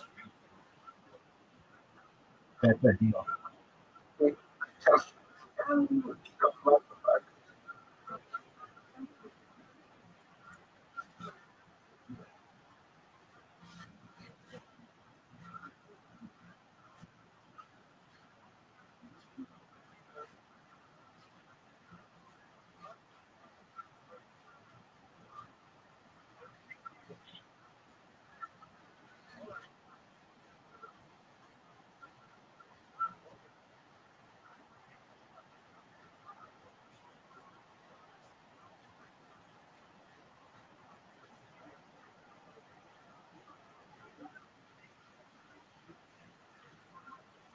Okay, I sent it to you. Download those apps right now. Don't fuck around. I hope you send me my Discord. No, It's my own. I did. Why don't you have your old one? Can you log into it? I cannot say because I'm still waiting for Discord. Even after, I'm working with this one.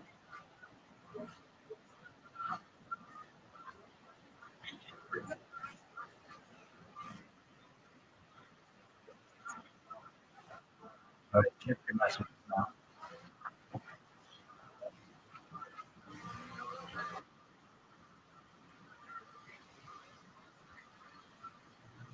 The last thing I said to you, I'm sorry. Just check your messages. I did. And the last thing I said, the message out is I'm sorry. No, So just let me for this when I think in this book. listen. Just look at your messages that are pending.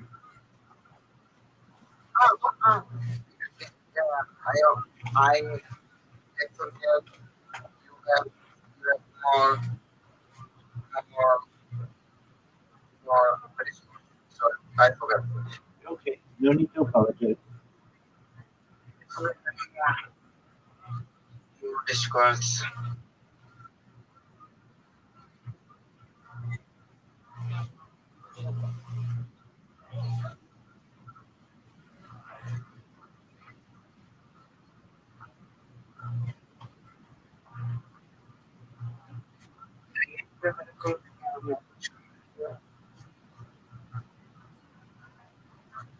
I am okay on zip recruiter on on on on information stuff. Yeah, on the App Store. And I think Okay. Ask if it's available in your country. I'm going to try Google. Okay, try Google.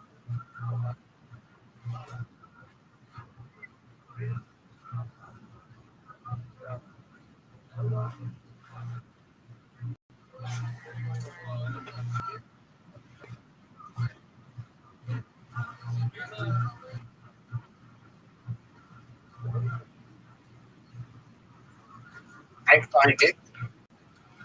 Okay.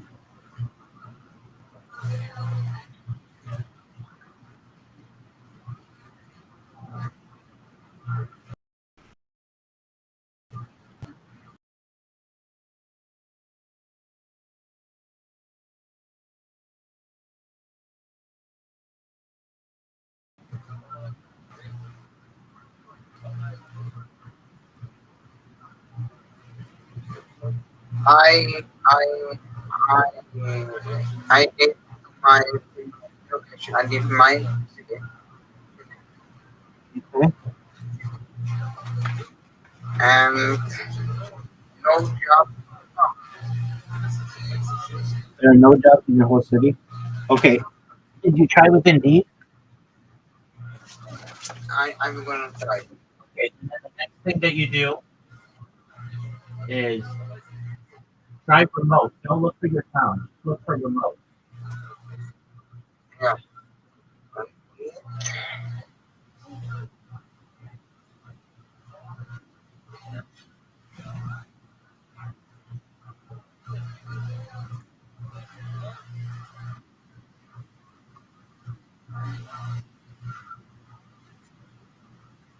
And this is on Apple Store. So I'm gonna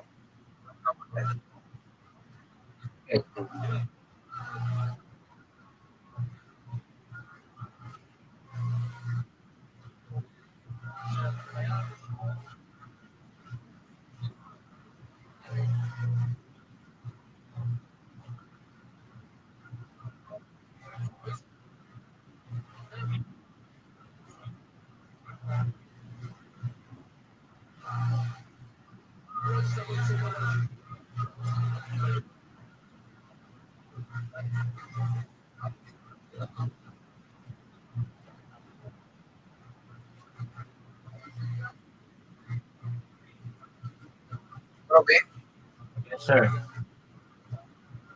Did you get information about that episode you did with that guy? It'll take. Yeah. Are you happy? Are you nervous? You can speak podcast. Well, that's why we're going to practice.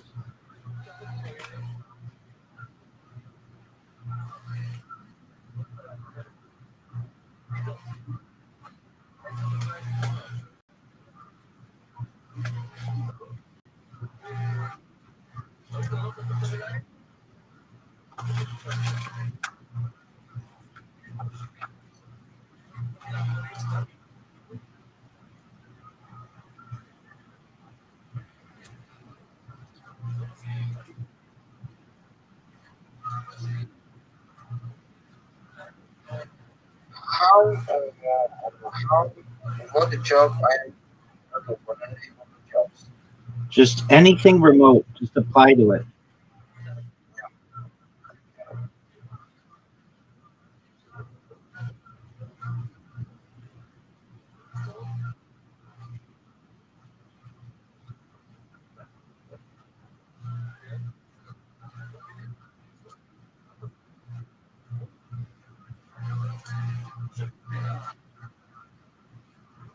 And then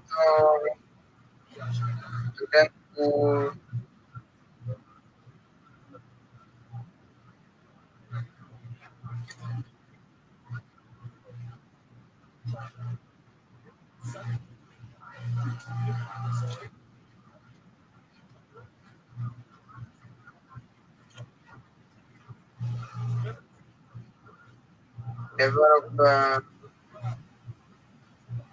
I can't be a developer. Engineer. What the fuck is UX designer? User experience. Nothing. Just apply. Just apply. Now, do you see? Ask ChatGPT for one-click apply option. Okay, one. I'm going to use resume. Use whatever you want to use, big dog.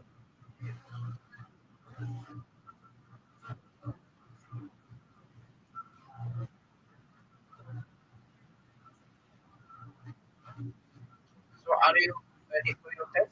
No, just give me a second.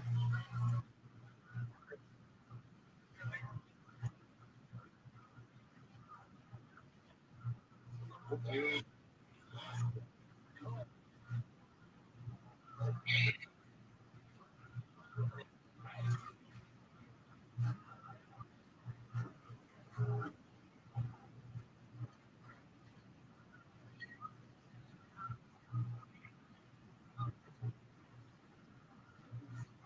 In America, it's so much easier to find a job. No? I would say we probably have more opportunity. Yeah. Oh, market. Interesting. Okay, have you found how to one-click apply? Yeah. Okay, so then whenever you see that button, you click it. I don't care what it is. Just if you see that button, you click it. Okay. Mhm.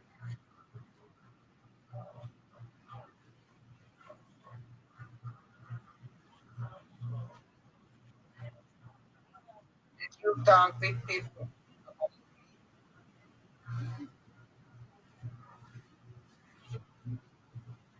For what? about me? Why would I talk to people about you? I don't know, like you cannot be like me or this. What are you talking about? I'm not for 22 years old. No, don't worry about it. What are you talking about? What would I talk to people about you about? And I don't know, like some ask about this. No, to my knowledge, I've only ever talked positively about you. Um,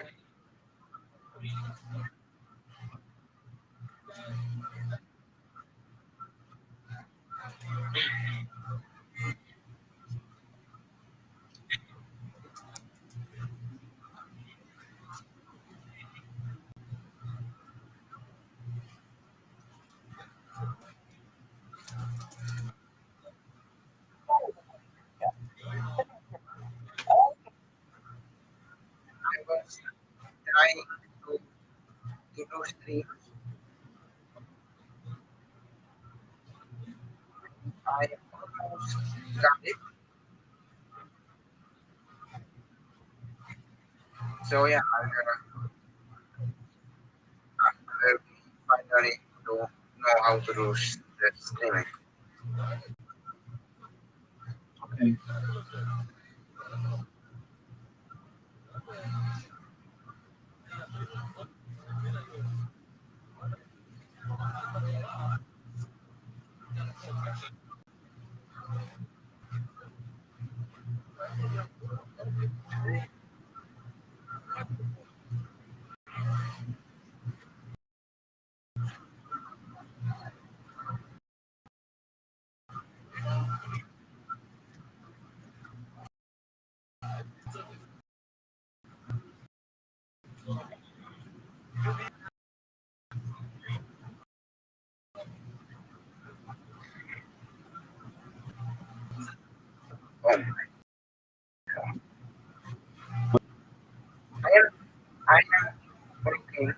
something about our forest Yeah. and it's really What's interesting about it? I don't know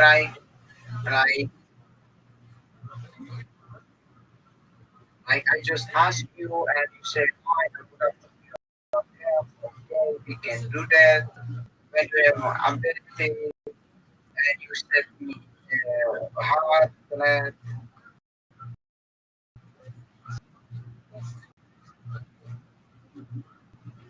it's like I think I think that time it was like the podcast but not friends. Okay.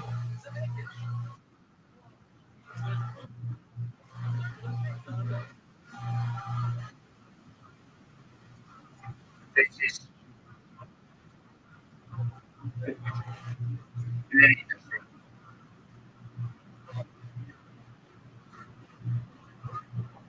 Mm.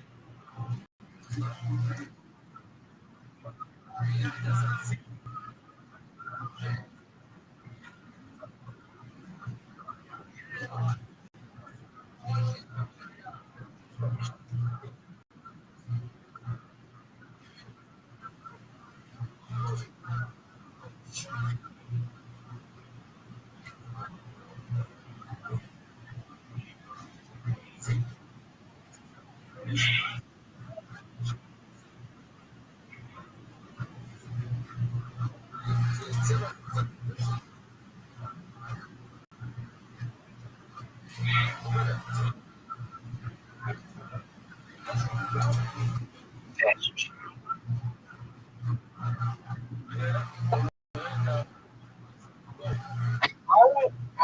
When was your first ever podcast? November 2022.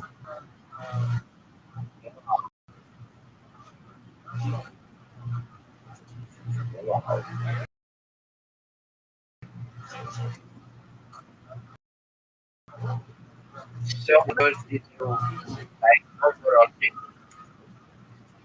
I only did like a few of them. I know you did four, maybe three, Yeah. so like four, five. Episodes? Total ever? Yes, Before you, I did like 10. can oh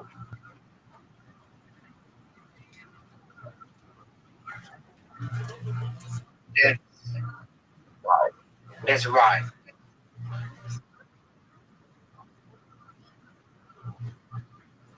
That's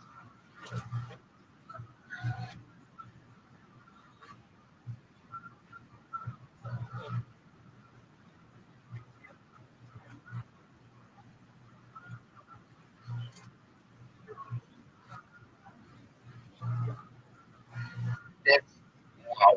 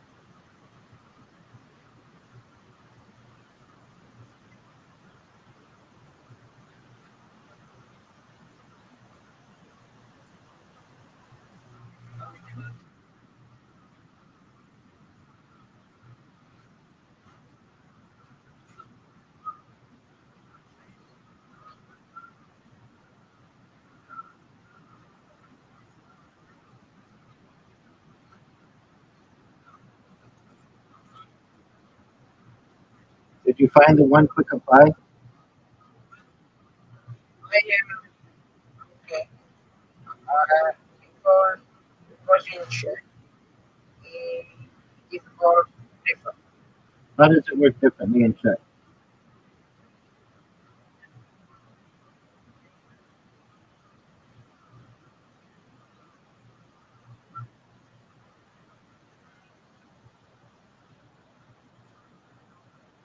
How does it work differently in check? Right? Right.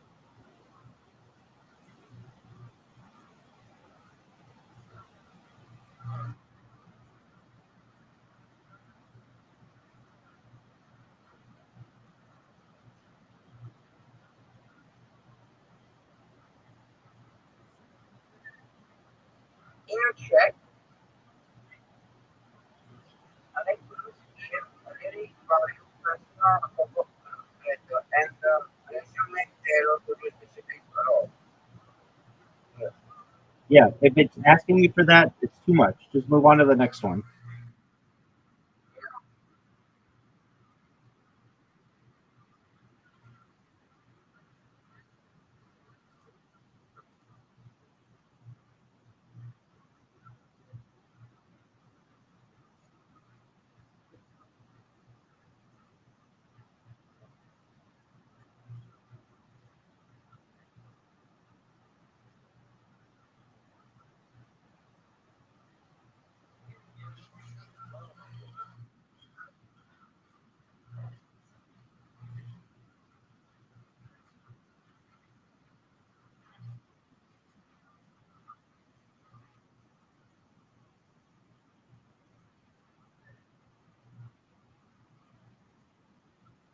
Okay, are you ready? Yeah.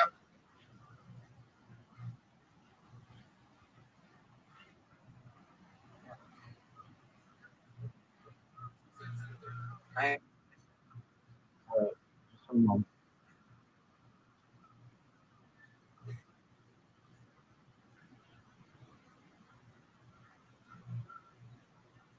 I am Rabbi Michael Moshe Rothschild, an Orthodox Jewish rabbi, certified project management professional, and futurist whose work focuses on the intersection of spirituality, technology, and humanity's long-term future. I have been an active participant in both modern Orthodox and Hasidic Jewish communities, including Chabad, for many years, while also exploring how the principles of postmodern Orthodox Judaism may help bridge traditional Jewish thought with contemporary technological, social, and global challenges. I became an Orthodox Jewish rabbi in 2021, a process traditionally known as smicha, following years of immersive religious study and practice, including daily synagogue attendance, extensive learning with multiple rabbis, Chumash or Torah study, Daf Yomi, daily Talmud study, Gemara classes, and ongoing study of Hebrew, Yiddish, Aramaic, and Ladino, along with traditional Chavrusa spirit study learning, rather than pursuing a traditional congregational or academic rabbinic career. I chose to develop an alternative model of pastoral outreach and public engagement through digital media.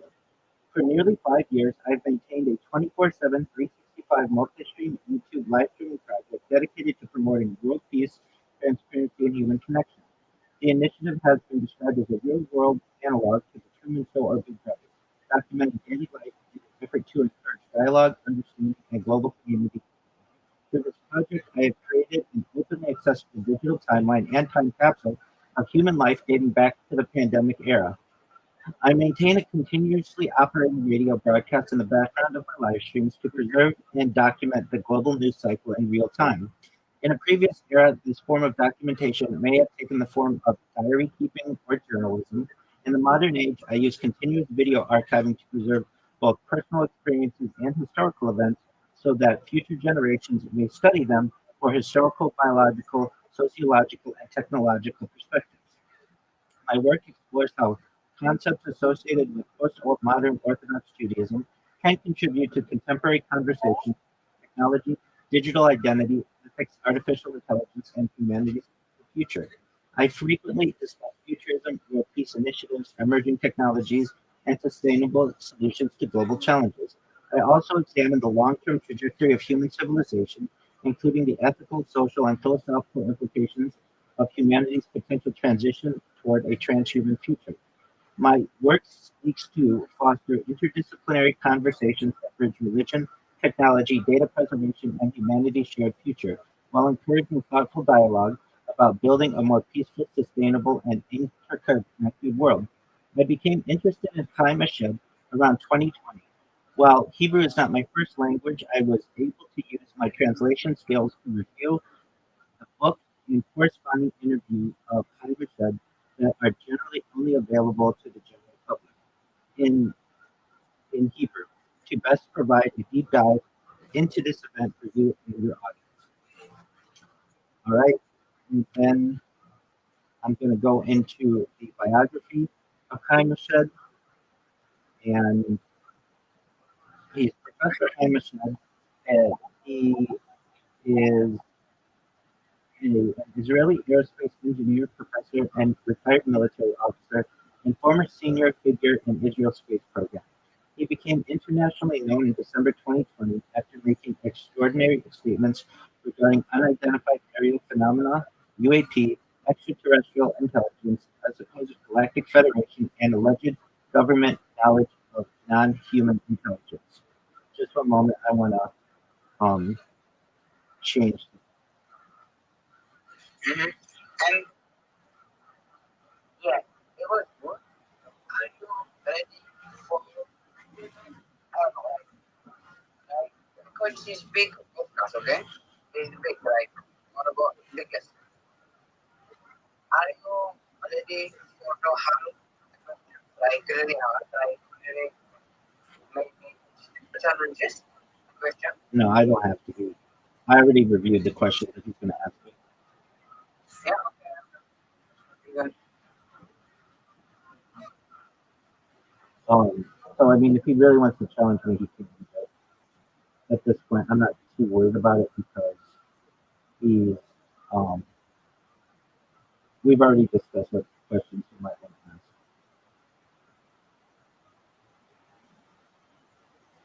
All right.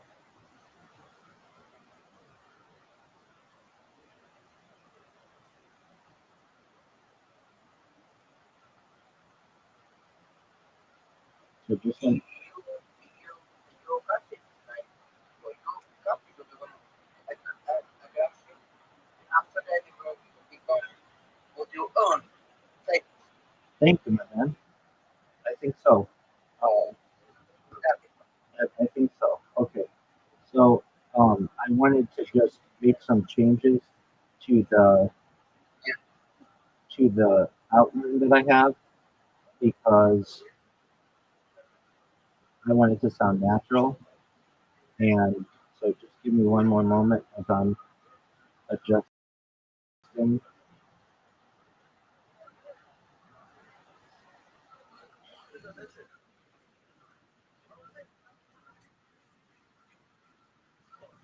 But Okay, here we go. well, can I say something? Yes, sir. But when the episode will come out, be ready for the comments. People, Listen. I've been living my life 24/7, 365 for 4 years. It can take anything they report at me. So the first question is, who is Chaim Mashed? Professor Chaim Mashed is an Israeli aerospace engineer, professor, retired military officer, and former senior figure in Israel's space program. He became internationally known in December 2020 after making extraordinary statements regarding unidentified aerial phenomena, extraterrestrial intelligence, a supposed galactic federation, and alleged government knowledge of non-human intelligence. Before those statements attracted global attention, Hashed had already spent decades working within Israel's aerospace and defense communities. He was recognized as one of the central architects of Israel's satellite capabilities and has been described in Israeli media as a major figure in the development of the country's space program.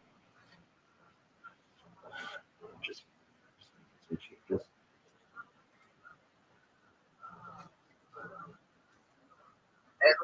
His life story is significant because his reputation was built primarily through conventional aerospace engineering, military technology, and satellite development before he entered the controversial field of UFO disclosure. So going back to give you a really deep dive into his life, he was born in British Mandate 1933 before the establishment of the modern state of Israel in 1948. His early life unfolded during a period of enormous historical transformation. It was the final years of British rule, the creation of Israel, the development of Israel's military and scientific institutions, and the emergence of aerospace technology as a strategic field. The historical environment affected his youth. He grew up during a period when science and technology became central elements of national survival. The important historical developments during this time included World War II and the emergence of advanced military technology, the beginning of the missile age, the Cold War space race, the launch of Sputnik in 1957, the Apollo moon program, the development of satellite intelligence systems. These events shaped a generation of scientists and engineers who viewed space not only as a scientific frontier, but also as a strategic domain. He was educated at Technion, which is the Israeli Institute of Technology. His academic background includes a bachelor's degree in electronic engineering, a master's degree in aeronautical engineering, and a doctorate in aeronautical engineering. The importance of his educational background is it placed him at the intersection of several emerging technologies, including electronics, aerospace engineering, satellite systems, military communication, space exploration technology, and during the second half of the 20th century, these fields obviously became essential for national security. His military career and technological development first begins with his service in the Israeli military intelligence. Eshed served in the Israeli Defense Forces, the IDF, including within military intelligence structures. He became associated with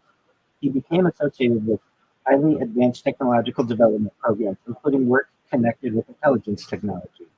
He served in Israel's highly classified Unit 81, an organization responsible for developing technological solutions for military intelligence. The unit is associated with advanced electronics, surveillance technology, specialized intelligence systems, innovative military engineering. Working in such environments placed Eshed among engineers dealing with some of the most advanced technology available. Eshed became one of the most important figures in the Israeli space program. He served as the director of space program for Israel's military Ministry of Defense. He was a chairman of space-related committees. He was a member of the steering committee of the Israeli Space Agency. He reportedly led space activities for nearly 3 decades. One of Eshed's major contributions was his involvement with Israel's reconnaissance satellite capabilities, the OFEC program.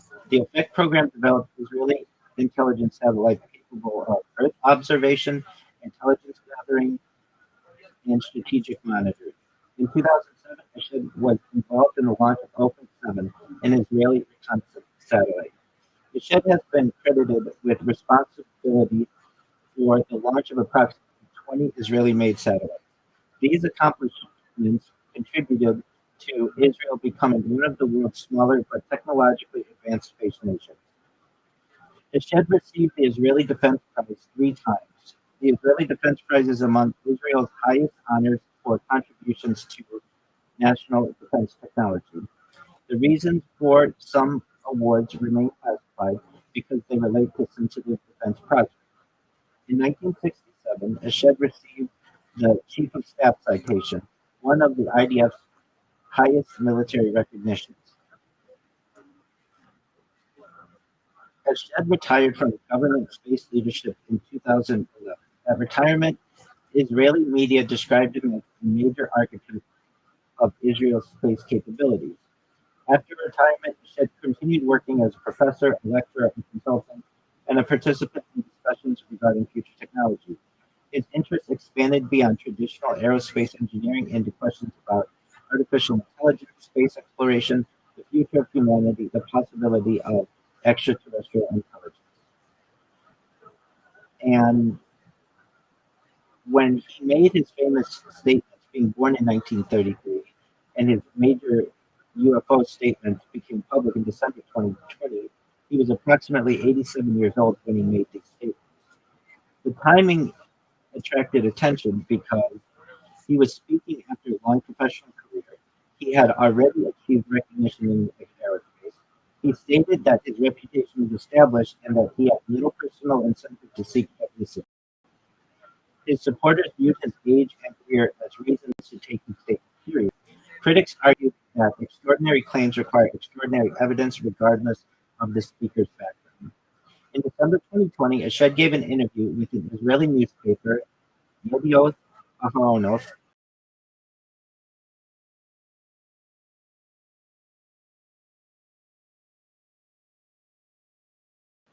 in which interview quickly questioned. Ashed argued that certain unidentified objects demonstrate capability beyond human technology. He stated the UFOs perform maneuvers that cannot be explained by existing human technology. His argument focused on advanced propulsion, unknown physics, technology beyond current aerospace understanding. One of Ashed's most controversial statements was his claim that humanity had contact with an advanced group he called the Galactic Federation. He claimed certain government of this relationship. The relationship involved cooperation, and the beings were studying the fabric of the universe. Perhaps the most famous statement was, "The aliens have asked not to announce that they are here. Humanity is not ready yet." The statement introduced one of the central ideas of his disclosure argument.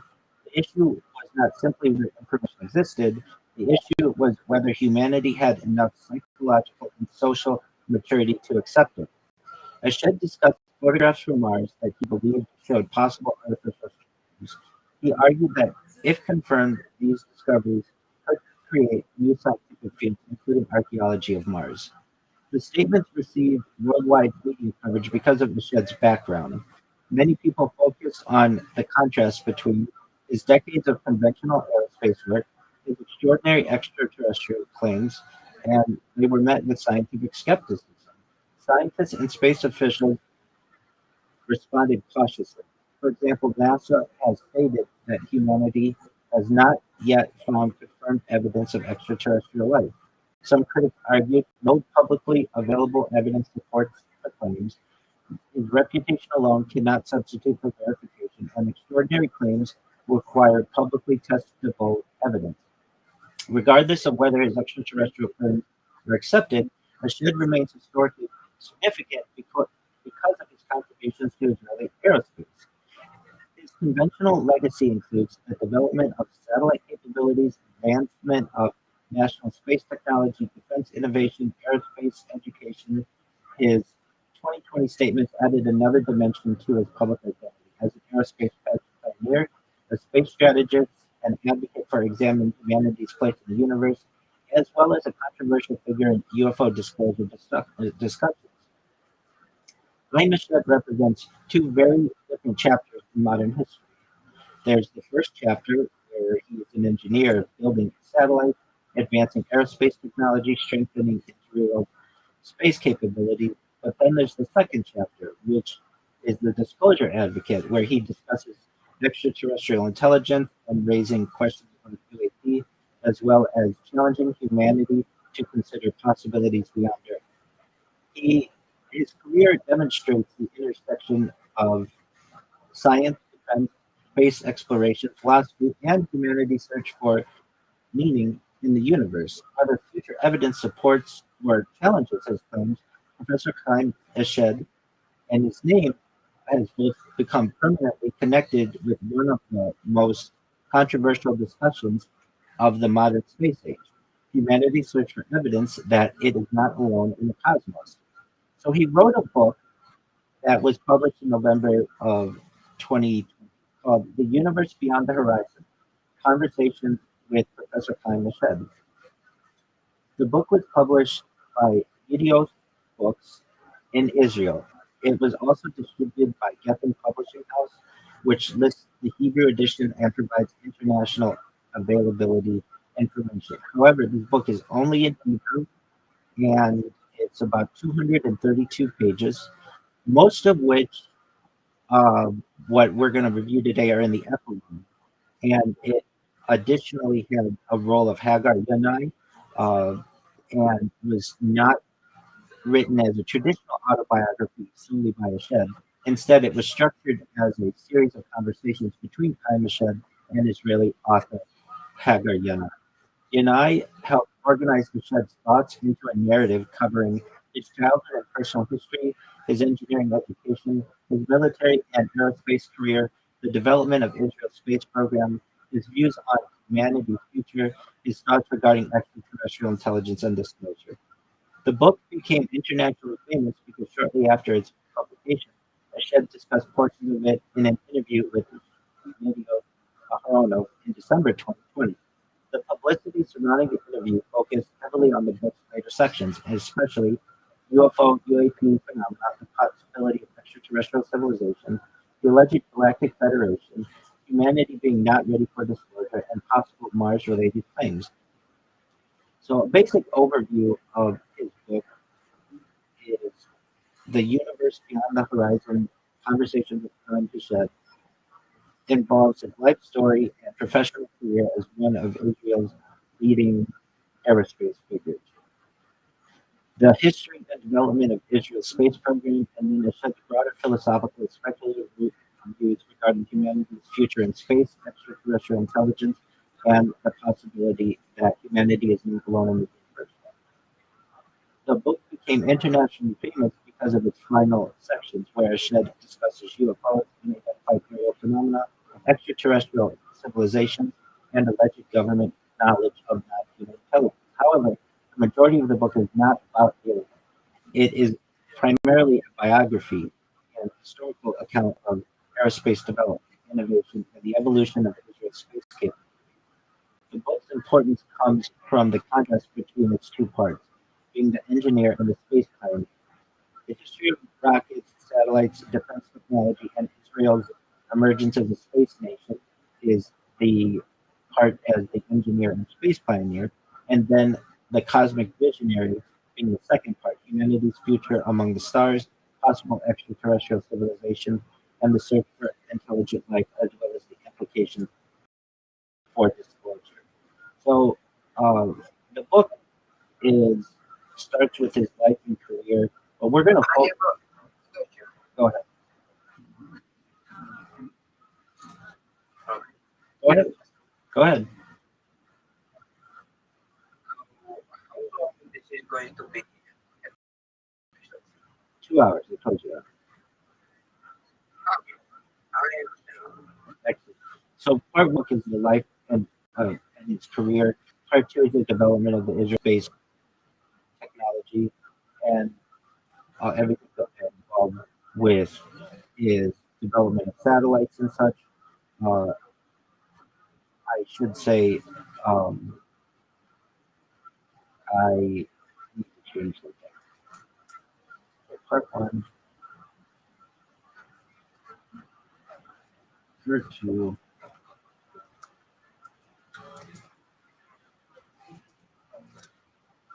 And then part three is the philosophy of innovation.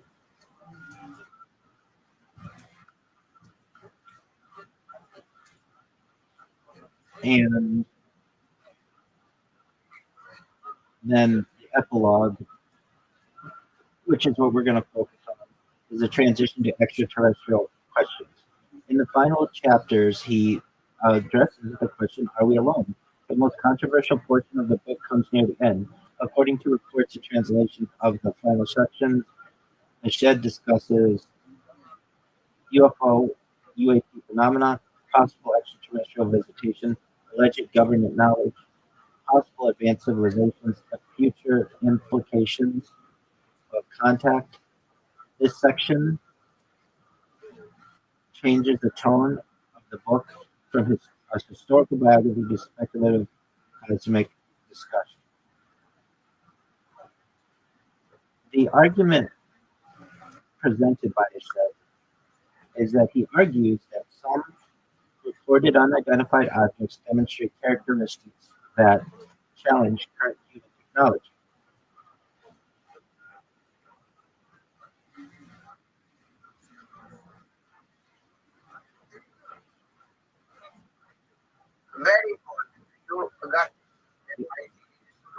question. These people will be amazed what you know. You fucking got it. I hope so. Thank you. The themes include objects displaying unusual flight capabilities, phenomena that appear inconsistent with known engineering, the possibility that humanity does not yet understand all forms of technology. He frames the UFO question as a scientific issue rather than a mere cultural phenomenon.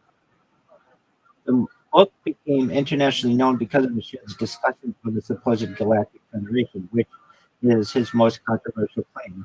According to reports describing the book and related interviews,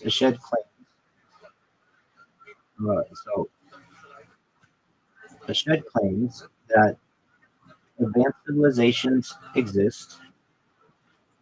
Humanity has allegedly interacted with these civilizations, and certain governments are aware of the interaction.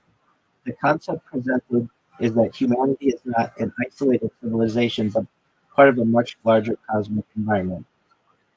One of the central philosophical ideas of the book is that humanity may not yet be prepared for confirmation of extraterrestrial intelligence. His argument involves fear of societal disruption, psychological shock, religious implications, and political consequences. His famous statement, "The aliens have asked not to announce that they are here, humanity is not ready yet," represents the idea that disclosure is delayed because humanity must mature first. Another major theme is the possibility that Mars contains evidence of ancient intelligence. The shed discusses images from Mars missions, possible artificial structures, and the possibility of ancient civilizations. He argues that if some structures were confirmed artificial, humanity would need to create entirely new fields of research. One of Shed's most interesting concepts is that the idea that future astronauts may need archaeological training. Traditional Mars exploration focuses on geology, climate, searching for microbial life. Shed expands the vision toward ancient structures, artifacts, lost civilizations, and planetary history. The discovery of artificial structures would transform Mars from a geological object into an archaeological world. One of the unique aspects of the book is it combines established science with meaning aerospace engineering, satellites, space exploration, and technology development with speculative science, extraterrestrial civilization, UFO phenomena, galactic cooperation. This combined creates both created both fascination and controversy. After excerpts and interviews were translated into English, the book gained worldwide attention. Media coverage focused primarily on the Galactic Federation claim, alleged government cooperation, Mars statements, and disclosure. Critics argued that extraordinary claims require publicly available evidence. No confirmed extraterrestrial artifacts or civilizations have been verified. Eshed's aerospace achievements do not independently prove his claims. NASA has stated that humanity has not yet confirmed evidence of extraterrestrial life. At its deepest level, the universe beyond the horizon is about humanity's relationship with the unknown. The book asks, how much do we truly understand about the universe? Are we prepared for discoveries that challenge our worldview? And will humanity remain Earth centered or become a cosmic civilization? The major themes that are summarized are that space is humanity's destiny, meaning humanity must expand beyond Earth. Exploration is part of civilization's evolution. There's also technology as transformation. Scientific progress changes with humanity. What scientific progress changes what humanity considers possible. The universe as a place of possibilities that the cosmos may contain intelligence beyond Earth, and disclosure and maturity. Knowledge requires responsibility. Humanity must develop psychologically and ethically, as well as the beginning of cosmic history, discovering another intelligence.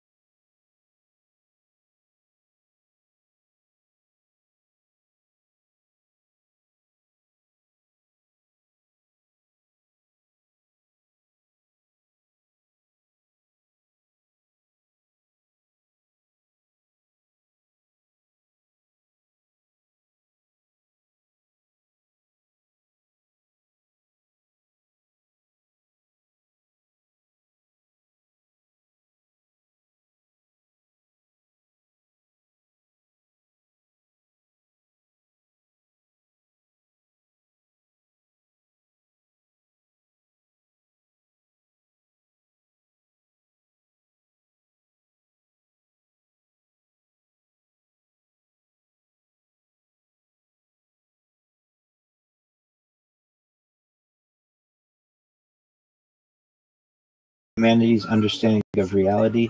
The central purpose of the epilogue is this sweeping argument. I need to remove some of this stuff.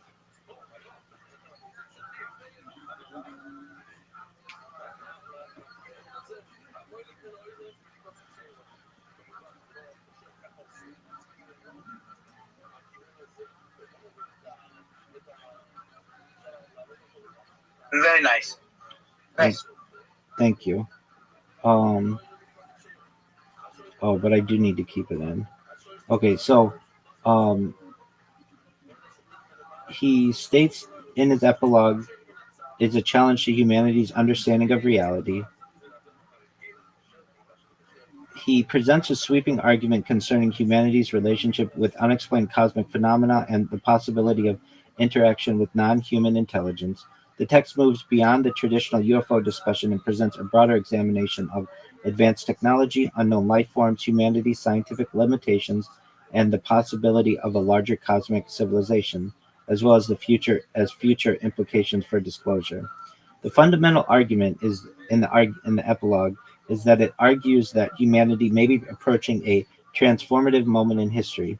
He suggests that evidence gathered from astronomical observations, space exploration, government investigations, and historical cases, as well as photographic evidence, requires humanity to reconsider its assumptions about life and intelligence in the universe. The major themes developed through the epilogue are the limitations of current physics, the need for expanded scientific investigation, the classification of encounters with unidentified phenomena, evidence suggesting possible ancient interactions, possible artificial structures beyond Earth, the concept of a galactic federation, the argument that humanity is not psychologically prepared for disclosure, the future development of cosmic archaeology. Eshed goes into unexplained phenomena and scientific acceptance. He begins by addressing observations that appear inconsistent with known human technology. He argues that certain UFO UAP reports demonstrate capabilities beyond current engineering models. One of the quotes that's attributed within his book is, "In recent years, we've been exposed to information about phenomena which cannot be explained with existing physics, such as the appearance of unidentified flying objects or UFOs. The UFOs perform maneuvers that cannot be explained by existing human technology. There are scientific implications. If these observations represent genuine technology, humanity may need to expand existing scientific models. Potential areas requiring investigation include propulsion systems, energy generation, space-time manipulation, advanced materials, artificial intelligence, and physics beyond current theories." Eshed frames unexplained phenomena as opportunities rather than threats. Throughout history, scientific revolutions occurred when observations challenged accepted models.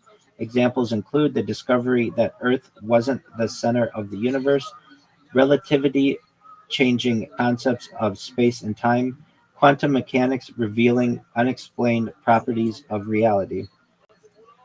The UAP UFO phenomenon as a scientific question within the epilogue, he makes the argument that unexplained aerial phenomena should be examined through physics, engineering, biology, archaeology, and planetary science. Another major part that he does is he discusses the redefining of the spectrum of encounters, expanding beyond traditional UFO classifications. The original framework, the classification created by J. Allen Hynek, provided a foundation for discussing encounters. Traditional categories included close encounters involving observation, physical effects, encounters involving alleged occupants.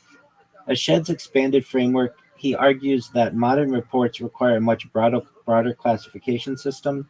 His expanded model moves from isolated Earth encounters toward a solar system-wide perspective. So the 8 categories of cosmic encounters that he proposes, we of course have the first kind, visual observations, reports involving unidentified objects involved in the sky, no direct physical interaction, represents the basic level of unexplained observation. Then we have the second kind, which are physical effects, reports involving measurable effects such as electromagnetic disturbances, physical traces, effects on vehicles, and environmental changes. Close encounters of the third kind involve observation of occupants, reports involving witnesses observing beings associated with unidentified craft, and he moves the discussion from technology to biology and intelligence. Then he gets into the fourth kind of human interaction, reports involving communication, medical examinations, direct encounters, and alleged abduction experience. Then the fifth kind, biological evidence and non-human remains, a transition from observational to physical evidence. A shed introduces a category involving alleged examination of non-human biological remains. Confirmation of evidence would transform biology, evolutionary theory, anthropology, medicine, and the understanding of life itself. Then he goes into category 6, objects within Earth's orbit. He extends the phenomenon into space. He includes observation of unidentified objects beyond Earth's atmosphere. The implications are objects operating in Earth's orbit would represent a technological mystery, a security issue, and evidence of possible non-human activity. Best.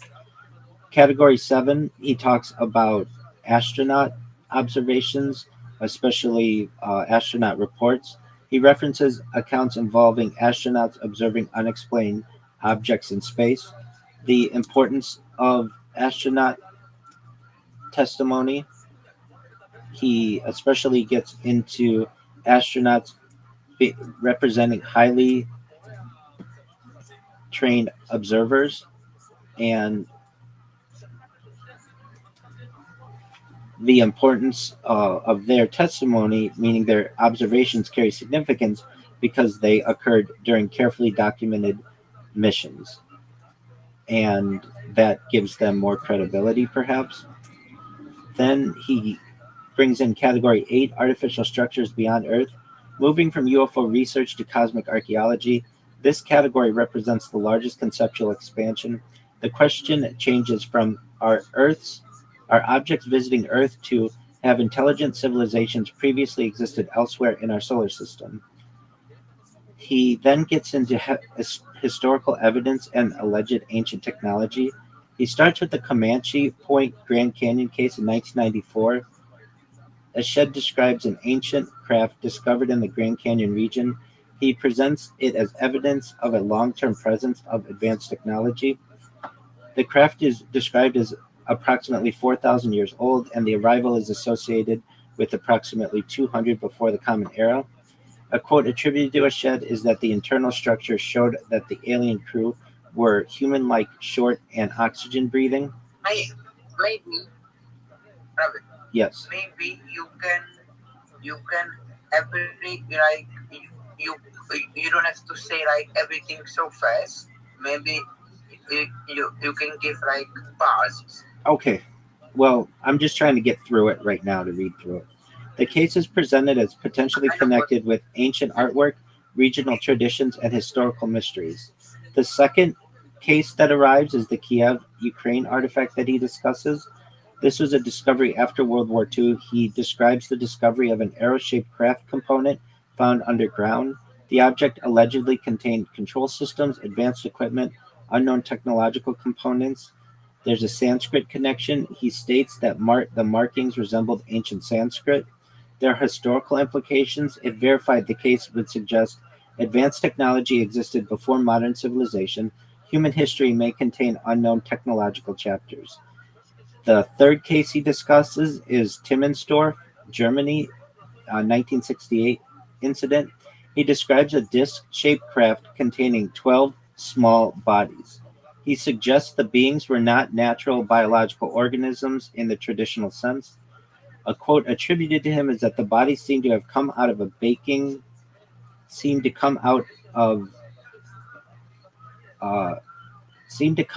assembly line as a product of cloning. There were artificial life implications. Ravi, Yes.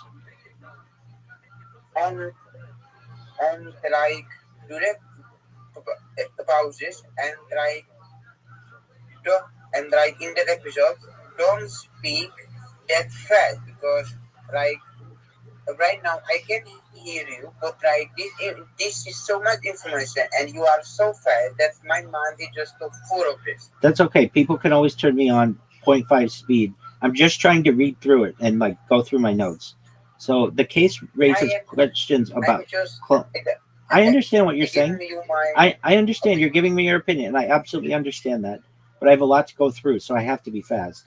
The case raises questions about cloning, engineered organisms, manufactured biological entities, and advanced biotechnology. Ashed then argues that humanity should examine Mars not only as a destination for exploration, but as a possible location containing evidence of ancient intelligence. He examines images from Mars missions. He argues that some formations appear inconsistent with natural geological processes. A quote attributed to him is that, "In this, I present my a number of photographs from Mars, and no geological explanation can be given to them. It seems obvious that they were intentionally created by intelligent beings." He talks about a fortress structure. He talks about geometric appearance, apparent hollow structure, and the lack of dust accumulation. He suggests future Mars astronauts may require archaeological training, and exploration would involve excavation, preservation, and analysis of possible ancient structures. He stated that then areas of research will open, for example, archaeology of Mars. Then new areas of research will open up, for example, archaeology of Mars, and perhaps future astronauts going out to Mars will have to be trained in archaeology. The epilogue introduces the idea of cooperation between humanity and advanced non human civilizations. He claims that certain governments have knowledge of these interactions, and according to Ashed, secrecy exists because humanity lacks readiness for the implications. There's a quote that humanity is not ready. The aliens have asked us not to announce that they are here. Humanity is not ready yet. The epilogue discusses possible effects of social disruption, religious questions, economic instability, political uncertainty, and psychological shock. He states that advanced civilizations may evaluate humanity based on cooperation, emotional maturity, scientific responsibility, and the ability to avoid self destruction. The epilogue challenges humanity to redefine itself as part of a larger cosmic environment. Potential future disciplines include xenobiology, cosmic archaeology, advanced physics, and interstellar diplomacy. The ultimate message of the epilogue is that humanity stands at a possible turning point.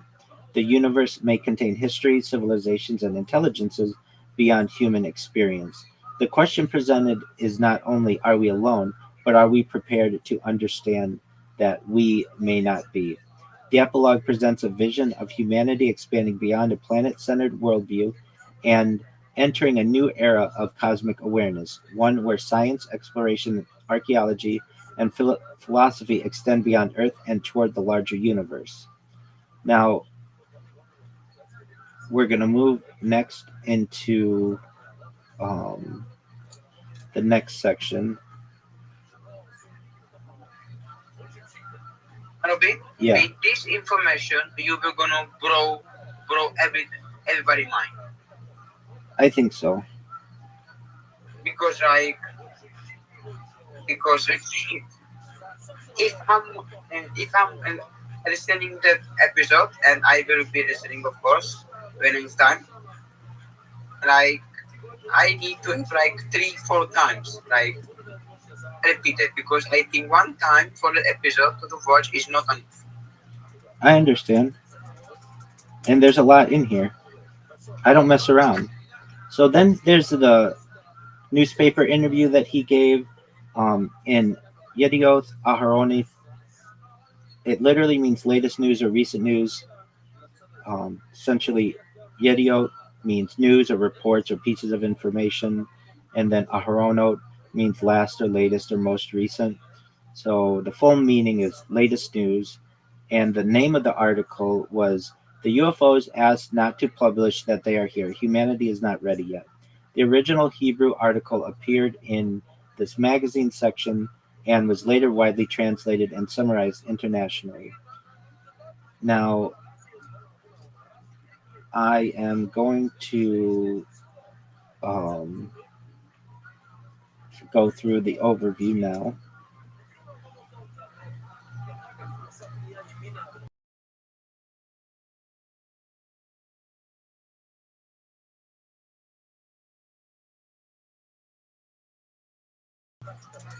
Gave an interview in which he discussed his views on unidentified aerial phenomena, extraterrestrial intelligence, government secrecy, and humanity's future relationship with advanced civilizations.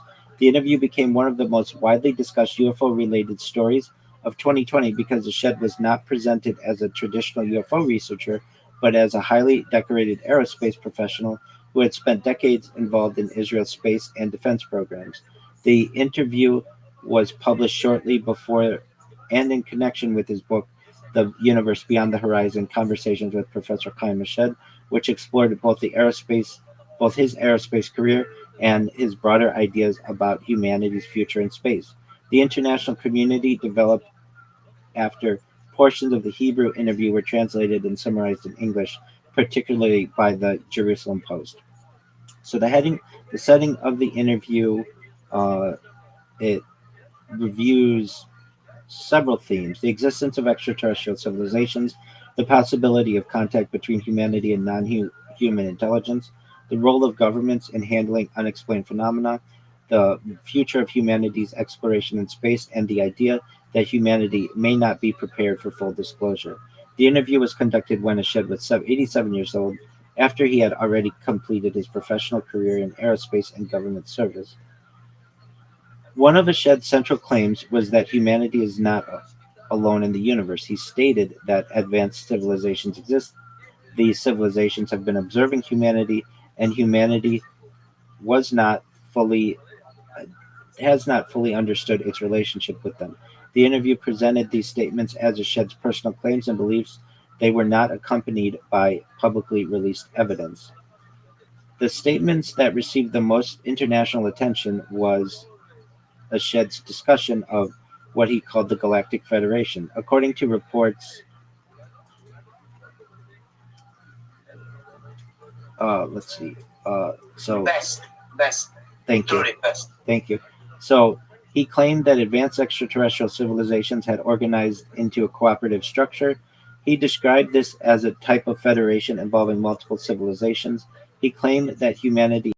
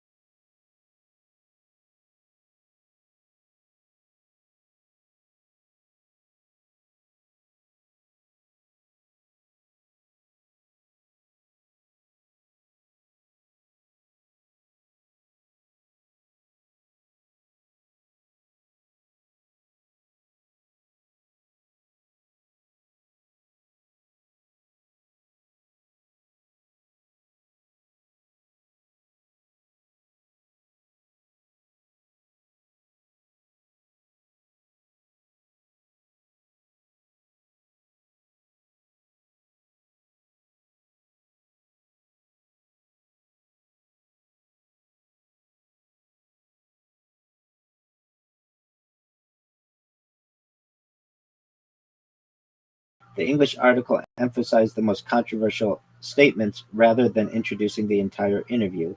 This created several consequences. It The headlines became more focused almost entirely on extraterrestrials, and there was less emphasis placed on space exploration, human evolution, scientific curiosity, and the future of civilization. Many readers encountered the story first through headlines rather than the complete interview context, which we're going to go into. The interview was originally conducted in Hebrew. Important ideas sometimes changed slightly through translation. Examples include aliens versus extraterrestrials, federation versus confederation, contact versus cooperation, and disclosure versus announcement. Because these concepts carry different meanings, translation influenced how audiences interpreted Eshed's statements. After the English article appeared, the story spread worldwide. Major themes highlighted the media outlets included Major themes highlighted by media outlets included alleged alien contact, secret government agreements, Mars bases, and the Galactic Federation. Scientists and space officials responded cautiously. The main criticism was no publicly verified evidence has been presented supporting the claims. Extraordinary claims require extraordinary evidence. NASA has stated that humanity has not confirmed existence of extraterrestrial life. Some Israeli scientific figures acknowledged Eshed's impressive aerospace career, but expressed skepticism about his extraterrestrial claims. Isaac Ben Israel, chairman of the Israeli Space Agency, reportedly said Eshed's claims went too far and that such encounters were unlikely. Regardless of whether people accept or reject Eshed's claims, the interview became significant because it brought together several major themes. The story attracted attention because Eshed was associated with satellite development, defense technology, and space programs. The interview occurred during a period when UAP discussions were receiving increased attention internationally. This included government discussions of unidentified aerial phenomena, military pilot reports, increased public interest in disclosure. Beyond the specific claims, the interview raised broader questions. How would humanity react to confirmation of another civilization? Would disclosure change religion and philosophy? Are humans prepared to join a larger cosmic community? So, a basic summary of the timeline is there's the December 2nd, 2020 interview in Hebrew with Chaim Eshed appearing in the magazine. Then, also in 2020, there are English summaries that begin circulating internationally. Also in December of 2020, the Jerusalem Post publishes an English language version focusing on the major claims. And then in the following days, international media reports on the Galactic Federation claims, government contact allegations, Trump disclosure claims, and the Mars statements. So, what we then will do is we're going to get into what he actually said as opposed to what people say he said. So, the first question that in the article, the UFOs asked not to advertise that they are here. Humanity is not ready. He begins discussion of Skinwalker Ranch and states that abnormal phenomena have now been recorded at this farm. A team of scientists from NASA and MIT graduates brought all possible instruments there: cameras, spectrometers, spectrographs, gamma rays, X-rays, ultraviolet, infrared, all fields, and they saw things that I, who have been researching this for 10 years, was left with my mouth open. Not only me, I spoke with Professor Itzhak Ben Israel, now chairman of the space agency, who always chuckled a little, and he was also thrilled. There's then something that he's asked, what did you see there? You know the term portal in this context. So you see a UFO appear there. You photograph it with the entire spectrum of cameras. You see the radiation of all frequencies. It's raging. He then was asked, and what is the UFO doing? He says, you see the radiation jump and you see a shape-changing body arrives. Light comes out of it at a frequency that you cannot see with the naked eye. In fact, when you look normally. But with the cameras at high frequencies, you see this body perform cattle mutilation, drawing blood from the cattle on the ground in front of your eyes. He was asked, what exactly did they see? And he said, something like a cloud, like you draw a ghost for children. It's like an unidentified cloud, amorphous, and the horns come out of it, and you see the cow twitching. And when it's over, everyone runs to the field to see, and there's nothing there, no blood, but the cow's body has been cut, which is like with a laser. They removed the organs and pumped her blood. If they had told me this, I would have said that's just a show. But professors from MIT and leading researchers have seen and confirmed it, and everyone is shocked. So listen, we have to at least check. He's then asked the question, why doesn't Robert Bigelow himself tell about it? And Ashed says, he received huge funding from NASA as part of the programs that my friends there only mumble about under their breath. And he made a written commitment that everything goes to the Pentagon and is housed there. It upsets him that the Ministry of Defense is not ready to release anything. He's then asked, aren't you taking an academic risk when you're interview when you are interviewed on the subject now? And he states, nowadays I have nothing to lose. I received my degree and awards. I am respected in universities abroad, and even there the trend is changing, and they are ready to talk about it.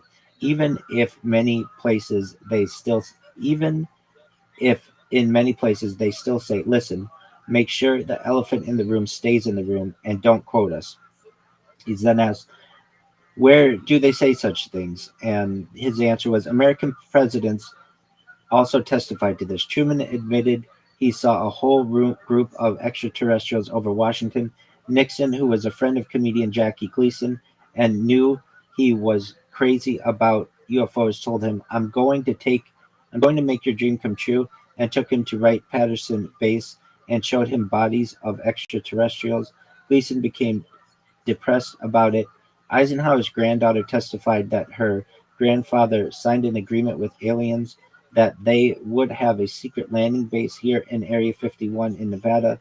They would be able to come into contact with a limited number of people, conduct experiments, and the condition is that they would provide us with technologies, for example, anti-gravity.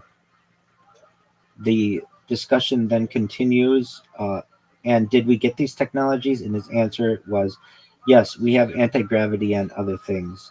The question emerges, so why are they hiding this from us, and how is it possible that governments and armies in the world are able to cooperate in concealment of this magnitude? He states, not all governments of the world. There is a group of partners, the Americans, the Russians, the Japanese, the English, and the Chinese.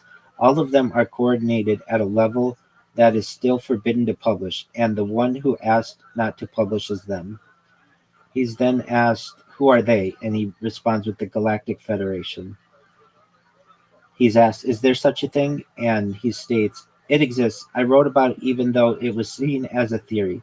But lately, former senior generals are also saying to publish, and Trump was on the verge of revealing, and a few mainstream professors are also saying, guys, tell.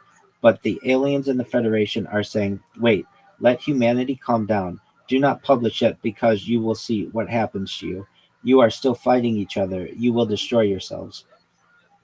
He's then asked, why don't they come and talk to us directly? He states, because it will create panic and collapse humanity. After all, what will happen? The markets will collapse. There will be nothing to eat. People will become cannibals. Hospitals will be shut down. All the dark passions will come out. This could be the end, and they are not interested in it. On the contrary, they are constantly watching, and there are many reports on this. After the nuclear events in the world, they monitor all the nuclear weapon stations and bases. I'm ready to give you all the things in writing, and there have already been things that they have prevented. Know that it is not just luck that the Russians in the Bay of Pigs did not use nuclear weapons against the Americans. Someone neutralized it. Without them, I have no doubt that humanity would have already destroyed itself. They want to tell humanity, children, calm down. He is then asked, why don't they make contact when they say goodbye and say it explicitly? He states, the UFOs asked not to advertise that they are here. Humanity is not yet ready. There will be a great rampage, and what the Inquisition did to people like Galileo and Copernicus will return. They want to make us sane, and understanding first. They waited until today for humanity to develop and reach a stage where You we. are doing a great job. Thank you. Let's go. Okay. They waited until today for humanity to develop and reach a stage when we even understand what space and spacecraft are. Think in the First World War, we didn't even have airplanes, and they didn't want mass hysteria to rise. With the best example being what happened in 1938 with Orson Welles' broadcast of War of the Worlds, when the police collapsed and everything blew up in the streets. And what they say is, first of all, let's stabilize things so that the stock markets don't fall, there won't be rampage, and humanity calms down a bit. He's then asked, are we in communication with them regarding the publication date? And he states, there is an agreement between the US government and the extraterrestrials. I can't prove it. I understand that it sounds like a theory, but the understanding is that the Galactic Federation has 9 elements of advanced extraterrestrials of various types who signed a contract with us to do experiments here. He's asked, what interest do they have in us? He states, all there are all the resources here. There is water here in quantities that are not found anywhere else. There are all types of vegetation, all types of animals, the ocean. He's asked, but as a developed intelligence than us, what good are we to them? He states, we are a petri dish. They are also researching and trying to understand the whole fabric of the universe, and they want us as helpers. To date, the petri dish has not been stabilized, but the assessment is that we are reaching this stage. Religion accepts their existence. The Vatican has already announced that it wants to baptize them. The UN has appointed the ambassador for extraterrestrial affairs, Maslan Othman, and the corona has calmed everything down and is bringing us closer to them. He's then asked, come on, in this day and age, there's no way something like that could be kept a secret. And he states, how many years did they keep the fact that the Earth is not the center of the universe a secret? At least 1,500 years, or the Manhattan Project. Do you know how many people worked there? 150,000 people, at least. How many knew what it was? 3. So if you want to keep something like this a secret, you can.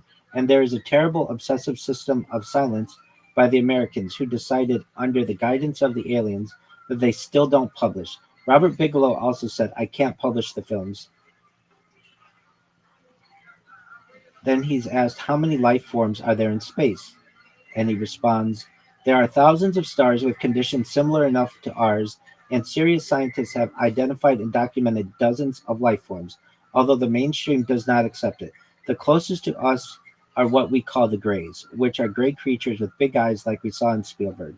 And it is likely that contact will be made with them.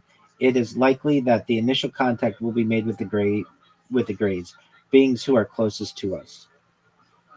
He's then asked, where are they geographically close to us? And his answer is, it is assumed that some sort of them came from the Pleiades, planets that have living conditions that we know. We can't get there, but they can get to us because they are much more advanced. He's asked, where else in the neighborhood is there life?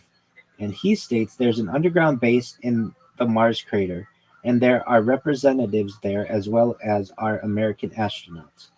He's asked, how do we know that? And he states, do you want articles? There are, but science so far doesn't want to hear. The next question he's asked is, what do their aircraft look like? The answer is, the big spaceship is almost the size of a small city. Small spaceships come out of it, most of them robotic, manned by intelligent robots. At first, they will send such robots, primitive in their view, or a message that we will have to decipher. The next question is, to reach us, they have to move like at least at the speed of light. What is their propulsion method? Rocket, nuclear? The answer to that was no.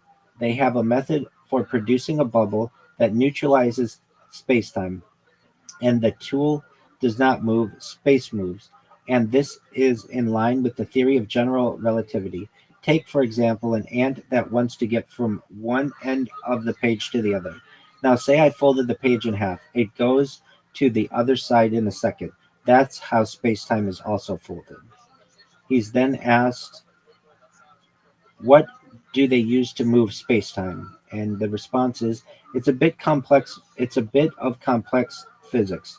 The propulsion is based on dark energy. 25% of the universe is dark matter, which makes it impossible. Which makes it possible to distort space-time and reach other galaxies in no time. You can create a tiny black hole. This, by the way, is what is done in the particle accelerator in Switzerland, which sucks stars and ejects them quickly. These are technologies that sound like science fiction, but they are on the brink. The next question that he is asked is, and what will happen when they reach us? His answer was, humanity will connect the fabric of the universe, and once we connect, our science will jump thousands of years. We will be capable of anti-gravity. We will be able to move between star systems. Religion will lose the control it has today. Extraterrestrials do not believe in religion. They believe in deciphering the fabric of the universe, which is not God, it is mathematics. He's then asked, tell me, why are they always described as relatively short